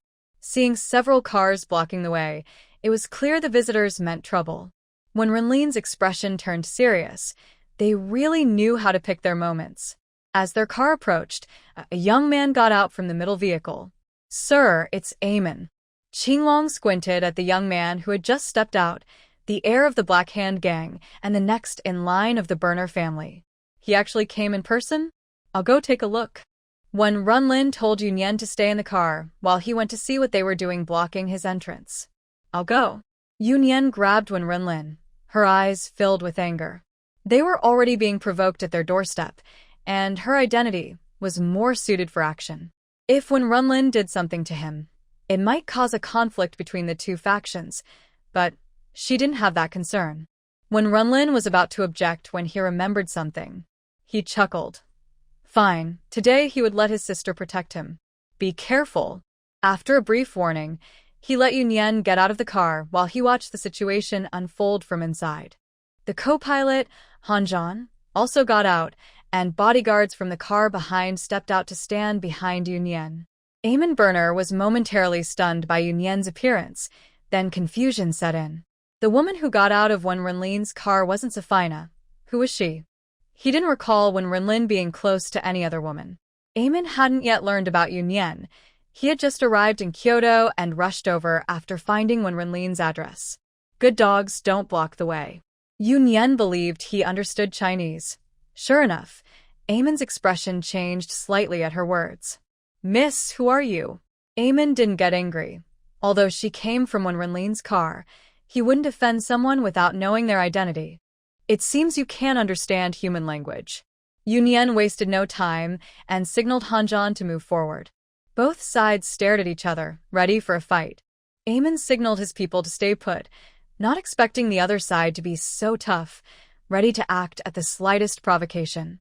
He had only come to provoke Wenren, not to fight in public. He knows the consequences of his actions, even if he is foolish. Two major foreign criminal organizations clashing in Kyoto will lead the local government to take serious action, regardless of face or reputation. Doesn't Wenren know? Why is he allowing this woman to cause trouble? Are you sure you want to take action? Eamon's expression was dark. Was she not afraid of causing trouble for Wenren? Yunyan was too lazy to respond to him and waved her hand at Zhan, clearly indicating she was ready to act.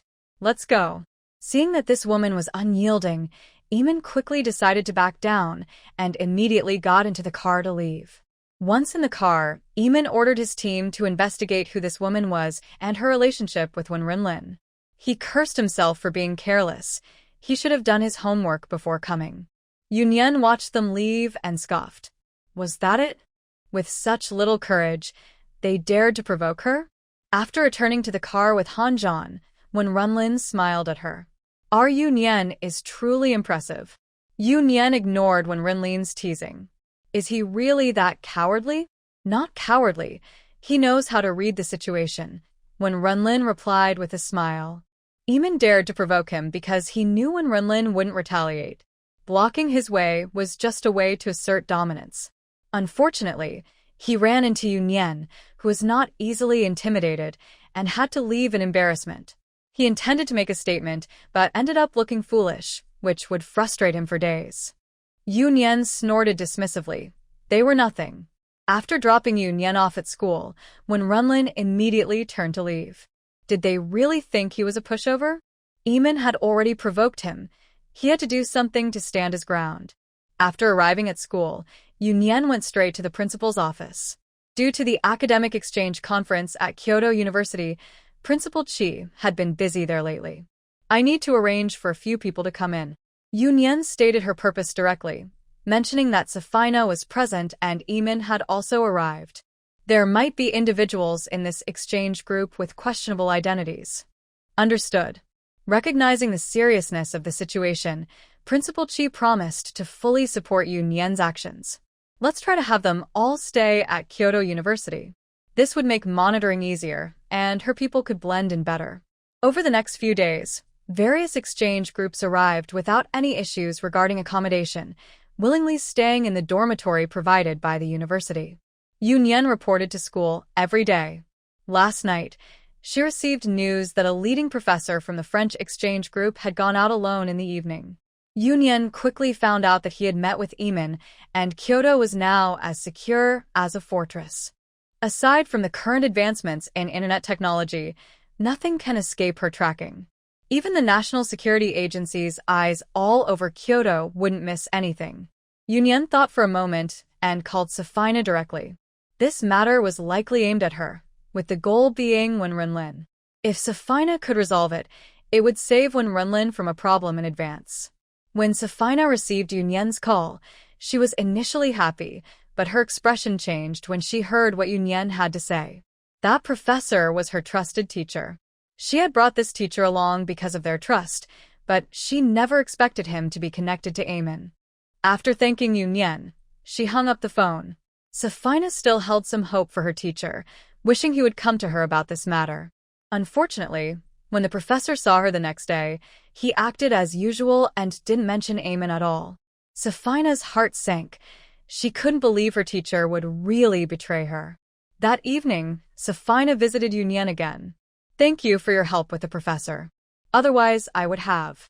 Safina smiled bitterly. Given her trust in the professor, she had let her guard down completely. If the professor wanted to take advantage of the situation, it would be too easy. Yunyan shook her head, saying she was not just helping her, but also doing it for Wenren. She corrected Safina's way of addressing her, saying she could just call her by her name. Safina still preferred to call her sister, so Yunyan let it be. Before they could say much, Huo Yan and Wenren returned together. In the past, Wenren would feel a headache whenever he saw this woman, but today he was surprisingly happy to see her at his home. He looked at the person walking beside him, as if watching a show. Sure enough, Huo Yan's previously smiling face darkened. Yunyan felt a bit speechless seeing the two of them come in. Was it really such a coincidence? Huo Yan had just dropped her off at school that morning. She thought he wouldn't come back today. "You're back," Yunyan said, her voice a bit guilty. Then she realized, why was she feeling guilty? It made it seem like something was going on between her and Safina. She shot Wenren a glare, blaming him for saying unnecessary things. Because of him, Huo Yan was suspicious all day, and she was feeling anxious too. Huo Yan came over and sat close to Yunyan, taking her hand in his. "What were you two talking about?" When Wenren couldn't help but chuckle at Huo Yan's possessive demeanor, he really was acting jealous like a woman. Safina's teacher is involved with Eamon. What was she, a toy? Is it fun to play around? There's no intention to hide anything, they all know the truth. Safina looked curiously at the two men. After chasing Wenren for so long, she had heard about Huo Yan too. After their last meeting, she did some research and learned about Huo Yan's background. Seeing him with Yunyan now, she couldn't help but ask, "Sister, is this your boyfriend?" Yes. No. The sister herself didn't speak. The two men gave different answers. Wenren was initially pleased that Safina's presence would annoy Huo Yan, but it turned out to be the opposite. Huo Yan, on the other hand, found Safina much more likable now. She was quite perceptive. Looking at the expressions of the three, Safina seemed to understand. She smiled and decided not to pursue the question further. It seemed her sister was taken. But her brother didn't seem too happy about it. "Well, I'll take my leave now. I'll come back to play another day." Safina wisely stood up to say goodbye, not wanting to interrupt their date. "Miss Safina, would you like to stay for a meal?" Huo Yan suddenly spoke up to keep her there. The siblings looked at him in disbelief. Had he lost his mind? Usually, he would want Yunyan to stay away from Safina, but today he was inviting her to dinner. Safina was clearly surprised by the invitation. "Is that okay?" Safina hesitated to ask, as Wenren didn't seem to welcome her. "Of course, right, brother?" Yunyan looked at Wenren with a hint of challenge, curious about Huo Yan's intentions. Sure. Wenren reluctantly nodded in agreement. He had no choice but to accept. "Thank you, sister." With a positive response, Safina happily sat back down. Huo Yan. Was he the one who invited her? Wenren. Was he the one who agreed? Why didn't they thank each other? Only Safina thanked Yunyan. Does Safina like Chinese food? Yunyan asked, since if they were going to have dinner, they should consider the guests' taste. The two men were careless and didn't think about these things, or perhaps they were too lazy to consider Safina's preferences. If it were Yunyan, she would remember every detail, not just the difference between Chinese and Western food, but also any dietary restrictions. "I like Chinese food." Safina smiled wider.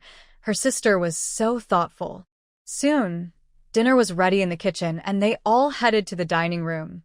During the meal, Safina watched Huo Yan skillfully take care of Yunyan. She couldn't help but smile and feel a bit envious. This man treated her sister very well. Her gaze became determined again.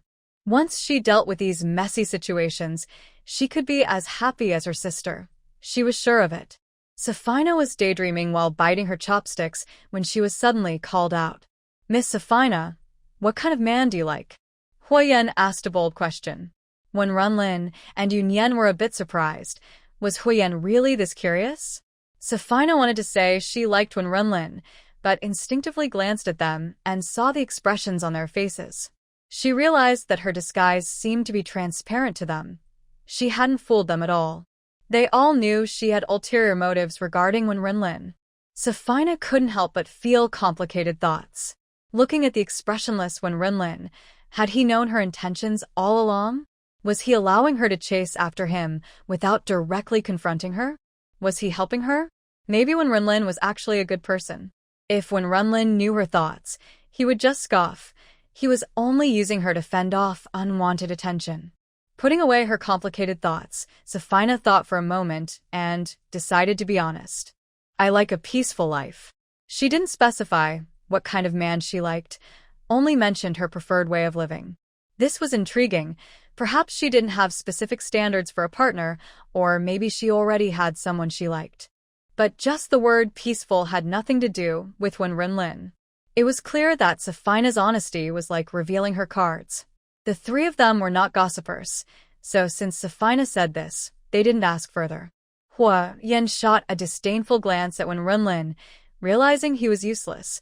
It turned out she wasn't interested in him. The siblings. So Huo Yan was asking this on behalf of Wenren. Wenren looked at Huo Yan with a pained expression and gritted his teeth. Yan, let's talk privately later. Yan, he's threatening me. You deserve it. Yunyan couldn't be bothered with him. He was the one who started it. Safina watched their interaction. Whether it was family or friendship, it was something she had never experienced. She smiled self-deprecatingly. Although being a princess sounded glamorous, who knew the messiness inside? Compared to Yunyan's freedom, she felt like she was bound by layers of chains. After finishing their meal, Yunyan saw Safina out. When she returned, Wenren and Huo Yan were both gone. Qinglong pointed to the training room, and Yunyan understood. They had gone to talk privately. He turned and went upstairs, probably thinking those two would take a while to finish their chat. Sure enough, after more than half an hour, he received a message from Huo Yan. He told her to rest early, and that he was leaving. It seemed the conversation didn't go well. Downstairs, Huo Yan looked gloomy as he stared at Wenren. Did you do this on purpose? Huo Yan had a small cut on his lip and a swollen bruise. It was clear he had been hit, and it would take a few days to heal. Wow, that's serious. Why don't you hit back? Wenren pretended to be surprised. Did Huo Yan dare to fight back? If he did, Wenren would just stand there and let him hit him, promising not to fight back. As for how to explain it to Yunyan, that was up to Huo Yan. Wenren, you're something else. Huo Yan was almost laughing in anger. Was he a fool? He picked up his clothes and started to leave, while Wenren shouted after him. You're leaving just like that? Aren't you going to say goodbye to my sister? Huo Yan ignored him and walked out without looking back. Saying goodbye to Yunyan? He wished he could. The problem was, in his current state, how could he face Yunyan? She loved his face the most. What if she saw him like this and didn't like him anymore? Wenren happily returned to his room, thinking that Huo Yan probably wouldn't dare to come around for a while. He had to admit, Wenren had completely changed. He would never have done something like this before. Sure enough, Yunyan didn't see Huo Yan all day the next day. Did you hurt him? She asked curiously. What's wrong? Feeling sorry for him? Wenren scoffed. He was hurt too, just not as obviously as Huo Yan. His injuries were hidden. Yunyan. Not really, she was just curious. These two had fought before and had friendly exchanges many times. Their skills should be about the same. Wenren looked fine. So how bad could he have hurt Huo Yan? I hit him in the face, Wenren replied. Yunyan paused for a moment and then laughed. You're really something. But now she was even more curious. What did Huo Yan's face look like now? This time, it was Wenren who was speechless. Why was she so happy to hear that Huo Yan was hurt? Huo Yan really was. No, stop thinking about it. Huo Yan didn't deserve sympathy. If you're curious, you can go see for yourself, Wenren suggested. Huo Yan wanted to hide, so let's see where he could hide. Bro, your bad intentions are written all over your face. Yunyan rolled her eyes. What was wrong with him? Was he dedicated to making Huo Yan's life miserable just because he asked Safina a question yesterday? Are you going or not? Wenren was not embarrassed when he was exposed. He just didn't believe that Yunyan wasn't curious. Go. Sure enough, this unscrupulous brother and sister quickly agreed to visit Huo Yan. If the mountain won't come to me, then I will go to the mountain. At this moment in the banquet garden, Huo Yan was looking helplessly at the old man sitting across from him, who seemed to be enjoying the show. He didn't even need to ask. He knew the old man must have misunderstood. Could he think that Yunyan caused his injury? Recently, the old man had been checking on Huo Yan and Yunyan's progress. After Huo Yan brushed him off a few times, the old man came to visit in person. Seeing the scar on Huo Yan's mouth, the old man was momentarily stunned. Who would dare to hit him? Then he thought, could it be that Yunyan did it? This kid is not doing well.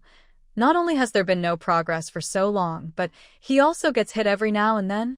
TSK, TSK, TSK. Thinking this, the old man clicked his tongue, showing clear disdain. This kid has none of the charm he had in his youth. Back then, girls from 10 miles around would be captivated by him. Grandpa, how long do you plan to watch? With a helpless sigh, the old man's visit was indeed timely. Let me tell you, back in my day. Just as the old man was about to share stories of his youth, Huo Yan interrupted him. Are you going to talk about how you were rejected 18 times when you pursued my grandmother? Not even giving face to his own grandfather. You little rascal. How did he know? His late wife had passed away many years ago, and he had never mentioned this to the boy. Huo Yan's grandmother was a young lady from a wealthy family who went abroad to study during that time. Huo Lao was just an ordinary soldier back then, who fell in love at first sight with the young lady when she returned home. Of course, she looked down on him and rejected him repeatedly. Later, when the young lady's family faced difficulties and Huo Lao gradually rose in status, he was able to protect her. So, she reluctantly married him.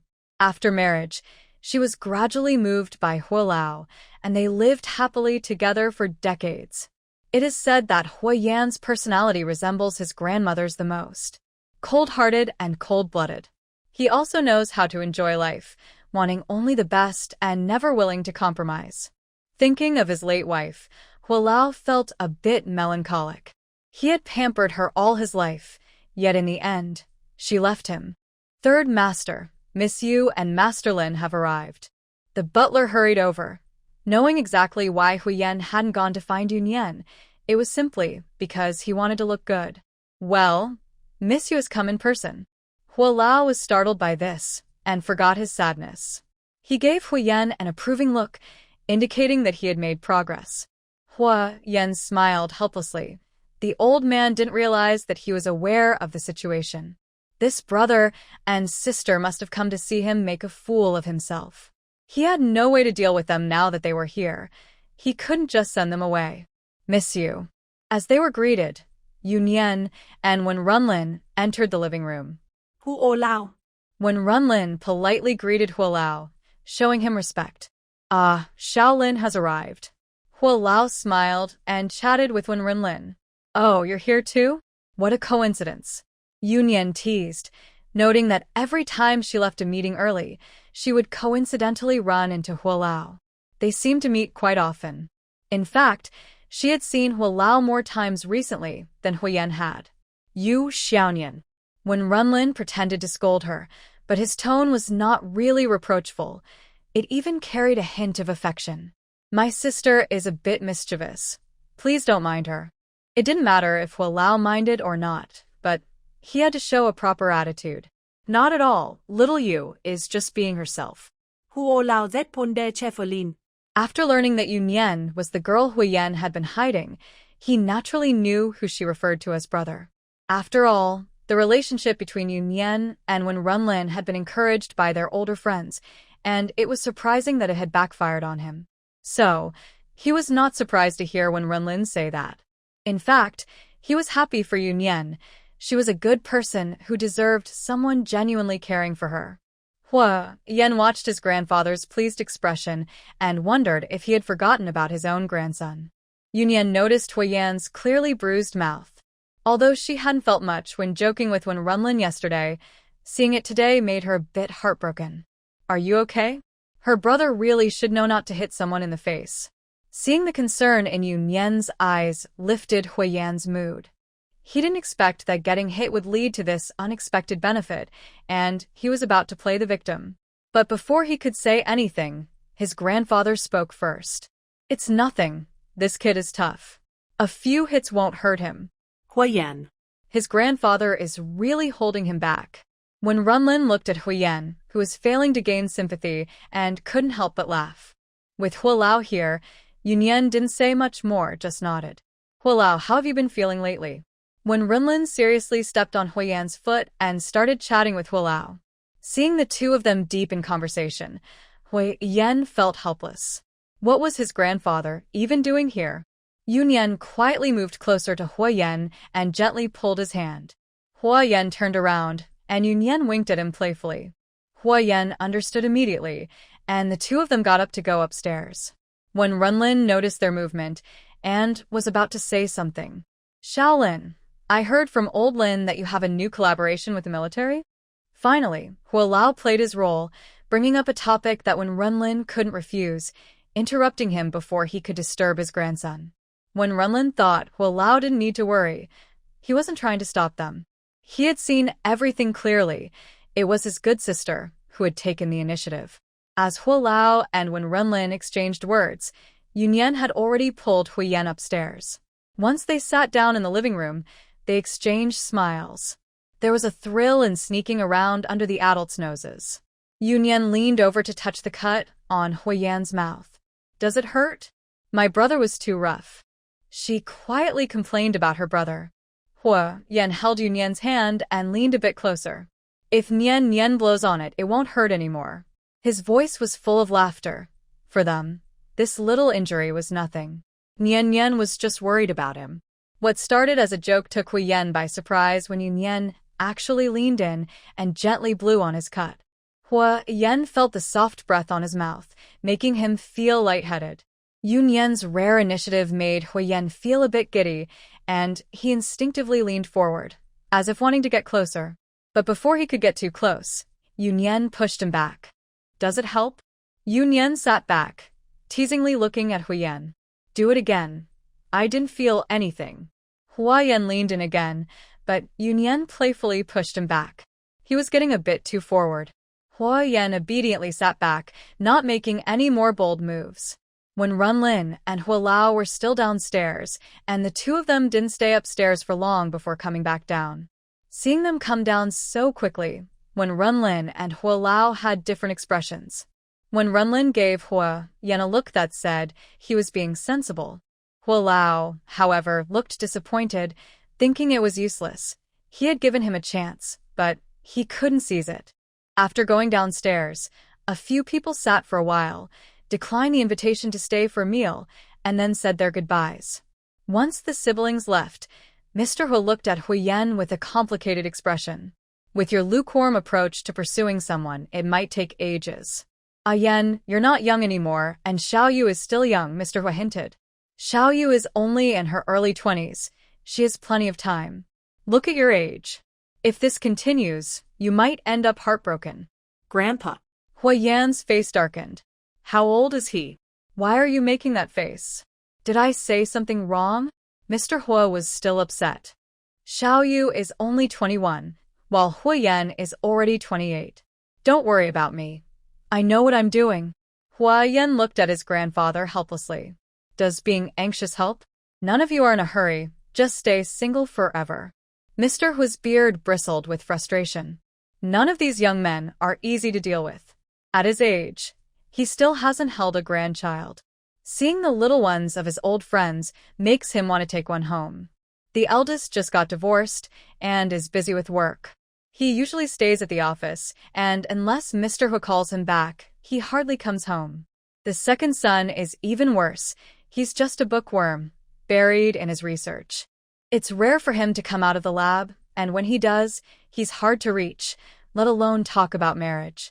The youngest, however, has a goal, but the problem is he can't seem to get close to anyone. It's been a long time, and he hasn't made any progress. You should worry about the eldest brother first, and then the second brother. If you don't keep an eye on him, he might never find a partner.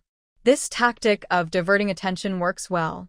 If Mr. Huo is bored, he should focus on those two. In the end, Mr. Huo left the banquet area in a huff to find a match for Huo Nanchuan.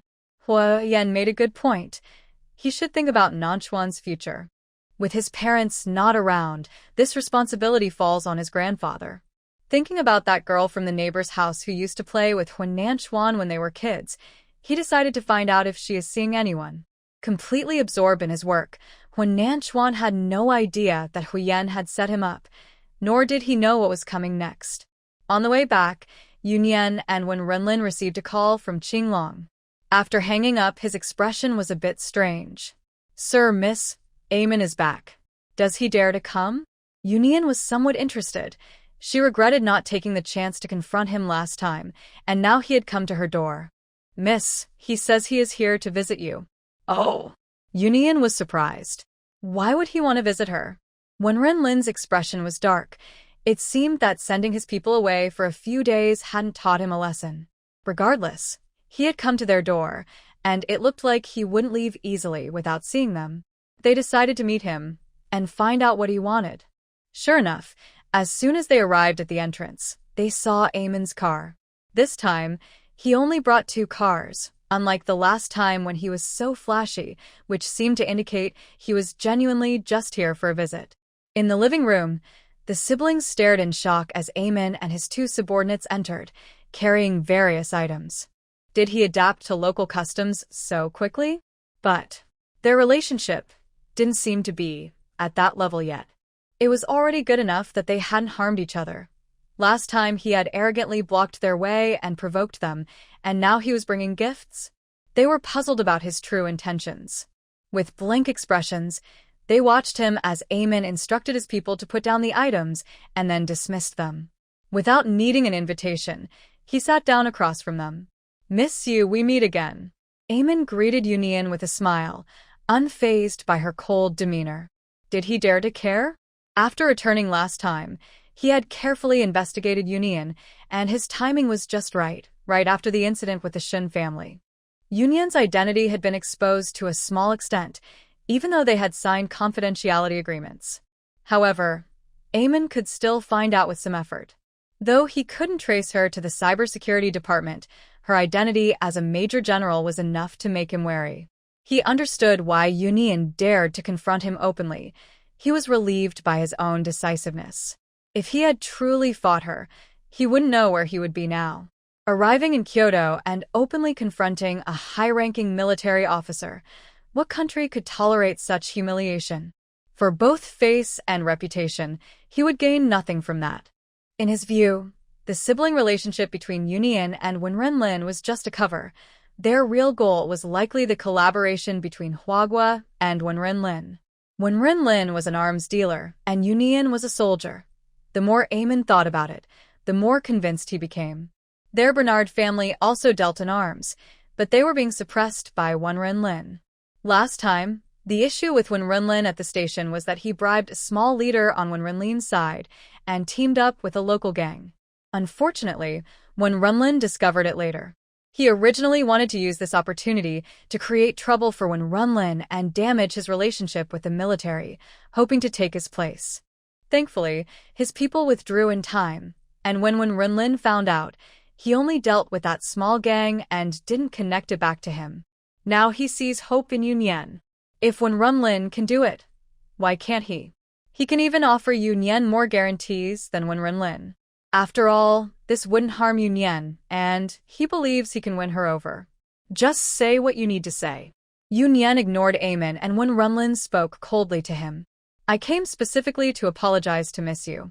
Why treat me with such hostility? Eamon still smiled, acknowledging that he had acted rashly last time and left a bad impression on Yunyan. But that's okay. He would make it up to her. Brother, I'm going upstairs. Yunyan continued to ignore him, not even bothering to look at him. She had no interest in pretending to be polite with Eamon. She preferred Wenren to handle it. Wenren nodded. It was better this way.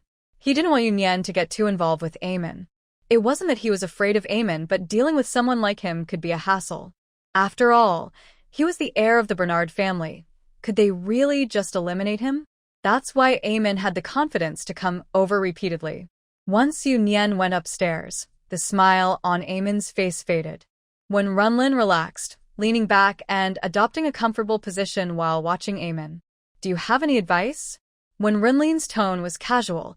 As long as it didn't involve Yunyan, he was willing to play along with Eamon. Wenren, we'll see. Eamon stood up. What advice could he give? His purpose for coming was Yunyan. With her gone, what was the point? Take your things with you. Wenren signaled for his people to help Eamon take his belongings. I'm giving them to miss you. Who are you to refuse for her?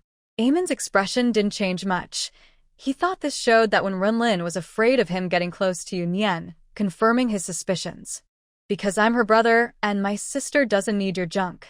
Seriously, a few pieces of jewelry? Would Yunyan even care? Besides, could he not afford it? Yunyan had so many of those things that she could use them as marbles. Eamon didn't say much more, giving Wenren a meaningful glance before letting his people take the items and leaving quickly. Wenren, what kind of look was that? Is something wrong with him?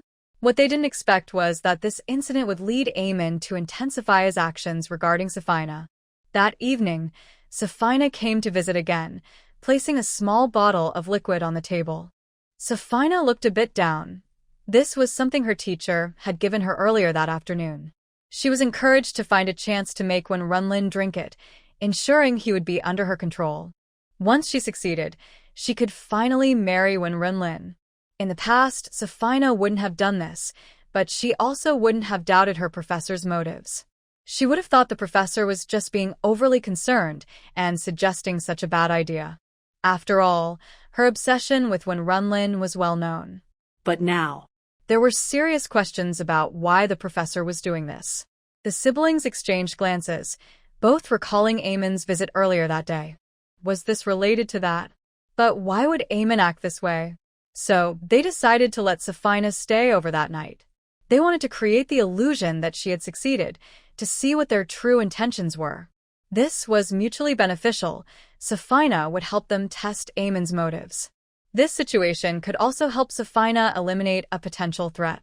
After all, this professor was quite well known in the academic circles of F country. Otherwise, he wouldn't be the princess's teacher. Acting hastily against him wouldn't be good for Safina.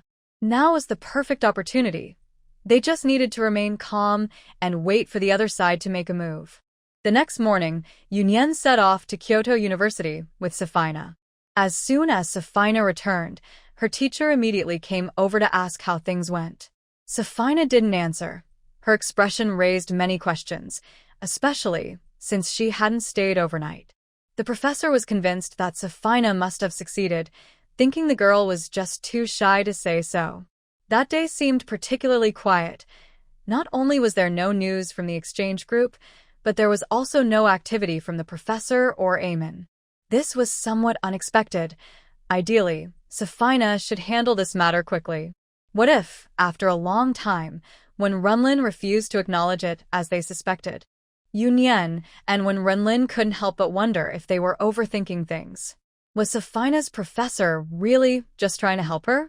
Until the evening, someone couldn't hold back any longer. The professor found Safina. The reason he hadn't made a move was that he was waiting for her to take action. Knowing Safina's personality, after something like this happened, she would usually make a fuss and demand that Wenren take responsibility.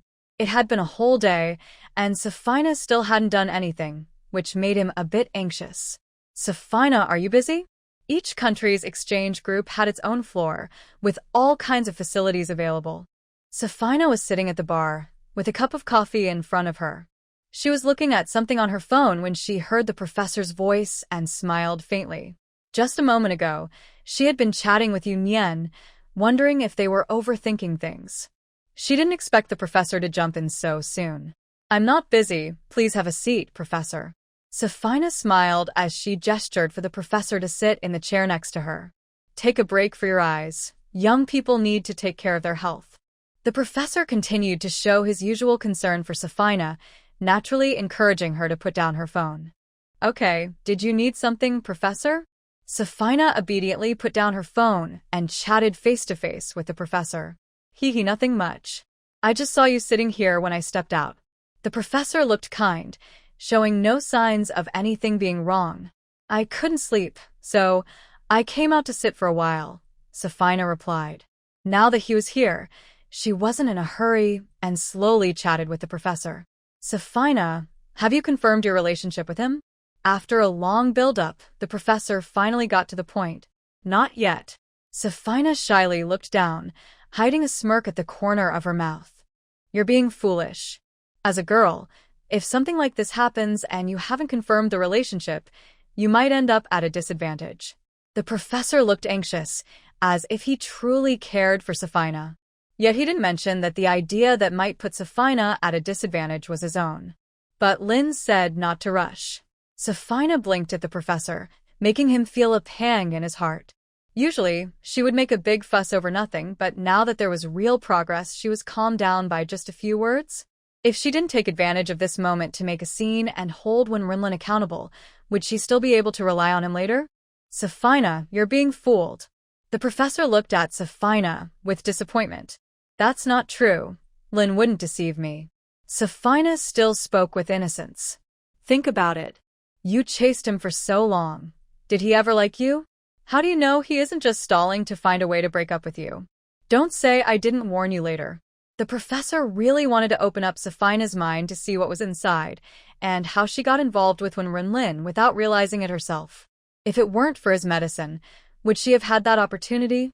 How could she be fooled by just a few words from that person? What should we do? Safina seemed a bit anxious. If you trust what the teacher says, there is a way. Safina nodded, looking at the professor with complete trust as she listened to his plan. By the end, her expression turned cold. He was truly a good teacher. Was he helping her or harming her? Did he really think she was foolish? The professor's method was straightforward. Recently, many influential people had been coming to Peking University due to the arrival of an exchange group. Sometimes, when Wenren would come to pick up Yunyan, and the professor's plan was to publicly force him to admit the truth. Last night, Safina had gone to Wenren's house, and today she was at Peking University with Yunyan again. These were not secrets and could be easily found out. Wenren wouldn't be able to deny it. Professor, won't that ruin my reputation? Safina's voice had become emotionless, but the professor, lost in his own plans, didn't notice. Hearing her words, the professor couldn't help but think, do you even have a reputation left? But he knew he couldn't say that. After Safina's reminder, he realized his suggestion was a bit inappropriate. He proposed a compromise, to find Principal Qi and clarify the matter in front of him. Principal Qi held significant power, and Wenren would not dare offend him if he wanted to develop in Kyoto. He would invite a few respected professors to join them as witnesses, making it difficult for Wenren to backtrack later. After discussing the benefits of this approach, he finally persuaded the hesitant Safina to agree. They agreed that the next day, Safina would find a reason to lure Wenren to Peking University. The rest would be up to him, as if he was entirely dedicated to Safina's cause. Safina thanked him in agreement. After securing Safina's cooperation, the professor returned to his room, satisfied. Safina coldly watched his back, thinking that since he was unkind, she wouldn't feel guilty about being ungrateful. Safina sent a message to Yunyan, informing her of the professor's plan and asking what to do next. Yunyan thought for a moment and suggested that she should delay things for now. After all, there were still several days before the exchange event began, and they just needed to resolve this matter before then. Though it was called an exchange event, it was actually a competition among top universities from various countries. Yunyan chose to resolve the issue before the event to protect Safina's interests as much as possible. They need to resolve this matter, and the professor is definitely involved. Although this professor has questionable character, he is truly knowledgeable.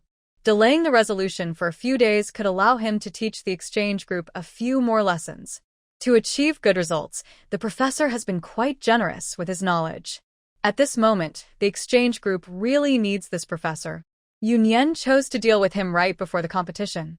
If they can still achieve good results without the professor leading them, it will minimize the negative impact of handling the professor. Besides their own abilities as hosts, they still have many options to ensure the exchange group from Country F performs well. Safina expressed her gratitude to Yunyan as she had the same thoughts.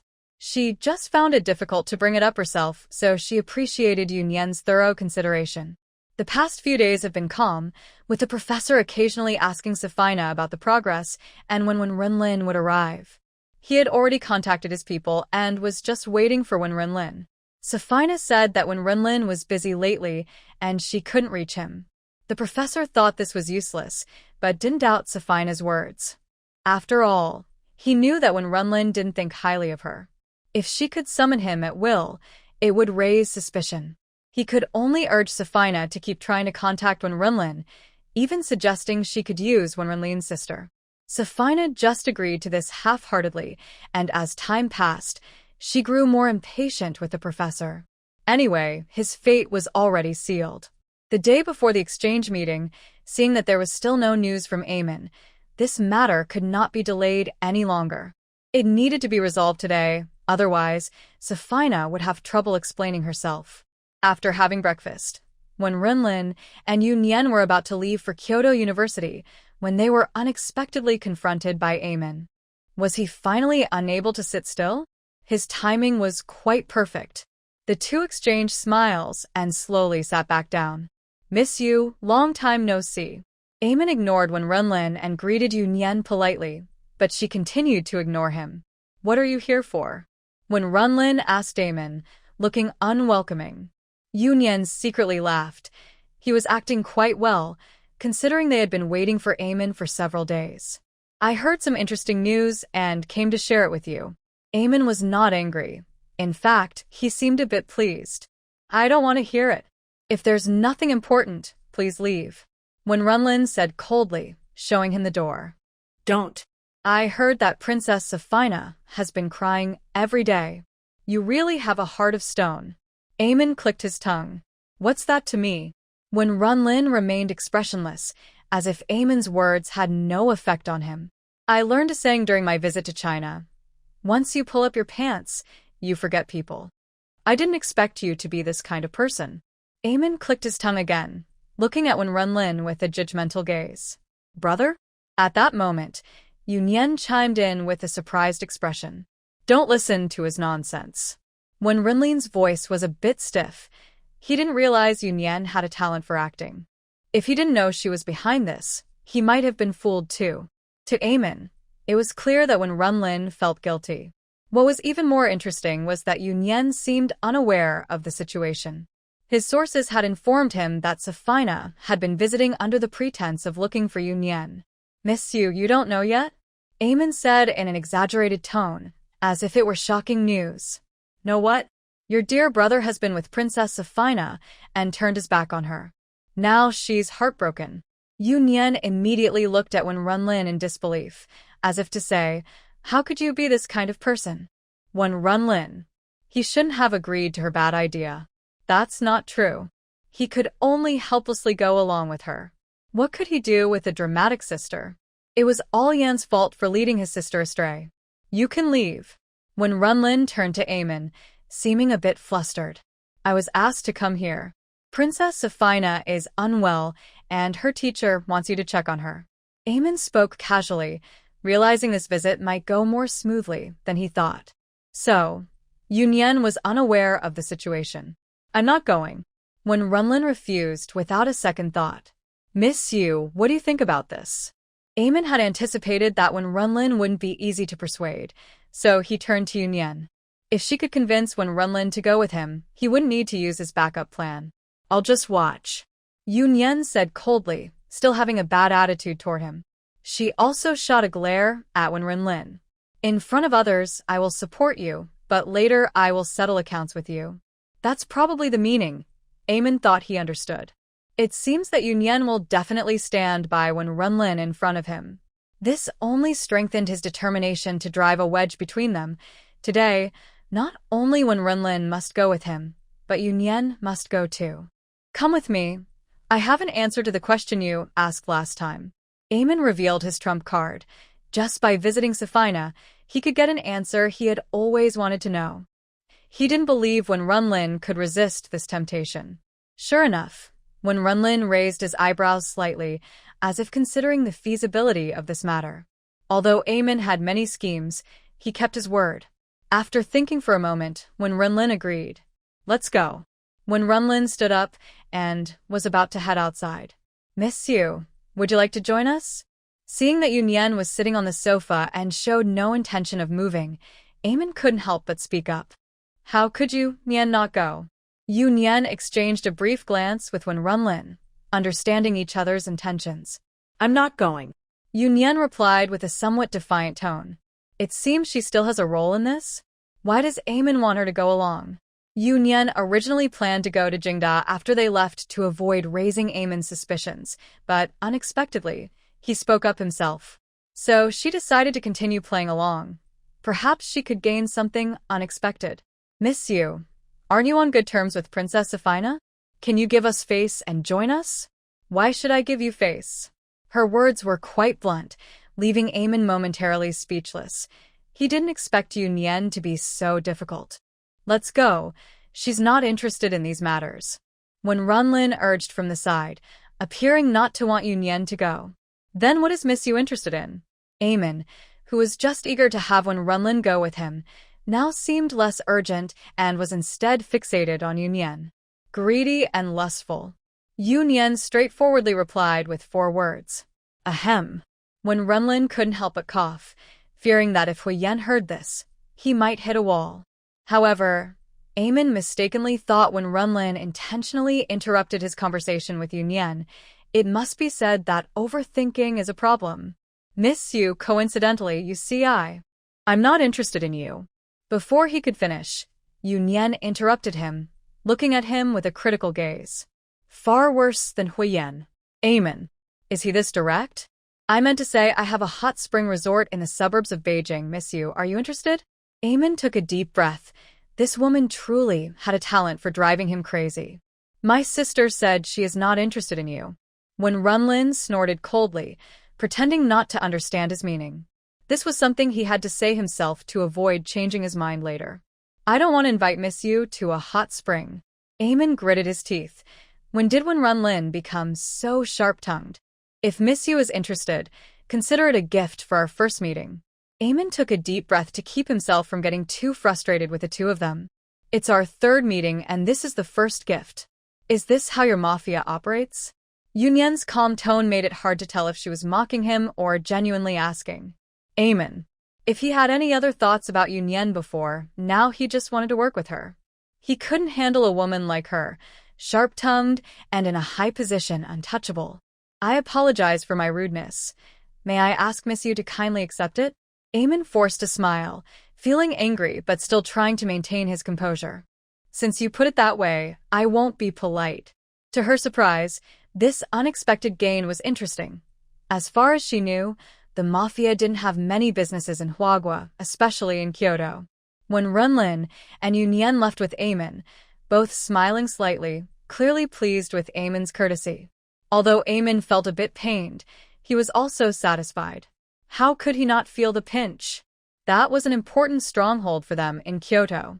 Compared to others, this was the best he could offer. After all, in his view, since Yunyan accepted his gift, it meant she was now involved with him. He wasn't worried at all that Yunyan would turn against him after accepting the gift. If this matter were to be exposed, the consequences would be obvious. He felt that Yunyan had accepted the olive branch he had extended. The only thing that puzzled him was why when Runlin didn't stop her. Perhaps when Runlin couldn't influence Yunyan's decision, stopping her would be useless. What he didn't know was that Yunyan accepting these gifts was part of her mission. She was likely the only one who could openly accept bribes. Her assets were all registered, and the higher-ups were eager for her to gain more, as it wouldn't cost them anything and would also fill Yunyan's pockets. It was like having someone else pay to support their key player. The higher-ups didn't see anything wrong with it. As long as Yunyan's position was secure, they didn't care about the source of her wealth. After all, the technology in Yunyan's hands is like a treasure. No matter which country she sells something to, she can earn a lot of money. Now that she is wealthy, she is extremely rich. Given her personality, she won't do anything unnecessary. When Runlin knows this too, and since there is a good opportunity, he wants to help Yunyan gain more benefits. Many people in higher circles are envious of Yunyan and have secretly benefited from her. But would they dare to be as open about it as she is? They wouldn't. They all try to appear humble and simple. When they arrived at Jing University, it seemed that when Runlin had no doubts about his motives. Eamon couldn't help but think that when Runlin wasn't all that impressive. Did he really have such a close relationship with Safina? He was willing to give up so much just to have when Runlin visit her. Where are we going? The car entered Jing University and headed straight for the office building at the back. To see Princess Safina. Are you scared? Eamon worried that Wenren might back out at the last minute, so he tried to provoke him. Wenren snorted, but didn't respond. The car stopped in front of the building, and Eamon got out first. He pushed Wenren aside and opened the car door for Yunyan, even kindly shielding her with his hand. From the back of the car, Hanjan wondered why this person was stealing his spotlight. Wenren, can Eamon really be the heir to the mafia with such low intelligence? Isn't his father worried he will ruin the family business? Once inside the building, the group took the elevator directly to the top floor. In the elevator, Eamon looked at Wenren's expressionless face and thought he was really good at pretending. At this point, Wenren must know his intentions weren't pure, but it was too late for him to back out now. Eamon admired how calm he remained. He wondered if Wenren could keep his composure when they met. "Miss you." The secretary saw them coming and quickly stood up to greet them and lead the way. She only recognized Yunyan, as the principal had instructed her to take them directly inside. They asked their people to wait outside, and the three of them entered the room. The secretary politely closed the door behind them and quickly returned to her desk, showing no curiosity. All the people inside were important figures, and their matters were not for someone like her to overhear. Knowing too much could be problematic. She was indeed a smart person. Once the three entered, everyone in the office's reception area turned to look at them. Yunyan made eye contact with Safina and winked at her. Safina looked at the rarely mischievous Yunyan and smiled, thinking her sister was really adorable. The laughter was a bit unexpected, but everyone present assumed she was happy to see Wenren, so it didn't seem strange. The three of them walked over, and Yunyan glanced around, wondering who was there besides Principal Qi and a few foreign gentlemen. "Please have a seat," Principal Qi said, gesturing for them to sit down. Safina, who was originally sitting next to her teacher, saw Yunyan and the others arrive. She immediately got up and moved to sit beside Wenren, pausing for a moment before shifting to sit next to Yunyan. After sitting down, Yunyan secretly gave her a thumbs up. She was truly dedicated, never forgetting her affectionate persona, no matter the time. Safina pulled Yunyan's hand and smiled self-deprecatingly. In truth, her earlier action was just instinctive. She had almost gotten used to it over the years. In public, wherever Wenren was, she would definitely gravitate towards him. She had only realized it after walking up to him. Now that she was aware, Safina turned to Yunyan, knowing the matter would soon be resolved, so there was no need to pretend anymore. Seeing Safina sit down and go quiet again, the professor had to speak up. "Mr. Wen, we invited you here mainly to discuss matters between you and Safina." Although he was cheerful in front of Safina, saying this to Wenren was still quite stressful for him. However, Safina remained silent, even looking down and avoiding his gaze. He had no choice but to press on. Otherwise, all their efforts would be in vain. "What matters do I have with her?"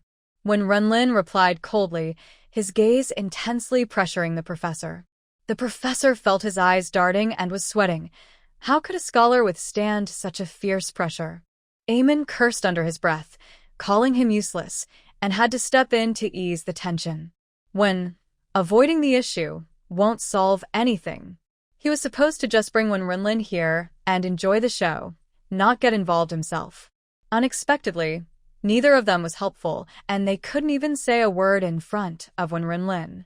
"What does this have to do with you?" Yunyan retorted, planning to settle her own matters with him later and just stay calm for now. Eamon shrugged and made a zipping motion over his mouth, indicating he wouldn't speak anymore, cooperating well. After all, Yunyan was someone he was trying hard to win over, and he didn't want to conflict with her. "Principal Qi, could you please witness this with the professors?" After this interruption, the professor's mood eased, and he stopped looking at Wenren, speaking directly to Principal Qi. Although Safina went out on her own, they were staying at Kyoto University, so the university had some responsibility. This seemed like a stretch, considering Safina was a princess from Country F. Could Kyoto University really restrict her actions? Before Principal Qi could respond, several other professors nodded in agreement. These professors were from other countries' exchange programs and often collaborated academically with the main professor. When he asked them to be witnesses, They were happy to help. These professors were serious scholars and did not know Wenren's identity. Otherwise, they would have been too intimidated to come. Go ahead, Principal Qi said in a deep voice. He knew what had happened, as Yunyan had informed him and asked for his cooperation. He looked down on this professor for harming his student for personal gain.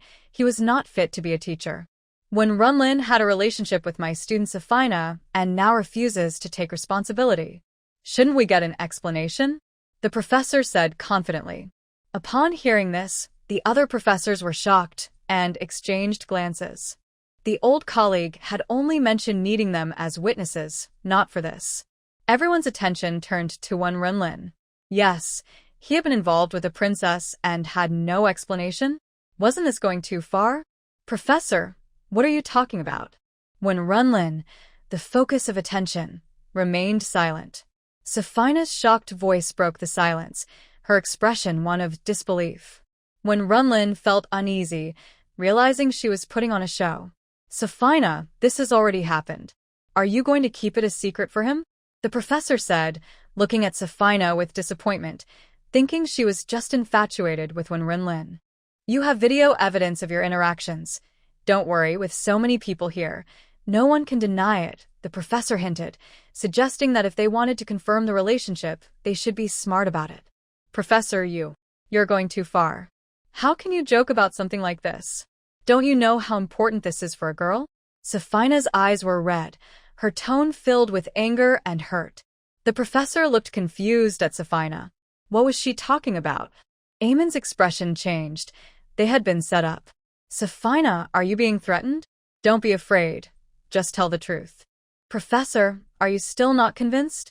Did Wenren threaten you? Professor, didn't I tell you? I went to find my sister. I'm good friends with Lin's sister. Safina pointed to Yunyan beside her, who nodded in agreement. Safina stayed at my house for a night. Do I need to take responsibility for that? Yunyan said coolly, looking at the older men across from them. Wenren. What nonsense is this girl saying?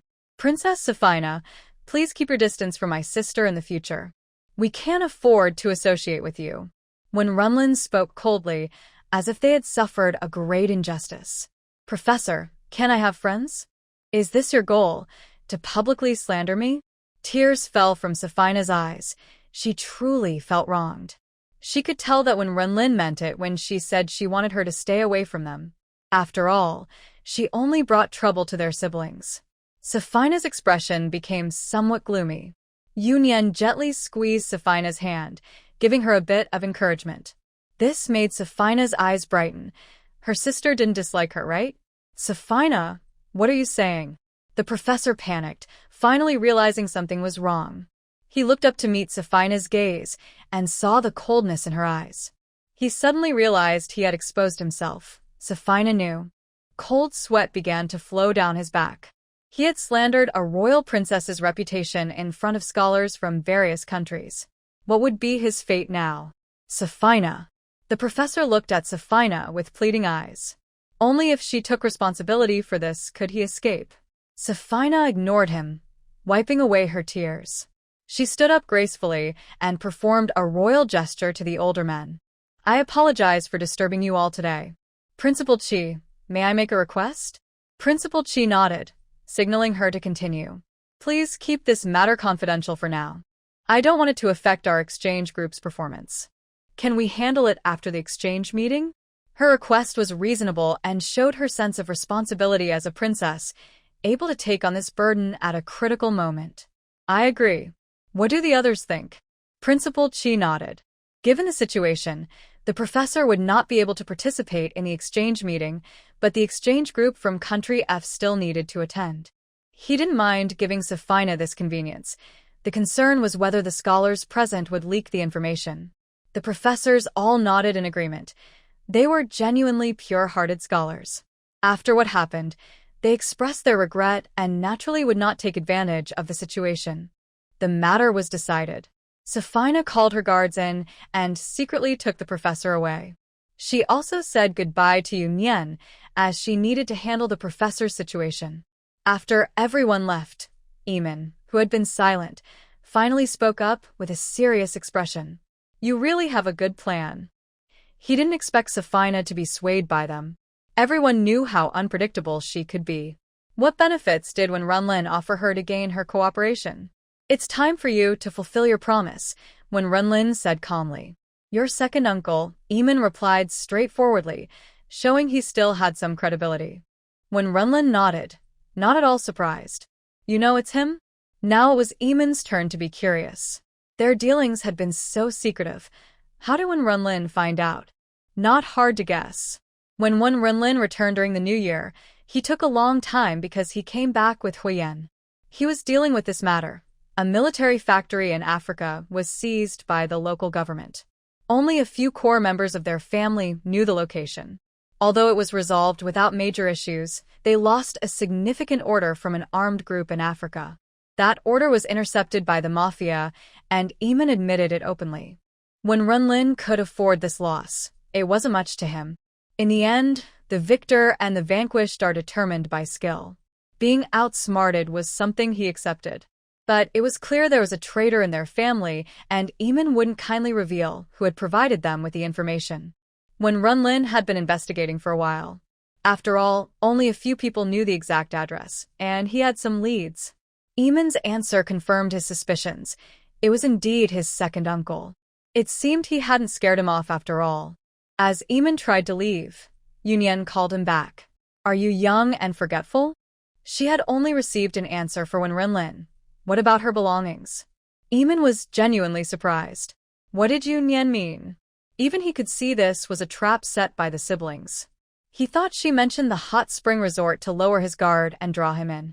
But now it seemed she was serious? Miss you, what do you mean? Don't you understand? No one dares to go back on my word. Yunyan looked at Eamon with a half-smile, as if daring him to try something. I'll give it to you. Does Miss Yin dare to accept? Eamon was almost laughing in anger. His siblings had plotted against him and wanted his assets? They even threatened him. Was Yunyan really not afraid of him holding something against her? I want to see it by tomorrow. With that, the siblings turned and left. Eamon was left feeling confused, as if he had lost everything. On the way back, Yunyan and Wenren were puzzled by Eamon's actions. There was no doubt he was behind this, but why was he doing it? Even if it succeeded and Safina ended up with Wenren, it seemed to benefit Eamon in no way. He had spent a lot to buy Safina's professor, lured Wenren with information, and even tricked Yunyan into joining. What was he hoping to gain? Was he trying to be a good person just to help Safina fulfill her dreams? The siblings were baffled until they got home and found Huo Yan waiting for them. Long time no see. Wenren looked at Huo Yan's flawless face with a teasing gaze. Why are you here today? Huo Yan hadn't come over in a few days, not just because of his injury, but also because he had work to handle. He had told Yunyan about all this, and she thought he would be busy for a few more days. I missed you, so I came to see you. Yunyan was speechless. Who was it that video called her until midnight last night? They were both working, but he insisted on a video call, and they hardly talked at all. It wasn't until Yunyan finished her work and was about to sleep that they hung up. The three of them sat on the sofa and discussed what had happened today, unsure of Eamon's motives. Huo Yan sensed something and said, he probably wants to create a rift between you two. This remark woke the siblings up, and they nodded thoughtfully. It made sense. However, they still couldn't understand Eamon's way of thinking. Never mind, if they couldn't figure it out, they wouldn't dwell on it. They would face whatever came their way. Huo Yan's words were indeed accurate. At that moment, Eamon was furiously notifying his people to withdraw from the hot spring resort. He had gained nothing and lost quite a bit. His original plan was to set up a situation between Wenren and Safina, knowing that with Safina's extreme personality and her professor's instigation, she would definitely demand that Wenren take responsibility. His people had also found out that the reason Safina had been able to visit Wenren several times was under the pretense of looking for Yunyan. Yunyan would not easily let herself be used like this. Although they didn't interact much, he could tell that Yunyan was not someone who would back down easily. Safina was also a jealous person. Over the years, there had been no other women around Wenren, and she played a big part in that. How could she tolerate Yunyan, a woman with no blood relation to Wenren, living together with him. A conflict between them was inevitable, and that would give him room to maneuver. Whichever woman he could win over would be a tool for him to deal with Wenren. Unfortunately, plans changed quickly, and he ended up being played by them. He foolishly revealed all his cards, exposing his connection to Wenren and even giving away the hard-won villa. Kyoto has always been strict with foreign investments, so their family didn't have many businesses there. The Bernard family was not like Wenren, who had a legitimate business identity in China and collaborated with the military. This was why he was so eager to win over Yunyan. If he could establish a foothold, he could slowly push Wenren out. Now, everything was in ruins. Reluctantly, Eamon showed up in the afternoon. Once words were spoken, they couldn't be taken back. More importantly, he didn't dare to back out. He had to pay up, whether sooner or later. Instead of waiting for others to come asking, he might as well hand it over willingly. As Wenren said, this person was indeed very pragmatic. "Miss Yu, aren't you afraid of me exposing this matter?" Eamon asked, noticing Yunyan's calm demeanor, which irritated him. "Go ahead and try," Yunyan replied nonchalantly. What kind of answer is that? "Are you threatening me? What does try mean?" Eamon was confused. Wenren looked at him with a half-smile, and both women clearly showed no fear of his threats. Eamon was increasingly puzzled. Yunyan, as a major general in China, receiving gifts from the mafia, would the Chinese government really be okay with that? Even in their own country, his family wouldn't openly associate with government officials. "Just a joke, Miss Yu. Please don't take it to heart." After a few changes in expression, Eamon chose to back down. He didn't know what other cards Yunyan held, but just her identity was enough to make him wary. Even if he couldn't win her over, it was best not to offend her. He had let his emotions get the better of him earlier. The exchange event at Kyoto University went as planned. F country no longer had a leading coach, so Safina stepped in to take the professor's place. Under her leadership, the F country delegation achieved unexpectedly good results. The 3-day exchange went very smoothly. Yunyan was just a spectator for those 3 days, and fortunately, nothing unexpected happened in between. The exchange ended perfectly, and Yunyan felt relieved. In international exchanges, any trouble can be very embarrassing, especially abroad. The delegations from various countries also set off to return home the next day, as they had been away long enough. Before leaving, Safina hugged Yunyan. "Sister, will we meet again? You can come to visit when you have time." Yunyan nodded. She had a good impression of Safina. With red eyes, Safina nodded, waved goodbye to Yunyan, and got into the car. After sending everyone off, Yunyan's task was complete. These past few days had exhausted her. Even though she hadn't done much, she still felt tired. After being home for less than half a day, Yunyan received a call from Principal Chi, asking her to come to Kyoto University and go directly to the conference room next to his office. Yunyan was confused upon receiving the call. What did it mean that someone reported her? The first person who came to mind was Eamon. Did he report her for bribery? But that wouldn't be right to report to the school. If it wasn't him, who else could it be? What else had she done that could lead to a report? When she arrived at the conference room, she saw a group of students, including her classmate Li Jing, whom she had encountered twice. Well, now she knew who reported her. The question was, what did she report? Not attending class? In the conference room, besides Principal Chi and the students, there were also a few middle-aged men. Yunyan walked over and sat down casually, making a few people frown. This student seemed a bit rude. However, Principal Chi didn't seem surprised at all. He even smiled and introduced her. "Little Yu, these two are from the Ministry of Education, and this is Deputy Minister Ma from the Ministry of Culture." Principal Chi's introduction was interesting. Deputy Minister Ma from the Ministry of Culture and two from the Ministry of Education. Yunyan thought for a moment. This old man didn't judge people by their positions, which made things a bit more interesting.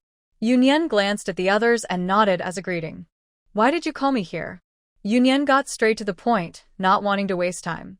"This student, Li Jing, reported that you got into Kyoto University through connections." Principal Chi seemed a bit speechless. This kind of matter didn't really require calling Yunyan in. However, this student Li Jing chose a rather delicate moment. She believed that there were others behind her who wanted to deal with Yunyan, which is why she called Yunyan to handle the situation. After the exchange group left today, the Ministry of Education and the Ministry of Culture held a meeting in the afternoon to discuss this matter. As the meeting ended and he was seeing these officials out, a group of students rushed out, led by a girl. They were saying that how could their university allow someone like Yunyan, who they considered a troublemaker, to exist. They even claimed she was given special privileges to attend the exchange meeting. At first, he thought these students were just jealous of Yunyan being part of the exchange program and were acting out of imbalance. Just as he was about to ask the academic director to handle the matter, Director Wang from the Ministry of Education spoke up. Principal Qi, our university, as one of the top institutions in the country, cannot allow any blemishes to exist. Principal Qi immediately realized that today's events were not a coincidence. Someone was intentionally stirring up trouble with these students in front of the officials, and Director Wang was not here with good intentions. Without hesitation, Principal Qi took them back to the meeting room. If there truly is a troublemaker, as you say, our university will not tolerate her presence. We will also take serious action against anyone spreading malicious rumors and causing disturbances. Principal Qi looked sternly at the group of students, feeling a sense of disappointment. This is what their university's students are like, easily swayed by rumors. They showed no sense of collective honor. If they had thought for a moment, they wouldn't have been incited to cause trouble in front of these leaders. Did they not realize that no matter how this matter was handled, it would reflect poorly on the university? Under Principal Qi's gaze, the group lowered their heads, some too afraid to speak. Principal Qi, these kids are still young. A little scared, and they can't even speak up, Director Wang said, trying to ease the tension as he noticed the silence. Knowing Wang's intentions were not good, Principal Qi chose to ignore him and continued to look at the disappointing students. Weren't you all so sure that our university has a troublemaker? Why is no one speaking now? Seeing that Principal Qi was ignoring him and noticing the looks from his colleagues, Director Wang realized he had been too hasty and awkwardly closed his mouth. The students were now hesitant and unable to speak. They had no evidence. They had just heard about the situation and, in a moment of anger, followed along. A few of them looked towards Li Jing, as they had only heard her say it. Principal Qi's gaze followed theirs to Li Jing. At this point, she had no choice but to step forward. However, she was not very panicked, as this matter was already settled. Principal, we heard that Yunyan didn't take the college entrance exam and got into Kyoto University through connections. Shouldn't this be explained to all of us who worked hard to get in? Yeah, why should someone who got in through connections be treated the same as us? And she even has the right to attend the exchange meeting. This isn't fair. With Li Jing starting it, others expressed their dissatisfaction one after another. Only Yunyan was the first-year student allowed to participate in the exchange meeting. Why should that be? Just because she had connections? Do you have any evidence for what you're saying? Principal Qi's expression darkened. The atmosphere at Kyoto University indeed needed improvement. Principal Qi, it's simple. Just check if Yunyan has college entrance exam scores, and it will be clear. Director Wang jumped in. For them, this was an easy task. Of course, he had already checked, and this student had indeed not taken the exam. I'll call Yunyan over, and we'll handle it when she arrives. Please wait a moment. Principal Qi looked at Vice Minister Ma and Director Feng from the Education Bureau. At this point, neither of them could leave. They had to wait until the matter was resolved. Seeing that neither objected, Principal Qi finished his call to Yunyan, and they all sat waiting for her to arrive. When Yunyan walked in, Li Jing, who had been leading the fuss, fell silent, instinctively feeling fear and trying to make herself less noticeable. Yunyan found the situation somewhat amusing. Someone reported her for having connections? She thought through everything, even recalling her time abroad, but never expected it would come to this. She took out her phone, made a call, and provided an address for someone to come. The cybersecurity team still had a few members on duty, and Yunyan asked them to check Kyoto University's network, as they needed to be cautious with these foreigners. Who knew if they would try to pull something? Yunyan, do you have anything to explain regarding Li Jing's claims? Seeing Yunyan's strange actions and Principal Qi not stopping her, Director Wang was confused about what she was doing and who she was calling. He just wanted to confirm her connections. It wouldn't matter if the king himself showed up. After finishing her call, Yunyan sat there playing on her phone, completely ignoring Director Wang.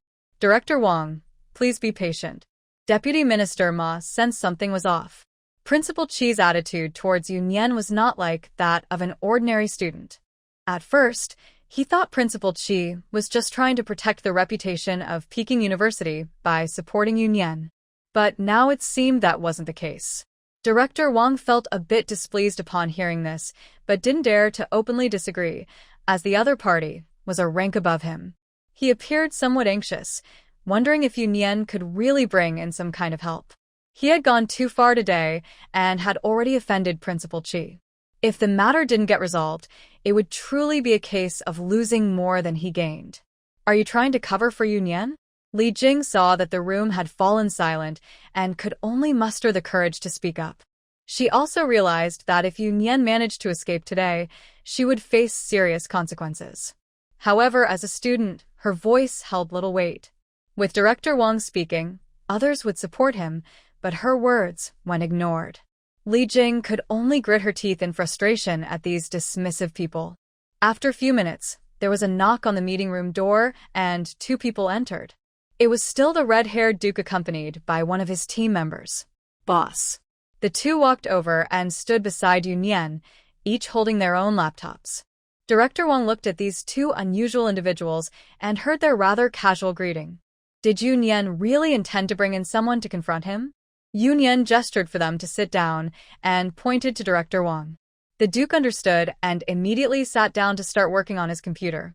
He then pointed to Li Jing, asking the other person to look up her information. In just a few minutes, the Duke had thoroughly researched Director Wang's background. Wang Xiang, 49 years old, Deputy Director. Spouse. Li Rong, 1 daughter aged 20, currently studying at Peking University. Director Wang felt somewhat dismissive upon hearing this. His information was available on the Ministry of Education's official website. Anyone could find it if they tried. Ren Yao, 33 years old, associate professor at Huo Yan University, has 1 son with Wang Xiang. Li Shuangling, cousin of Li Rong, 30 years old, administrative officer at the Ministry of Education, has 1 daughter with Wang Xiang. The last 2 pieces of information nearly made Director Wang fall out of his chair, his face turning pale. How could they know this? Not only Wang Xiang, but everyone present was stunned. They could tell from his reaction that this information was true. Director Feng, who had come with Wang Xiang, also looked extremely pale. Clearly, he couldn't resist checking, silently praying that Yunyan wouldn't notice him. Although Deputy Minister Ma was shocked, he didn't seem scared, so it looked like he was handling it well. Principal Qi's expression was even worse. He was not shocked by Yunyan's abilities, but was angry that this was a serious issue in their education system. Let everyone take a look. Yes. The Duke projected the information onto the large screen in the meeting room. The details were alarming, not just about the individuals but also their family members and current addresses. Boss, Ren Yao's father, Ren Zhangwo, received a transfer of 20 million in his bank account 3 days ago. Yunyan nodded. That was quite a sum. With a thud, Wang Xiang fell from his chair, sweating profusely, thinking it was all over. The meeting room was silent, with only the sound of typing on keyboards. The group of students was dumbfounded. After all, this kind of situation felt too far removed from their lives. These students came from ordinary families, and the highest authority they had encountered was the principal. Facing such a situation for the first time was a huge shock for them. Although the school environment was relatively simple, there were still social classes everywhere. The classmates who were encouraged by Li Jing had backgrounds similar to hers and harbored some resentment towards the wealthy. Those from wealthy families would not easily be stirred up to cause trouble. People raised in big families understood the consequences of such matters all too well. Regardless of the outcome, they wouldn't benefit. At that moment, another detailed profile appeared on the screen, this time of Li Jing. Yunyan glanced at it and could tell she was an excellent student, after all, who could get into Peking University without outstanding grades. Outstanding in both character and academics. After being admitted to Peking University, her high school awarded her a certificate and a substantial scholarship. Yunyan pondered those words. Did she really deserve it? Director Foam, who was trembling, suddenly brightened up. His chance to perform had come. Yunyan is right. Those who maliciously slander and defame their classmates do not deserve such praise. I will demand they return their scholarships. His words sounded righteous, and if one overlooked his flattering smile towards Yunyan, anyone would think he was a good leader. Li Jing herself had no immediate reaction, but her classmates turned pale with fear. They hadn't anticipated such consequences. Those who could get into Peking University were naturally high achievers and had previously received scholarships at their old schools. Money, whether a lot or a little, is not the main point. It is an honor and a recognition of strength. If the scholarship is taken back, how can they still hold their heads high? Some girls have even started to cry. Principal Chi sighed, realizing their fear now. Why didn't they act sooner? Director Feng could tell from Yunyan's expression that she was satisfied with this solution. He took out his phone to arrange the matter. Li Jing, however, remained surprisingly calm. Yunyan narrowed her eyes, wondering what support she still had. You are solving the problem of the person who raised the issue instead of addressing the matter of Yunyan's favoritism. Is this bullying? Li Jing held up her phone, seemingly recording. Yunyan smirked, and the Duke laughed out loud. Was she trying to be funny? Did she really think she could post that? Yes, I want to report you. I will file a formal complaint against you. Director Wang, sitting on the floor, felt defeated and thought they should not expect anything good either. Principal Chi made a phone call and simply said, "Come in." He then walked over and handed the phone to the Duke, speaking a few words to him. The Duke nodded, took the phone, and connected it to his computer. Take a look, everyone. The group was puzzled about what they were doing until they heard Principal Chi's words. They all turned to the large screen displaying two side-by-side images. Their pupils widened in shock, and even the usually calm Vice Minister Ma showed an expression of disbelief. The students involuntarily gasped. A professor? What were they doing? Reporting a professor who entered their school without taking the college entrance examination? Li Jing jumped up, exclaiming, "How is this possible?" One image was Yunyan's special appointment letter, and the other was a screenshot from the encrypted internal network of Jing University, showing the faculty's strength. In the computer science department, the first entry was Senior Special Professor Yunyan, followed by other professors in the department. The employment date matched the day Yunyan started school. This was also a clever move by Principal Chi, deepening Yunyan's connection with Jing University, which unexpectedly came in handy. At that moment, the conference room door was pushed open again, and several professors from the computer science department entered. These were the ones Principal Chi had asked the secretary to call in. Although these students were from the art department and did not know the professors from the computer science department, they couldn't ignore the photos still displayed on the big screen. Principal, Professor Yu. The few people who entered happened to hear Li Jing's doubts and immediately felt angry. Although Yunyan doesn't come often, her help has been very real. Every time she visits, she solves their problems, and even the people she brought recently have impressed them. These professors have started to doubt themselves. They have studied this topic for half their lives, but are outdone by a few younger individuals. They were overthinking it. Talent is hard to surpass. What kind of place is the cybersecurity department? Only those with exceptional talent can enter. It's not something that can be achieved through hard work or experience alone. These individuals have also been generous in their guidance, and the computer science department has learned a lot from working with them over the past few days. So, when they saw someone questioning Yunyan, they naturally became furious. The professors began to speak up more and more angrily, even directing their frustration towards a few leaders. Professors, please calm down. Yunyan had to step in to stop them. Were they planning to confront Deputy Minister Ma directly? He was the most innocent one in this situation. The professors, filled with righteous anger, finally paused their criticism and realized they had gone too far. Their expressions turned a bit awkward. Was it embarrassing to insult someone and then apologize? It's okay. I understand how you feel, professors. If I were in your shoes, I might have lost my temper too. Deputy Minister Ma made a humorous comment to ease the professor's embarrassment. Of course, he understood. He had felt that Yunyan's name sounded familiar since earlier. It wasn't until he saw that she was a professor from the computer science department at Jing University that he suddenly remembered why she seemed so familiar. Yunyan, the head of the cybersecurity department. He had never met her but had heard their ministers speak highly of her as a talented young individual. To his shame, someone of his rank rarely gets to meet Yunyan. He didn't expect to see her for the first time in such a situation.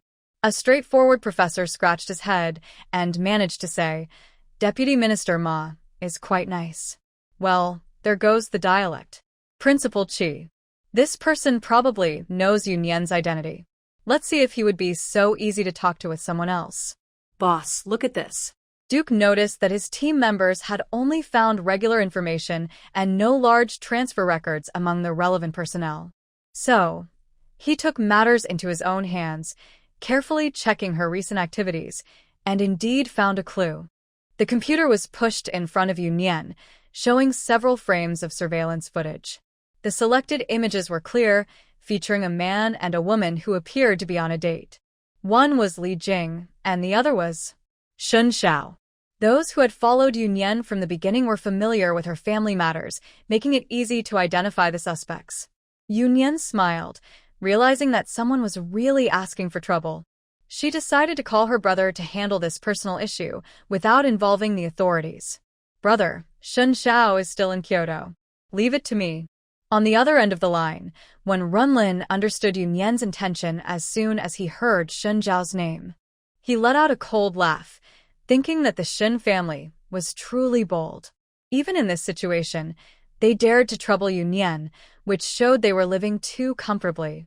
Li Jing was shocked when she heard Yunyan mention Shin Xiao's name. She had remained calm even when she learned that her scholarship might be revoked. She relied on her relationship with Shin Xiao. She wasn't foolish. She knew the consequences of her actions. By exposing Peking University's shortcomings in front of so many leaders, she knew it would be hard for her to stay there afterward. Knowing this, she still dared to act because of Shin Xiao's promise to marry her. Her desire to climb higher was driven by the wish to live a better life. Now that she had this shortcut in front of her, allowing her to vent her frustrations, why wouldn't she take it? Shin Xiao and Li Jing hadn't been dating long, but she firmly believed he would marry her, even daring to do such things because he had taken her home to meet his family in a small southern city. Except for Shin Yan and her mother, the rest of the Shin family had returned home. Even though they had left Kyoto in a difficult situation, the Shin family was still wealthier than most ordinary families, being a top presence in that small city. Shin Xiao brought Li Jing home for a few days, where she met his grandparents. After all the recent events, his grandparents visibly aged and lacked energy. They just hoped for the family to be safe and together. They were pleased to see that Shin Xiao had brought home a well-educated girl from Peking University. With their younger son settled, they felt a huge weight lifted off their shoulders. They were especially warm towards Li Jing, inviting her to stay with them for a few days. The servants of the Shin family treated her with great respect as well. In these past few days, Li Jing has experienced a life of luxury. After returning to Kyoto with Shin Xiao, she hesitated when faced with his plan. Shin Xiao painted a bright picture, saying that after completing this task, she could directly drop out of Kyoto University. She could marry him and decide later whether to continue her studies or stay home to take care of the family.